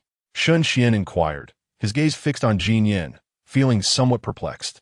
He recalled that just before losing consciousness, he had embraced Jin Yin and teleported away to shield her from the combined forbidden spell. Truth be told, he could swear to the god of magic that he hadn't contemplated the situation deeply at that moment. With Gui Su nearing its end, he barely had time to warn Jin Yin about the second explosive effect of the combined spell. In his desperation, he disregarded the distinctions between genders. Yet, given Jin Yin's temperament, her calm demeanor in conversing with him was quite puzzling. Jin Yin took a sip of her juice and, seemingly indifferent, remarked, "What would you ask? Perhaps whether your mother's waist is weak." In retrospect, Jin Yin acknowledged the urgency of the situation. Under such terrifying explosive force, she could very well have been harmed. Thus, she decided not to hold Shen Xuan accountable for his unintentional actions. Upon hearing her words, Shen Xuan thought to himself, "Hiss, that question is rather tricky." He then reflected briefly and replied earnestly, "Would you prefer the truth or falsehood?" Suddenly, a glass of juice hurtled toward Shen Xuan, but halted just before him. Jin Yin, with a half-smirk, stated, "Do you think I wish to hear either?" Shen Xuan, sensing the shift in mood, shrugged and returned the juice to Jin Yin's side, deftly changing the subject. On the Daxia side, the training must have commenced by now. Shall we take a look? Jin Yin raised an eyebrow, inquiring, "Do you have a way?" Having delved into the arcane art of long-distance projection magic, Shen Xuan recalled that it was initially Dogsy who implored him to assist in its study, merely to catch a distant glimpse of his former paramour in Asgard. However, when Shen Xuan and Dogsy observed simultaneously, they discovered that the latter's old flame was engaged in a lofty escapade with another formidable hound upon the mountain's peak. After a moment of silence, Shen Xuan, with a touch of empathy, gifted Dogsy a green magical hat. Upon learning of Shen Xuan's capabilities, Jinian's interest was piqued. With several days remaining until the knight's return, it was prudent to find some diversion. Remaining in a state of heightened tension was not conducive to their forthcoming divine ambush scheme. Jinian retrieved a walkie-talkie and declared, "I shall have someone bring us some provisions." Shen Xuan replied, "Allow me to fetch it. It will serve as an opportunity to familiarize myself with the cruise ship." Jinian tilted his head, considering that Shen Xuan's teleportation speed would indeed surpass that of a messenger, and relayed the location. Approximately 30 seconds later, Shen Xuan reappeared, arms laden with an assortment of food. Following this, a surge of magical energy materialized a cerulean canopy before them in midair. The execution of long-distance projection magic necessitated a prerequisite. The location projected must be imbued with the caster's magical essence. Fortunately, the association members were all connected to Shen Xuan. Within the canopy, Zhao Kongsheng was seen confronting a night watch instructor. Hearing the impatient urging of Xiao Hua beside him, Shen Xuan reluctantly manifested it. Xiao Hua exclaimed excitedly, "Is it Xiao Chengzi's inaugural battle? I must not miss this." Jinian, sipping through a straw, discreetly cast a glance at Shen Xuan, inwardly contemplating. From this fellow's reaction just now, something seems amiss. In the great Xia Sangnan city, Zhao Kongsheng brandished his starblade and addressed the new recruits below in a deep voice. "In the magical knowledge you have acquired, there is a tenet that wizards generally avoid close combat. Yet, some individuals are inherently supreme in melee combat. For instance, I am one such individual. To ensure this talent is not squandered, I have pioneered the melee mage style. Should any among you wish to pursue this path, feel free to seek my guidance." What followed was a captivating demonstration of combat techniques.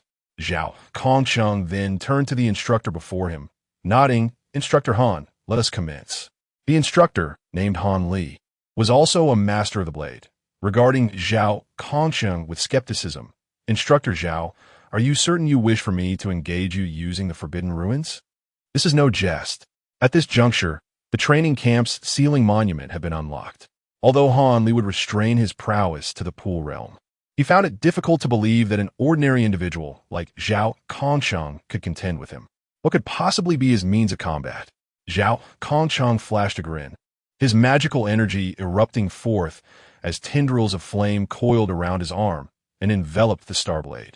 In an instant, a blade of searing flames emerged. With one hand resting behind his back and the other grasping the fiery weapon, he stated calmly, "Come, witnessing these, Fanli Musa Internadi. Let us forego the Forbidden Ruins for the moment and see what he possesses." With a forceful stomp of his right foot, Han Li propelled himself forward. In an instant, as he neared Zhao Kongsheng, he swung his blade downward with unyielding determination. At that very moment, Zhao Kongsheng's lips, which had been quivering, sealed shut, and a minuscule ring of fire materialized abruptly between them, as if governed by an impenetrable rule that repelled Han Li. In the next breath, Zhao Kongsheng surged forward, closing the distance, and with Han Li yet to reach the threshold of the repelling fire ring, he unleashed a fierce strike with his blade. Although Han Li struggled to control his backward momentum, he managed to raise his weapon to defend himself. However, Zhao Kongsheng's seemingly unremarkable strike was merely a bait, intended to lure Han Li into a defensive posture. Suddenly, Zhao Kongsheng's left hand, which had remained concealed behind him, erupted like a volcano, unleashing a torrent of searing flames. Han Li felt an intense wave of heat rush towards him, threatening to engulf his face.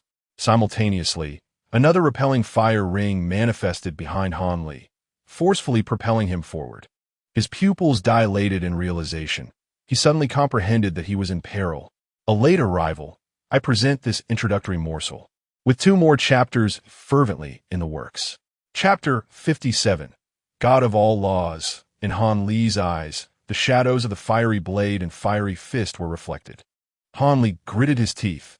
His body was now beyond his control, and the only way to counter Zhao Kongsheng was to strike out with his sword, leading to mutual destruction. However, their duel was merely a sparring session, and such extreme measures were unnecessary. As anticipated, when the dual flames came within mere centimeters of Han Li, they abruptly halted. Zhao Kongchang exhaled, and the flames on his straight blade gradually dissipated. "I concede," he stated. Han Li shook his head, acknowledging, "I have lost. Your combat style is indeed intriguing. May I inquire what you would do if I chose to bring us both down?" "You cannot achieve that," replied Zhao, his words devoid of pretense, for he genuinely possessed such strength. Ever since Shen Xuan designated him as the face of the association, he had devoted himself to relentless training, and his internal reservoir of magical energy was nearly overflowing, akin to a full reservoir. Just one step remained before he could ascend to the third tier. The magical energy left within him was sufficient to unleash several instances of Resist Fire Ring and Magic Shield, or perhaps even employ a second-tier forbidden spell alongside his modified incantation. Nearby, not only the new recruits were observing this clash, but also a group of instructors led by Yuan Gang. Yuan turned to inquire, "What are your thoughts?" The instructors pondered. Zhao Kongsheng is inherently a master of close combat, and given Han Li's overconfidence and failure to use Forbidden Ruin, it is premature to conclude. They acknowledged this magic does possess merits. Compared to the singular nature of Forbidden Ruin, it offers a plethora of choices. Listening to the instructor's discourse, Yuan Gang glanced at Han Xiaoyan, who stood a few meters away, his expression intricate. He sighed, "Xiaoyan, what is your perspective?" Team 006 from the capital directly managed all-night watch teams in the Great Xia. Yuan Gong, who oversaw the review of documents, was well aware of the former leader of the Suzhou team who had vanished for 5 years. To his surprise, upon reemergence, this individual had become a representative of the Mage Association. Han Xiaoyun shook his head. From the onset to the conclusion of the battle, Zhao Kongsheng employed only the Resist Fire Ring. Whether it be the flames on his sword or fist, they were merely manifestations of condensed fire elements. Instructor Yuan, the potency of magic lies not only in its destructive capability, but also in its diversity. Zhao Kongsheng is currently a second-tier mage, having mastered at least 20 different spells. Yuan Gang's gaze sharpened slightly. He had heard from Xiaoping that to promote magic among the Night Watchmen, even the entity known as Void had threatened the higher-ups. "Xiaoyan, commence the testing for your association." On board the cruise ship, Xiaohua exclaimed with enthusiasm, "Roar. Little Cheng is impressive, though his talent is lacking. He certainly endures hardships well." Jian Nian munched on chips, remarking, "His fighting style is rather crude. It feels somewhat disjointed." Shen Xuan nodded, determined to tread a path untraveled by others. He had only just taken his first step and still had much to explore. Jian Yin glanced at the two new recruits who remained motionless, exchanging glances, Chao Yuan and Bai Li Pang Pang. He inquired, "That chubby one is from the Bai Li family, right? Have you trained him?" "Indeed," came the response. "His talent far surpasses that of Chao Yuan." "Hey, the two of them are fighting. Who do you think will win?" "It's hard to say." Shen Xian envisioned the combat scenario between them in his mind. Firstly, Chao Yuan's rank is certainly higher than that of the plump one, but he possesses dual attributes, gold and fire, both of which lack sustainability. Conversely, the plump one wields 4 attributes, allowing for a greater variety of tactics. The earth attribute can enhance his resilience, the lightning attribute grants him speed, and the light attribute can disrupt Chao Yuan. If pressed into a corner, Chao Yuan might resort to the Black King, and the plump one has the sealing scroll at his disposal, which could be humorously dubbed the Chao Yuan's chastity belt. Thus, it's truly difficult to draw a conclusion. In a training camp, Bai Li Pang Pang blinked and inquired, "Why do you not test your talent, Your Excellency?" Chao Yuan replied nonchalantly, "I know you, young master of the Bai Li family." Bai Li Pang Pang quickly waved his hands, "Please do not say that. I am just an ordinary person. The teacher mentioned your talent is exceptional, a 4-tribute aptitude." Bai Li Pang Pang paused, suddenly recalling something. A flash of lightning coursed through him, and he dashed to Chao Yuan's side in an instant. A first-tier lightning spell. With this player, not only are the downloads swift, but I too am quick. Bai Li Pang Pang struck his palm in realization. "So, you are the disciple of the mage." "Indeed, I am called Chao." "Chao, thief." Chao Yuan's expression darkened. "I am Chao Yuan. Who told you to call me Chow Thief? Ah, the mage said so. Oh, upon hearing this, Chow Yuan's demeanor shifted dramatically. Since it was the teacher who mentioned it, he felt he had no choice but to comply. In the mist, for days slipped away in an instant. Shen Xuan and Jin Yan had only observed for half a day before they decided to stop. The training camp was still in its learning phase. Jin Yan was nearly dozing off, waking only to exclaim that it was akin to a master hypnotist, reminiscent of the meetings she attended with the talents. At that moment, the crowd gathered on the deck, listening to the sixth envoy knight deliver a report on the inner circle. President, Vice President, this is the situation in the lion-bodied nation. Jin Yan nodded. In that case, let's employ pixel bombs, installing several thousand pounds both inside and out. Once detonated, you must flee immediately while the Vice President and I will stay behind to cover your retreat. Among the crowd, a talent from the CS Society interjected, President, given your and the Vice President's strength, it may be challenging to fend off the onslaught of the Sun City deities. Yinian Said Invardleth. Recognizing that while the talent was capable, his emotional intelligence was lacking, speaking too bluntly, two superior officers issued successive commands, and the talented individual ceased to speak, joining the throng, deliberating on where to place the explosive device. At that moment, a knight approached, offering a slight bow to Shen Xuan. The knight had previously encountered the vice president and the esteemed mage. Shen Xuan raised an eyebrow, observing the knight's distinctly British golden hair and features, and inquired, "Do you know me?" A glimmer of nostalgia and respect appeared in the knight's eyes as he replied slowly, "In the realm of mortals. I have heard tales of your legend. Merely as a mortal, you inspired countless citizens to carve your likeness. The favored son of the celestial kingdom of England, the god of myriad laws, Shen Xuan. There is one more chapter. Let me have a meal before I continue. The exhilarating saga of battle is about to commence, with the foreshadowing laid from the first chapter and throughout the previous book now coming to fruition." A young reader inquired, Author, isn't the backup plan Merlin? Is it King Arthur?" The author replied, "It is and it isn't. It's difficult to say. A charming childhood photograph of the esteemed president." Chapter 58, The Origin of Titles, O God of All Laws. A glimmer of nostalgia flickered in Shen Xuan's eyes. Once the news of his ascendance to the status of a supreme deity spread throughout the divine realm, the matter of divine titles became a pressing issue. After all, Shen Xuan was not particularly adept at naming. Otherwise, the elemental spirits would not have taken surnames derived from trivialities. When the populace and other deities of the divine realm became aware of his dilemma, they eagerly offered their creative suggestions. The god who deliberately prolongs the names of spells. The god who can freely acquire knowledge to benefit all humanity. The god of friendly companionship. The despicable mage who deceived me into believing that a green hat signifies prosperity. Ultimately, it was Merlin who made the final decision. The god of all laws is uniquely yours. Henceforth, no other shall bear that title. Thus, he became the god of all laws. Throughout history, past, present, and future, there shall be but one god of all laws. With a soft sigh, Shen Xuan turned to the knight and inquired, "You mentioned the human realm? Which divine nation does that refer to?" In his era, aside from the English divine nation, many lesser divine realms existed.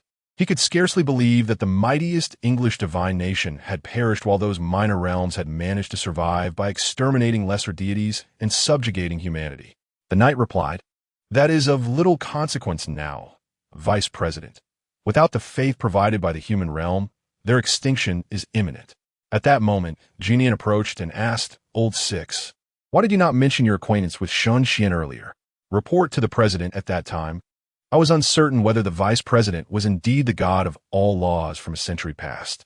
It was only upon our recent encounter that I recognized him from a portrait I had chanced upon." Jin Yan raised an eyebrow. "God of all laws, quite a pleasing title." Shen Xuan chuckled. "When you ascend to divinity, you too shall receive a title." Jin Yan rested his chin on one hand, pondering, what should my title be then? Perhaps the god of pixels? 3 days later, the knight emerged from between the lion's paw and activated the teleportation array left for him by Shen Xuan. A flash of silver light heralded his arrival on the deck of the cruise ship. "President, Vice President, The internal bombs have been planted. The external bombs are similarly prepared. Jian, 1 foot perched on the railing, gazed at the distant lion statue, her cloak billowing behind her. 30 seconds to detonation. Prepare to ignite. After issuing the command, Jian waved her cloak, and a cascade of pixels descended from the skies, constructing a vibrant pixelated rainbow bridge before her. Simultaneously, a McLaren adorned in apocalyptic paint materialized. Shen Xuan stood beside Jian, resting a hand on her shoulder. "Let us proceed, my president. The next act belongs to us." Jian laughed heartily. "It is time to deliver a shock to these foreign gods that is distinctly of the great Xia." A flash of silver light erupted. The McLaren roared to life, charging forth like a conquering king toward the floating city above. The 5 envoys from the upper evil society proclaimed in unison, "We await the triumphant return of our president and vice president." 3, 2, 1. The cruise ship, akin to a farewell, emitted a resounding horn and swiftly submerged into the depths of the sea, racing towards the horizon. Concurrently, a cataclysmic roar erupted, reverberating across the vast ocean.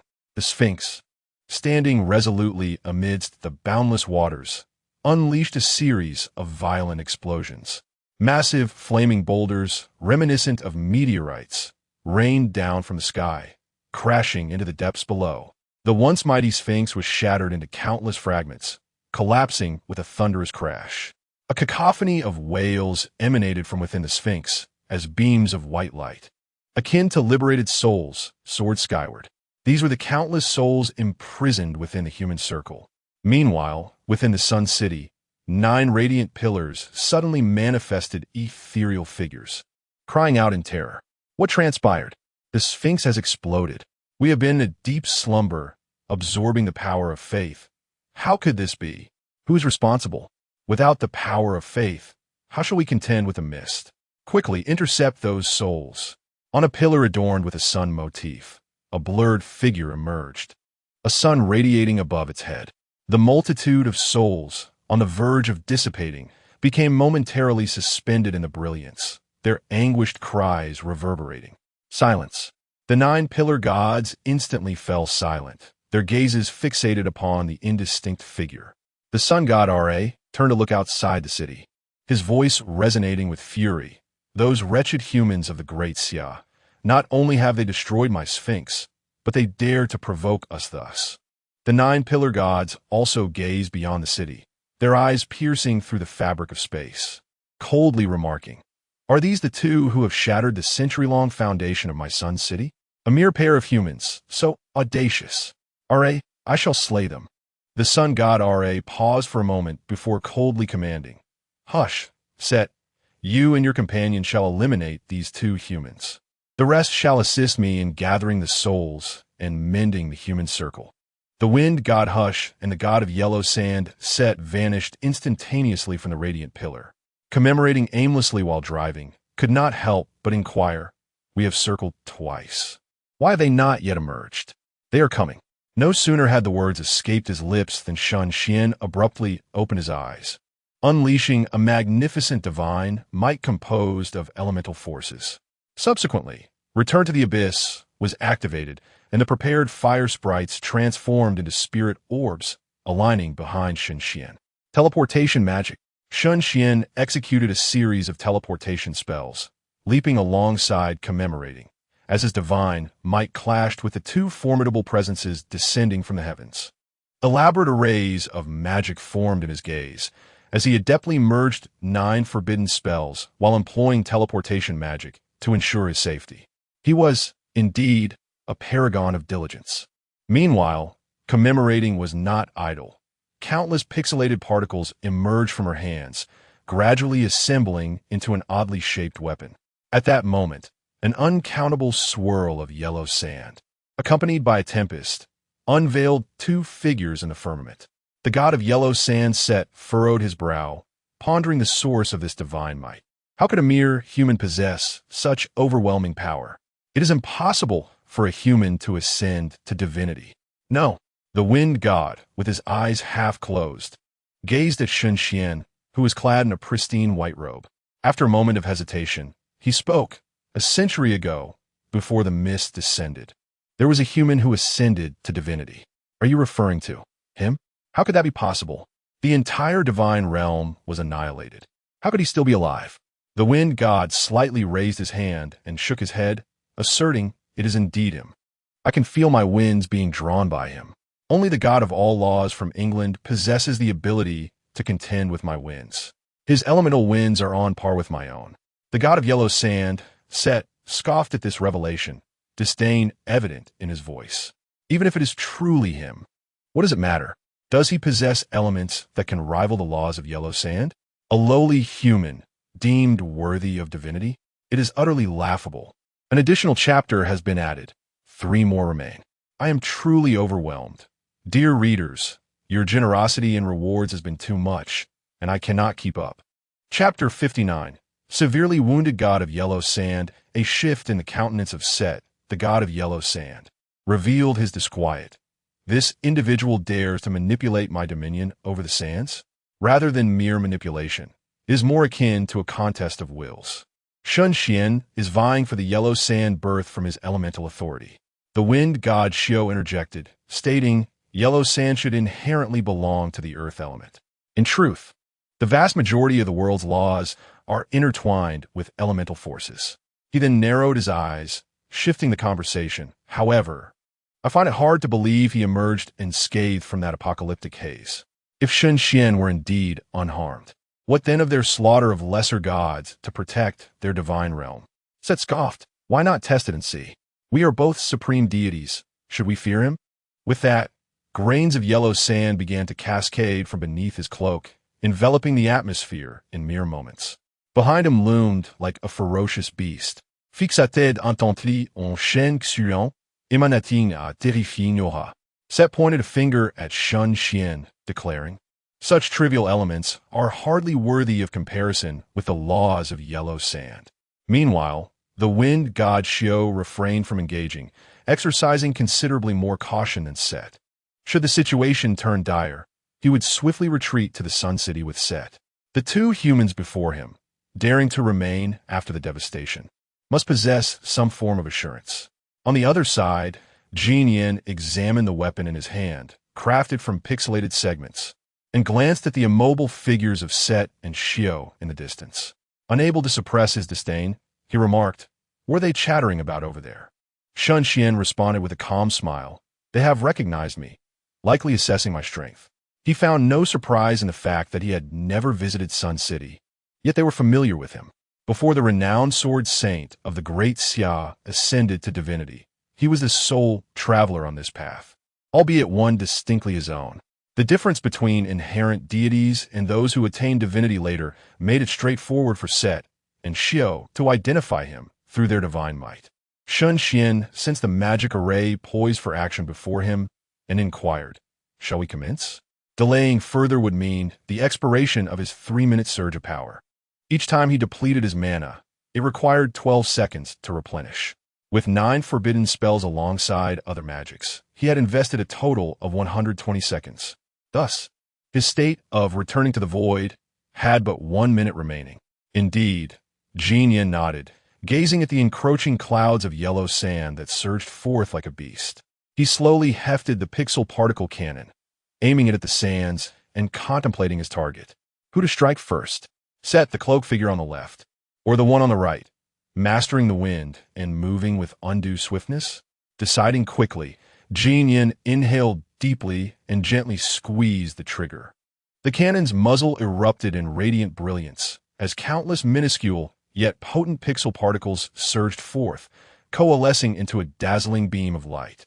Like a bolt of lightning traversing the heavens, it hurtled towards Set. Shen Xuan observed the beam, and within his eyes, intricate diagrams flickered rapidly. Spells of positioning and acceleration were conferred upon the luminous projectile. The 5th rule of the mage: a mage who does not aspire to be a support is not a true mage. Above the vast heavens, where beams of light traverse, the air is instantaneously ionized, emitting a crackling sound. The assault from the particle cannon does not seek to disperse the swirling sands, but rather strikes directly at Set. With Shen Xuan's ability to leap continuously through teleportation magic, he is sufficiently equipped to evade the encroaching sands temporarily, rendering the use of the particle cannons might unnecessary. Set regards the beam of light, which is not particularly fearsome, with disdain. Such an attack renders these two little more than ants. It is time to bring this farce to an end. Clapping his hands together, he intones, "Sands of the domain." An infinite torrent of yellow sand erupts from beneath his cloak, coalescing behind him into a monstrous sphinx, its form unfurling majestically to obscure the sky. Its massive, tangible sand hands, stretching several hundred meters, reach out toward the beam of light. Simultaneously, the other hand of the Sphinx rises abruptly, aiming a fierce strike at Shen Xuan and his companion. "Next, my life will rest in your hands. Fear not. With me around, you shall not perish." When it comes to a hasty retreat, I am quite adept, Shen Xuan states as he strides forward, his figure flickering as he approaches Set and his companion. Meanwhile, Genian appears amidst the McLaren, pixels cascading from the sky to reform into a particle cannon atop the vehicle. The car races through the air, drawing the attention of the Sphinx's assault. The fully charged particle cannon promptly unleashes a terrifying ray of energy. Feng Shenxiu observes Shen Xuan drawing near with alarming speed. Furrowing his brow, something feels amiss. What is this individual relying upon to dare approach us? Set chuckles coldly. "Xiu, your courage is lacking. Do you not perceive the peculiar aura surrounding him? He must be succumbing to the encroachment of the mist. Go and eliminate that human woman, while I engage this god of all laws from England."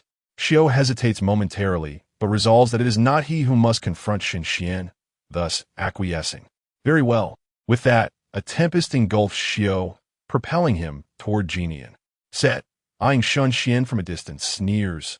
"Let me witness what qualifications a mere human possesses to ascend to divinity."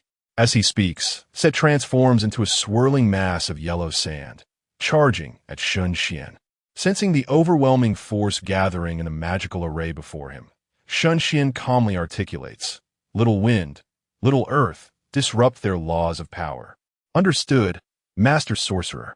As Set's fearsome visage looms closer, Shen Xuan unleashes all his divine might toward him, while simultaneously, little earth's interference takes effect. Set's form, once a whirlwind of sand, suddenly falters. A profound sense of dizziness and loss of control over the laws overwhelms him, causing him to revert to his corporeal state. Shen Xuan's gaze sharpens, and he ceases to restrain the array before him, fully casting this 9-turn combined forbidden spell. In the formation, the golden giant sword revealed its form, swiftly piercing through Set's body and retracting with his figure in an instant. A resounding explosion echoed across the heavens as a fierce roar filled the air, accompanied by a devastating blaze that swept forth. Waves of tumultuous sound erupted one after another. Wind god Xiu abruptly turned, disbelief etched upon his face as he gazed at the figure suspended in the sky. This attack, he hadn't fallen? Casting a glance at the commemorative figure who defiantly raised a middle finger at him, Xiu hesitated for a moment before turning back to assault Shen Xuan. He could sense that Set was not dead. The attack, though terrifying, was insufficient. The human woman might be indifferent, but Shen Xuan had to perish. For Shen Xuan was truly capable of vanquishing them. Amidst the thickening smoke, Set was drenched in blood, his aura faint and feeble. Beneath the tattered remnants of fabric, one of his arms had vanished. "You are truly courting death, human." Chapter 60. Fear not, for a teacher is present in the city of the sun. The deities intercepting the soul, men's circle, suddenly changed countenance, collectively gazing towards the outskirts of the city. Was this an attack from the supreme god? How could that be possible? Were there not merely two humans?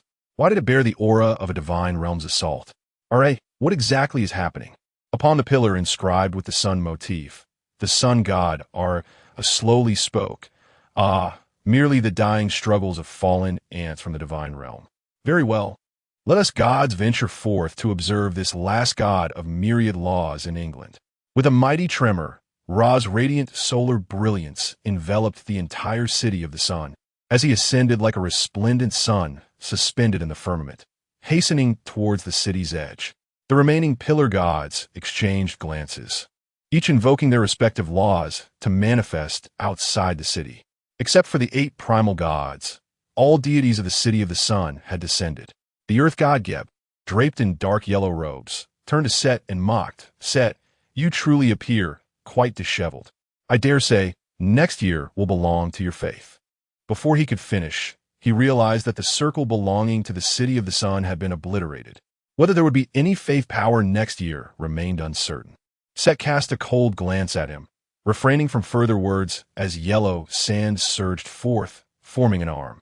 He turned back and declared fiercely, Horus, I shall personally slay this human. Horus, in a swift motion, halted, glancing at the gods hovering above, refraining from further action. With the emergence of the city of the sun's sole supreme deity Ra, Shen Xuan was surely destined to perish today. Thus, there was no need for him to take unnecessary risks.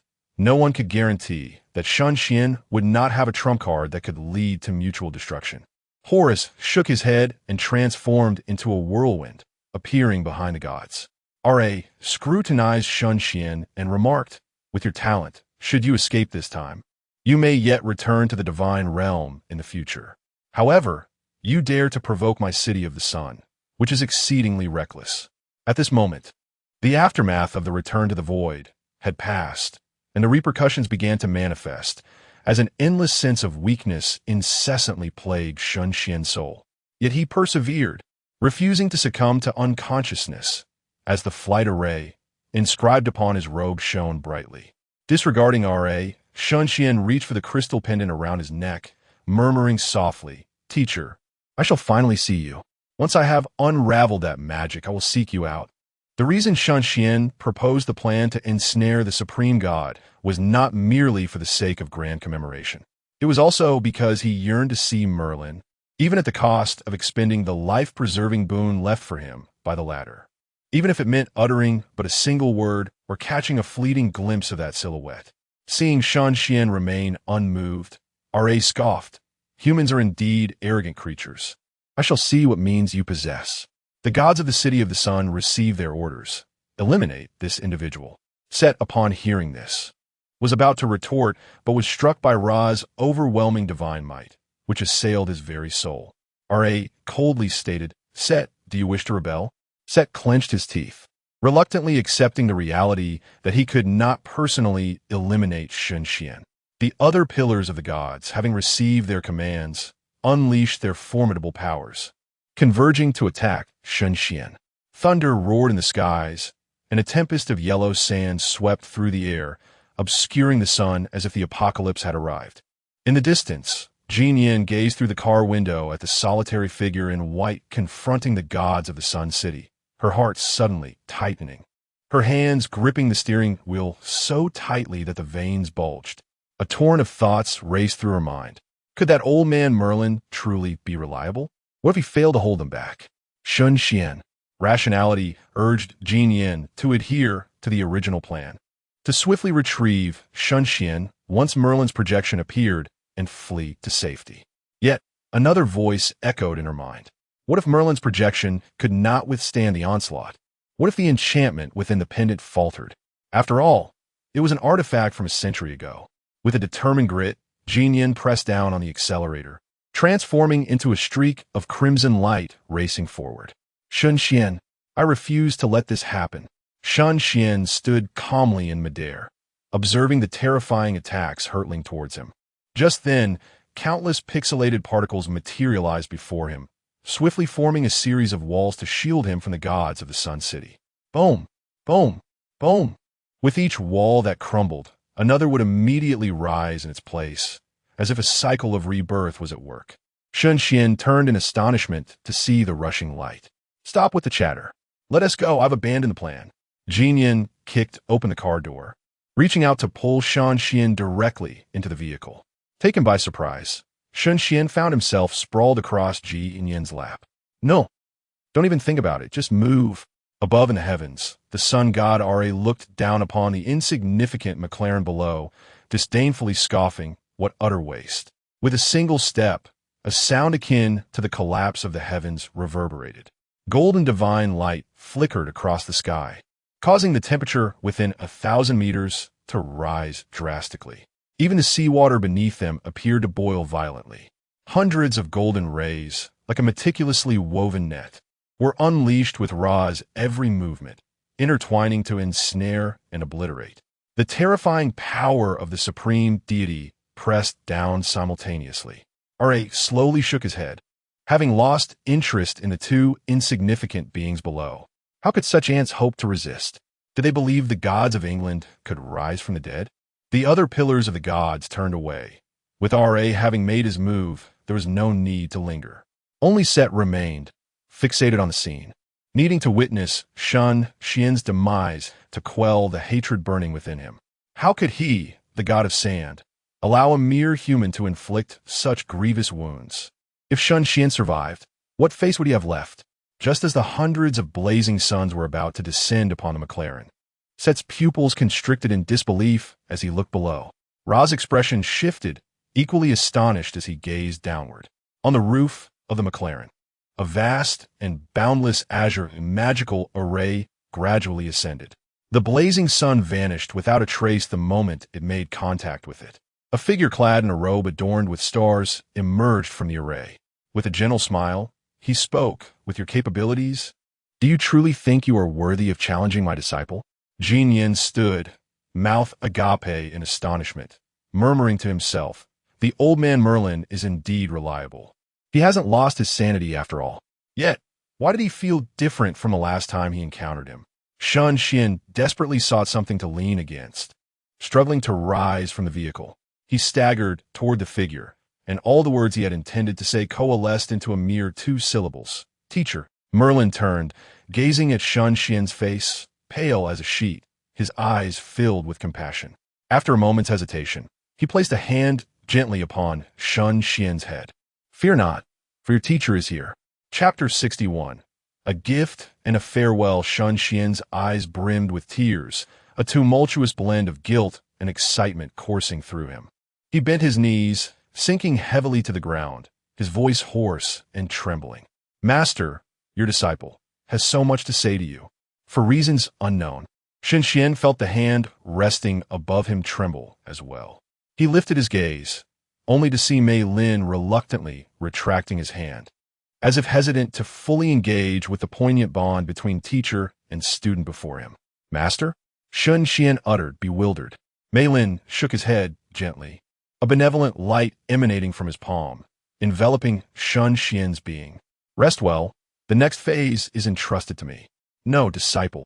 Shen Xuan struggled to rise, eager to voice his thoughts, but was suddenly enveloped by a gentle, warm breath that overwhelmed his frailty, lulling him into a deep slumber.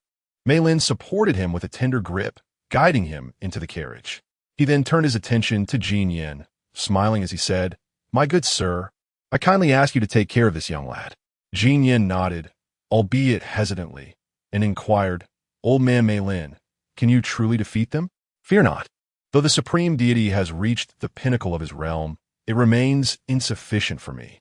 With that, Merlin turned, unleashing an awe-inspiring aura belonging to the god of magic. The deities of the Sun City were taken aback, their expressions shifting to one of sheer terror. Even the supreme deity Ra was no exception. "How can this be? This power exceeds that of the supreme deity. You are not Merlin." In Ra's recollection, Merlin should have been on par with him as a supreme deity. How could he possibly manifest an authority transcending that of the supreme deity? The other pillar deities were rendered speechless, struggling beneath the weight of this overwhelming force. Merlin paid them no mind, his gaze fixed upon the azure sun concealed beneath the ancient tiles of the city, a symbol of the divine origin of the Sun City. He recalled the counsel received during his prior visit, his heart wavering with uncertainty. In the visions of Shen Xuan's future that Merlin had witnessed, the return to the void was not a fixed destiny, but rather a phenomenon that could evolve through the absorption of a catalyst. This catalyst was the primal force sustaining the divine realm. With a silent sigh, Merlin lamented that this projection within a magical formation could only be utilized once. After this moment, he would have no further opportunity to see Shen Xuan. Yet, as his teacher, he had nothing fitting to offer as a parting gift. How could he ever be worthy of the title master in Shen Xuan's eyes? Inwardly, Merlin murmured, "Forgive me, Sir Xiao Jian." No sooner had this thought crossed his mind than a faint sigh echoed in the ether, audible only to him. Following this was a resigned chuckle. "Merlin, I now question whether bringing you to see him was indeed the right choice. Never mind, I shall take the child now." With that, the voice vanished. "Thank you." Without further hesitation, Merlin stepped forward, and a myriad of unseen magical formations illuminated the space, their brilliance intertwining. A terrifying force erupted from the formations, as if the very heavens were collapsing. Within the Sun City, beneath the radiant sun, the ancient tiles shattered with a thunderous crack, as a verdant sun rose uncontrollably from the depths of the earth, struggling to flee beyond the city limits. Sensing the emergence of the divine realm's essence, the sun god Ra's expression shifted, a tumult of alarm and fury washing over him. "Merlin, how dare you?" He could scarcely fathom that Merlin had set his sights on the divine essence. Should this essence be lost, the foundation of the Sun City's pantheon would tremble, and a fall from divinity would merely be a matter of time. Without the protection of the Sun City, death would become an inevitable fate. With a resounding boom, within the city, a column of light emblazoned with solar motifs erupted violently, as a blazing sun radiating incandescent light surged forth. With each ascent, it grew in size until it transformed into an immense sphere of fire, its radius extending over 10 kilometers, scorching every corner with divine brilliance. This colossal orb was none other than the true sun god, Ra. A beam of divine light illuminated the swiftly soaring verdant sun, momentarily halting its flight. Ra bellowed, "Merlin, do not overstep your bounds. If you withdraw now, I shall permit the release of these two mortals. Should you persist in your obstinacy, then the Sun City shall fight to the bitter end." Merlin, with a serene smile, gently extended his finger, summoning innumerable magical glyphs from the heavens, instantly enveloping the 9 pillars of God and the trembling 8 primordials within the city. "You have wronged my disciple. How can I retreat? As a mentor, if I cannot stand up for my student, what face do I have to accept as kneeling before me? Furthermore, you lack the standing to negotiate with me." In that moment, Merlin shed his usual gentleness, exuding an unparalleled dominance. Perceiving the rapid drain of mental energy within the magical arrays, he ceased his delay and softly declared, "Superlative forbidden spell, Fate's Severance." Fate's Severance was a spell he had devised after advancing to a higher dimension, capable of tracing the fateful threads of others by glimpsing into their past and future, severing their destiny in an instant. Once a fate thread was cut, the possibility of survival ceased to exist. Anyone whose fate was discerned by Merlin could not escape the spell's grasp. Only those like Lin Chie, whose destiny remained inscrutable, could survive its onslaught, and the gods of Sun City were evidently not among them. As the threads of fate were severed one by one, the gods of Sun City fell in succession. Merlin snorted disdainfully, and the verdant sun, now unbound from Ra's grasp, hurtled towards him uncontrollably. At this juncture, Ra, under the suppression of the myriad magical arrays, had lost all capacity to retaliate. Ultimately, such power, transcending the divine realm, was beyond the resistance of even the mightiest of gods. To elaborate further would be an exercise in futility. As the verdant sun drew near, an unbearable heat capable of melting all approached with ferocity, Merlin appeared impervious to this intense heat, extending his hand to grasp the verdant sun, gradually siphoning its inner strength. In his final moments, he intended to bestow upon Shen Xuan a divine essence devoid of peril, aiding in the ascension of his divine realm. This is one of the few things that this teacher can accomplish. Suddenly, Merlin had a thought, turning to the astonished Jianian, whose jaw had dropped in disbelief. He gently inquired, "Has he never utilized that staff?" "Huh, the staff?" Jianian paused for a moment, glancing at the pendant resembling a staff hanging around Shen Xuan's neck, and nodded, "Indeed, I have never seen him use it. Isn't this object merely ornamental?"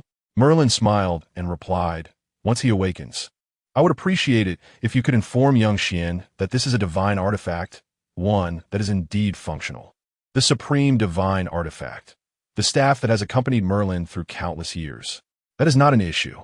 Jinian hesitated for a moment, then asked old Merlin, "You seem a bit different, don't you?" This is not an arbitrary enhancement. I had resolved this since the conclusion of the previous book, as the matter of the crystal pendant has been mentioned since the very first chapter. It is precisely for this reason that the great mage lacks a system or cheat, relying solely on innate talent and hard work. Do you truly believe the great mage's abilities to be feeble? The author of this chapter has indicated that a brief 300-word skit will be updated. For those interested, it can serve as a delightful treat after a meal. Chapter 62, The Return to the Origin of All Things. Undergoing upgrades indeed, it seems you cannot be deceived, esteemed Sir Jinian. Jinian rolled his eyes, mentally remarking that this was an obvious statement. Even a blind person could discern something amiss. Which supreme deity possesses the power to effortlessly suppress an entire sun city? Even the original Merlin from the mental institution could not accomplish such a feat, let alone a mere projection. Merlin smiled faintly, apologizing. I cannot divulge too much. Assisting young Xian is already the minister's greatest concession. What can you say then? Nothing at all. Jinian gritted his teeth, unwilling to relent, and pressed on. Considering that I was the one who unearthed this individual, could you not reveal just one thing? Just one. You unearthed him? Merlin paused, his gaze shifting to Shen Xuan, his eyes igniting with intricate magical formations. This was the advanced version of divination magic, fate observation. With his semi-dimensional form, Merlin was capable of observing the destiny of Shen Xuan, this otherworldly demon. After a moment, as if he had glimpsed something intriguing, Merlin chuckled softly, murmuring to himself, "He swore an oath in my name? Such a thing is not permitted by me, as his teacher." Merlin turned his attention back to Jinian, appraising him for a moment before smiling. "I can provide you with an answer, but you must not mention this matter to anyone." The old man indeed changes his demeanor swiftly. It appears Shen Xuan holds considerable weight in his eyes. After a brief internal lament, Jinian could no longer contain the questions that had burdened him for years. "Will I ever return home?" Merlin contemplated briefly before responding. "Barring any unforeseen circumstances, you certainly can return home." Unforeseen circumstances? Indeed, you must understand that fate is not immutable. Jinian inquired further. "Is the key to my return still in Lin Chia's hands?" Precisely, the esteemed director remains crucial, but Merlin hesitated, channeling the already refined azure flame into Shen Xian's body. Observing the gradually igniting azure blaze, he remarked, "But young Xian may also become that key. It depends on who reaches it first. Is Shen Xian also a key?" Jinian pondered, gazing at the once again unconscious Shen Xian, secretly thinking, "It seems I have indeed unearthed a treasure in the ruins of England. If that is the case, should she treat Shen Xian better from now on? After all, what if he does not assist her in returning home? No, given this fellow's character, if you're to learn of such matters, he would undoubtedly take advantage of it. At that point, she would be even more easily manipulated." Just as Jinian was embroiled in this fierce internal struggle, a sudden popping sound echoed. To his astonishment, a small flame, which should not have appeared, spontaneously emerged at that moment. Its form had transformed from the usual crimson visage into that of a tiny figure, standing mere centimeters tall, composed of fiery red elements, with flames blazing vigorously atop its head. "Wait, how did Brother Fire revert to his original form?" "Wait, no, old fellow, what are you doing here?" "Hold on, you're not that old fellow, yet you undeniably resemble him." No, no, no. Isn't the Grand Sorcerer finished with his ultimate spell? How could I possibly be here?" Xiaohua, both bewildered and astonished, wore a small face filled with great confusion. Yet, it was not only Xiaohua who felt this way. All elemental spirits manifested in their respective forms, including the previously unseen lightning, darkness, and light elements. With a raised brow, Xiaohua disregarded the reasons and prepared to launch a verbal battle against the myriad elements.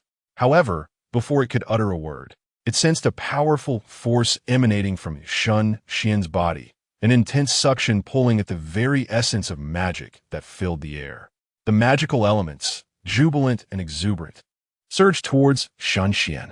Above the heavens, a fearsome elemental storm began to coalesce. The 9 elemental forms of Xiao Hua transformed into streams of light, penetrating Shen Xuan's being. Observing this, Merlin couldn't help but marvel at his disciple's extraordinary talent for magic, acknowledging that the path Shen Xuan tread was starkly different from his own. No wonder Lord Xiao Jian had remarked that Shen Xuan possessed his own path, one that should not be overly interfered with. Contemplating this, Merlin felt a headache brewing. How would he face Lord Xiao Jian upon his return? At that moment, Jin Yin, astonished by Shen Xuan's transformation, raised her head and gazed at Merlin's increasingly ethereal figure. Inquiring, "Merlin, are you about to vanish?" With a resigned nod, Merlin extended his hand to gently pat Shen Xuan's head before fading away reluctantly. "Darn it.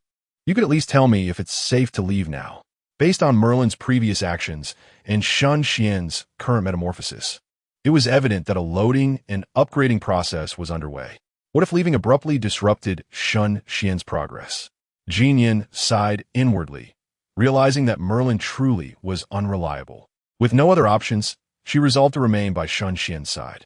Fortunately, following Merlin's earlier display of might, the surrounding mysteries had nearly all perished. As for the Sun City, it would be a feat to find even an ant amidst the remnants, a testament to Merlin's oversight. "The president himself is here to protect you.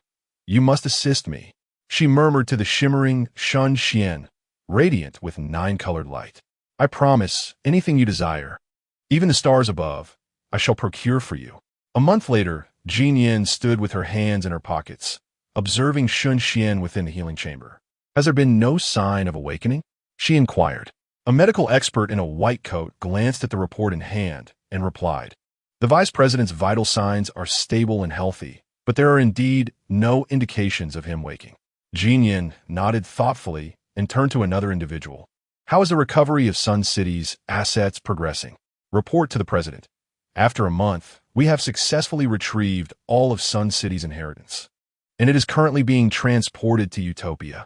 "Very well, you may leave," Jin Yin said, pulling up a chair to sit, her gaze fixed on Shen Xuan, lost in contemplation.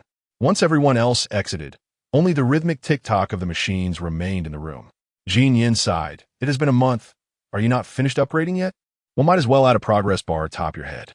No sooner had the words left my lips than, as if a corresponding switch had been activated, the formidable aura unique to Shen Xuan erupted with tremendous force, shattering the healing chamber into countless fragments that cascaded to the ground.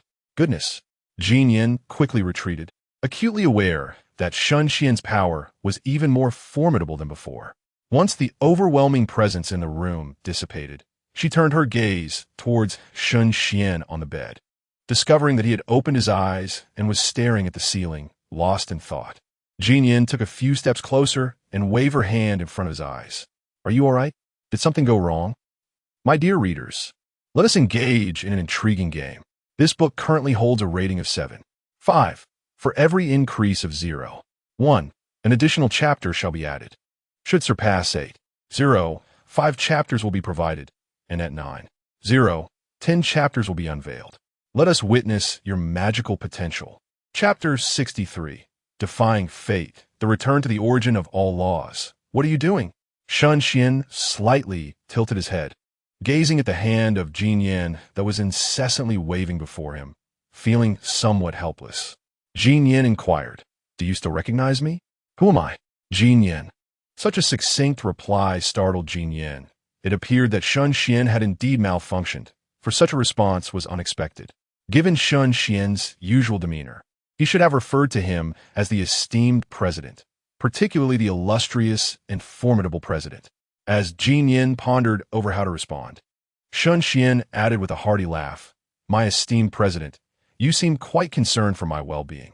Jin Yin raised an eyebrow and delivered a playful punch to his chest, exclaiming, "Don't leave your words half-finished." Seeing Shen Xuan gasp for breath, Jin Yin felt a sense of normalcy return to the latter. He pulled up a chair and recounted, in one breath, all that had transpired while Shen Xuan had been unconscious. Before departing, "Merlin instructed me to inform you that the pendant is not merely ornamental. It possesses functionality. All the deities of the Sun City have perished, exterminated single-handedly by Merlin. Can you fathom that? The essence of the divine realm has also been extracted and infused into your body. I believe it is intended to enhance you. The more Shen Xuan listened, the more he sensed something amiss. Although his mentor was a supreme deity, annihilating an entire divine realm seemed excessive, especially with the backing of the divine essence within Sun City. Speaking of the divine essence, this sparked a realization. Shen Xuan promptly calmed his mind and began to examine the changes within himself. As expected, the only aspect capable of assimilating the divine essence for his own use was the return to the origin of all laws. The latest enhancement left Shen Xuan utterly astounded. Firstly, the passive ability, all laws, had not only retained its original effects, but had also acquired a new one, now able to perceive derived higher elements based on the 5 elemental categories. What does this imply? It signifies that, including time and space, there were originally 11 elements resonating with Shen Xuan. Consequently, he could wield magic derived from these 11 elements. Now, however, the count of elements had expanded to 16.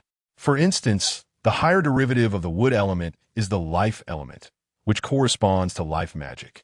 The higher derivative of the metal element, on the other hand, is the destruction element. The magnitude of the derived higher magic is staggering. For example, advanced wood magic could restore someone even if they were on the brink of death, yet could not resurrect the deceased or defy fate. In contrast, life magic possesses the true ability to bring someone back from the dead. It can even enhance one's vitality, translating to an increase in lifespan. This means that Shen Xuan now has the capacity to extend a person's lifespan. Take old Zhao, for instance. Even if he were to cultivate to the rank of a 9th-tier archmage, his lifespan would only extend to around 60 or 70 years. When the time comes, he must depart.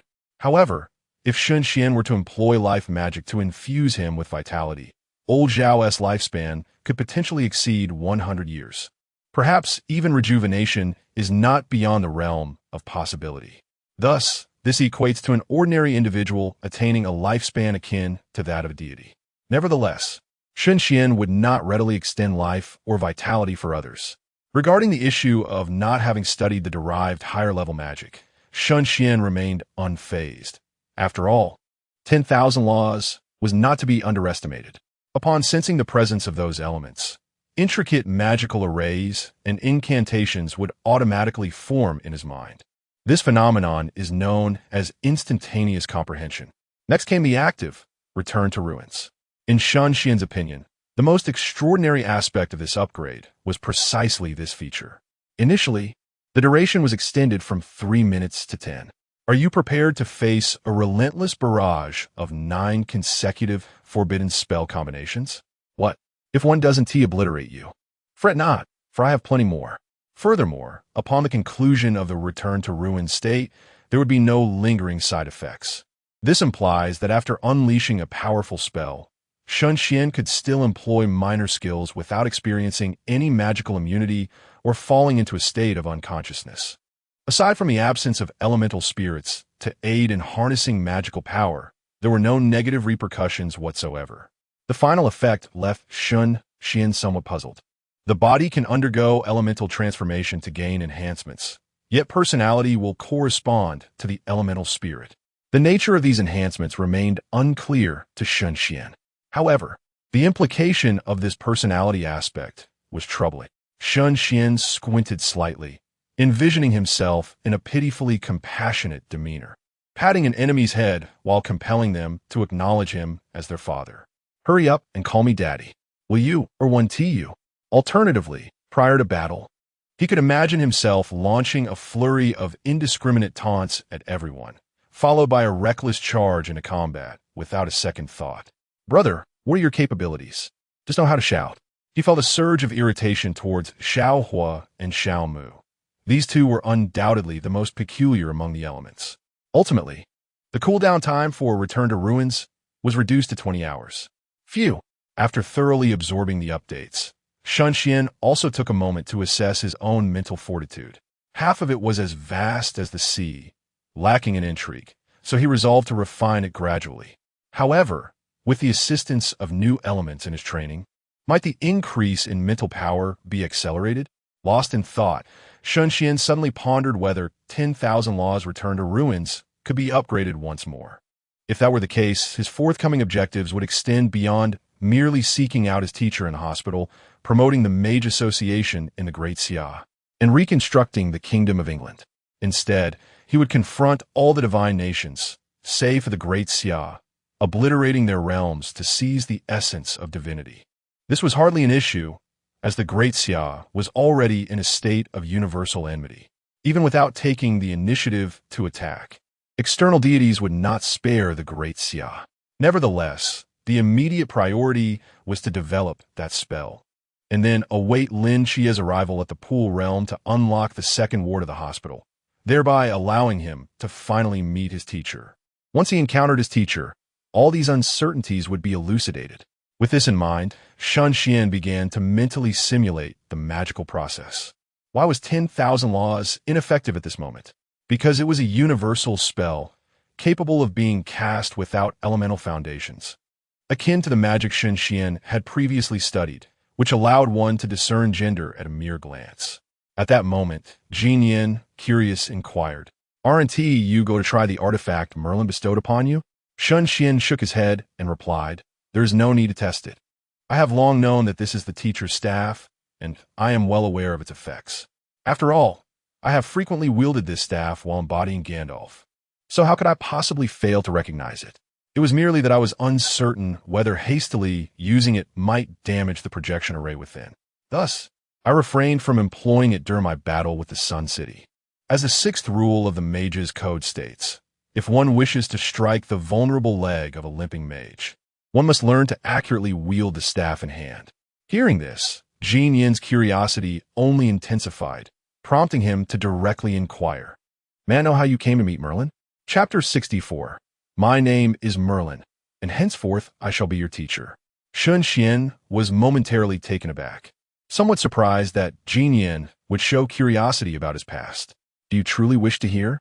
Jin Yin pressed a button on a walkie-talkie, commanding someone to tidy the room and bring some food. He then remarked, "Since we have nothing better to do, why not share?" Shen Xuan remained non-committal, inquiring, "Where are we now?" "We are still adrift at sea. I wouldn't dare wander off while you remain unconscious," Jin Yin replied. "Let us return to the Great Xia. It will provide the perfect opportunity for me to recount some tales." Jin Yin nodded, and after issuing his orders, he took a sip from the juice straw and urged, "Do hurry." Shen Xuan gathered his thoughts, and the scene of his first encounter with Merlin slowly emerged. At that time, Shen Xuan was merely a 5-year-old boy. "Wait, you were 5? Yinian interjected. "Indeed, if we exclude the century of slumber, I'm just in my early 20s. Shen Xuan confirmed. "So, you're not much older than I? I had assumed you were from my uncle's generation," Jin Yin mused. "In fact, I am from the generation of your elder brother," Shen Xuan clarified.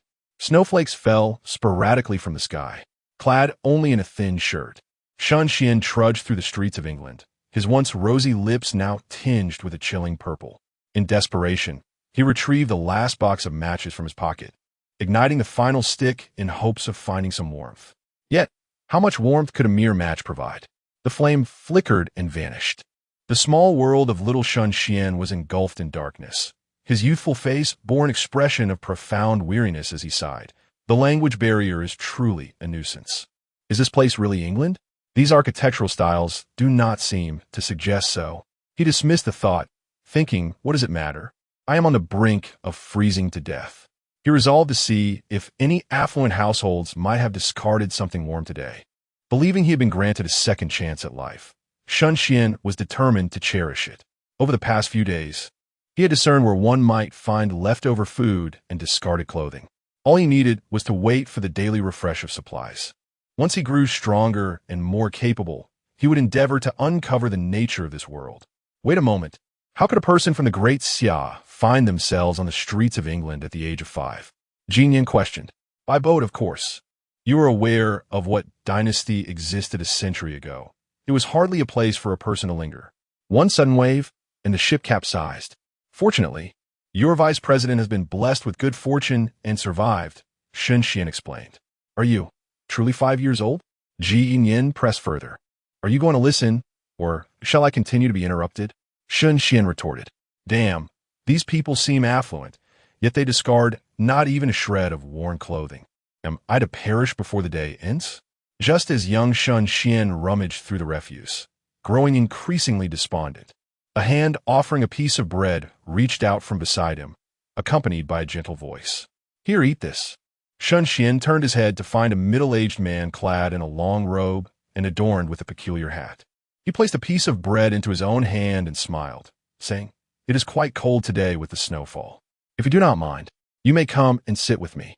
Tomorrow, I will assist you in finding a household to live comfortably. Shen Xuan felt an inexplicable warmth surrounding him since the man's arrival. He glanced at the bread in his hand, but did not eat it. Instead, he inquired briskly, Do you speak my language? Could you tell me where this is? The middle-aged man chuckled. Ah, you mean Daxiao language? I have a smattering of knowledge in it. As for this place, without any sign of displeasure, he patiently explained, This is Great Britain, specifically England. England? Is that not the ancient land of Britain? Shen Xuan expressed his astonishment, not anticipating his presence in such a place. The middle-aged man regarded the pensive boy before him with intrigue, surprised that a famished child could resist the allure of food to seek information.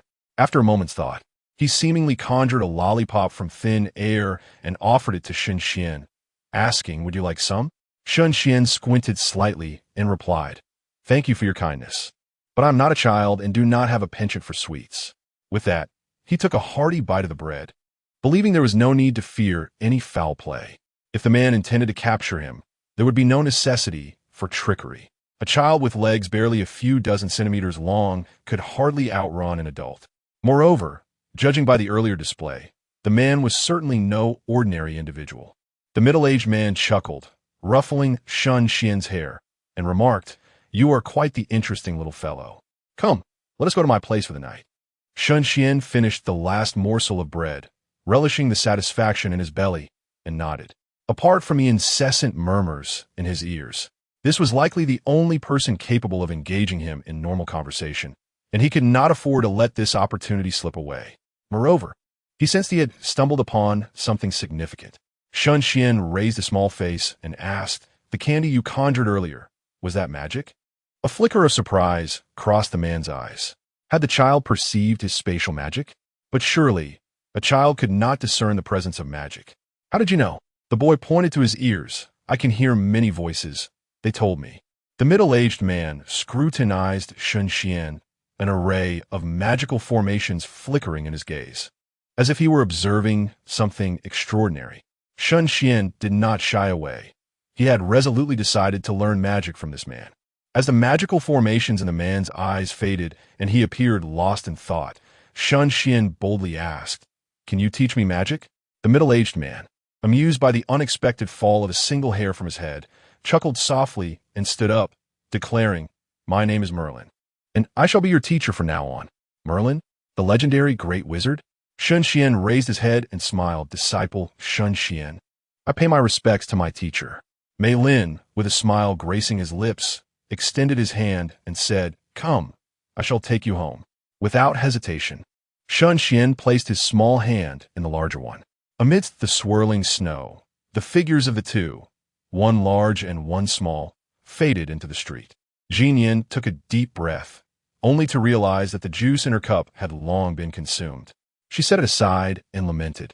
Had it not been for the old man Merlin, would you have frozen to death on that street? Indeed, Shen Xuan still vividly recalled the taste of that bread and chuckled as he remarked, Later, I inquired of my teacher how he noticed me. How did he notice you? She asked. It's hard not to notice someone with their backside sticking out. He replied playfully. I shall attempt to weave a chapter recounting the past between Faye and Merlin. If you, dear readers, find it enjoyable, I will intersperse more memories in the future without disrupting the narrative. Should it not resonate with you, this shall be the last reminiscence. Chapter 65. A Feast of Magic in the Training Camp of Tsangnan, Daxia. After a month of rigorous training, all the new recruits, including the Night Watch instructors, have fundamentally mastered the basics of magic. To inspire the fighting spirit of the recruits and scout promising candidates for the Mage Association, Zhao Kongchong, Han Xiaoyan, and Qingqing collaboratively created a ranking board, prominently displayed in the grand playground, which updates daily. One individual has dominated this board since the beginning of the training, holding the top position for an entire month. If all goes as expected, he will maintain this lead until the conclusion of the training.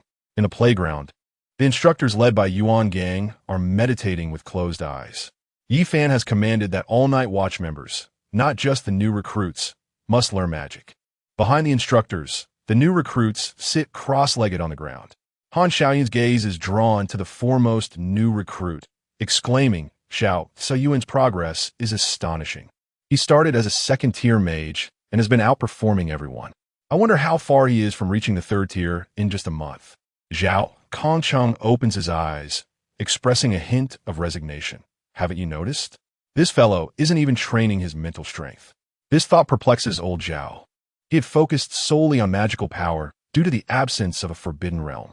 Yet, Chao Yuan, despite being a high-risk entity, is solely devoted to magical power. Fortunately, his speed is impressive, having already reached the third tier. Otherwise, he would be quite embarrassed. At that moment, Qingqing, who had just completed the calming magic for the crowd, smiled and remarked, "Though the president hasn't explicitly acknowledged it, I suspect he has already recognized Chao Yuan in his heart as the president's foremost disciple. The pressure on him is immense." Intrigued, Zhao Kongcheng pondered aloud. Do you think any of this year's recruits could genuinely become a disciple of the mage? If a recruit were to become Shen Xuan's disciple, it would indeed be a remarkable ascent. Han Xiaoyun reflected. I recall the president mentioning he doesn't favor those with natural talent. Otherwise, the second-ranked young master of the Bailey family would already be his disciple, considering he is the only four-element mage among this cohort. Zhao Kongqing's gaze scanned the playground. Apart from a few recruits who could not sense the elements and could only practice general magic, most were dual or single-element practitioners. It was evident that Bailey's innate talent surpassed all others. One wonders when the mage will return. Perhaps among these new recruits lies one he favors. As his words lingered, a flash of silver light appeared behind the three. Zhao Kongcheng, being the highest ranked, sensed the magical fluctuations first and turned to look. Mage, you have returned? Shen Xuan nodded slightly, raising his hand to interrupt Han Xiaoyun and Qingqing's gestures of respect. Incognito, please keep a low profile. After escorting Shen Xuan back to Daxia, Jinyan promptly turned around to head towards Utopia. Since inheriting the legacy of the Sun City, many matters within the association require the president's personal decision. Otherwise, the elite talents would hesitate to proceed with their research. In commemoration of the significance of pixels, it is imperative to engage in research to unravel its underlying principles. Shen Xuan, however, has compelling reasons to return to the Great Xia. Consequently, both individuals, occupied with their respective endeavors, find themselves parting ways once more. Shen Xuan cast his gaze upon the ongoing magical leaderboard, raising an eyebrow in contemplation, acknowledging that Chao Yuan indeed brings him pride. The leaderboard displayed the following rankings. Number 1, Chao Yuan. Number 2, Bai Li Tu Ming. Number 3, Shun Qingjino. 4, Lin Qiyi. Number 5, Yuan Gang. Shen Xuan inquired, how is this ranking determined? Is it solely based on rank? Can these newcomers truly accept such a criterion? If it were purely rank-based, Chao Yuan would be virtually invincible, as no one among the newcomers has been cultivating longer than he has. Han Xiaoyun respectfully replied. The leaderboard ranks individuals according to their comprehensive strength, allowing those in lower positions to challenge those above them. A successful challenge results in a positional exchange. As for the matter of rank, President, I believe the timing of one's cultivation is beyond our control. Fairness is a concept that does not exist in this world. Shen Xuan nodded and asked, how many have challenged Chao Yuan? This month, 30 individuals have attempted to challenge him, yet nearly all have been defeated. Excellent. Shen Xuan expressed satisfaction with Chao Yuan's performance, recognizing that only by dominating an era could one earn the privilege of being his disciple. However, he deemed the current pressure insufficient and resolved to increase the challenge's intensity. Turning to Han Xiaoyun, he remarked, let us amend the rules. All may form pairs to jointly challenge the top rank. Should the leading contender lose, their rank will drop to the bottom, supplanted by the second-ranked individual. If anyone can maintain the top position for a month, I shall personally impart to them all tiers of magic, as well as fulfill one magical desire of their choosing. As previously stated, to acquire more advanced magic, one must journey to the Holy Land, specifically the Mage Association located in the capital. Within the association's library lies an engraved magical array containing tens of thousands of spells.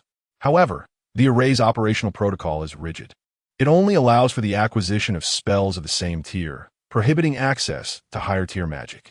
Conversely, should Shen Xuan impart knowledge, it would be akin to a primary school student graduating directly with a doctorate. Upon hearing this, Han Xiaoyun was momentarily taken aback. All tiers? Does that imply access to 8th and even 9th-tier magic?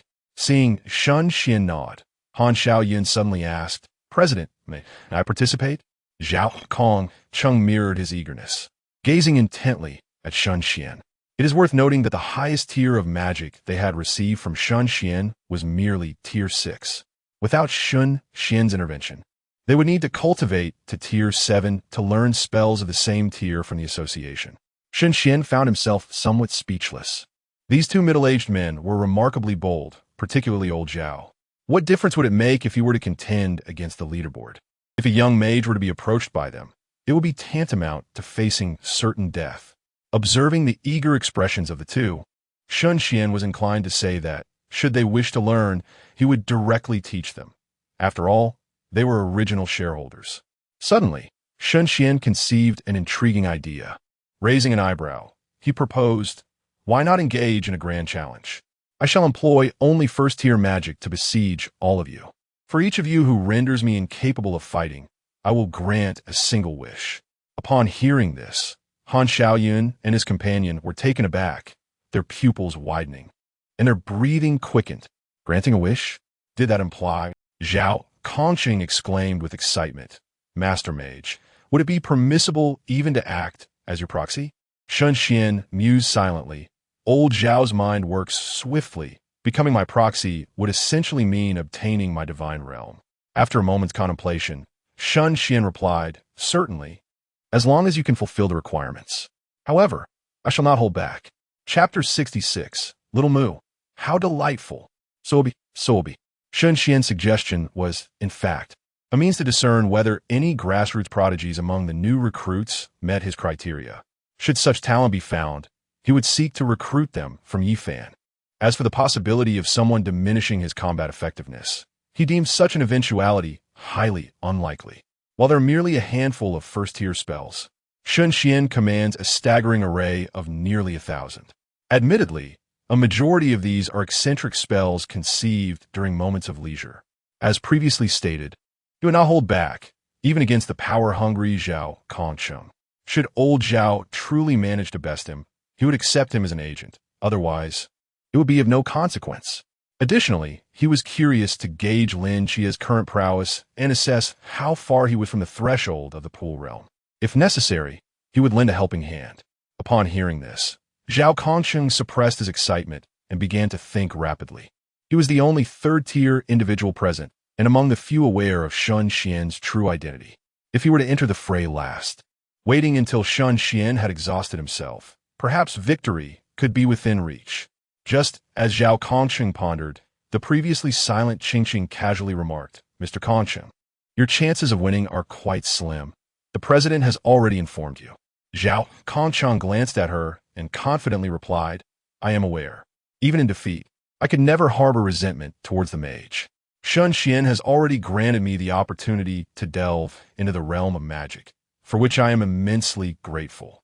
How could I possibly hold a grudge against him for not holding back? That would be inhumane, even more so than a mere enigma. Moreover, this is an invaluable experience in practical combat." Qingqing smiled faintly. "I merely spoke in passing. Do not take it to heart." She turned to Shen Xuan and inquired, "President, shall I approach Instructor Yuan regarding this matter? Is it necessary to disclose your identity? Just refer to me as the Vice President. Do not reveal my true identity."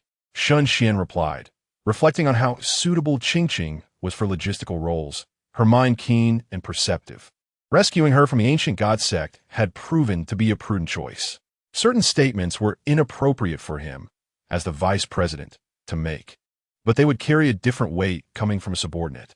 Shen Xuan smiled and said, "Old Zhao, I eagerly anticipate clashing with you, the pioneer of the tactical school." Zhao Kongcheng let out a wry smile. "Mage, to be frank, I am quite anxious." At that moment, Han Xiaoyan, deep in thought, asked President, "May I employ the forbidden ruins in mental prowess? Is it not unfair for me to rely solely on magic?" "Certainly," came the reply. "Really?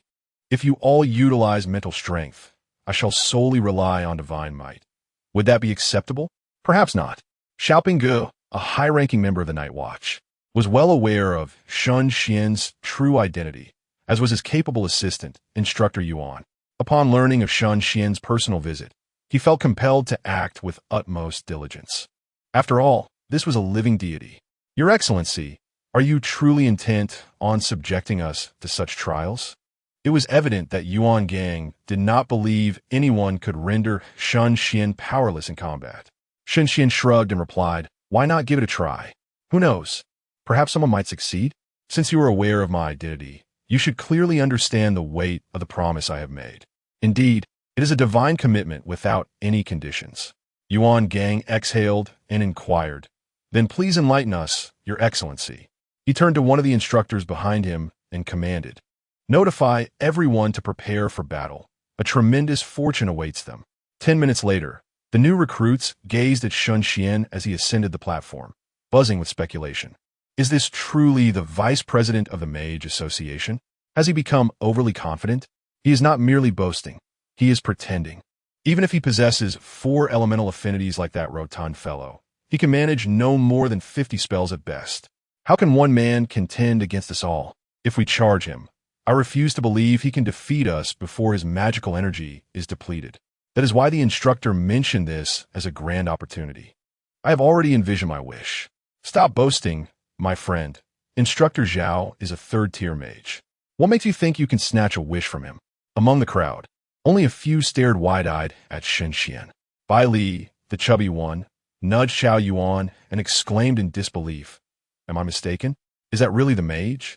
Xiao Yuan's expression was grave. If he were indeed their teacher, we have no chance of overcoming him. The one who survives to the end shall be the victor. Lin Xia suddenly recalled the scene of Shen Xian transforming the Ghost Face King into a cute, childish voice, sending a chill down his spine.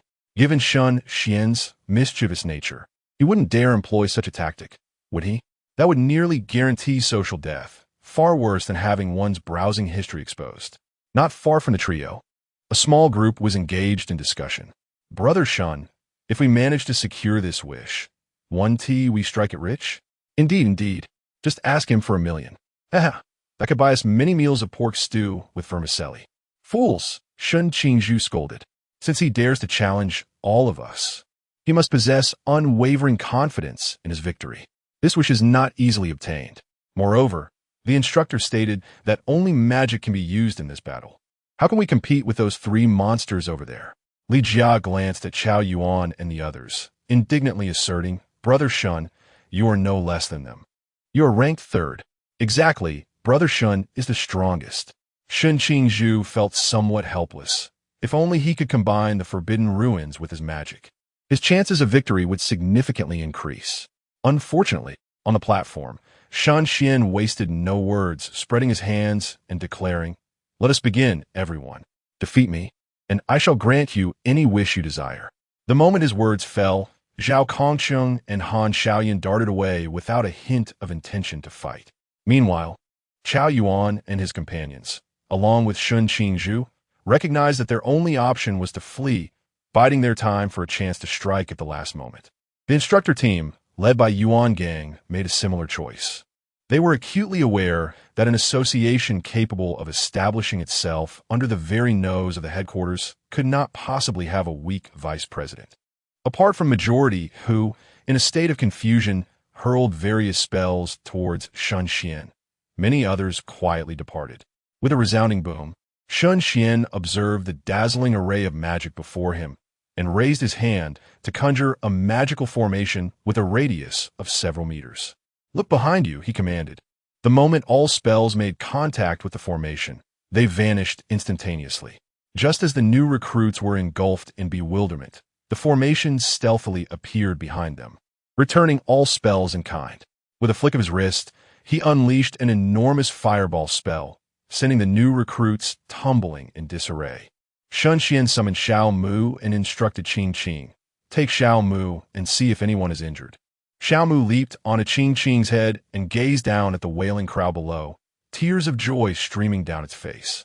Is this heaven? So many obedient children waiting for their fathers to come and heal them. After a meal, I will continue to add more chapters. Chapter 67. Shun Ji's proactive strike in a secluded corner. Chao Yuan and his companions were engrossed in the intricacies of the ultra-close-range projection magic. They were foolishly contemplating an attack on their instructor, unaware that such a notion was utterly untenable. The master had employed merely 2 spells, and he restored his energy far more swiftly than they could catch their breath. Thus, their strategy of attrition was futile. Goodness, how many bizarre spells does he possess? Lin Xie was astounded. In his studies of magic, he had never encountered such peculiar incantations. The breadth of our teacher's research is precisely why I contend that our chances of victory are negligible. Chao Yuan waved his hand, dispelling the projection array. Li Pang inquired, "Aren't we going to continue observing?" Chao Yuan shook his head, realizing that further scrutiny would undoubtedly alert their teacher to their magical fluctuations, not to mention the need to be wary of his divination spells. What then? After a moment's contemplation, Chao Yuan's eyes sparkled as he swiftly inscribed a magical array in the air. Soon, a transparent thin blanket, 3 meters in length, materialized before them. Let's take refuge beneath this. Though Li Pang and Lin Xie were perplexed, they mimicked Chao Yuan's actions and draped the blanket over themselves. Chao Yuan elucidated. This is a second-tier spell. With the protection of the blanket deity, you shall not see me, as the name suggests. Hiding beneath this covering allows one to shield themselves from magical and psychic probing, while also providing a degree of defensive capability. Li Pan exclaimed. This magic is quite useful. Please teach me later. Lin Xie could not restrain his curiosity, asking, "This isn't another of the Master's inventions, is it?" Indeed. To contend with the teacher, we must wield his own magic against him. We shall remain hidden here, and if we can endure until the end, we can claim a semblance of victory. Meanwhile, Zhao Kongqing inquired, "What's the situation?" Han Xiaoyan captured a swirling breeze in his palm, closing his eyes to attune to its whispers. The wind reveals that the president has only employed 2 spells to vanquish half of the participants. Moreover, it seems he possesses a spell that absorbs others' magic. Zhao Kongqing narrowed his eyes. As expected, the master would certainly be cautious against ranged attacks. However, wizards are frail. If we can devise a means to close the distance. With this thought, Zhao Kongqing turned to Han Xiaoyan, earnestly requesting, "Brother Xiaoyan, could you lend me your assistance?" Han Xiaoyan raised an eyebrow, questioning, "You wish for me to use wind magic to help you approach the president?" "Precisely. Furthermore, wind augments fire. Our collaboration might yield favorable odds." Upon hearing this, Han Xiaoyan fell into contemplation. Truth be told, his desire for success was not nearly as fervent as Zhao Kongqing's. His singular wish was to reunite with his former comrades, a longing that Shen Xuan had already promised to fulfill. However, Zhao Kongqing, as a colleague eligible to attend a roundtable conference, was someone he could certainly assist. "Very well, I shall aid you." "Thank you. Commander, are we to merely wait idly?" "Patience is essential. That master is not easily trifled with." "Commander, I have long wished to ask, how did you ascend to the 5th position? With innate talent and frequent meditation, you too can excel. Instructor Yuan, given your exceptional abilities, how is it that you've been bested by a few recruits? What do you understand? The top 4 on the leaderboard are akin to monsters." Yuan Gang suddenly sensed something amiss. His subordinates were present, so how could anyone address him as Instructor Yuan? Turning around, he found Shen Xuan, who had appeared behind him and was observing with curiosity. It can only be said that the instructors, true to their military backgrounds, displayed remarkable on-the-spot reactions. quickly transitioning into combat stances after a brief moment of surprise. However, the speed at which they inscribed the magic circles appeared painfully slow and clumsy to Shen Xuan. With a flick of his wrist, he unleashed several fireballs, sending the instructors flying. Have you spent the entire month meditating? Do you not realize that the speed of inscribing a magic circle directly affects the speed of casting? Moreover, are you not concerned about being interrupted while so openly inscribing? As Shen Xuan defended against their assaults, he simultaneously imparted his teachings. Neither the torrential rain nor the blazing flames could approach him. It was only when faced with Shen Xuan that the instructors experienced an overwhelming sense of helplessness. What was merely a basic fireball technique rendered them utterly defenseless. In contrast, Yuan Gang fared slightly better. He managed to evade attacks while mounting a limited counteroffensive, although it could not harm Shen Xuan in the slightest. How did you find us? And why did you appear so mysteriously? Shen Xuan explained, the divination magic allows me to perceive your location. By combining acceleration magic with silent magic, it is naturally undetectable to you. As he conjured a fireball with a casual smile, he asked, shall we continue this duel? Instructor Yuan? Yuan Gang let out a wry smile, conceding, we have lost. They could not even breach Shen Xuan's defenses. Continuing the fight was futile. Shen Xuan's comprehension of magic surpassed theirs by a wide margin. The intricate magic circle he had inscribed at an unknown moment would require them extensive time to learn. Nodding, Shen Xuan healed the injured instructors and advised, while meditation is indeed essential, you must also practice the speed of inscribing magic circles. For those inclined towards magic, consider visiting the Capital Magic Association, where a plethora of spells is stored, and the instruction is far more systematic than in the training camp. Having inadvertently advertised, Shen Xuan transformed into a streak of light and departed. Yuan Gang shook his head. From the beginning, he had not expected to win, yet he had not anticipated that his own instructor team would be the first to be eliminated among the most likely to survive. After sweeping through several waves of recruits, Shen Xuan finally paused. Gazing at the divination magic in his hand, he murmured, have these few youngsters truly vanished? It seems they wish to use my magic against me. Old Zhao and Xiao Yun are together. Perhaps I shall not seek them for now, granting them an opportunity. Just then, the ground beneath Shen Xuan's feet transformed into a pair of rocky arms, firmly grasping his legs, while tendrils sprouted from the earth, binding him tightly. A multitude of colossal fireballs hurtled towards them at an astonishing speed from an unknown direction. In the distance, Li Jia exclaimed with excitement, Brother Shen, you hit it. Li Liang cheered jubilantly. This is wonderful. That vice president certainly cannot withstand Brother Shen's assault. We are bound to prosper. These two brothers, one adept in earth magic and the other in wood magic, primarily focused on control and defense. Meanwhile, Deng Wei, unable to sense the elements of heaven and earth, could only employ generic spells for support. Shen Qingzhu furrowed his brow, observing the billowing, smoke-filled arena, sensing something amiss. Suddenly, his pupils constricted, and he shouted, Run! Within the thick smoke, dozens of enormous fireballs surged forth, pausing momentarily in midair before hurtling towards Shen Qingzhu and his companions with alarming speed. Immediately following, an earthen wall spanning several meters obstructed their retreat. Small saplings, shouting bulibuli, charged towards them. Shen Xuan brushed off the dust from his attire, the shimmering, multicolored magical shield standing out distinctly amidst the smoke. Another chapter has been added. There remain 3 chapters pending for rating and 4 more for rewards. Wait, why does it seem that the number of pending chapters keeps increasing?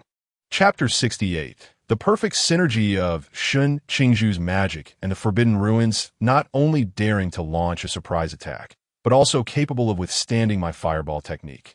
You are quite impressive. Shen Xuan emerged from the thick smoke, gazing at the sole figure who barely stood under his assault. Shen Qingzhu had his hands braced against his knees, his form swaying precariously. Casting a glance at the unconscious Li Jia and the others nearby, he gritted his teeth and, as Shen Xuan approached, raised his hand to unleash the pre-prepared magical array. A small whirlwind enveloped the fireball, sweeping forth with a torrent of heat intensified by the gale. A flicker of surprise crossed Shen Xuan's eyes, not due to the dual elemental magic, but because Shen Qingzhu, despite having only practiced magic for a month, was managing to perform 2 spells simultaneously. This was a feat accomplished by only the most seasoned sorcerers. It is well known that sketching out a magical array requires utter concentration. Any distraction could result in complete failure. What truly astounded Shen Xuan was Shen Qingzhu's unconscious completion of the array. This was undeniably cunning. A competent mage must strike decisively when the opponent is unaware, employing every underhanded tactic available. Shen Xuan did not shy away. Instead, he augmented the magical shield around his body and strode directly towards Shen Qingzhu. With Shen Qingzhu's first-tier magical output, he would be unable to breach Shen Xuan's shield, which combined 5 elemental magics. As Shen Qingzhu observed his opponent effortlessly enduring his attack, remaining unscathed, a look of dissatisfaction filled his eyes. He also possessed the ability to create a magical shield, yet he could not maintain it for nearly as long as Shen Xuan. Each time the shield absorbed an attack, it consumed his internal magic. Judging by the brilliance of Shen Xuan's shield, it was clear that his magical reserves remained abundant, while Shen Qingzhu was utterly depleted. Well, I've lost, he thought, as Shen Xuan approached and placed a hand on his shoulder, transferring a measure of magic. Shen Qingzhu regarded him with confusion. Shen Xuan explained, I wish to see the effect of your forbidden ruins in conjunction with magic. Shall we give it a try? Shen Qingzhu paused, momentarily taken aback. Then a smile broke across his face. Are you sure? Individually, neither my magic nor the forbidden ruins may stand out, but combined, he was confident that even claiming the top rank from Chao Yuan would be within reach. Shen Xuan stepped back a few paces, smiling as he said, this amount of magic should suffice. Shen Qingzhu sensed the surge and was astounded. In a matter of moments, his internal magic had replenished by more than half. Just how vast were Shen Xuan's magical reserves? Shaking his head to dispel such thoughts, he raised his hand to activate the magical array he had prepared earlier. With a snap of his fingers aimed at Shen Xuan, a thunderous explosion resonated as the compressed gases around them ignited in a fiery blaze. Shen Qingzhu had compressed the air near Shen Xuan, and coupled with the inferno, it was as if a barrage of cannonballs were raining down in that confined space, erupting continuously. Most crucially, Shen Qingzhu's mental energy is abundant. With merely a spark, he can continuously conjure such explosive manifestations.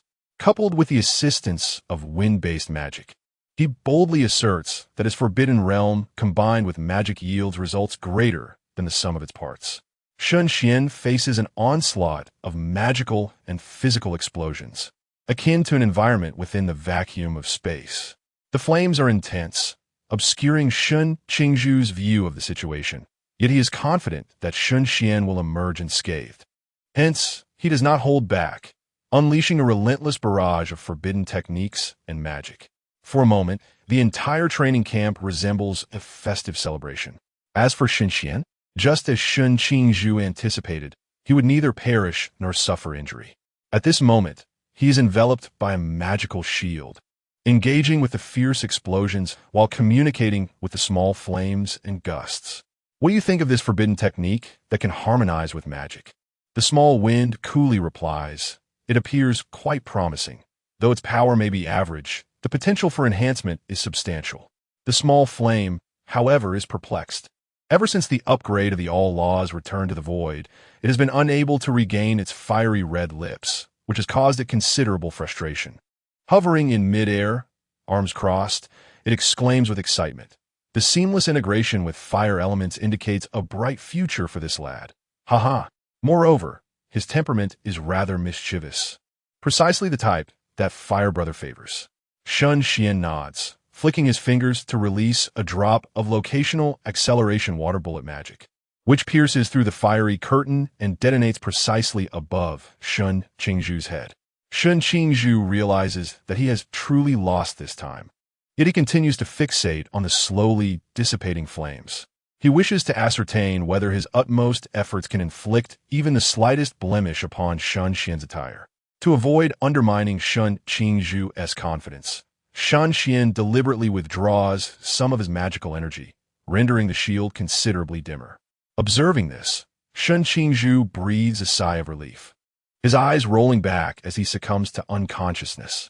After a moment of scrutiny, Shen Xuan confirms that it is merely an exhaustion of mental energy that has led to Shen Qingzhu's fainting, allowing him to depart with ease. He is quite fond of Shen Qingzhu's performance and eagerly awaits to discuss matters with Yifan. Regardless of innate talent, Shen Qingzhu's cunning maneuvers reveal him to be a natural-born magician. It would be a waste for him to remain solely within the ranks of the Night Watchers, who only cultivate forbidden techniques. Next, let us clear out the surplus recruits and commence the true celebration. Chao Zai, Chi, did you hear that? It seems another participant has exited the fray. This commotion is quite significant. By the way, shall we continue to lay low? What else can we do? The moment we slightly shift from our covers, it will be discovered. I have an idea. The three of us can wrap ourselves in the blankets and move slowly. A stroke of genius. As a series of rustling sounds ensues, a thick blanket stands upright and eerily emerges from the warehouse. Han Xiaoyun opens his eyes and states, "It is time for us to make our entrance. The president has nearly finished his task. Little Chao Yuan and the others have yet to make their appearance." With control over the winds, Han Xiaoyun commands the battlefield's dynamics with remarkable authority. Zhao Kongcheng gripped the hilt of his blade and nodded thoughtfully. Chao Yuan, that rascal, possesses a mastery of magic that surpasses ours, and it is quite possible that he has concealed himself. Furthermore, the mage's prolonged absence likely indicates that he is awaiting the moment to confront us in battle. Han Xiaoyun cast a sidelong glance at him and declared, "Do not worry. I shall lend you my utmost support. As for the outcome, that depends solely on your own abilities." "Thank you," Zhao Kongcheng replied. No sooner had the words left his lips than he sensed a familiar aura of fortune enveloping him. Instantly, he assumed a state of readiness and turned slowly. "Old Han, the mage has arrived." Without uttering a single superfluous word, Han Xiaoyun raised his hand and unleashed the magic he had been gathering. First, a wind-based magical shield enveloped Zhao Kongcheng. Subsequently, he cast second-tier wind spells, wind beneath the feet for swift movement and clarity of thought to avoid dullness, along with several minor wind spells imbued with supportive effects, all enhancing Zhao Kongcheng. Upon awakening, it felt as if the sky had collapsed. 17 chapters. I shall strive to repay the debt by the end of the month. Chapter 69. The third-level Fire Forbidden Spell Modification. Infernal Demon Form. Under the influence of various enhancement spells, Zhao Kongcheng felt his strength multiply significantly. As the radiant figure of Shen Xuan halted, he glanced at the two poised individuals in the arena and smiled faintly. "It seems you are prepared. Let us commence." Zhao Kongcheng inhaled deeply, his expression grave, and with a sharp sound, he drew his long blade. With a flick of his wrist, flames licked up the hilt. Gripping the sword with both hands, he slowly assumed an ancient stance. "Master, please bestow your guidance." In that very moment, disregarding whether Shen Xuan had further words to impart, Zhao Kongcheng surged forward, simultaneously conjuring a resistance fire ring behind Shen Xuan. Meanwhile, Han Xiaoyun summoned a miniature tornado spell beneath Shen Xuan's feet, which spiraled upward. He then propelled himself towards Shen Xuan as if borne by the wind. As the first two shareholders to join, they comprehended the essence of being a magician. A preemptive strike often held the potential to eliminate the opponent before they could react. Shen Xuan was pleased with their decisiveness. They were indeed his well-trained pupils. Encased in a magical shield, he felt no fear of the tearing tornado, and he had his own countermeasure against Zhao's resistance fire ring. A fire ring materialized around Shen Xuan, ensnaring himself. Zhao Kongcheng, approaching, was momentarily taken aback. A constricting fire ring? Isn't this meant to ensnare others and turn them into targets? It can also counter the repelling effect of the resistance fire ring. As he pondered this, a resistance fire ring silently appeared at Zhao Kongcheng's feet. His pupils contracted, and he swiftly dodged to the side, shouting, "Old Han." Receiving the signal, Han Xiaoyun unleashed Gale Spell. Instantly, a fierce wind struck Zhao Kongqing from behind, propelling him uncontrollably forward. Zhao Kongqing activated his magical shield to block the gale, then dispelled it. Just as he closed in on Shen Xuan, he swung his fiery blade.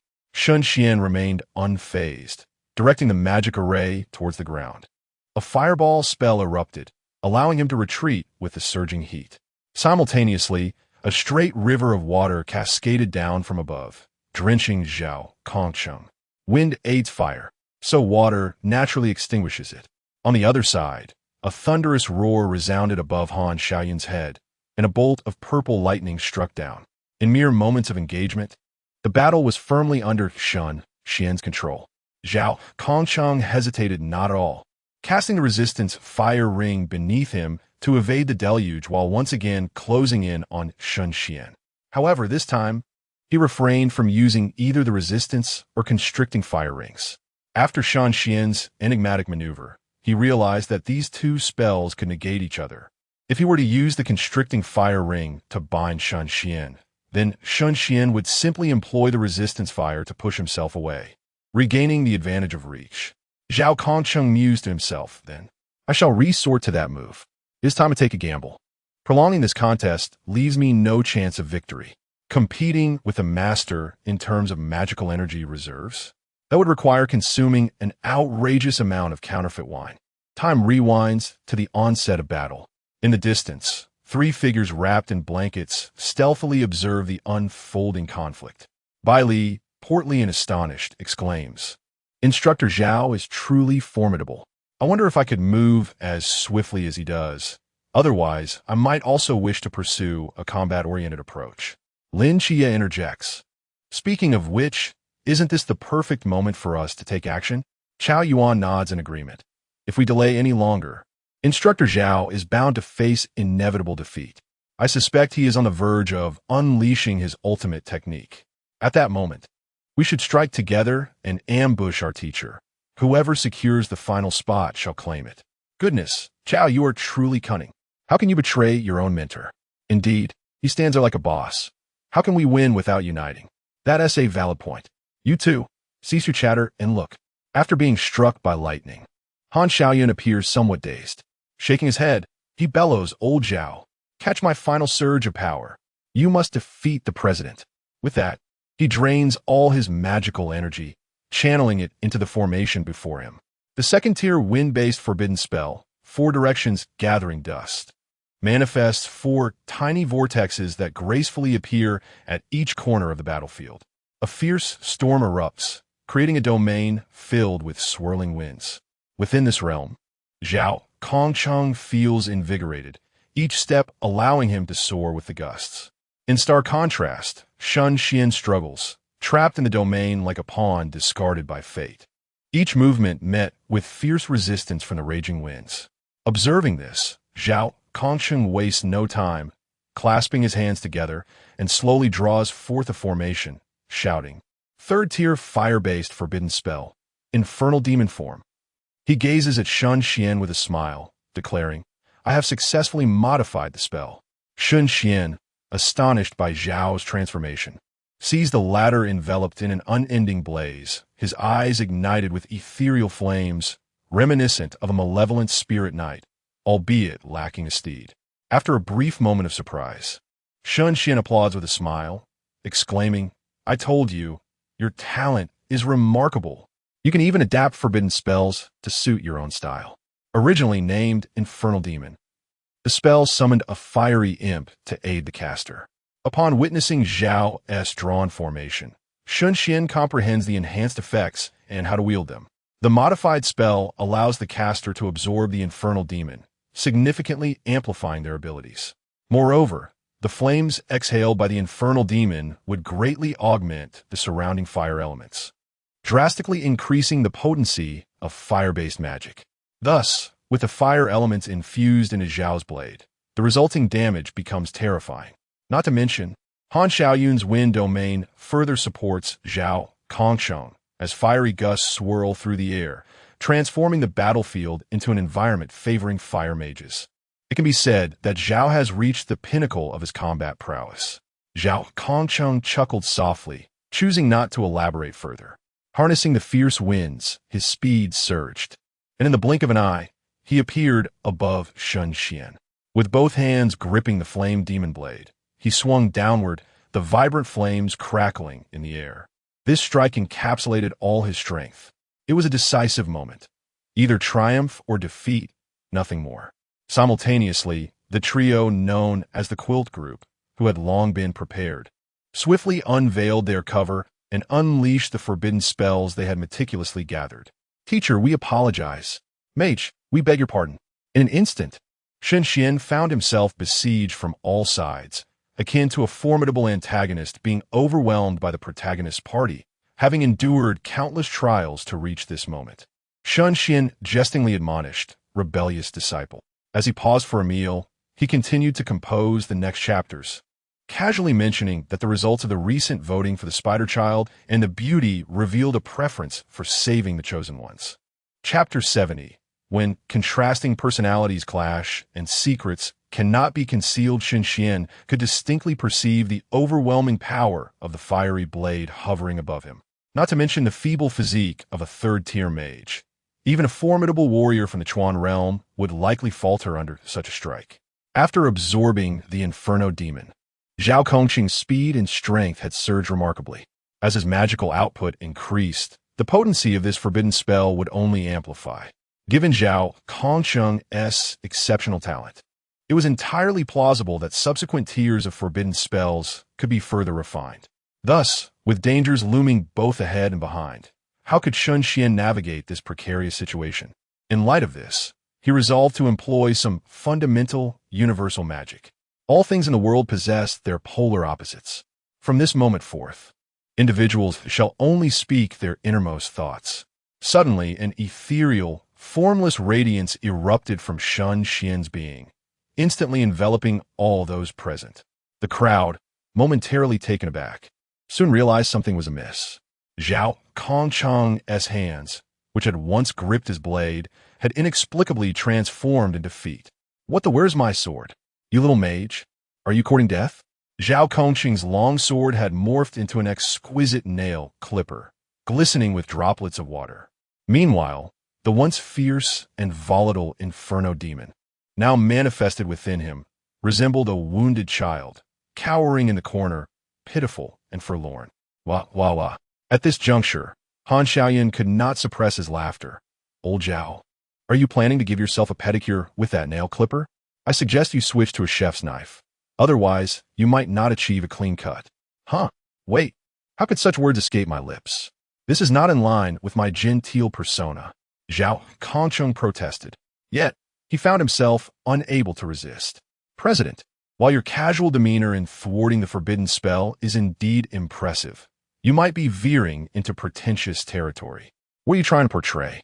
"Shen Xuan. Han Xiaoyan. It's over, my future is bleak." Meanwhile, on the other side, Chao Yuan's expression underwent a dramatic transformation, oscillating between furious rage and serene benevolence, creating a jarring dichotomy. He glanced at the two individuals beside him, a fervent light igniting in his eyes. "Fatty, Qi, are you two still newlyweds?" Wily Fatty, startled, thrust a fan toward Chao Yuan's head, rebuking him. "What are you up to?" "I can assure you not now." Wily Fatty. Lin Shiyi sensed an underlying dissonance, but could not pinpoint its exact nature. After much contemplation, he remained convinced that something was indeed amiss. "Isn't it peculiar that we find ourselves in such a strange predicament?" "What is strange?" "It's just strange. You're just rambling." As Shen Xuan beheld this rare spectacle, he couldn't help but marvel. These two spells, which he had previously experimented with in isolation, were now combined for the first time. The reasoning was straightforward. Each spell, when used alone, could be quite repulsive. The first spell, when invoked, would invert the personalities of those nearby. A notorious villain would transform into a paragon of virtue, engaging in acts of kindness daily. Even those with a more radical mindset might not dare to consume even vegetables, opting instead to bring about their own demise. The second sentiment merely urges individuals to involuntarily express their innermost thoughts. Initially, this holds no significance, but what transpires after altering one's character? That becomes quite peculiar. Zhao Kongcheng remarked. Han Xiaoyan, I've never had a favorable view of you. If it weren't for your hindrance in this battle, I would have emerged victorious long ago. Han Xiaoyan chuckled. Oh, how amusing. Who can you blame for your own shortcomings? The president, that pretentious fool, is someone you believe you can challenge? Chao Yuan chimed in. Fatty Chia, do not let me catch you, for if I do he. Bailey Pang Pang retorted. Get lost, you perverted fiend. I've told you it's not possible right now, so why are you in such a hurry? Lin Xie interjected. Do you not find anything amiss? Shen Xuan silently maintained a magic that preserves the scene for an extended period, intending to replay it for everyone to enjoy the spectacle of their candid confessions. As for the one who labeled him as pretentious, perhaps it was time to prepare for a branch meeting at the border. Once he had recorded enough, Shen Xuan then cast a spell to dispel the negative effects affecting everyone, restoring tranquility. The group exchanged glances in a deathly silence. Han Xiaoyan scratched his head and approached Shen Xuan, his face brimming with sincerity. President, that was truly not me. You must believe me. Zhao Kongqing echoed. Master, you know I hold great respect for you. Shen Xuan remained silent, his palm replaying a rather ridiculous video. Pretentious, pretentious, pretentious fool, you seek death. Shen Xuan raised an eyebrow and asked, do these two individuals in the video remind you of anyone? Zhao Kongqing responded, Old Han, this is excessive, so that's the image the master has of you? Han Xiaoyan retorted, how dare you say that? Meanwhile, Chao Yuan clasped his hands together, radiating a glow of Buddhist virtue. After reciting the Great Compassion Mantra 10 times, he confirmed that his preference lay with married women and not what one might call a young husband. Bailey Pang Pang slapped himself twice, inwardly lamenting how such words could escape his lips.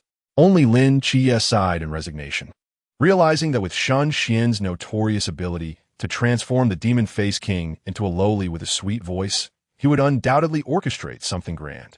Fortunately, he had merely acted foolishly and avoided significant embarrassment. Otherwise, enduring this training camp would have been impossible. Zhao Kongcheng sighed heavily, never expecting to conclude in such a manner. From now on, he would no longer place faith in any claims that universal magic merely serves to assist life. Shen Xuan consoled him. Do not be disheartened. With your talent, even if you cannot become my agent, it is sufficient that I have glimpsed a bright path ahead of you. Simply follow it. Zhao Kongqing nodded, for he was not one to dwell on potential losses. Moreover, with Shen Xuan's affirmation, he felt even more convinced that his path was indeed the correct one. Suddenly, Zhao Kongqing appeared to recall something, inquiring, Master, you haven't shown what transpired just now to anyone else, have you? Upon uttering these words, the others turned their gazes towards Shen Xuan. There was no choice. The awkwardness was palpable among them, akin to a collective dismissal of discomfort. However, should an outsider witness this moment, it would be tantamount to social obliteration. How could the magic I employed for recording possibly be shared with others? That is reassuring. At this, a sense of relief washed over the crowd. Just then, Shen Xuan's phone in his pocket vibrated unexpectedly. Maintaining his composure, he remarked, I've come across a promising lead. I shall call Yi Fan to request assistance. With that, he strolled away to check his messages. President, haha, you made me laugh so hard. Laughing heartily. President, I thought they were quite serious before. Who would have imagined they were like this behind the scenes? President, do tell. Did you employ some peculiar method? An additional chapter has been added, yet there are still 16 remaining. Hooray! I'm off to sleep now. I'll rise early to write, striving to add 2 more chapters. Chapter 71. Shen Xuan Dog. I shall avenge you, Shen Xuan declared. How could that be? It is merely the heartfelt expressions of these individuals. Everyone possesses a moment when they wish to voice their true feelings. Shen Xuan promptly denied it. Yet inwardly he was somewhat astonished. Was Jin Yin perhaps too well acquainted with him? President, who believes you? In response to Ji Yin's disparagement, Shen Xuan chose to remain noncommittal, tapping on the screen to inquire, what is the progress of the research? President, it's going well, I suppose, with some results. President, once I thoroughly understand the intricacies of the Sun City, I plan to make a trip to Asgard. Asgard. Shen Xuan suddenly recalled the hound that had betrayed his companion, which, without a doubt, was the divine beast of Asgard, the hound Garmer. Now that his companion was gone, should he not seek vengeance for this betrayal? After all, his companion had once served as a steed and was one of the few individuals with whom he could share his thoughts. He could not allow it to perish while bearing this disgrace. With this in mind, Shen Xuan sent a message. Come to fetch me when the time comes. I shall accompany you. To his surprise, just as he sent the message, Jin Yin responded, President, all right. Shen Xuan. Were you merely waiting for my invitation? President, ha ha ha, I wasn't he. You suggested it yourself. Shen Xuan, however, my matters are not yet concluded. President, no worries, I shall await you. Considering Jin Yin's earlier abrupt declaration about traveling to Asgard, Shen Xuan was now certain that Jin Yin had been anticipating his initiative to propose joining him. Once again, Shen Xuan was reminded of the profound cunning of this president. With a sigh of realization, he tucked his phone away and turned to Lin Chiye. Come with me. Xiaoyun, Lao Zhao, you two push the progress of the leaderboard. Those who have dominated it, let them seek me out. With that, Shen Xuan made his way to a secluded area. Lin Chiye was momentarily taken aback. Was he speaking to me? If Lin Chiye recalled correctly, this was only their third encounter. What could Shen Xuan possibly want from him? Zhao Kongqing nodded, giving Lin Chiye a playful kick on the backside. Hurry up. Perhaps the mage has noticed your exceptional performance and wishes to impart some opportunity to you. Lin Chiye rolled his eyes and approached Shen Xuan. Shen Xuan got straight to the point. How far are you from the pool realm? His latest spell was now prepared, awaiting Lin Chiye's arrival to unlock the infirmary. At that moment, he would utilize the teacher's staff and the unique elemental aura from the Naga, employing the Return to Ruins spell to amplify his magic ninefold, significantly increasing his chances of breaching the hospital's defenses. Lin Chiye replied, somewhat stunned, the pool realm? It will take quite some time. But, why do you ask this? Shouldn't you be more concerned about my magical prowess? Shen Xuan refrained from elaborating, contemplating the appropriate intensity to assign Lin Chiye. Since he was the teacher's proxy, he must be remarkable indeed. Thus, he decided to start with 5. Shen Xuan smiled faintly. Next, I shall employ a method to accelerate your mental prowess training. Are you prepared? Wait, what exactly is this method? There is no time. As soon as the words left his lips, the elemental spirits of the 5 elements manifested simultaneously, channeling the essence of the universe into Lin Chiye's mind. In an instant, Lin Chiye felt a tingling sensation as if countless colossal hammers were mercilessly striking every corner of his brain. He forced himself to lift his head and glared at Shen Xuan, exclaiming, Are you attempting to kill me? Can you still speak? In truth, Lin Chiye was far sturdier than Shen Xuan had anticipated. Then let us add another bolt of lightning. Shen Xuan slightly turned his head to gaze at the muscular figure of Xiao Lei, whose hair stood on end like a super scion. It has been a while. Xiao Lei, if you continue training like this, I seriously doubt whether you will remain intact.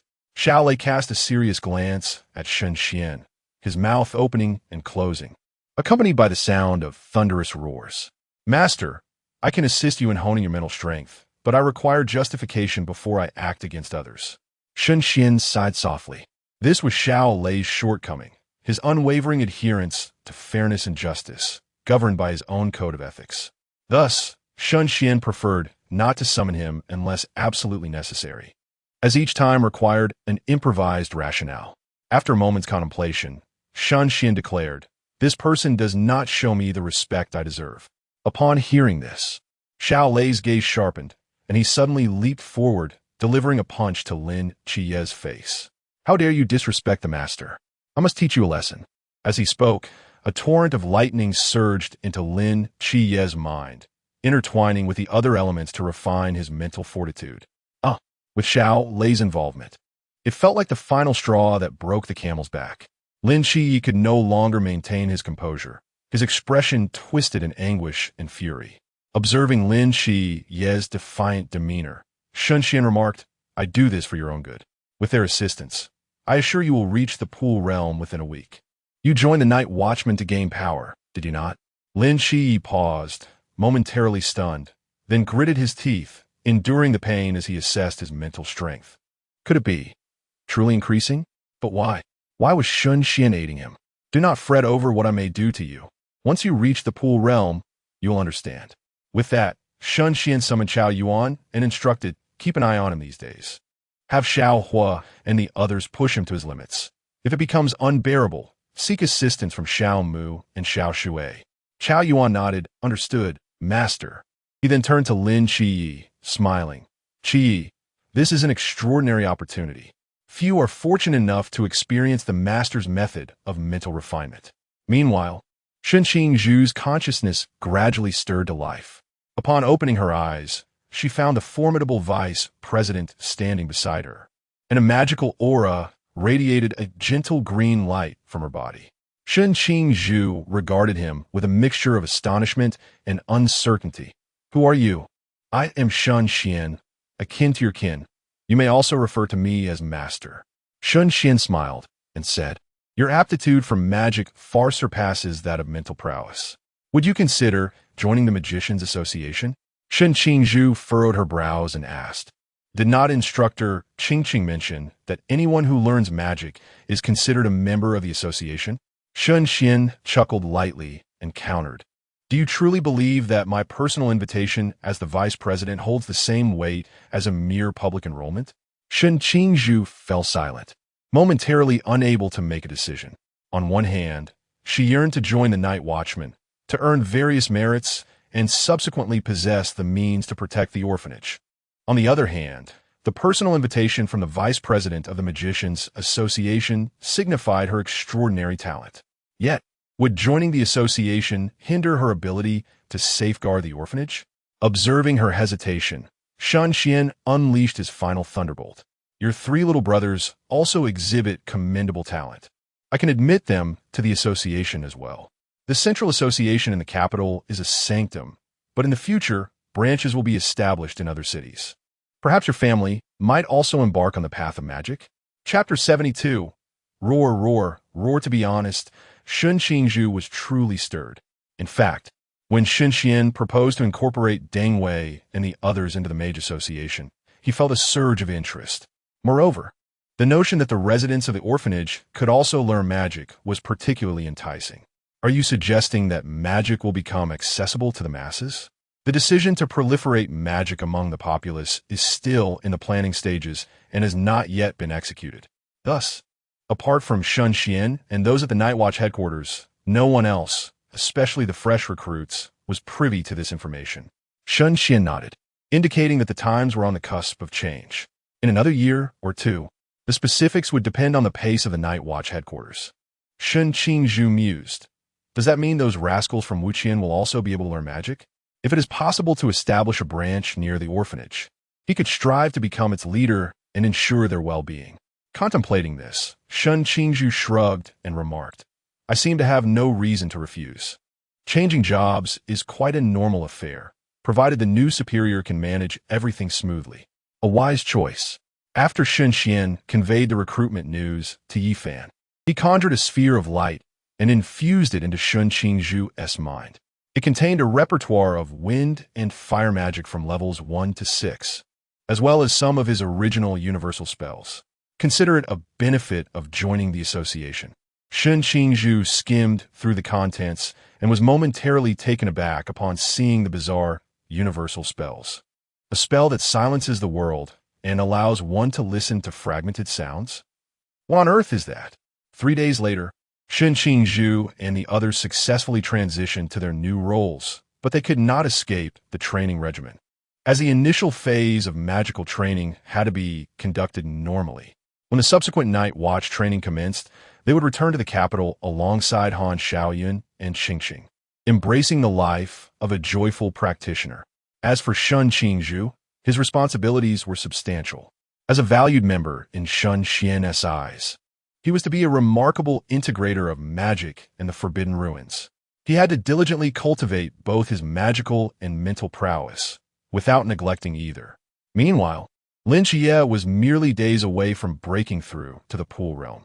With Shen Xuan's objectives nearly fulfilled, there was little reason to linger in the training camp. At that moment, he walked upon a mountain range in Jinnan, with the chattering of Little Hua in his ears and the sleepy murmurs of Little Two nearby. Master, what on earth has led you to believe that wind and light could replace Brother Hua? Wind aside, he is currently as unyielding as a block of ice. Let us speak of light. The moment he appears, he resembles a cultist, spreading his radiance far and wide, converting people into followers. Do you truly dare to let him out? Shen Xuan cleared his ears and nodded, acknowledging. Little Hua coughed, hesitating. Were you just dismissing Brother Hua? Not at all. I was earnestly listening to you. Shen Xuan smiled politely, then turned to a pile of mud floating in the air. Did you find it? Little Tu was startled. Find what? Once again, he had dozed off halfway through. With a resigned sigh, Shen Xuan pondered the potential of the remarkable individuals surrounding him. How could he possibly doubt the restoration of England? Beneath his feet lay a cavern, home to a subterranean dragon adept in manipulation of fire elements. What was the purpose of bringing you two along, if I must reiterate myself? He queried, seeking a response. Little Earth, struck by sudden clarity, proposed, why not simply part ways? Upon uttering this, a faint dark light emanated from him, illuminating the mountain range below. At the moment of contact, the mountain appeared to be forcibly separated, cleaved into two. Shen Xuan, with a hint of exasperation, remarked, Very well, you should retire for the night. Sure thing, master. Little Earth exclaimed, bursting into a flurry of energy. Shen Xuan shook his head. Had he known Little Earth would resort to such a crude method, he might have reconsidered bringing him along. His intention was for a more civilized approach, yet this fellow was fervently eager to rest, seemingly oblivious to the possibility of creating a shoddy structure. Ultimately, Shen Xuan would be left to rectify the situation, mending the mountain's divide. At that moment, Little Fire exclaimed in astonishment, Master, there truly is a little dragon. Below the mountain lay a vast underground cavern, suffused with fiery red magma. Upon noticing Shen Xuan, the vibrant fire elements surged towards him as if they had found their long-lost kin. From within the lava, a massive gray earth dragon, bewildered, lifted its head, questioning why its peaceful slumber had been disturbed. Upon catching sight of the figure above, it instinctively unleashed a formidable burst of fire. I can perform that trick as well. Shen Xuan mused, raising his hand to gather the converging fire elements, coalescing them into a spiraling fire dragon that soared into the air. With a resounding roar, it collided with the dragon's fiery assault. The ensuing explosion reverberated through the cavern, yet the momentum of the fire dragon remained unabated, hurtling directly towards the earth dragon nestled within the magma. As the spiraling fire dragon approached, the earth dragon's crimson eyes flickered with trepidation. It had never encountered such a being before, feeling inherently inferior despite their shared draconic heritage, especially as the fire dragon ascended with an imposing presence. An invisible pressure compelled it to submit. Thus, when the fire dragon charged, the earth dragon dared not move, retracting its head and body into the lava, leaving only its gray tail thrashing violently above the surface. Shen Xuan, somewhat taken aback, waved his hand to dissipate the descending fire dragon. He anticipated that this earth dragon would be so perceptive. Initially, he thought it would require Little Fire's intervention to subdue it quietly, given the natural dominance of the noble higher elements over such elemental-dependent beings. Little Fire urged, Master, descend and investigate. How could such a lizard dragon appear in the Great Xia? I recall it was native to your previous location. Mysteries arise randomly, regardless of locale, Shen Xuan replied, glancing down at the cavern's depth before leaping into the abyss, plummeting like a cannonball. With a thunderous crash, he emerged from the billowing smoke, directing his gaze at the earth dragon submerged in the magma. I shan't harm you. Let us converse. The flame pulse earth dragon emerged slightly from the magma, revealing only half of its head, its crimson eyes gazing intently at Shen Xuan. A roar? There seems to be a barrier in communication. After a moment of contemplation, Shen Xuan selected a spell that enabled him to understand all biological languages. Clearing his throat, he declared, Roar, I truly shall not harm you. The dragon responded, Roar if you strike me, you are but a little dragon. As Shen Xuan prepared to roar again, a sudden realization struck him. Why had he not taught the flame pulse earth dragon a language of humans? Cursing himself for being influenced by Little Earth, He raised his hand and cast the spell into the body of the flame pulse earth dragon. Startled, the dragon instinctively opened its mouth to roar. You humans are untrustworthy. Did you not promise not to strike me? Ah, just yesterday I had reduced my debt to 16 chapters, yet today with more donations, I find myself indebted for another chapter, totaling 17. Chapter 73. Subduing the flame vein earth dragon. As Xiaopingji's words echoed, the flame vein earth dragon paused. Disbelief etched across its face as it surveyed its surroundings. Who spoke? It pondered. How could I possibly speak human language? Confused, the dragon turned its gaze upon itself before looking at Shen Xuan. Was it you? Shen Xuan nodded with satisfaction. Indeed, magic proved to be quite effective, enabling a creature that could only roar to communicate like a sentient being. This newfound ability made communication considerably easier. The dragon submerged itself once more into the magma, producing a deep, gurgling sound. Human, please do not kill me. I have slumbered here since my birth, never having harmed another. The flame vein earth dragon, now imbued with human-like intelligence, instinctively began to think as a human would. It recognized that this individual, possessing the power to alter its language, also held the potential to end its life. Therefore, to attack recklessly, as it had moments ago, would be nothing short of suicidal. Shen Xuan smiled gently and replied, I shall not kill you, but you must come with me and inhabit a different environment. His intention to subdue the flame vein earth dragon stemmed from a recent realization. This dragon not only had the ability to reverse mountain ranges with its movements, but also possessed a skill known as absolute earth domain. This ability could transport enemies from the surface to the subterranean realm. Such a talent would be invaluable for foundational work. Relying solely on old Zhao and a few others to shoulder the burden was simply impractical. The flame vein earth dragon shook its head. Human, must I truly leave? This place suits me well. I assure you, I will not kill. Shen Xuan surveyed the area, noting that it offered little in terms of advantages. The dragon likely perceived this location as suitable for survival primarily due to its obscurity. Coupled with the extensive modifications the dragon had made to the underground cavern over the years, it had come to regard this as a favorable habitat. Shen Xuan shook his head slightly. Further discussion was futile, and only practical experience would yield the truth. With deft movements, Shen Xuan traced patterns in the air, connecting points of light to form a magical array.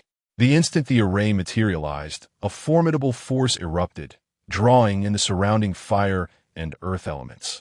The flame vein earth dragon, hidden within the magma, perked up its snout, eyes gleaming as it burst forth from the lava, charging towards Shen Xuan. Delicious. I must have it. Instinctively, the dragon understood that remaining within this magical array would enhance its cultivation far beyond the meager benefits of languishing in the magma. Shen Xuan retreated a few steps while supporting the array with one hand, gently placing his other hand against the dragon's head. Come with me, and this array shall be yours. The dragon gazed at him with wide, crimson eyes, exhaling a puff of dragon breath onto Shen Xuan's face. Is that true? You do not intend to deceive me and then flame my skin, do you?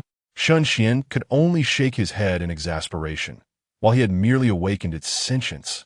He had certainly not regaled it with tales of Nez's exploits in the sea. Could it be that this is a concern shared by every dragon? Before Shen Xuan could utter a word, the flame pulse earth dragon resignedly shook its head, conceding that it could no longer withstand the allure of that round object. Even if you wish to take my life, allow me to savor a breath of it before I perish. As Shen Xuan meticulously constructed the long-distance teleportation array to connect to the teleportation array of the Capital Association, he remarked, killing you would yield no benefit for me. Your survival enables me to extract considerable value from you. Extract? Can one consume that? The flame pulse earth dragon tilted its head, clearly unable to grasp the meaning of extraction given its limited cognitive capacity. Well, to be precise, it is akin to assisting you in fortifying your physical form. Moments later, the grand teleportation array was successfully arranged. Shen Xuan stood atop the flame pulse earth dragon's head and instructed, step inside. I shall escort you to your new abode. Once we arrive, you will be able to feast to your heart's content. Very well. The flame pulse earth dragon stepped into the array, its body enveloped in shimmering silver light. Suddenly, it seemed to recall something and inquired, "Human, should I address you as my master now? Call me Master F.A." In the city of Shangjing, it was the depth of night, and a diligent night watchman was patrolling the city with utmost vigilance. Abruptly, his expression shifted, and he muttered in disbelief, "How is this possible? A mysterious entity from the sea realm has suddenly appeared? Oh, the location is actually that of Master F.A.'s Mage Association." Xiaopinggu opened his eyes, contemplated for a moment, and then darted towards the direction of the Mage Association. Meanwhile, Shen Xuan gazed at the lizard-sized flame pulse earth dragon sprawled on the ground, silently relieved that he had preemptively employed shrink magic on it. Otherwise, its full size would have surely overwhelmed the association. After all, the association was only 5 stories tall, while the complete form of the flame pulse earth dragon towered at nearly 18 stories. Observing the flame pulse earth dragon fervently absorbing elements within the array, Shen Xuan cautioned, "This is our headquarters. When I am absent, you must serve as the guardian. Do you understand?" The flame pulse earth dragon inhaled deeply, its face displaying a human-like expression of ecstasy as it rolled over within the array and grinned foolishly. "Rest assured, Master F.A., should anyone dare to intrude, I shall unleash my breath upon them. There is no need for such extremism." No sooner had he spoken than a figure cloaked in dark crimson descended from a nearby rooftop, his expression one of astonishment. Surely, he cannot be mistaken. That creature, akin to a lizard and capable of devastating an entire small city, lay there like a pet. Observing its demeanor, it appeared to be seeking approval. How could I perceive human expressions emanating from this enigmatic being? In his surprise, Xiaopinggu bowed to Shen Xuan and proclaimed, "I am Xiaopinggu, captain of Team 006 in Shangjing City. It is an honor to meet you, Master F.A." In comparison to the enigmatic entity from the sea realm, the presence of this esteemed being instilled a far greater sense of apprehension within him. The divine aura that enveloped the headquarters that day remained vividly etched in his memory. Shen Xuan nodded and reassured him, "Do not worry. This earth dragon has committed no wrongdoing. I find its strength satisfactory. Thus I have brought it here to serve as a guardian for the association. Is that acceptable?" Shuoping laughed lightly, pondering whether mere strength sufficed in the face of the enigmatic sea realm. How could this leave his vice-captain, the esteemed commander of the night watch, in good spirits? Of course, there was no cause for concern. Shuoping was unfazed by the notion that this little lizard might cause havoc in Shen Xuan's absence, unless it had grown weary of life itself. What lies opposite the Mage Association? The headquarters of the Night Watch. One could surmise that the moment the flame pulse earth dragon dared to step out, vigilant eyes would be upon it from the headquarters. An additional chapter shall be added, in gratitude for the generous support of esteemed patrons. With further donations, another chapter is forthcoming, leaving a total of 17 chapters yet to be fulfilled. Stay tuned for the next chapter, as I have promised 2 additional installments today. The upcoming chapter will delve into the hospital. Chapter 74, Return to the Ruins. Ignite fiercely for me. Since there is nothing more to discuss, I shall take my leave. Esteemed Master. Xiaopinggu clasped his fists and turned to depart. Shen Xuan, observing his retreating figure, spoke softly. "Captain Xiao, once Xiaoyan and Qingqing returned from Songnan. I invite you and your team to the association to learn some magic. It will be beneficial for you." Xiaopinggu paused momentarily, then replied, "Understood." Shen Xuan nodded and resumed his training with the Fire Pulse Earth Dragon. Noticing this, Xiaopinggu chose not to linger, and his figure vanished. 3 days later, Shen Xuan exited the association, overwhelmed with emotion. Without the aid of magic, he could hardly fathom how he would teach the Fire Pulse Earth Dragon. After absorbing enough elements, the dragon became quite disoriented, nearly wreaking havoc within the association due to Shen Xuan's momentary inattention. Shen Xuan squatted down, gently tapping its head. "You must stay within this circle and not wander off. Do you understand?" "I understand, Master." The Fire Pulse Earth Dragon nodded obediently, watching as Shen Xuan stepped into the teleportation array and departed. Once he was gone, It let out an excited roar, its gaze fixated on a dark pillar in the hall, restless with anticipation. In Sangnan City, Lin Xie was drenched in cold sweat, struggling against immense pain. Finally, with a sound reminiscent of breaking chains, a refreshing sensation coursed through his body. The 6 elemental spirits ceased their efforts, exchanging glances. Little Mu wept tears of joy. Father's good child has finally broken through. All of Father S' hard work has not been in vain. Little Lei snorted, "You disrespectful brat. Your punishment from the master is now over." Little Jean declared withdraw. Little Shui offered, "Poor child, let me help you. If you take a good sleep, you will feel better." Lin Xie lay sprawled on the bed, staring vacantly at the ceiling, motionless. The agony he had endured over the past few days was something he never wished to experience again. When little Shui's gentle magic enveloped him, he could no longer hold on and fell into a deep slumber. When he opened his eyes again, he found himself surrounded by an impenetrable mist. With a psychiatric hospital looming before him, Lin Xie sighed softly. Since he was here, he might as well see how his mother was faring. He hoped that with Li Yifei's company, her recovery would be hastened. He pushed open the hospital door, now clad in a doctor's white coat. Lin Xie entered a bright courtyard, where a noble woman in a black gauze dress sat in a chair, staring blankly ahead. As if sensing Lin Xie's presence, she turned and smiled. "Denasdis, have you finally come to see your mother?" Lin Xie replied with a smile, "Mother, I've been quite busy these past few days. How is your health?" As he spoke, he glanced at the progress bar above Nix's head. 30. Nix shook her head slightly. "If only Denasdis could accompany me more often." Lin Xie nodded. "I will come often from now on." He then turned to Li Yifei, asking, "Did you not give her any medicine?" Li Yifei sighed helplessly. "Dean, you must understand, my grandmother is not easy to care for. After all, she needs to take her medicine with every meal. We just want her to recover soon. You know?" Lin Xie then spent a bit more time with Nikes, saying, "Mother, please enjoy the scenery for a while. I must take my leave." "Go ahead." Lin Xie nodded and took Li Yifei with him. "Dean, are you leaving again?" Lin Xie furrowed his brow. "No, I'm heading to the 2nd floor." He suddenly recalled that he had opened Nike's room at Zhangjing. Now that they were at Qijing, would he be able to open the 2nd ward? If he could indeed open it, did Shen Xuan's training of his mental strength have something to do with this? Could it be that Shen Xuan was aware of the existence of the psychiatric hospital? Lin Xie remembered what Shen Xuan had said about knowing in the future. Could that future be today? Layer upon layer of mysteries compelled Lin Xie to attempt to open the 2nd ward. Li Yifei expressed his surprise. "Haven't we tried this before? It was impossible to open." "That was before. It may not be the case now." As they conversed, they arrived at a door adorned with patterns that resembled neither a pen nor a staff. Lin Xie took a deep breath, placed his hand on the doorknob, and slowly turned it. With a click, the door swung open. Lin Xie squinted as he stepped inside, while Li Yifei gripped the doorframe and looked up.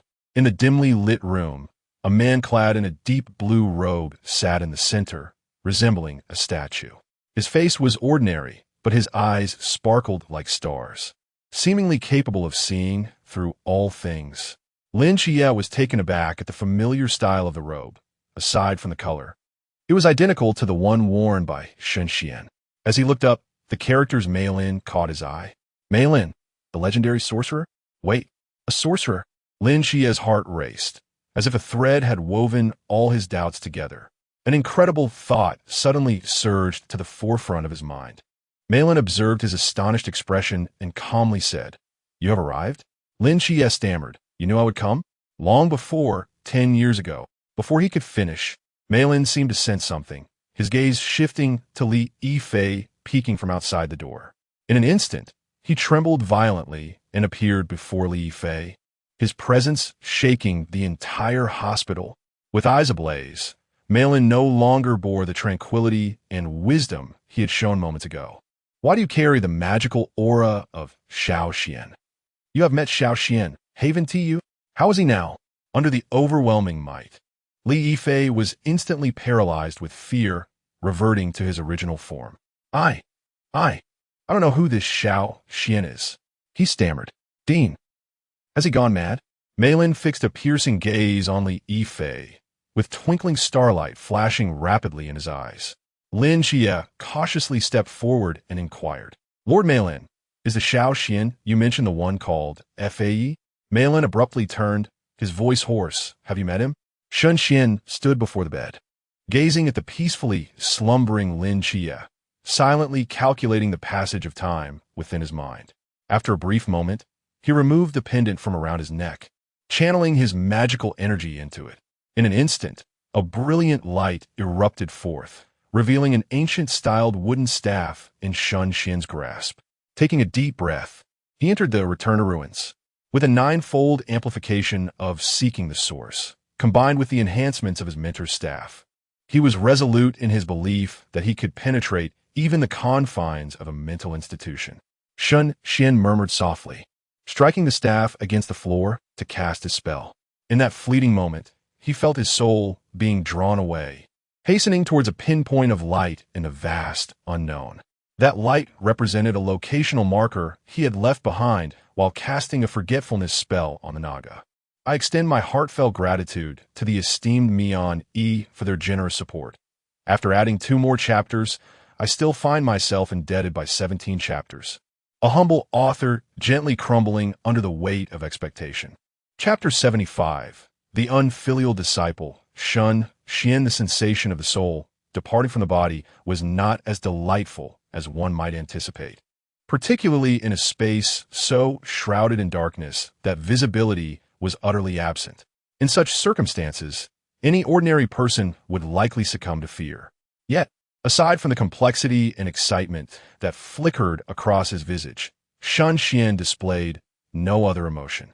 The magical incantation known as Seeking the Source was established from its inception with a stipulation. It would only successfully activate when a certain outcome was assured. Now, as Shen Xuan traversed through the endless void, it became evident that he would inevitably arrive at the psychiatric hospital. He would surely meet his mentor once more. All the words left unspoken a century ago could now be shared with his teacher. As the luminous points drew nearer, the sensation of being pulled began to wane. Finally, his form vanished beyond the threshold. Shen Xuan stood before the psychiatric hospital, its doors opening wide, revealing the familiar grandeur that he could no longer recognize. A flicker of hesitation blossomed within him. Would the teacher approach him, having devoted a substantial portion of the resources of the English divine kingdom? How could he have failed to safeguard even a fragment of it? This thought sparked a moment of retreat in Shen Xuan's heart. He found himself at a loss regarding how to confront his mentor. Perhaps he should wait until the English divine kingdom was restored to its former glory before seeking out his teacher. Then he might smile and inform Merlin, Master, your disciple has not let you down. England has not vanished. And Merlin would, as always, affectionately pat his head and say, Good child.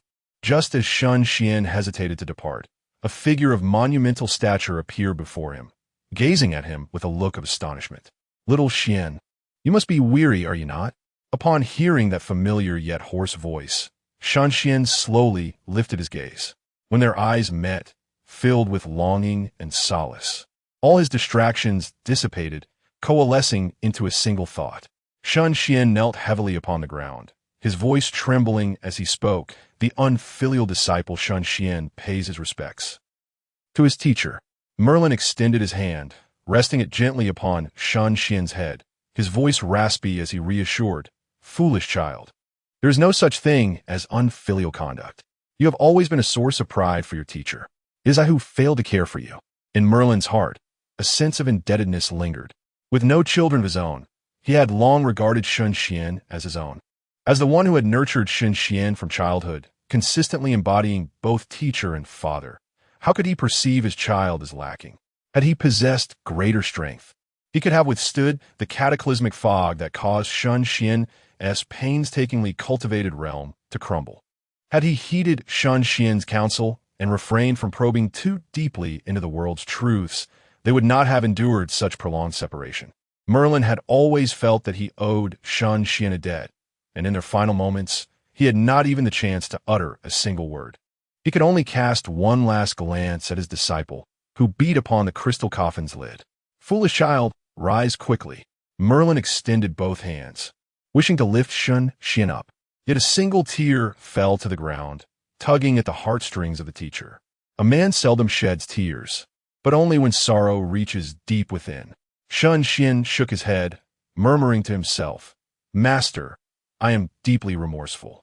You, who have tirelessly aided Arthur in establishing England, I have failed to protect it on your behalf. I am an unfilial disciple. You have dwelled here for a century, while I have arrived a century too late. I am ungrateful. Had it not been for you, Master, I might have perished in the cold on that street.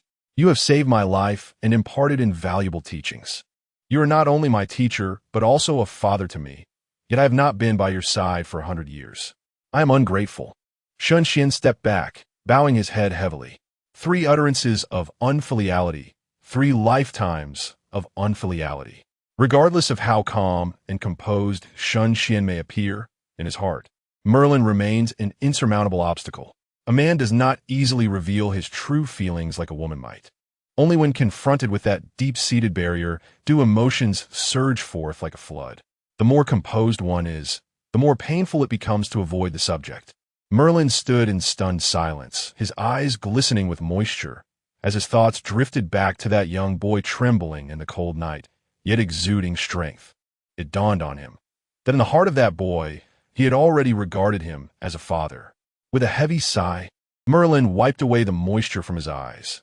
In his perception, Shen Xuan would forever be that frail boy. Thus, he could not show a hint of weariness before him. He must spread his wings wide, creating a nurturing environment for the fledgling beneath him. Until the twilight of his life, he would ensure the fledgling matured and soared into the heavens. Nearby, Lin Xie, who had rushed down from the 2nd floor, gazed in shock. As he suspected, Shen Xuan was indeed Merlin's disciple. The subsequent scene left him utterly speechless. He beheld the progress bar above Merlin's head suddenly surge with frenzied speed. 0, 10, 25, 50 until it paused at 80. The alarming pace of growth was staggering.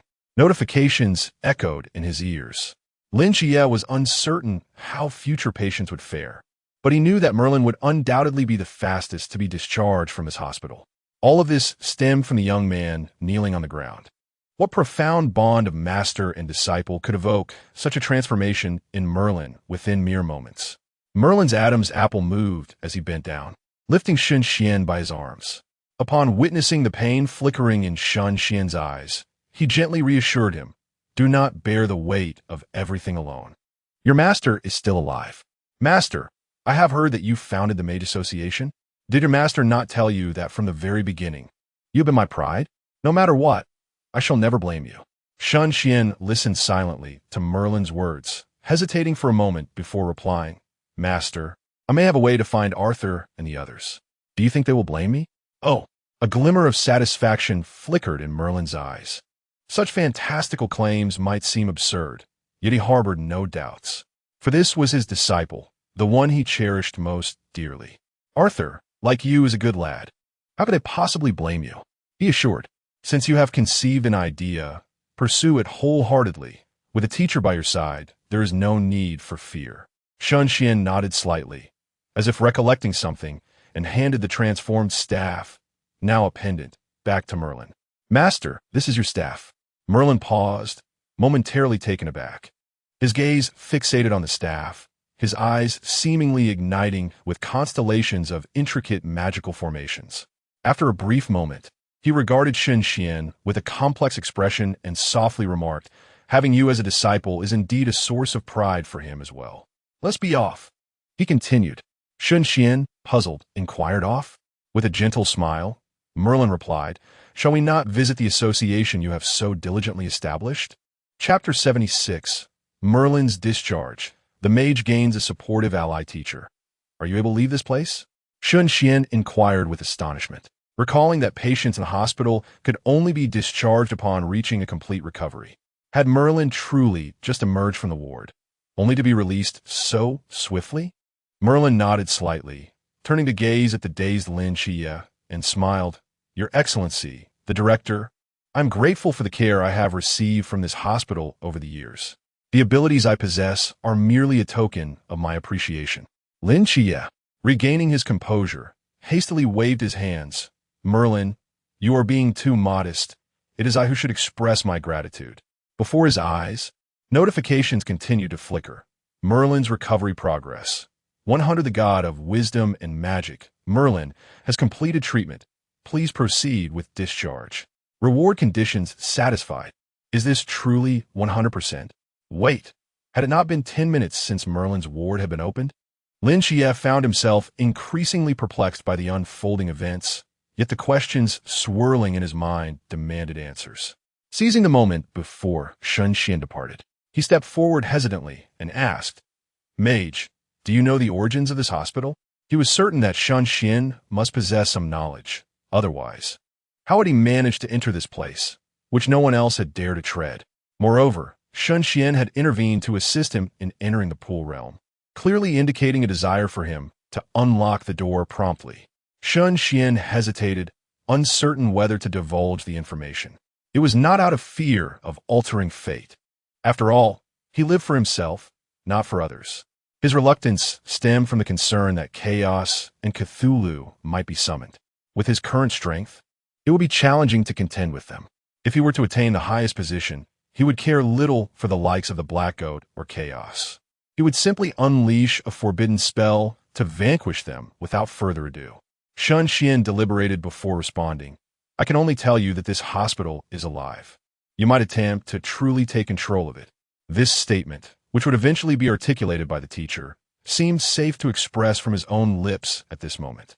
Upon hearing this, Lin Xie pondered deeply until the faint sound of footsteps behind him stirred him from his thoughts. It was Nyx, adorned in a flowing black gown, approaching with her unwavering gaze fixed intently on Shen Xuan. "I believe I have seen you before." Shen Xuan sighed. "It has been a long time, Your Excellency Nyx. In your current state, Hypnos may be quite concerned." Among the few friends Shen Xuan had, the god of sleep, Hypnos, was one. Known for his gentle nature and mastery of hypnosis, Hypnos was said to be irresistible to both mortals and deities alike. The sleep spells Shen Xuan had developed drew inspiration from his friend, though tragically, Hypnos met a grim fate amid the slaughter on Olympus. Nyx trembled slightly, her lips quivering as she asked, "Hypnos, is he well? Where is he?" Shen Xuan glanced at Merlin beside him, pondering whether his teacher had expressed similar concern upon his own discharge. Ultimately, he wished to spare this mother the pain of sorrow, so he reassured her, "Rest assured, Hypnos is well. He is awaiting your release." Nyx was overwhelmed with joy, shedding tears of happiness. "That's wonderful indeed," he exclaimed. Lin Xie observed the progress bar beside Nyx, which had surged by 10%, and softly expressed his gratitude. "Thank you." Shen Xuan shook his head, saying, "No need for thanks. Hypnos is my friend." "Master, shall we depart?" Merlin nodded gently, his fingers tracing the void, conjuring a shimmering portal. "Xiao Xian, where is your association?" "Master, allow me to introduce you to a few individuals first." Their voices gradually faded as the portal closed. As Shen Xian's soul returned to his corporeal form, he stretched his limbs, experiencing this as his first use of the upgraded Return to the Void. Remarkably, he felt none of the previous trepidation. Even if an airplane were to crash nearby, he would stand unfazed. Gazing ahead, he noticed Merlin, whose form was translucent, standing at the entrance, surveying the surroundings. "Xiao Xian, is this the Great Xia, your homeland?" Shen Xuan replied with a smile.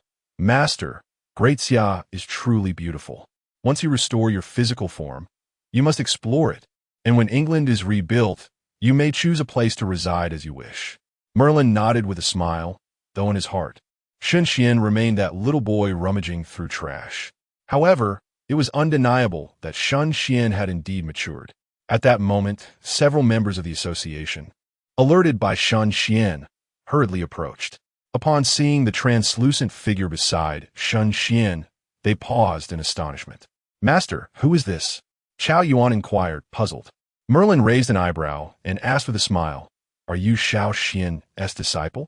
Chao Yuan scratched his head, uncertain. "I'm not sure if it counts." The teacher neither confirmed nor denied it. "Ha, then that settles it," Merlin remarked, aware of his disciple's nature. If he didn't like someone, he would have rejected them outright. Without engaging further, Shen Xuan cleared his throat. "Chao Yuan, this is my teacher, His Excellency Merlin." Before he could finish, Chao Yuan dropped his knees, bowing deeply. and proclaimed loudly, "Disciple Chao Yuan pays respects to the Grandmaster, Shen Xuan." Merlin pursed his lips, commenting, "You are quite sincere. Thank you for your praise." "Grandmaster," replied Han Xiaoyan, Qing Qing, Zhao, Kongsheng, and Shun Qingzhu, who all respectfully declared, "We pay respects to the elder, Shen Xuan. This isn't the modern world, not the realm of cultivation, is it? What are these titles?" Weary, Shen Xuan waved his hand, addressing Merlin, "Master, these individuals are the founding members of the association. What do you think?" Merlin's eyes sparkled with a celestial array as he began to assess each person. Upon seeing Shun Qingzhu, he smiled and remarked, "Your talent is remarkable. Following Xiao Xian will spare you many detours in the future." Shun Qingzhu felt a bit shy in the presence of the kind elder, offering a slight bow. Unsure of how to respond, Merlin paid no mind and continued observing. When he laid eyes upon Zhao Kongsheng, a flicker of surprise crossed his features. Is it truly possible for someone to pursue this path? Moreover, their future achievements appear exceedingly high. Merlin could not help but glance at Shen Xuan. This disciple, though not physically frail, had once relished in wielding his staff to strike at others during his youth. However, as he matured, he had developed a distaste for such behavior. Whenever questioned about it, Shen Xuan would solemnly declare, "I am a master of the arcane. How could I engage in such base conduct? I was merely a child then." After everyone had finished their observations, Merlin nodded and remarked, "They are all quite impressive, but is there not one individual missing?" Shen Xuan paused, staring at Merlin's enigmatic smile, and hesitantly inquired, "Are you referring to Jin Yan?" "Ah, so that little girl's name is Jin Yan." Merlin chose not to elaborate further, yet he silently rejected the vows Shen Xuan had made in his heart. "Not yet, my dear ones. Please refrain from sending gifts and accolades for the moment. Yesterday, I provided 2 additional chapters, yet I still owe 17. With today's generous donations, I find myself in debt for an additional 20 chapters. When will I ever be able to repay this?" Chapter 77, Reactions from All Sides as a Mentor. Merlin does not interfere in the lives of his disciples like certain traditional parents, yet he will not stand idly by while they gamble with their futures. Vows made in the name of the god of magic are mere trifles to be cast aside. Shen Xuan is already contemplating a name for the association, which he decides shall be called the Sect of All Methods, with himself as the vice-sect leader. The reason he does not assume the title of sect leader is clear. It is the one who manages the sect's expenses who deserves to hold that position. At that moment, a figure suddenly appeared in the gathering, observing Merlin with a vigilant expression. Although Merlin had intentionally suppressed the pressure emanating from him, the residual aura was sufficient to disturb Yuan Gang, who was in meditation. Upon glancing at the faces of those present, he noted that, aside from respect, there was no trace of the anticipated fear. Furthermore, the unknown deity designated as Divine Sequence 043 by the headquarters, His Excellency the Mage, had also altered his demeanor, abandoning the detached calmness of days prior for the warm smile of a child who has found his home. This implies that the translucent figure present is also a deity of England, and likely a senior relative of the mage. Having handled countless matters for Xiaoping, Yuan Gang possessed a certain instinct. He breathed a sigh of relief and respectfully inquired, "Your Excellency the Mage, may I ask who this esteemed individual beside you is?" Shen Xuan replied with a smile, "My teacher, the god of wisdom and magic." Yuan Gang, upon hearing this, swiftly searched his mind for legends concerning the god of magic in England. A sharp intake of breath escaped him. If memory served, this deity was a supreme god, and Shen Xuan was his disciple. Such a formidable background. At that moment, Yuan Gang could not help but feel that Yi Fan was indeed a wise commander for choosing to ally with Shen Xuan against all odds. Had the stubborn old guards from headquarters been in charge, they would have undoubtedly rejected Shen Xuan's presence, akin to pushing the white moonlight towards the yellow-haired. With clasped hands, Yuan Gang respectfully declared, "I have the honor of meeting the god of magic." Merlin chuckled and waved his hand. "There is no need for such formalities here. I am merely Shen Xuan's teacher." Merlin's demeanor was gentle, creating an atmosphere as refreshing as a spring breeze. Yuan Gang's tension diminished considerably. It was his first encounter with such a benevolent deity. Noticing that those present were familiar enough, Shen Xuan remarked, "Teacher, let us depart." Merlin nodded slightly and raised his hand to activate the teleportation array. Shen Xuan promptly interjected, "Teacher, you are still in a spiritual state. It is unwise to exert too much power. Allow me to handle this." As Shen Xuan and his teacher stepped into the array, Chao Yuan, the senior disciple attending the meeting, promptly stated, "I bid farewell to my teacher and our venerable ancestor." Shen Xuan shook his head with a smile. "You should come along as well." Chao Yuan was taken aback for a moment. Zhao Concheng playfully kicked him, chiding, "What are you waiting for? The mage intends to formally acknowledge you." If Shen Xuan did not wish to recognize Chao Yuan, he would not have invited him to the association, which is akin to a meeting of their sect. Chao Yuan, that lad, is excessively straightforward and sincere. Yet perhaps it is precisely this trait that Shen Xuan has come to appreciate. Zhao Concheng mused, "Fools are often blessed." From this moment forth, with the protection of two deities, who could doubt Chao Yuan's ascent? In the old district of Tsangnan City, Yang Jin withdrew his gaze from the window, the surging energy within him gradually dissipating, returning to the guise of an innocuous student. A deity associated with Brother Shen? That must be a benevolent spirit. "Shall we?" Panting with excitement, remarked, "Master, is Lord Shen Xuan's reputation still intact? I've heard he is implementing his magic within the Night Watch." Yang Jin nodded. Brother Shen harbored grand aspirations. He likely aimed for everyone in the Great Xia to master magic.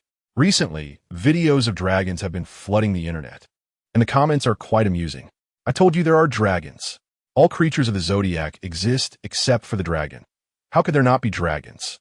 Dude, haven't you seen the debunking? That was just a drifting plastic film. Can your plastic float that far? Have you ever seen a dragon?" "I have. Upstairs, that was brilliant." Shall we sighed. The existence of Lord Shen Xuan is indeed a blessing for Great Xia. Yang Jin murmured, "Having Brother Shen in Great Xia is a fortunate affair." In the capital city, at the Mage Association, the flame pulse earth dragon, having absorbed enough elemental energy, felt joyous, reflecting on the hardships of its past.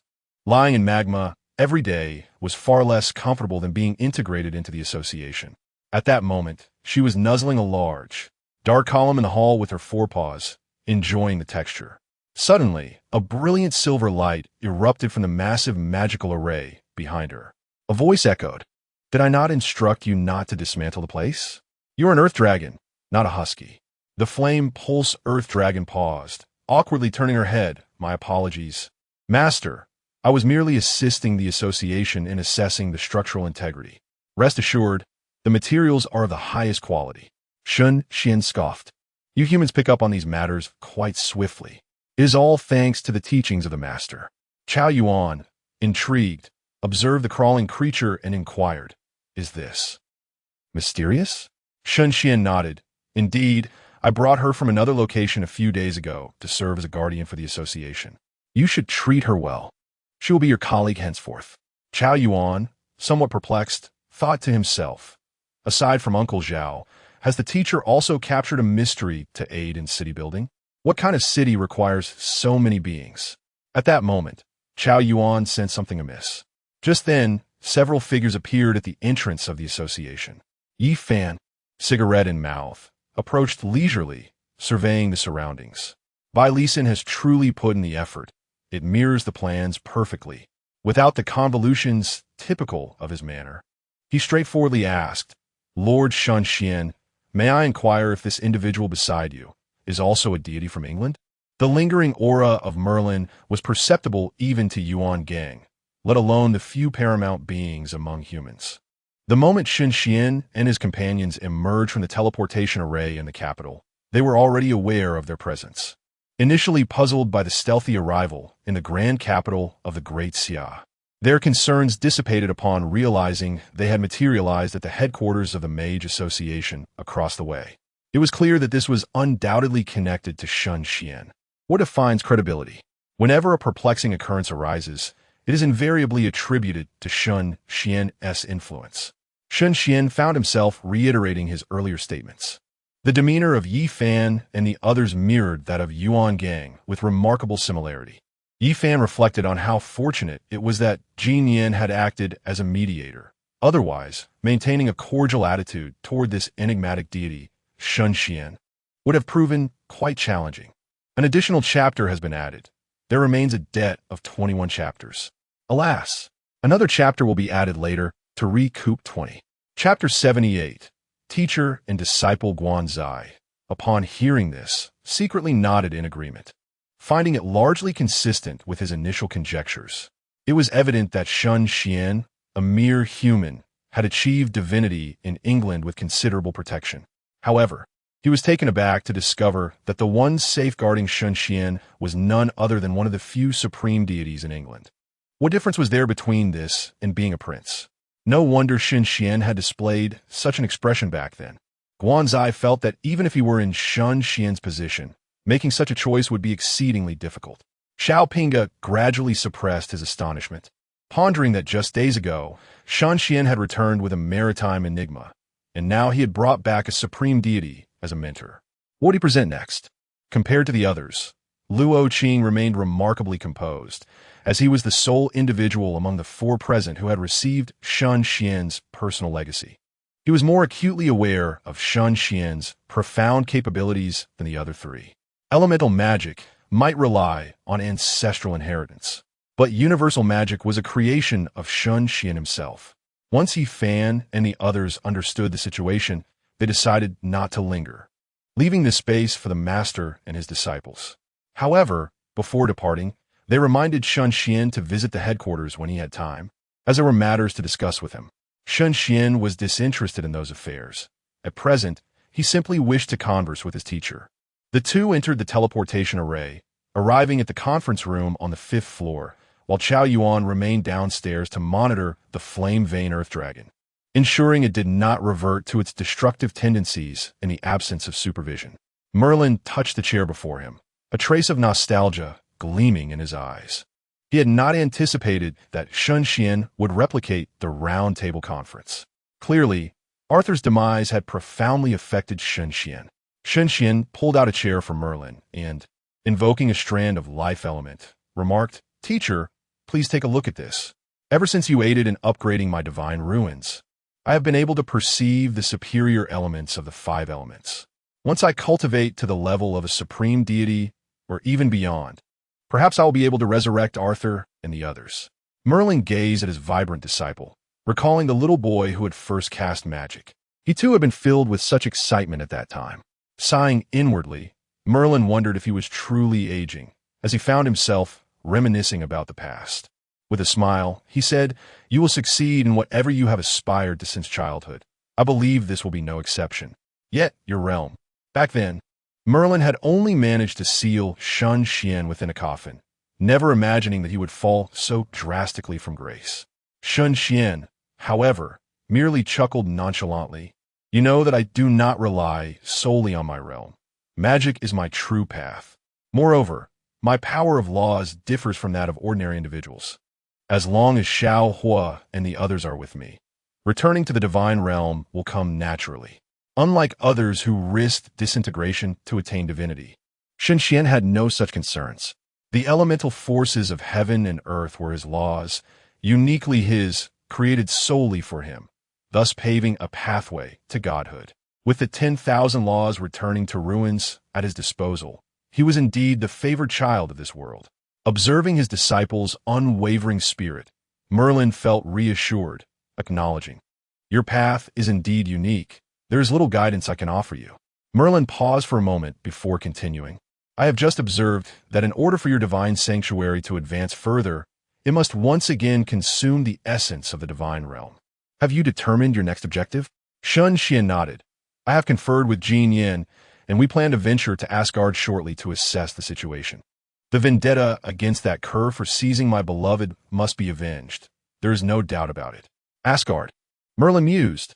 "That seems reasonable, but I believe there is no need for you to rush. Once I have solidified my corporeal form, I shall accompany you to Asgard. It was acceptable for you to proceed alone in my absence, but now that I have emerged from my confinement, I cannot allow you to face this alone." Shen Xuan felt a surge of gratitude, yet also a twinge of embarrassment, as memories of childhood mischief flooded back, mischiefs for which Merlin had always cleaned up after him. The charming little sorcerer of England, adored by all, yet Shen Xuan was no longer that child. Unless absolutely necessary, he preferred not to burden his teacher any further. Thus, he advised, "Master, please focus on your recovery. Jinyan and I are merely going to gather information. We will not disturb Odin. If you accompany us, it might indeed provoke an early conflict. You would need to protect me, which would hinder your own abilities." Merlin did not press the matter, simply stating, "You carry my protective array. Should you encounter danger, I will arrive post-haste." "Understood, Master." Just then, a phone rang, and Shen Xuan glanced at the screen. It was Jinyan. "Ah, Vice President, you seem particularly cheerful today. What is you in such high spirits?" On the other end, Jinyan was still driving one-handed. But this time his vehicle of choice was a Ferrari. Shen Xuan rolled his eyes and remarked, "You've completed your research, haven't you?" "I'm at the association in the capital." Jinyan replied, "Just wait for me. I shall arrive shortly. But do share what has brought you such joy. I don't recall having allocated any funds to you recently." Shen Xuan retorted, "How pedestrian. Am I the type to be swayed by money? Are you not? Everything you wear, hold, and drive is surely funded by my generosity." Shen Xuan interjected, "Please refrain from such comments. You might cause misunderstandings." A knowing smile crept across Merlin's face as he recalled how Arthur had once disseminated the news of Shen Xuan's matrimonial prospects throughout England. Countless divine maidens had approached with earnest intentions, only to be rebuffed by Shen Xuan at every turn. Among them were many whom Merlin deemed suitable for his disciple. Yet Shen Xuan would merely utter 4 phrases. "You are a fine person. Unfortunately, I do not favor good people. Farewell, I must walk my dog now. Come, my dog.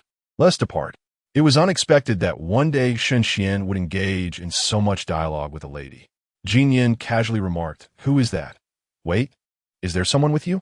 With a resigned nod, Shen Xuan adjusted the camera to include Merlin in the frame. "Master, this is Jinyan. I wonder how different she appears from when you first met." Merlin chuckled lightly. "There is no difference. She is a lovely little girl. My dear guest, it has been quite some time since we last met, and I never anticipated that you would share such a profound connection with my disciple." Jinyan gazed incredulously at the Merlin on the screen. "You have been discharged? So soon?" She faintly recalled that Merlin's mental state had been relatively stable, provided that SpongeBob and Patrick were not mentioned. How did Shen Xuan manage to facilitate such a swift discharge for Merlin? This fellow had accomplished such a significant feat without uttering a word. Her vice presidency certainly harbored numerous secrets, particularly regarding SpongeBob, which seemed to be a consistent source of amusement. Humor ratings increased by 0.1, with 2 additional chapters to be added, yet still falling short by 21 chapters. I reiterate, please refrain from giving ratings or rewards. Allow me to catch up first. Chapter 79, Commemorations say, "Do you have a lover in Asgard?" Cough, cough, President. Chow Yuan nearly let slip the term teacher's wife. But fortunately, he quickly caught himself.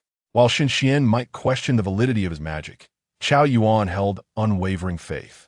Having accepted Shen Xuan's legacy, he understood that anyone could err, yet the magic of his teacher was infallible. The only possibilities lay in timing or fate. Having known Shen Xuan for quite some time, he had seen a woman like the president beside him. Commemoration nodded, glancing at the fiery dragon lying on the ground. Where did this little lizard come from? Teacher caught it to show the association, he replied, finding amusement in the matter. With a chuckle, Commemoration stepped into the teleportation array leading to the 5th floor. To her surprise, Shen Xuan was already waiting at the conference room door. Raising an eyebrow, Commemoration asked, "Are you here to welcome this president?" Shen Xuan shrugged and replied, "Of course. Is this not a quality that a subordinate should possess?" With a smirk, Commemoration stepped closer, saying, "I am increasingly suspicious of your motives." Shen Xuan opened the door for her and remarked, "Please refrain from making such easily misunderstood comments." Merlin turned to look at the duo, smiling as he said, "Greetings, Lady Commemoration. I wonder if the crystal ball I provided was of assistance to you." Upon learning of Shen Xuan's relationship with Merlin, Commemoration had adjusted her address to him accordingly. After all, he was the teacher of the vice president, It would be disrespectful to do otherwise. Presently, Shen Xuan was the key to her return home. With a smile, Commemoration replied, "Thank you, Lord Merlin, for your help. The crystal ball proved quite useful." "That is good to hear," Merlin nodded, rising to his feet. "In that case, you two young people may converse at your leisure. I shall take a stroll." Shen Xuan quickly added, "Teacher, I'll have Chao Yuan accompany you." "Very well," Merlin accepted, often reminded of the youthful Shen Xuan when he saw the young Chao Yuan. However, compared to the straightforward and honest Chao Yuan, Shen Xuan was far more cunning. Yet, he was still delighted to spend time with this newly acquainted disciple. Once Merlin was seen off, Shen Xuan smirked and remarked, "Weren't you calling the teacher old man just before? It seems you weren't aware of your relationship." With Merlin gone, Commemoration relaxed significantly, sinking into her chair, her long legs propped up on the table, swaying side to side. Today, she had finally cast aside her previous engineer's attire. She wore a fitted black sweater, topped with a beige trench coat that perfectly accentuated her figure. Loose-fitting jeans hung slightly down, revealing a glimpse of her delicate ankle. After observing Commemoration's new outfit for a moment, Shen Xuan discreetly averted his gaze and inquired, "What do you plan to do in Asgard this time?" Commemoration pondered briefly before responding, "I intend to investigate the location of the locals and see if I can eavesdrop on any intelligence. Undercover work. Is it not always like that?" She tilted her head, curiosity evident in her voice. "By the way, I've been meaning to ask, do you have a lover over there? Why would you imply such a thing? Otherwise, why would you voluntarily want to accompany me? Perhaps you wish to rendezvous with an old flame under the guise of a work trip." Jean Yin smiled mysteriously, her expression one of having uncovered a secret. Shen Xuan replied, devoid of words, "Do not speak nonsense. My intention to accompany you is solely to seek vengeance for a friend. Therefore, I believe it would be prudent for us to act separately when the time comes, lest you become inadvertently implicated. The Houndgarm is, after all, a divine beast of Asgard, a creature with one paw straddling the realm of the gods. Swiftly dispatching it would be simple, yet doing so quietly might prove difficult." Shen Xuan envisioned a quick resolution. Upon sighting Garm, he would swiftly force a forbidden spell into its mouth. Once it was sated, he would make a rapid escape, perhaps even creating some opportunities for Jean Yin. Jean Yin remained non-committal, responding vaguely, "We shall see when the time comes. Plans seldom withstand the test of change." A flicker of fatigue crossed her face as she uncontrollably yawned. "I am so tired." Observing the hint of weariness in her brow, Shen Xuan inquired, "You haven't been sleepless these past few days, have you?" Jean Yin nodded slightly, tightening her coat, crossing her arms. "Isn't it common for researchers to work through the night?" Shen Xuan suggested, "How about I cast a no-sleep spell for you? You would be instantly invigorated." Jean Yin rolled her eyes, dismissing the idea. "No, your magic is too inhumane. I would rather take a short nap. We shall set off when I awaken." With that, she closed her eyes, her breathing gradually evening out. Shen Xuan summoned several strands of fire element, encircling Jean Yin to maintain a comfortable warmth, protecting her from the encroaching chill of winter. Subsequently, he entered a meditative state, contemplating the forthcoming plans. Downstairs, Chao Yuan was guiding Merlin on a tour when the latter suddenly paused, smiling. "Little Chao Yuan, may I ask you something?" Chao Yuan responded respectfully. "Master Ancestor, please go ahead." Merlin inquired, "Has your teacher ever employed his self-created spell to test recent fortunes?" Upon hearing this, Chao Yuan nodded vigorously. "Master Ancestor, your insight is remarkable. I witnessed my teacher's romantic prospects were quite promising, yet for some reason, no result have materialized since." Merlin smiled slightly. "Today, I shall impart a lesson to you. The journey from the origin of fate to its conclusion is both long and short. The distance in between depends on the choices made by those at the beginning and end of the journey. Will they proceed or remain still? If they choose to move, how far will they go? If they choose to pause, for how long will they linger? Such matters are beyond the scope of fate's observation." Chao Yuan, somewhat enlightened, replied, "So, Master Ancestor, you mean that fate can only position them on the same path, but the ultimate outcome rests upon their own decisions?" Merlin smiled with satisfaction, gently patting his disciple's head. "You are quite right. Chao Yuan, with some difficulty, absorbed this sudden influx of knowledge. Then, as if struck by a thought, he exclaimed with excitement, "Master Ancestor, could you assist me in discerning whether I shall have a wife in the future?" Merlin, stroking his still luxuriant hair, responded with a smile, "Of course, is that all you seek?" Chao Yuan replied earnestly, "I wish to know the age of my future partner and whether she is already married." Merlin paused, momentarily taken aback, and with a glimmer of surprise in his eyes, he scrutinized his disciple anew. After a brief silence, he said, "Ah, young Chao Yuan, such matters are best left until your cultivation has advanced further. It would be wiser for you to perceive this on your own. I shall refrain from aiding you in this regard." Chapter 80. Former Friends, once again in the mist. A brilliantly painted Ferrari sped through the dense fog, slicing through the surrounding haze. Jin Yin glanced discreetly at Shen Xuan, who was meditating with his eyes closed, and silently lamented, "It is all this fellow's fault. I intended to merely doze for a moment before setting off, yet ended up sleeping until dawn." This slumber was indeed one of the most restful since her arrival in this world, despite the rather monotonous environment and merely resting against the seat. The warmth regulated by the fire element kept her comfortably warm, and the absence of any disturbances led her to inadvertently oversleep. Furthermore, in the conference room, she experienced an inexplicable sense of tranquility. Jin Yin surmised that this was due to their shared experiences of life and death, a trust forged to the extent of being able to rely on one another completely. After all, how many would dare accompany her through the Sun City? In the passenger seat, Shen Xuan mused, "If this journey abroad can be undertaken without utilizing the teleportation array, then so be it." Ever since he and Ji Nian departed, Merlin embarked on the process of reconstructing his body. Reflecting on this, Shen Xuan could not help but praise the god of magic. Unlike Nyx, who needed to return to Olympus to reformulate her divine form after her discharge, Merlin had a different fate. The grand magical community would assist him in resolving this matter. It was merely a matter of time. Meanwhile, Chao Yuan opted out of the training camp, choosing instead to manage affairs within the association. Yet, Shen Xuan felt an unsettling sensation, as if he had forgotten something important. Perhaps someone had mentioned wanting to discuss matters with him. Never mind. If he could not recall it, it probably was not significant. Shen Xuan lifted his gaze to the window, and suddenly, amid the vast and boundless fog, he thought he glimpsed a cave. Unsure if it was the cavern from his memory, he felt compelled to investigate. "President, make a turn. Let us head to that cave," he instructed.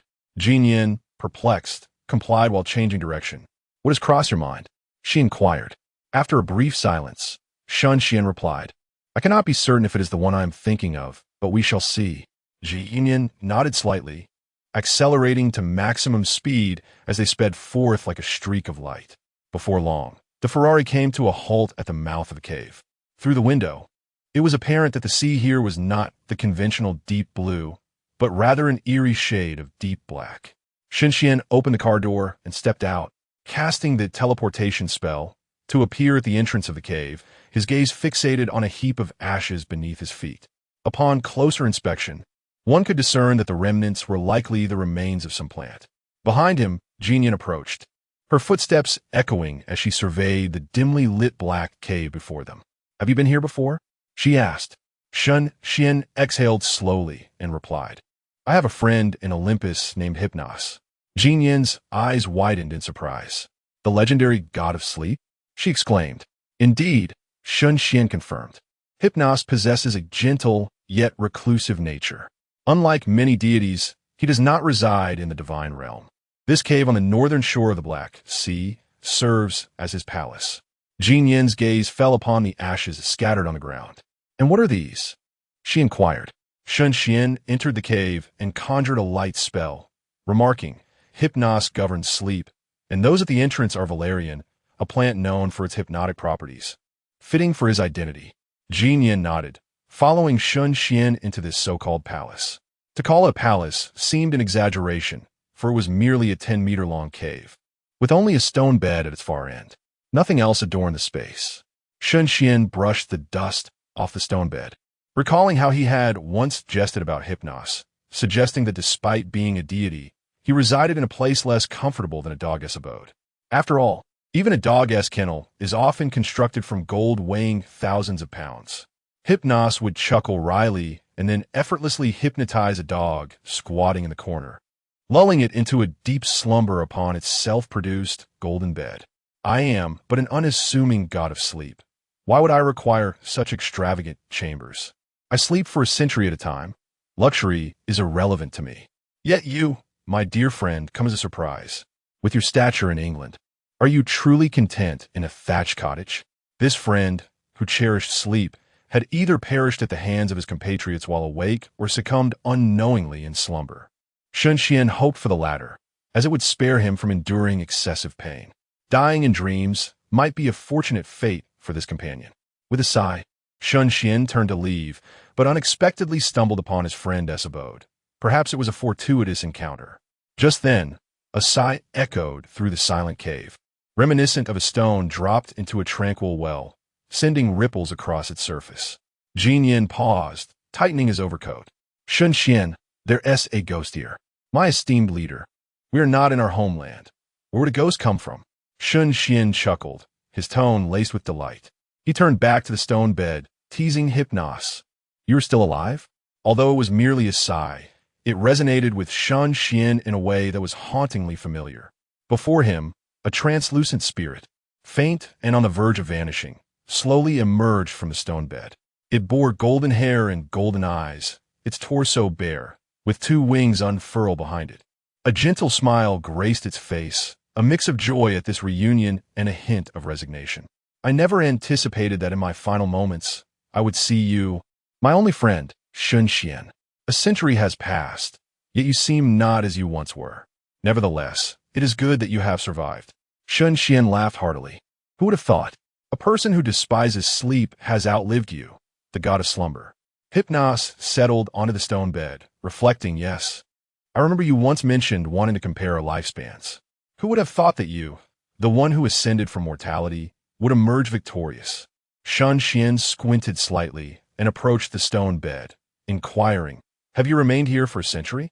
The ever-silent Jin Yin keenly observed that just moments ago, as Shen Xuan squinted, a flash of cerulean light seemed to flicker by. If her memory served her right, blue signified the water element for Shen Xuan. Chapoineau smiled faintly, directing his gaze towards Jin Yin, appraising her for a moment before returning his attention to his companion, a peculiar expression gracing his gentle features. What could possibly have transpired to make one who had spurned countless celestial maidens develop an affection for a woman? Before departing this world, I implore you to satiate my curiosity. Shen Xuan abruptly stood, reproaching his friend. Which of your eyes perceives that I have feelings for her? Jin Yin retorted indignantly. Indeed, which of your eyes perceives that I harbor feelings for him? No, wait. Which of your eyes perceives that he has feelings for me? Heartfelt gratitude is extended to the illustrious Ming Zhou Yin for the generous outpouring of updates, as well as to all the dear readers for their unwavering support, resulting in a delightful debt of 23 chapters. Uncertain whether to laugh or cry. Chapter 81. This is the divine gift I bestow upon you. Is that not so? Hypnos gazed curiously at Shen Xuan. Did you not express your disdain for women encroaching upon your personal space? Then what does it imply when a woman dares to approach within that vicinity? Must I elucidate further? Shen Xuan, feeling somewhat helpless, replied. Are you suggesting that I cannot have female friends? What do you see over there? Hypnos instinctively followed the direction of Shen Xuan's finger, fearful that this long-lost friend might utter something outrageous. Shen Xuan swiftly extended his arm, attempting to seize Hypnos' neck as he had done previously. However, Shen Xuan's arm passed right through Hypnos' ethereal form, coming to an abrupt halt in midair. Hypnos sighed inwardly, reflecting on how his old friend remained unchanged. How delightful! Observing Shen Xuan's bewildered expression, Hypnos deliberately adopted a buoyant tone, boasting, What? Did you think I could still be easily controlled by you, the disgrace of a magician? When they first met, Shen Xuan's extraordinary physical prowess had astonished Hypnos, leading him to bestow upon Shen Xuan the title of magician's disgrace. Shen Xuan slowly retracted his arm and forced a smile, saying, If only you had a physical form now. Otherwise, I would have relished demonstrating the power I possess as a deity. Seeing the two large men feigning ease in an effort to dispel the surrounding somber atmosphere, Jin Yin felt a pang of sympathy and remarked, "It feels stifling here. I will wait for you outside." Once Jin Yin departed, Shen Xuan suddenly said, "I have met Lady Nyx." Hypnos stared blankly, asking, Is she well?" Shen Xuan sighed. "After you and your siblings departed this world, Lady Nyx and Zeus engaged in a fierce battle. Ultimately, she could not bear the grief of your demise and lost her sanity. But do not worry. She is currently recuperating in a hospital and will recover. I have deceived her into believing you are still alive." While Shen Xuan could deceive Lady Nyx, he found it impossible to lie to his dear friend. Hypnos murmured, "As long as she is alive, that is all that matters." He raised his head to look at Shen Xuan, adding, "If you meet her again, please tell her not to seek vengeance for us. The deceased are not worth such efforts." Sensing that his time was limited, Hypnos spoke quickly. "You asked earlier if I have been here for a century. It is somewhat fortunate. Initially, Olympus regarded me as inconsequential, sending only 2 gods to eliminate me. Yet, my hypnotic abilities are said to be irresistible, even to deities. Ultimately, I unleashed eternal sleep at the cost of shattering my divine form, pulling those 2 gods into an endless dreamscape with me. Unsurprisingly, they succumbed to the encroaching mists. Meanwhile, I remained ensconced within the dreams of mortals among the Olympians, hidden for a century. Although mortals dream, I could use those dreams to stifle my own dissolution. Yet, as people gradually forget this deity of slumber, the power of faith wanes, and Hypnos can no longer endure. Today marks his final day." Shen Xian's gaze was complex. His lips parted, yet no words emerged. Although Hypnos spoke with a lightness that belied the sorrow concealed beneath his words, it was palpable. Despite being part of Olympus, they turned against one another in the face of calamity. Hypnos, who sought no conflict and merely desired restful slumber, found himself ensnared in such misfortune. "It is indeed a blessing to witness you in this state." Hypnos shrugged. In his memory, Shen Xuan had always been proud and lofty, a paragon destined for greatness with the resources of a divine realm poured into him. How had he come to resemble a defeated dog? Suddenly, Shen Xuan rose in silence, rich life essence converging upon him. In his palm, it coalesced into a deep green sphere of ethereal light. The vitality emanating from this sphere could extend the life of even a mortal with but a single breath. Shen Xuan gazed intently at the ephemeral figure of Hypnos and spoke gravely. "I am uncertain if I can sustain you with my current capabilities, but it is worth a try. Having hope is preferable to despair." Hypnos wished for his friend not to squander his strength on him. He sensed that this abundant vitality would be far more beneficial to a healthy individual than to himself. Yet, as always, Shen Xian's words were never a plea. "Very well, my friend, may this method prove effective."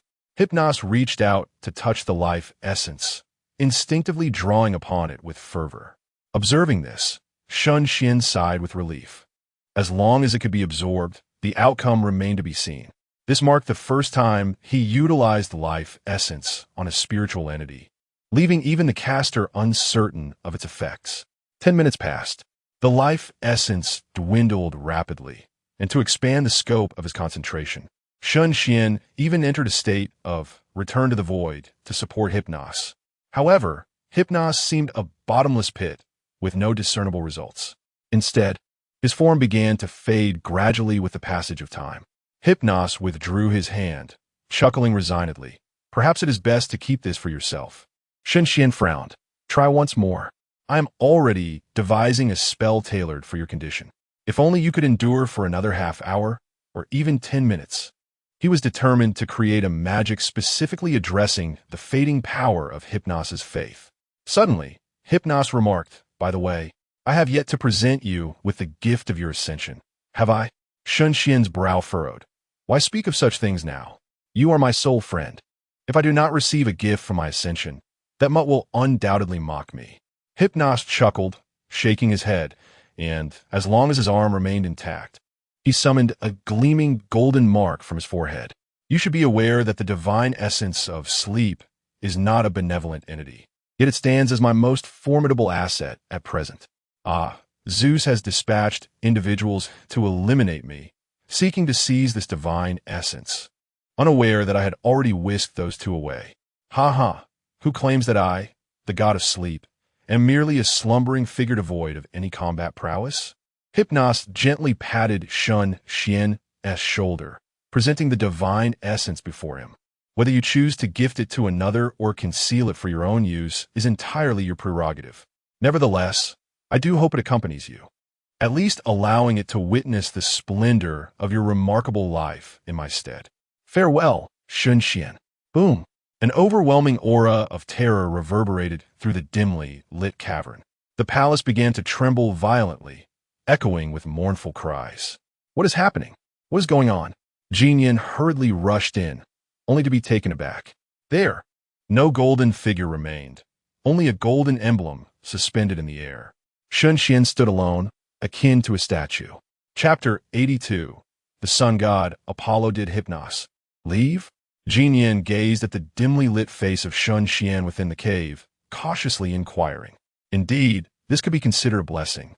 At least no one could disturb his slumber any longer. Shen Xuan summoned a wisp of water element to gently envelop the divine essence of sleep before him. Hypnos, being gentle, deserved to be treated with kindness in return. As for this unique essence belonging to Hypnos, Shen Xuan had no intention of utilizing it. In a world where the god of sleep had been forgotten, this emblem representing sleep stood as the sole testament to Hypnos' existence. Death is not the end. It is forgetfulness that truly signifies it. Let's depart. Just then, a formidable divine presence suddenly erupted from above the palace, colliding violently with Shen Xuan's own lingering divine aura. At the same moment, a mocking laughter rang out. Hypnos is a deity of Olympus. What qualifications do you possess to claim his divine essence? As the voice faded, a torrential wave of heat surged forth, as if the sun itself had descended, reducing the palace above to ashes. Shen Xuan's unmasked divine might clashed against the figure in the sky, stirring the surrounding mists into chaos. A colossal divine chariot hovered in the air, atop which sat a radiant figure, illuminated by a blazing sun that obscured his features. Jin Yin approached Shen Xuan, her expression grave. This individual is formidable. The sun god, Apollo.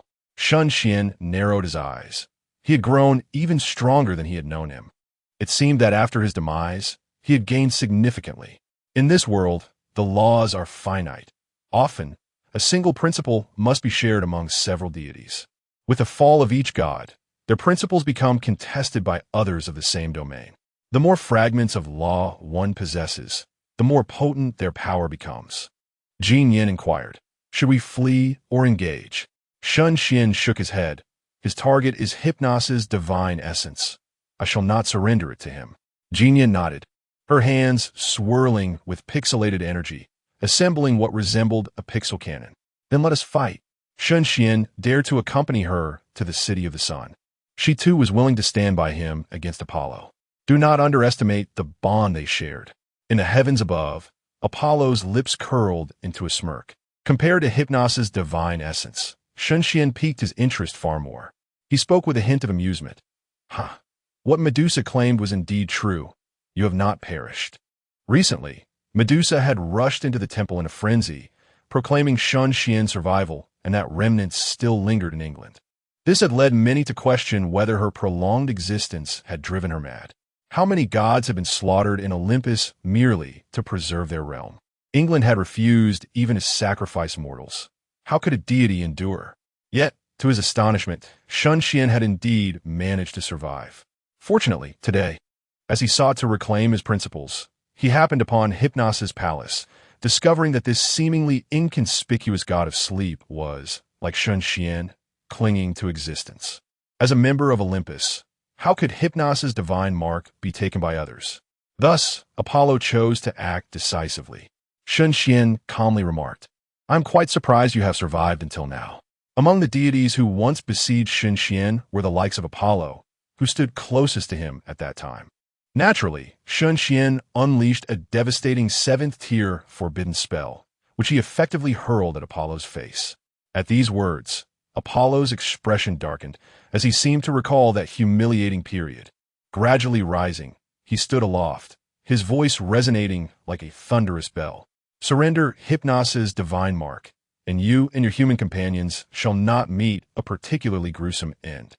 Shen Xuan's gaze turned frigid as he tucked the divine mark into his robe, coldly commanding, "Make your move." Without a moment's hesitation, Genian hoisted a cannon and forcefully pulled the trigger. A terrifying beam of light coalesced at the cannon's mouth as an accelerated targeting spell fell upon the impending blast. In an instant, a racing laser surged forth toward Apollo. Meanwhile, the crimson and golden orbs behind Shen Xuan began to radiate intensely. The elemental forces of fire and light in a world simultaneously intervened to disrupt Apollo's solar laws. Do not forget, Shen Xuan was still in the ruined state, with 7 minutes remaining before its conclusion. His lengthy conversation with Apollo was merely a ruse to execute a composite forbidden spell. In a flash, Shen Xuan appeared before Apollo, casting down a 9-colored lotus. Simultaneously, he unleashed a constricting fire ring to bind Apollo. Following this, an endless torrent of divine might surged into Apollo's mind. Everything transpired with astonishing rapidity, so swift that just as Apollo raised his hand to support the great sun above, preparing to unleash his ultimate attack, the 9-colored lotus erupted with a thunderous explosion. An infinite array of 9-colored radiance detonated, sending a beam of light soaring into the heavens, even parting a corner of the mist. Without granting Apollo a moment's respite, pixelated beams followed in quick succession, crashing into Apollo's divine form amidst the 9-colored brilliance. Apollo's pupils constricted, and he spat forth a mouthful of golden blood. His divine robe tattered like a rag. Grotesque wounds appeared across his body, from which golden blood flowed. He glared ferociously at the distant Shen Xuan, bellowing, "God of all laws, you seek death." Boom! The great sun was shattered by Apollo's palm, transforming into countless golden rays that merged into his being, swiftly mending his injuries. Suddenly, he furrowed his brow, sensing that the pace of his recovery had diminished. Upon closer inspection, he discovered a multitude of minute specks of light clinging to the solar laws, akin to tiny insects ravenously gnawing away at them. Elemental forces of heaven and earth? A mix of astonishment and fury surged within Apollo. This was his first true confrontation with Shen Xuan. How could he be so troublesome? Apollo was not afraid of being harmed by Shen Xuan. He feared that Shen Xuan, relying on the elemental forces, could truly bring about his demise. Aside from Shen Xuan, no one knew how many more terrifying attacks could be unleashed. If this power could be wielded continuously, it would indeed lead to death in this very place. However, to retreat in such a manner would be too humiliating for his identity as the sun god. Furthermore, he had yet to truly make a proactive strike. Apollo's mind raced. He refused to believe that a mere struggling god of all laws and a human could vanquish him, the supreme deity in his prime. With a resounding crash, Apollo struck fiercely, shattering the carriage behind him and seizing the blazing sun within. He bellowed, "Solar flare." Yet, midway through his proclamation, Apollo suddenly bent over violently, akin to a writhing shrimp, coughing uncontrollably. It was then that Shen Xuan appeared before him, delivering a powerful punch imbued with golden energy straight into his abdomen. Simultaneously, the reassembled, 9-colored forbidden spell was thrust into Apollo's mouth. Chapter 83. A Sword from the Moon. What is the true extent of Shen Xuan's physical strength that he has been bestowed with the title of the magician's shame by Hypnos?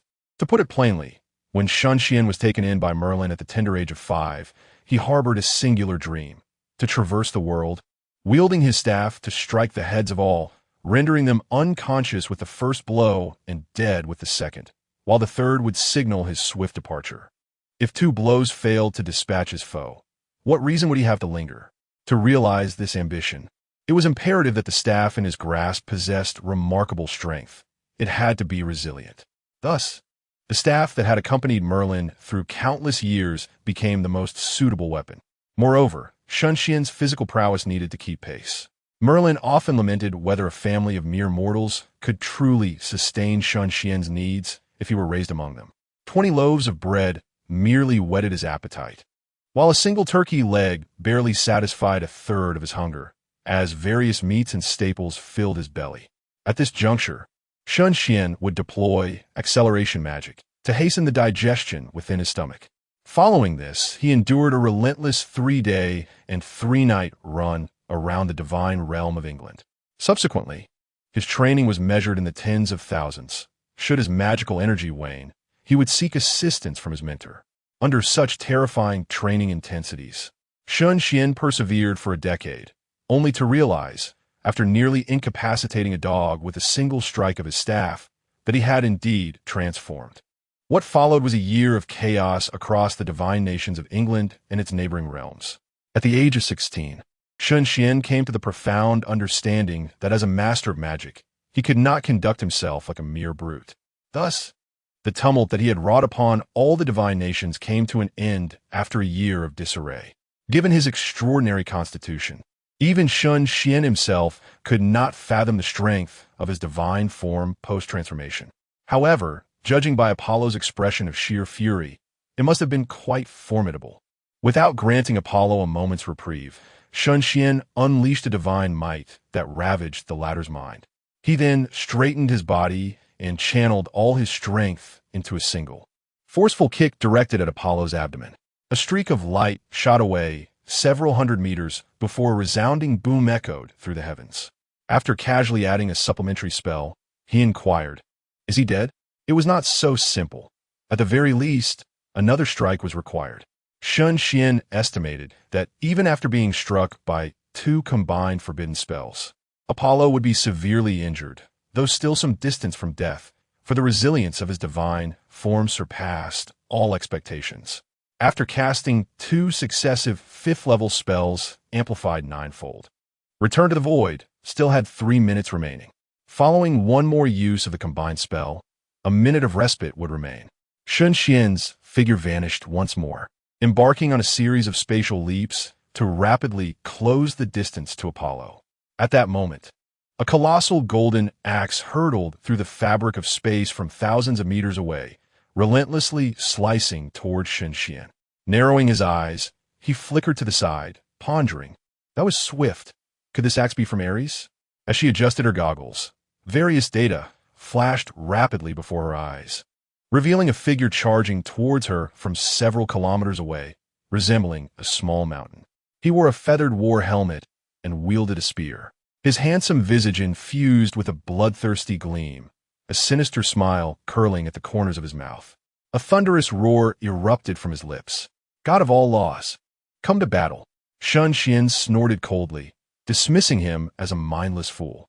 The commemoration nodded in agreement, conjuring a massive cannon, one in each hand, all aimed at Ares. "You go kill Apollo, and I shall assist in holding him off." Shen Xuan nodded, casting the necessary spells on the pixelated cannon before darting towards the blood-soaked, faltering Apollo. Meanwhile, Apollo suddenly spat a mouthful of blood. The damage from the forbidden spell was excruciatingly severe. A gaping hole had erupted in his abdomen, and though he attempted to wield the solar laws to mend his wounds, the minuscule elements clung to him like a parasite, refusing to release their grip. "Cursed elements! Damned Shen Xuan! I shall kill you!" Apollo roared, his palms striking the air repeatedly, summoning rounds of radiant suns that erupted before him, unleashing a torrent of searing heat. Solar massacre formation. As he spoke, 9 suns ascended into the sky, blazing fiercely as if they aimed to incinerate everything in their path. He glared at Shen Xuan, who held a 9-colored lotus, and bellowed, "I shall surely kill you today."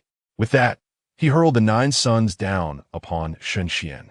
At the same moment, Shen Xuan also launched the 9-colored lotus, which collided thunderously with the 9 suns. Just then, he heard the voice of commemoration in his ear, "Be careful.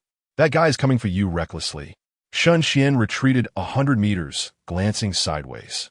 He observed pixelated beams striking Ares' robust form, yet Ares appeared oblivious. His eyes ablaze with battle fervor. His powerful arms braced before him, he endured the onslaught from commemoration and charged towards Shen Xuan, shouting, "The battle from a century ago. It is not over. Today, we must determine life or death." Shen Xuan furrowed his brow, raising his hand to cast a forbidden spell at Ares. Subsequently, he flickered from sight, racing towards the near-death Apollo. Ares, instead of retreating, charged towards the forbidden spell with a wicked grin, brandishing his spear and throwing it at Shen Xuan. If Shen Xuan did not alter his course and dared to kill Apollo, the spear would surely pierce his body. Without a moment's hesitation, Shen Xuan activated a combination of 5 forbidden spells in the final minute of Return to Ruins. A colossal array materialized before him, alongside a slender arrow that emerged from within, instantaneously vanishing into the void. Although this spell was significantly less potent than the previous ones, it sufficed to bring about Apollo's demise. He was akin to a candle flickering in the wind. Shen Xuan's magic never wavered. After casting the forbidden spell, he initiated the next teleportation spell. The spear zipped past him, narrowly missing his flowing white robe. Ares, the god of war, is undeniably a fool, with his mind consumed solely by the art of battle. Yet it is precisely this trait that compels Shen Xuan to remain vigilant. After evading the spear, a magical shield materializes around his form. Simultaneously, he unleashes a punch toward the side, colliding with Ares' fist, which is as massive as a boulder. Ares bursts into laughter, declaring, "Useless Shen Xuan, do you truly believe I am alone in this endeavor? I merely arrived first, fearing that others would slay you before I had the chance. You and that human woman shall surely perish today." At that moment, Jin Yan, having mysteriously taken her seat within a Ferrari, races forth like a streak of light. Close beside her, a cerulean whirlwind follows closely. Hermes, the god of travel and thievery. Shen Xuan exhales deeply and suddenly proclaims, "Do you really think I am alone? Look above you." As if in response to his words, a series of thunderous roars reverberate from the distant heavens. A resplendent golden greatsword, imbued with pure white divine flames, descends rapidly toward the battlefield like a shooting star. Chapter 84, Some are presidents, and some, like this friend, I have 9 more. When Shen Xuan first arrived in Songnan, he experienced the divine might of the seraphim through his battle with the ghost-faced lowly. At that moment, Shen Xuan pondered how that rascal, Michael, was faring on the moon.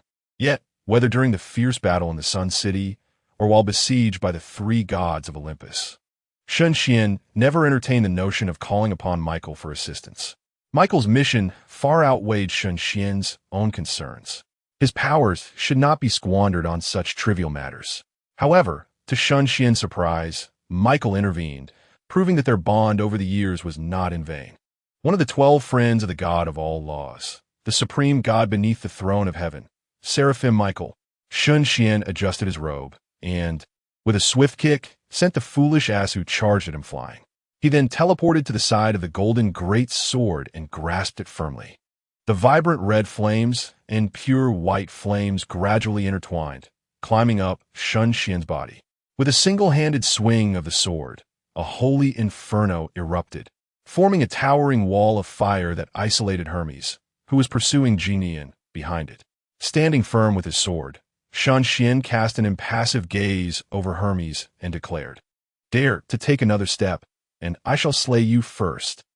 On the moon, the 6-winged angel, having casually discarded his long sword, rose to his feet, gazing at the figure clad in white robes, standing imposingly on a distant corner of earth, and smiled faintly, saying, "Eliminating those 2 would be simple. But what lies before you is not a matter of choice." To be frank, even Michael had not anticipated that Hypnos could evade the slaughter of Olympus and the encroachment of the mists, utilizing eternal sleep to whisk away 2 deities. Under such circumstances, Hypnos could still endure for another 100 years. One could only say a love for slumber indeed grants one a lengthy life. Upon witnessing Shen Xuan's acknowledgement of Hypnos' continued existence, Michael did not hesitate to lower his sword. At the very least, it was worth a try. Northern coast of the Black Sea. Should he wield the miraculous power of the sword to secure a glimmer of hope for Hypnos? or utilize the might of the great sword to eliminate Ares and his companion. For Shen Xuan, this was never a matter of choice. As he gripped the golden great sword and felt the miraculous power coursing through it, he understood Michael's intent. With a decisive strike, Shen Xuan repelled Ares and instantly appeared by Jinian's side, lifting her from the vehicle and swiftly dashing into the distance. Jinian. At that moment, she found herself in a position akin to a cat helplessly grasped by the scruff of its neck, unable to move. However, such a stance in the context of humanity was rather difficult to evaluate. Yet, none of this was what concerned Jinian the most. She looked up and inquired, "The aura from this sword, it seems to belong to that king of angels, Michael, does it not?" Shen Xuan nodded, saying, "Indeed, I happened to encounter Michael during my travels to heaven in my early years. With his miraculous aid, there remains hope for Hypnos. There is no point in lingering with Ares and the others. Rescuing lives takes precedence." Jinian blinked, momentarily taken aback. "Are you saying the god of magic is your mentor? The god of sleep is your friend? And the king of angels is also your companion?" Unable to restrain her curiosity, Jinian inquired, "How many friends do you actually have?" Without a moment's hesitation, Shen Xuan replied, "I have 9 more friends like that." Jinian exclaimed, "Why didn't you mention your background earlier?" In their exchange, they had already distanced themselves from Ares and Hermes. The two of them were filled with uncertainty, as the palpable aura of the supreme deity permeated the entire Black Sea, instilling a sense of trepidation that prevented them from advancing any further. After all, no one could predict if something else might descend from the heavens. Ares struck the air with his fist, causing a resounding boom. "Damn it, he escaped again. Hermes, why didn't you stop that mortal woman?" Caught in a dilemma, I shall eliminate Shen Xuan. Hermes smirked, "If you have the capability, go ahead and stop him. That wall forged from divine flames is merely a decoration, is it not? Besides, that embodiment of the god of all laws does not appear to be jesting." At that moment, a faint voice emerged from the distant sea. "Can you take a look at me?" Hermes was taken aback. "Apollo, you're still alive?" With that, he appeared on the water's surface, looking down at Apollo, who was left with only half of his upper body still struggling. A tiny arrow was embedded in his chest. Apollo spoke in broken phrases and, "Still have hope." Hermes clicked his tongue, marveling at the resilience of the sun god's body. Even in such a state, he could still persevere. As he descended to the water's surface and reached out to support Apollo, he heard a series of beeping sounds. Hermes' gaze instinctively fell upon the arrow protruding from Apollo's chest, its tip glowing ominously. "Is Apollo dead?" Jinian turned back to glance at the now vanished Black Sea. Her curiosity piqued.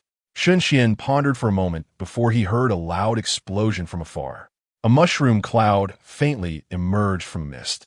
Nodding, Shen Xuan remarked, "You should be dead now."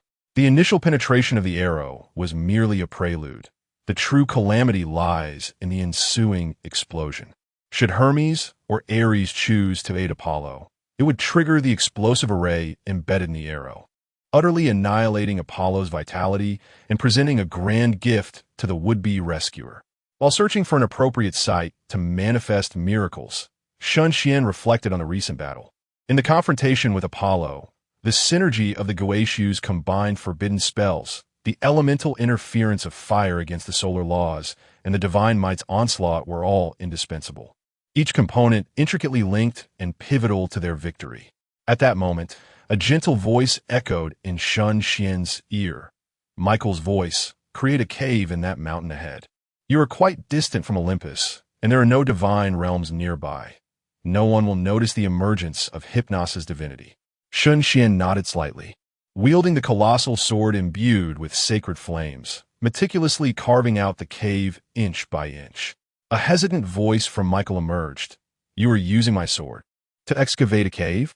Shen Xuan rolled his eyes in exasperation. "Enough with the nonsense. Have you forgotten the time when you used sacred fire to roast chicken wings? Why didn't you voice your concerns then?" Michael fell silent. Shen Xuan stepped into the cave, gently placing the adorably cat-like president down. Suddenly, a peculiar thought struck him. "You haven't been monitoring me all this time, have you?" "Monitoring?" Michael struggled to grasp the meaning of the term. accustomed as he was to Shen Xuan's occasional outrageous remarks. Sort of. Ever since your awakening in England, I have been keeping an eye on you. Life on the moon is rather monotonous, far less exciting than our days together. Observing your life has been quite entertaining. After a night of relentless toil from the author, a certain price was paid, culminating in the fruitful ability to write at home with peace of mind today. Chapter 85, Revive My Friend. In the prolonged solitude on the moon, the most frequent endeavor of Michael was to revisit, time and again, those cherished memories that he deemed extraordinarily beautiful. The boy, merely 16 or 17, would ride a great dog, journeying from the distant shores of England to the heavenly realm. He would wave a chicken wing in hand, urging eagerly, "Hurry, hurry, bring forth your sacred fire. Your flames roast far better than mine. What there isn't enough to eat? Michael, why not conjure up a few chickens with your miracles?" Alternatively, they would gather in a celebration centered around the boy, accompanied by their 11 companions and a dog. The youth would exude the spirit of a bard, overflowing with passion, while Michael and the others would marvel at the boy's prodigious talent.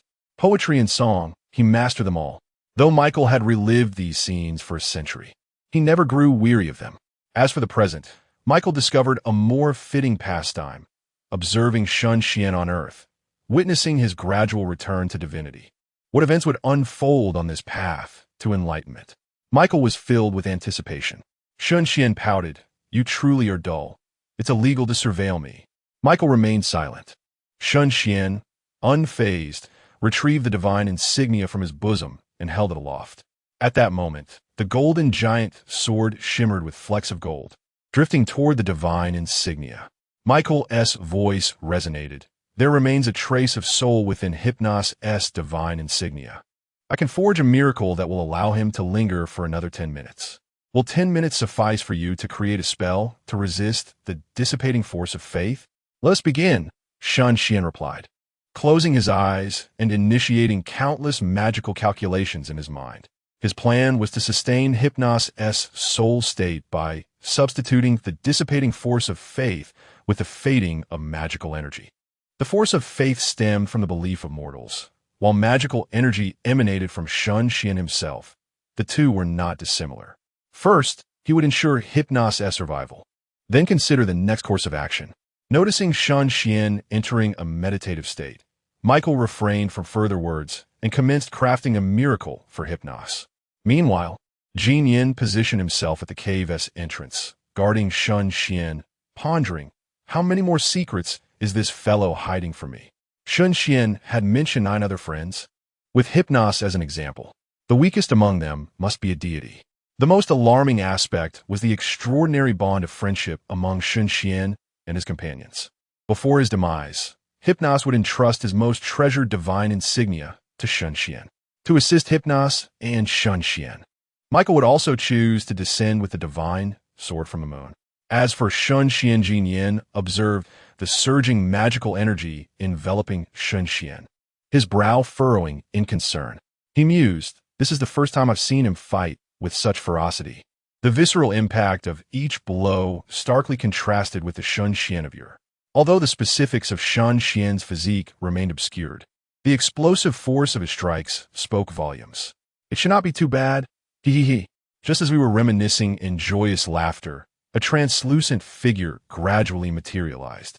He gazed around in bewilderment, and upon spotting the golden giant sword embedded in the rock, he exclaimed, "Why has the sword in the stone changed color?"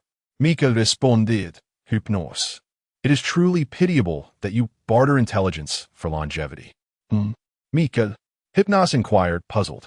"Have you also survived the encroachment of the mist?" Mika replied coldly, "I suggest you sleep less. Your sluggishness is becoming rather pronounced. Hasn't he always been like this?" Shen Xuan chuckled softly, conjuring a magical array and directing it into Hypnos' remaining form. In an instant, a torrent of surging magical energy began to ripple around Shen Xuan, transforming into a deluge that surged into Hypnos' body. "What is happening?" Hypnos exclaimed in astonishment. "I departed with such grandeur, and now you've made me lose face." Shen Xuan furrowed his brow, sensing the rapid depletion of his magical energy. The method of substituting magical power for divine strength was effective, but consumed energy at a rate of 10 to 1. Currently unable to enter the return to ruins. Shen Xuan's own magical supply was insufficient to replenish Hypnos's form. Moreover, given the terrifying consumption rate, it seemed unlikely that even entering the return to ruins would keep pace with Hypnos's recovery. Clearly, there was no time to lose. If the miracle shattered and the magic ceased, Hypnos would vanish from existence forever. Gritting his teeth, Shen Xuan suddenly brought his hands together, forming an ancient seal. A massive array rose beneath him, enveloping both him and Hypnos. In the next moment, a brilliant golden light erupted from Shen Xuan, his hair gradually turning ashen. Meanwhile, Hypnos's form became increasingly solid. Seeing Shen Xuan's hair transform to half white in mere seconds, both Hypnos and Michael gasped in alarm. "Have you lost your mind?" they shouted. "I told you, it is not worth it for one already dead." "Shen Xuan, do you realize you are exhausting your own vitality?" Jin Yin rushed in hastily, and upon witnessing Shen Xuan's transformation from black to white hair, she froze in shock. Shen Xuan smiled reassuringly. "Do not worry. I am fine. I am the god of all laws. Mere lifespan is trivial." With that, he turned to Hypnos and the now manifesting Michael, frowning. "Why are you panicking over my sacrifice of life force?" "Hypnos, reclaim your divine essence. I never claimed I would take it. Besides, should not the gift of divinity be determined by me?" Hearing this, Hypnos clenched his fists and fixed his gaze upon Shen Xuan, declaring, "You better ensure your safety, or I will perish right before you." Shen Xuan shrugged off the concern. "Rest assured, you will soon see the outcome." Hypnos then turned to Michael. "You are the supreme deity. Tell me." After a moment of silence, Michael replied, "He has never deceived us." "Very well, I trust you." Hypnos extended his hand to grasp the divine mark, reintegrating it into his soul. Shen Xuan observed the fullness of Hypnos's soul state and remarked with a smile, "Hypnos, my gift of divinity requires you to promise me one thing." Hypnos sighed. "I hope you are not deceiving me, for how could I face them otherwise? What is it you wish to say?" Shen Xuan's lips curled into a sly smile, a glimmer of cunning triumph flashing across his face. "I want you to promise that, regardless of what transpires in the future, you will live on with conviction. Remember, no matter what happens." With that, Shen Xuan noted that he had successfully repaired Hypnos's soul and released the seal. In an instant, the long-suppressed decay erupted from his body. His complexion turned a shade of pale, and he staggered, leaning backward. Jin Yin's eyes narrowed as he rushed to support Shen Xuan from behind. Upon seeing Shen Xuan's face, his expression shifted dramatically. One ponders, after descending from the divine realm, does one possess the lifespan of a mortal or that of a deity? Chapter 86. In truth, I am a professional actor at this moment. The originally handsome visage of Shen Xuan was marred by a tapestry of wrinkles, rendering him seemingly aged beyond his years. His once clear eyes had become clouded and murky, reminiscent of a weary elder nearing the twilight of life. "Shen Xuan, you mustn't die. What shall I do if you leave this world?" Jin Yin clutched Shen Xuan's body, shaking him fervently. Should he perish here, her chances of returning home would be diminished by half. Moreover, after spending these days together, a bond akin to brotherhood had formed between her and Shen Xuan. Witnessing his current state, she found it impossible to remain indifferent. Xiao Punuo's complexion had turned ashen. It was only now that he realized he had been deceived by Shen Xuan. The ease with which his friend had previously acted was merely a facade. "Michael, utilize your miraculous powers at once." Xiao Punuo's own abilities were insufficient to restore Shen Xuan's life. Otherwise, he would readily defy his vows to transfer his own vitality back to him. Michael hesitated, sensing that something was amiss. His doubt did not stem from a lack of belief in Shen Xuan's willingness to sacrifice for his friends, but rather from disbelief that Shen Xuan would make such a reckless choice without a contingency plan. After all, Shen Xuan had been a disciple of the renowned seer Merlin. How could he be so impulsive? Meanwhile, Shen Xuan, with his clouded gaze, observed Jin Yin's anxious expression and mused inwardly. Just as I suspected, the little president genuinely cares for me. It is not in vain that I have accompanied her through thick and thin. A A sharp breath escaped him. If they were to discover that I am merely feigning this, would they bestow upon me a beating? Indeed, Shen Xuan's so-called loss of vitality was merely an illusion conjured by a spell that rendered his true appearance unrecognizable, intended to frighten Jin Yin and her companions.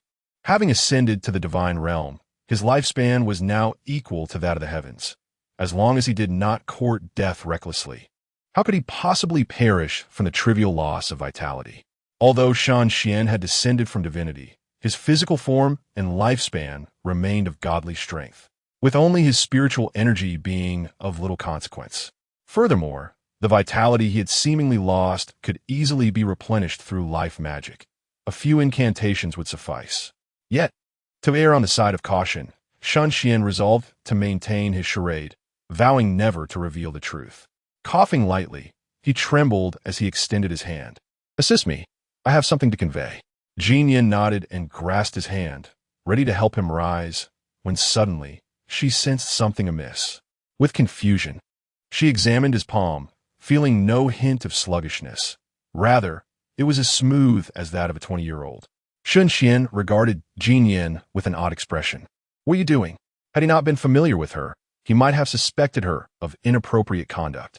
Jin Yin silently withdrew her right hand, coalescing particles of light into a formidable hammer, which she then swung down towards Shen Xuan. Xiao Pinuo gasped in alarm. "What are you doing?" Michael raised an eyebrow and remarked, "Do not be hasty. Have you not noticed something amiss?" Hypnos was taken aback, watching Shen Xuan nimbly evade the giant hammer, and hesitantly inquired, "Are you unscathed?" Shen Xuan blinked and laughed heartily. "How could I, the great mage, be in distress? I was merely jesting with you." Jin Yin, infuriated, shouted, "Do not run away. How dare you deceive me? Do you know I was on the verge of tears? I apologize. If you let me strike you just once, I shall forgive you." "Well, perhaps that is best avoided. You stay right there." Hypnos observed the retreating figures of the two as they exited the cave, and upon confirming Shen Xuan's safety, he breathed a sigh of relief. He then pondered and turned to Michael. The mage claimed that his relationship with this human woman is merely platonic. "Do you believe that?" Michael countered, "Why should I doubt it? But I have never seen him behave this way with other women." Michael reflected on Shen Xuan's actions since awakening and suggested, "Perhaps it is because that woman was the one who roused him.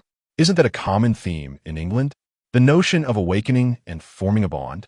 Hypnos shook his head. "You must be mistaken. Is it England or Sumer? By the way, let's not discuss them any further. Where are you now? Is your health well?" Michael remained silent for a moment before replying, "On the moon." "Ah, the moon. You must have endured considerable hardship over the years."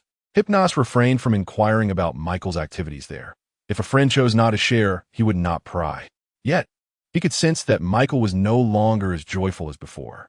Indeed, Hypnos gave a self-deprecating smile. A cataclysmic fog had obliterated numerous divine realms.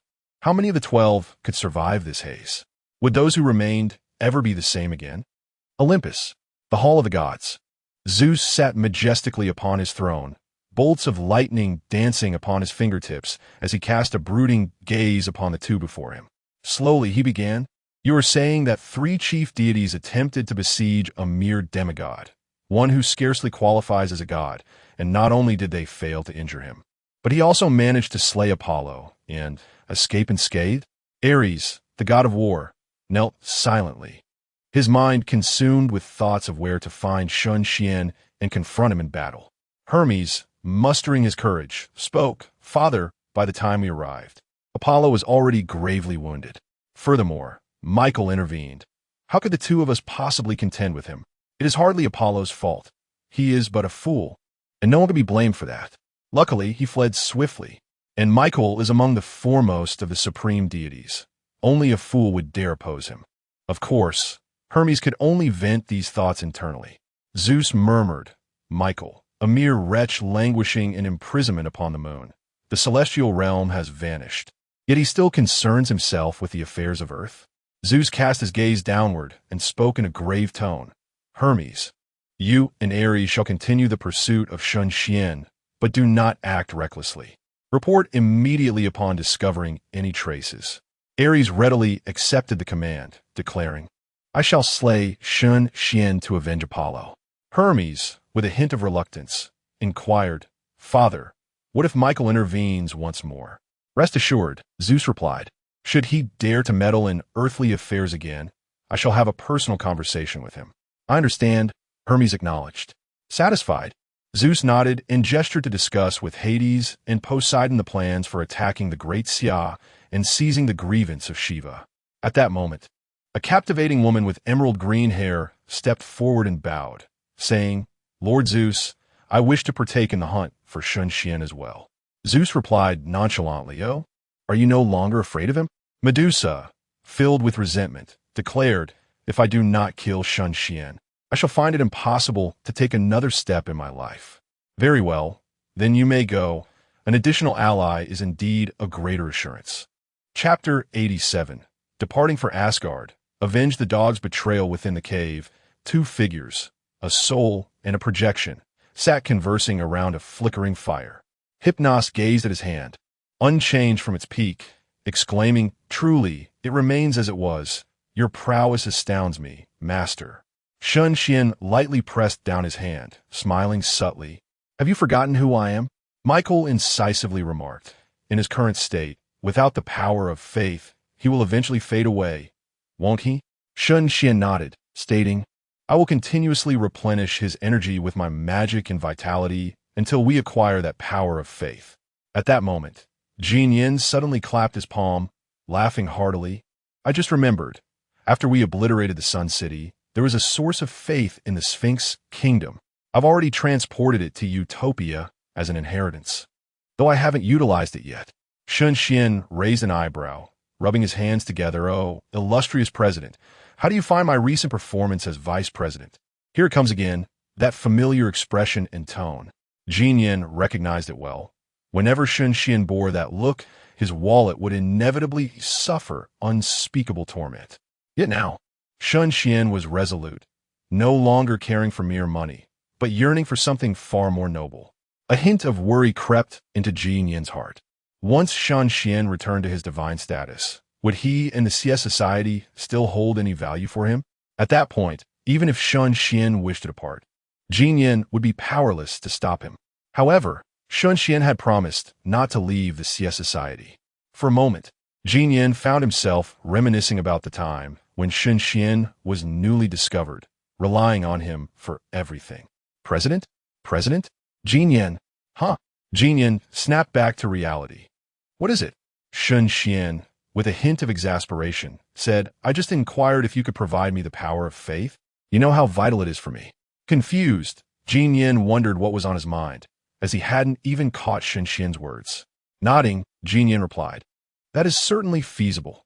After all, it was your teacher who vanquished the Sun City.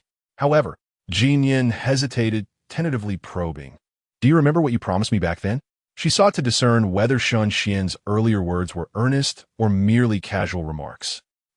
This question proved perilous for any man, for which man recalls the promises he has made. Yet Shen Xuan was different. A barely perceptible glimmer of analytical magic flickered in his eyes as he swiftly reviewed the memories. After a brief moment, Shen Xuan smiled gently. What is this? Are you concerned I might abandon the Sia Society? Did I not say that as long as you believe I would not, I indeed shall not?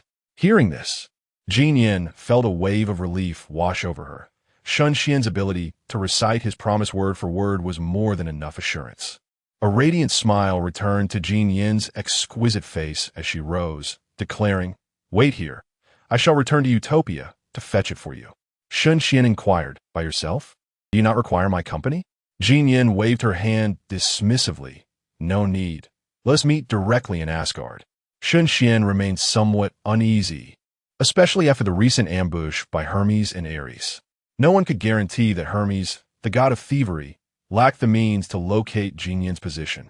If Jin Yin were to be caught alone, it would spell trouble.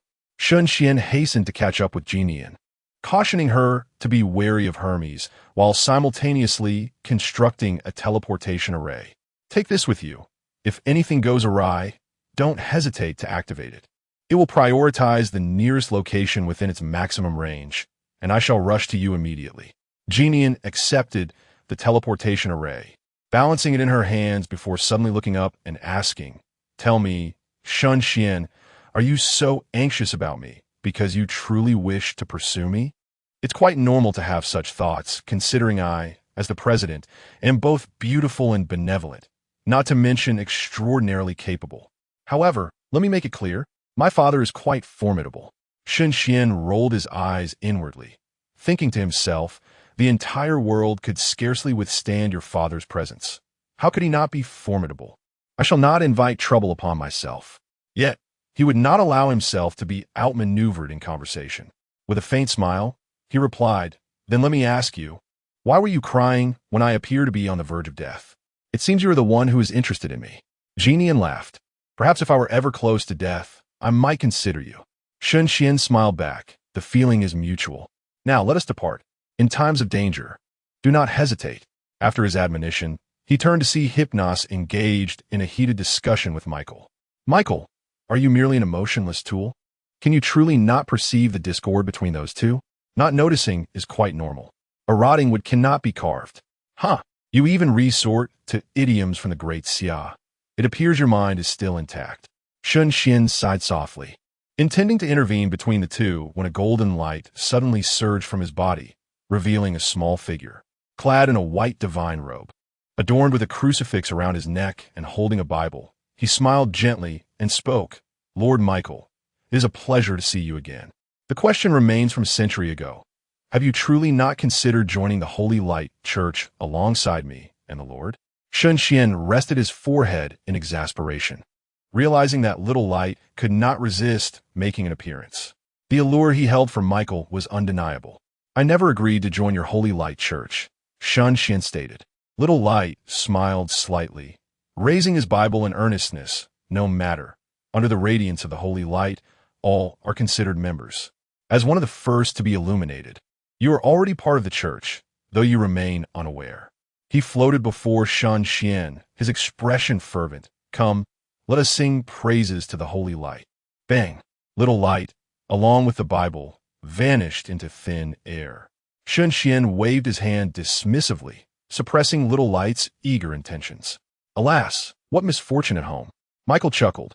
"After all these years, he remains unchanged, brandishing the Lord's Bible, urging me to join his church. Let's not concern ourselves with him and return to serious matters." Shen Xuan's expression grew solemn as he declared, "I shall journey to Asgard to avenge the betrayal suffered by my companion. The unfulfilled wishes of my friend shall be realized through my actions." He turned to Hypnos, stating, "You have no choice but to accompany me on this quest." At present, Hypnos resembled a parasite, reliant on Shen Xuan for his vitality. Should he depart, his existence would be in jeopardy. Hypnos resolutely replied, "To aid in avenging my friend is a duty I must fulfill." Despite his penchant for marking territories within his palace, the bond they shared was not to be underestimated. The grudge of a stolen beloved is one that cannot be overlooked. Shen Xuan then addressed Michael, saying, "For the time being, you shall remain on the moon, observing our endeavors. Do not squander your strength on our behalf. Once I return to the divine realm, I shall devise a solution for you." Chapter 88. Current affairs of all parties in the majestic and sacred palace of Asgard, beneath the towering throne that reaches a height of 100 meters, stood a golden-haired goddess draped in a white robe. With her eyes closed, she silently contemplated the unfolding of fate. Mysterious lights and shadows emanated from her, and a formidable divine power surged around her. After a prolonged moment, she opened her eyes and gazed into a certain direction, a flicker of confusion crossing her gaze. Upon the throne, an aged man with a single eye inquired, "What have you discerned, Frigg? Have you uncovered who has brought about the downfall of the Sun City?" Frigg, the wife of Odin, the king of the Norse gods, shook her head in resignation. "I cannot see clearly. Someone is meddling with fate, and their understanding surpasses even my own." Odin, upon hearing this, lightly tapped his fingers against the armrest. "In this world, only a handful can surpass you. There is no need to mention Olympus. If it were they would not conceal their actions. With Zeus's temperament, he would revel in his might. The great Xia. Seems unlikely," he continued. "That leaves but one possibility." Frigg slightly lifted her gaze, astonished. "The The mystical god of England? He is still alive? Perhaps he has found a means to survive. We must exercise caution, she remarked. Odin shook his head and turned his attention to a cold, dark-clad figure behind Frigg. Loki, what progress have you made regarding the location of the Shiva's wrath? Such a divine artifact must be reclaimed by Asgard first. Possessing Shiva's wrath would be akin to holding the switch of nuclear weapons. Whether we choose to use it or not, merely having it in our grasp serves as a deterrent. Loki inclined his body slightly and replied, Brother, it will require some more time. As you know, the Great Xia is vast, and they have concealed it well, leaving no trace of its presence. Odin snorted in disdain. To let such a divine artifact fall into their hands is a gross waste. We must accelerate our efforts. We cannot allow Olympus or the Celestial Temple to seize it before us. I understand, brother. In the city of Songnan, Great Xia, ever since the top contender, Chao Yuan, departed, Li Pang had ascended to claim the first position on the leaderboard. However, despite his remarkable talent, he found it increasingly challenging to fend off the relentless duo attacks. At this moment, having just repelled two newly enlisted challengers, he descended from the high platform, weary as he approached a young boy, wearing his military cap backwards. Bro, you're so arrogant.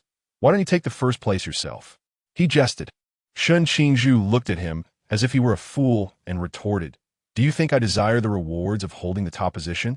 As a member personally recruited by Shen Xuan, Shen Xuan merely needed to record the spells he wished to learn and wait for Shen Xuan to personally instruct him when time permitted.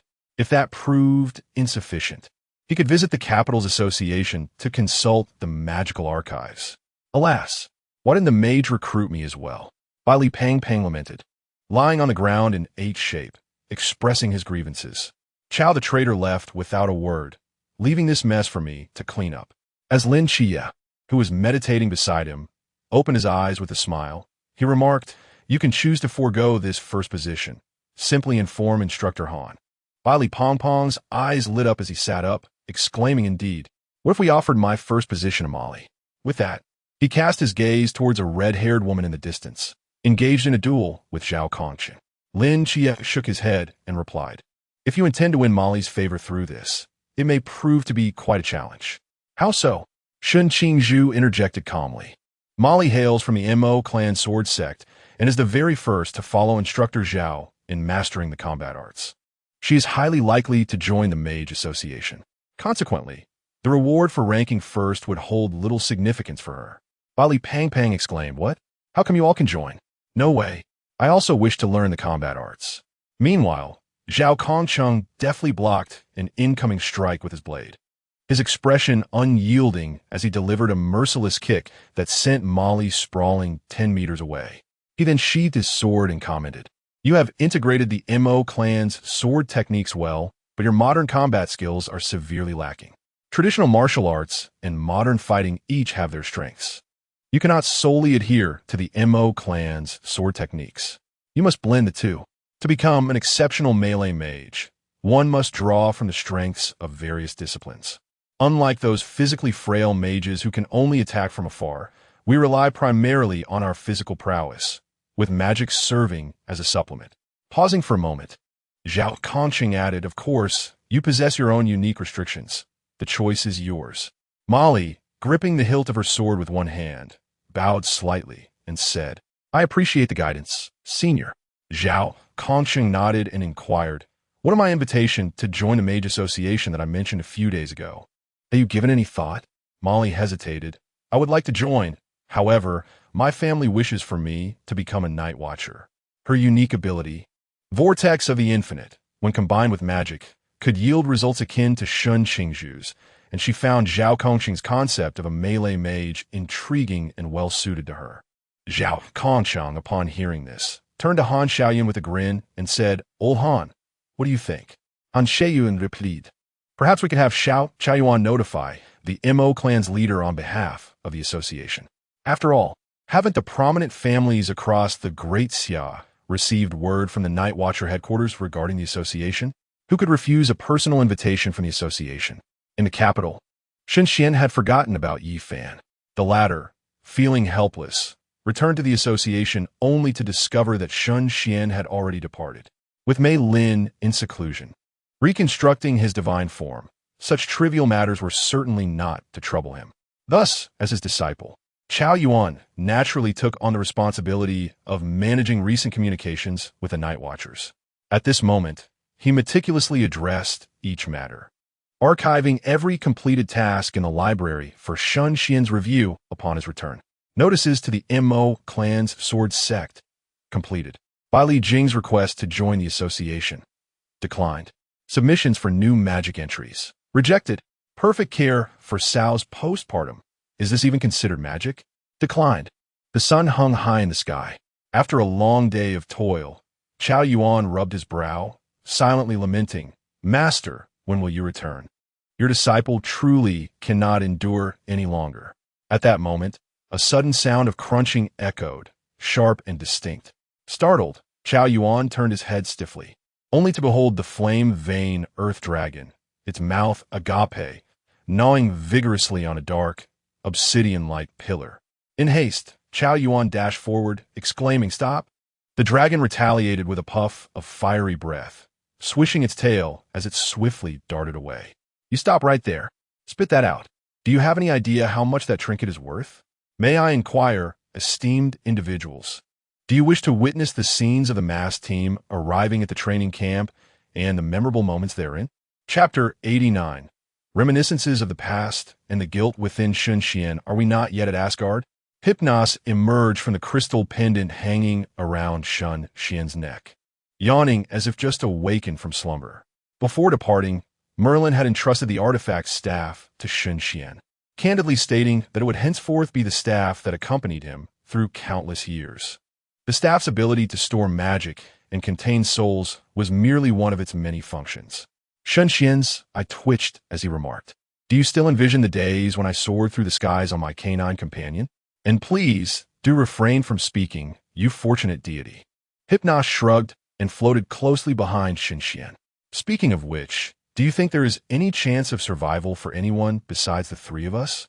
While I rested within the pendant, I pondered whether those three in Asgard are suffering the same fate as I. When he inquired of Michael, he received no answer, clearly dismissing Shen Xuan's concerns. After a moment of contemplation, Shen Xuan replied, "Those three are of immense value to Asgard. Odin would not dare harm them. The combined might of the three sisters is formidable. As long as Odin does not act foolishly, conflict with them is unlikely. As for the others, perhaps they might survive. After all, if even you have managed to endure, others may have a chance as well." Hypnos, hearing this, wore an expression of resignation. "Do not use me as a benchmark for survival." Shen Xuan fell silent for a moment, then sighed. The fates of others remain uncertain. But the canine companion is truly gone. After all, he was with me in England, and I witnessed him willingly shatter his body and soul, merely to grant me a fleeting moment of existence. "Master, you have aided me countless times. Is my life sufficient to repay your kindness?" Shen Xuan had to concede that without his companion's sacrifice, he might not have survived long enough to await the arrival of his mentor. Hypnos sighed softly. "He was a good brother, which is why we are willing to avenge him." Shen Xuan chose to remain silent, focusing instead on invoking the teleportation magic, propelling himself through the enveloping mist. He had traversed the path to Asgard with his companion many times, and the route was etched into his memory. Even amidst the shrouded surroundings, as long as he had a reference point, he could ascertain his location. A day later, "Hypnos, we have arrived." Shen Xuan steadied the surging magic within him and tugged at the crystal pendant. "Here it comes." Hypnos floated out from the pendant, gazing upwards in astonishment. "Is this the Rainbow Bridge?" Before him lay a magnificent, celestial bridge of vibrant colors, cascading down like a waterfall of stars, with radiant halos shimmering above it. Legend has it that Asgard does not reside within the mortal realm, and the sole passage between the two worlds is through the Rainbow Bridge. The key to this bridge, the Holy Rainbow Sword, rests in the hands of the gatekeeper, Heimdall. Hypnos, having only heard tales before, had never seen it, for he preferred the comforts of slumber.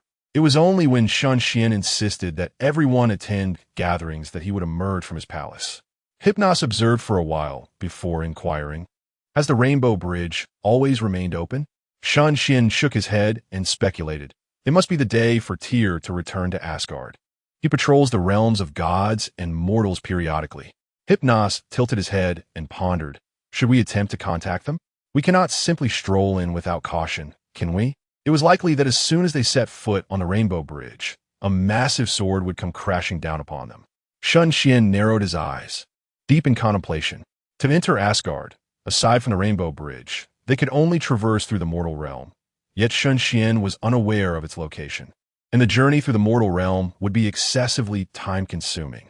As for whether to reach out to the three sisters, the mere thought of them made Shen Xuan wince. Are you certain you wanted to contact them? Hypnos replied with curiosity, but we are friends. If they're still alive, they would surely assist us.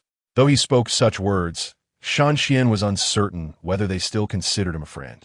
When the three sisters foresaw the twilight of the gods in Asgard, they had sought Shen Xuan's assistance. This was hardly surprising, as the sisters were rather reclusive and lacked companions. Shen Xuan had stumbled upon their dwelling while accompanying a friend to rendezvous with an old flame, and their encounter had arisen from his own enigmatic nature and discussions about prophetic arts. At the time the sisters sought help, Shen Xuan had been engrossed in intensive study of a magical spell capable of rivaling divine power, intending to emerge just in time for the grand banquet prepared in England. Consequently, he had not received their request promptly. By the time he emerged, the mist had descended, leaving no time to concern himself with others. Having grasped the context, Hypnos fell silent for a moment before softly saying, "But this is not your fault. They too only saw the signs a few days before the mist arrived. You had entered seclusion 5 days prior." Hypnos understood his friend's nature well. When it came to the pursuit of magic, Shen Xuan was utterly oblivious to the world outside. More often than not, when reaching out to him, it was not uncommon to wait an additional month or two. In the eyes of a deity, a month or two was but a fleeting moment. Shen Xuan remained silent, holding back another truth. The enhancement of all laws returned to the void required the absorption of divine essence, thereby positioning him in opposition to all of Asgard. The divine essence was intrinsically linked to the strength of the gods themselves. When the time came, what stance would the sisters from Asgard take? All these factors combined instilled in Shen Xuan a reluctance to contact the three sisters. Hypnos reassured him, "If you prefer not to reach out, I shall take the initiative, or we can devise another plan." Shen Xuan shot him a sidelong glance, saying, "What difference would it make if you contacted them instead of me?" With a mere glance, Hypnos could discern Shen Xuan's presence. Sighing, Hypnos replied, "This won't do, that won't do. What exactly do you propose we do?" Shen Xuan exhaled deeply. Well, sooner or later, he would encounter them, though he was uncertain whether they still retained his communication array. With a flick of his hand, a circular array materialized, from which 3 ethereal figures emerged, beginning to rotate incessantly. Hypnos could not help but comment, "Could you not alter the setting so that they cease to spin only when someone answers? If modified, how would I ascertain whether anyone has responded?" Just then, the 3 figures abruptly halted, their features gradually solidifying. The petite girl in the center spoke first, her voice brimming with joy. "Xiange, I knew you would be all right." Chapter 90. Ding. 3 fragments of the 12 Friends Codex. A century ago, Xian wandered alongside his canine companion to Asgard, where the dog encountered its beloved. During his leisurely stroll, Xian unexpectedly stumbled upon a verdant valley, traversing several hundred steps amidst the lush flora, a sight of unparalleled beauty. At the valley's end, he discovered a mountain spring, its waters bubbling forth, whereupon he beheld 3 goddesses. Mysteriously, these deities were unable to approach him, representing the past, present, and future, and thus he inquired about the reason for their restraint. Xian replied, "My master, Merlin, conceals my destiny." The present goddess then inquired whether they might discuss the art of prophecy. With nothing pressing upon him, Xian consented. Thus unfolded the tale of how Shen Xuan became acquainted with the 3 goddesses of fate. From that moment forth, whenever Shen Xuan accompanied his dog, he would visit the valley to engage in discourse with the goddesses regarding prophecy. Over time, their camaraderie flourished, and, at Shen Xuan's behest, the 3 goddesses ventured forth from their secluded valley to partake in gatherings. Through these connections, they befriended figures such as Michael and Hypnos, truly becoming part of Shen Xuan's inner circle. At this juncture, a diminutive figure within the communication array clapped and exclaimed, "Xian, where are you now? I'ma seek you out." Shen Xuan cast a glance at the floating Hypnos beside him, exchanging a knowing look. Hypnos, understanding the cue, appeared at Shen Xuan's side and addressed the petite figure with a smile. "Little Scody, it didn't even greet me first? How disappointing." "Ah," the present goddess Scody gasped, her small hand covering her lips. "Hypnos, you are alive? How wonderful." Hypnos smirked slightly. "I shall take that as a sign of your concern." Within the communication array, the past goddess Urd questioned Shen Xuan, "Why do you remain silent? Are you allowing Hypnos to serve as your shield once more?" The past is always so unfeeling. Shen Xuan sighed. "Urd, your bluntness will not win you friends." Urd huffed, ready to retort, but was interrupted by the present goddess, Verdandi, who raised her hand. "Xian, we harbor no ill will towards you. Urd merely worries for your well-being. The fog that descended upon us was beyond any of our control. When that veil capable of obliterating all descended, the three goddesses realized it was not merely a calamity aimed at the gods of Asgard, but rather a cataclysm threatening deities across the entire realm, the twilight of the gods. While they resided in Asgard, aided by the youthful goddess Idun, they managed to survive. England, however, lacked a deity akin to Idun, who presides over the laws of youth, compounded by Shen Xuan's prolonged silence. They had been engulfed in worry for an extended period. Verdandi vividly remembered the day she inadvertently learned of the slaughter of Hypnos and his brethren, as well as England's disappearance from the annals of history. Urd was in a state of utter panic. Scody remained in shock for a long while, unable to believe that Shen Xuan would simply perish. Yet, fortuitously, today, the communication array that had lain silent for a century sprang to life. Hypnos raised an eyebrow and cast a glance at Shen Xuan, silently conveying that he had predicted correctly. She would not hold him accountable. After all, was it not often said that true friends share commonalities? If one were to consider the situation from another's perspective, they too would not cast blame. Shen Xuan gave him a thumbs up, then turned to the three goddesses, inquiring, "I am currently beneath the Rainbow Bridge. Who among you will come to fetch me?" "You're at the Rainbow Bridge?" Both Verdandi and Urd were momentarily taken aback, surprised by his location. Meanwhile, Scotty eagerly raised her hand, bouncing in excitement, exclaiming, "I'll go. I'll go. Brother Xian, I'll come and get you." Shen Xuan nodded and cautioned her, "Do not reveal my identity. If anyone inquires, simply say I am your agent. As for the reasons, we can discuss that when we meet." Scotty nodded in understanding, her figure vanishing in a flash. Shen Xuan clenched his fist, deactivating the communication array, deciding that any further discussion could wait until they were face to face. Scotty was in a hurry to see Shen Xuan, moving with remarkable speed. In the blink of an eye, she traversed countless divine mountains and temples, arriving before a golden-armored giant wielding a holy sword. This formidable being was the guardian of the Rainbow Bridge, Heimdall, the gatekeeper of Asgard. He slowly opened his eyes and looked down at Scotty, who barely reached his calves, and spoke in a deep voice. "Future goddess? What brings you here?" Scotty urged impatiently. "Open the gate quickly. I need to go down to fetch my agent." Heimdall paused, taken aback. The three fate goddesses had long secluded themselves in the valley. When had they selected an agent in the mortal realm? Scotty huffed, growing restless. "If you don't open the gate soon, I shall summon my sister, and she will come with a gun to poke you." Heimdall shook his head, deciding it was futile to engage in lengthy discourse with the young girl. After all, they were in Asgard, where the supreme deity, Odin, reigned supreme. Who would dare cause trouble in such a realm? He stepped aside, indicating she could proceed. Scotty stepped forward eagerly, entering the radiant array of the Rainbow Bridge. In the next moment, a burst of rainbow light enveloped her, and she found herself amidst the vast, swirling mists. This was her first venture outside since the shroud of fog had descended. The indistinct surroundings and the tumultuous sea beneath her feet caused her to take several steps back, her voice quivering as she called out, "Brother Xian, Hypnos, where are you? I'm scared." As her words faded, a silver light flickered, and two ethereal hands appeared above her head. "Fear not, for I am here with the great sorcerer." Shen Xuan gently ruffled Scotty's hair, smiling softly. "You are the future goddess. Why do you still possess such timidity?" He recalled how, during their first meeting with Dog, Scotty had been frightened to tears by Dog's ferocious appearance, prompting Dog to perform a series of acrobatic feats before she finally smiled.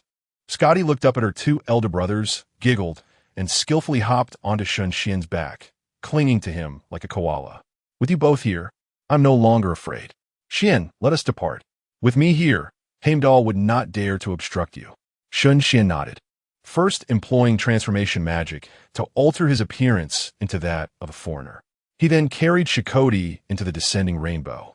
Meanwhile, Hypnos slipped into the pendant, as the divine aura of the artifact staff would conceal both his and Shen Xuan's celestial presence. In a flash of rainbow light, a shadow loomed over Shen Xuan, who furrowed his brow and remarked, "What right does a mere mortal have to bear the future goddess?"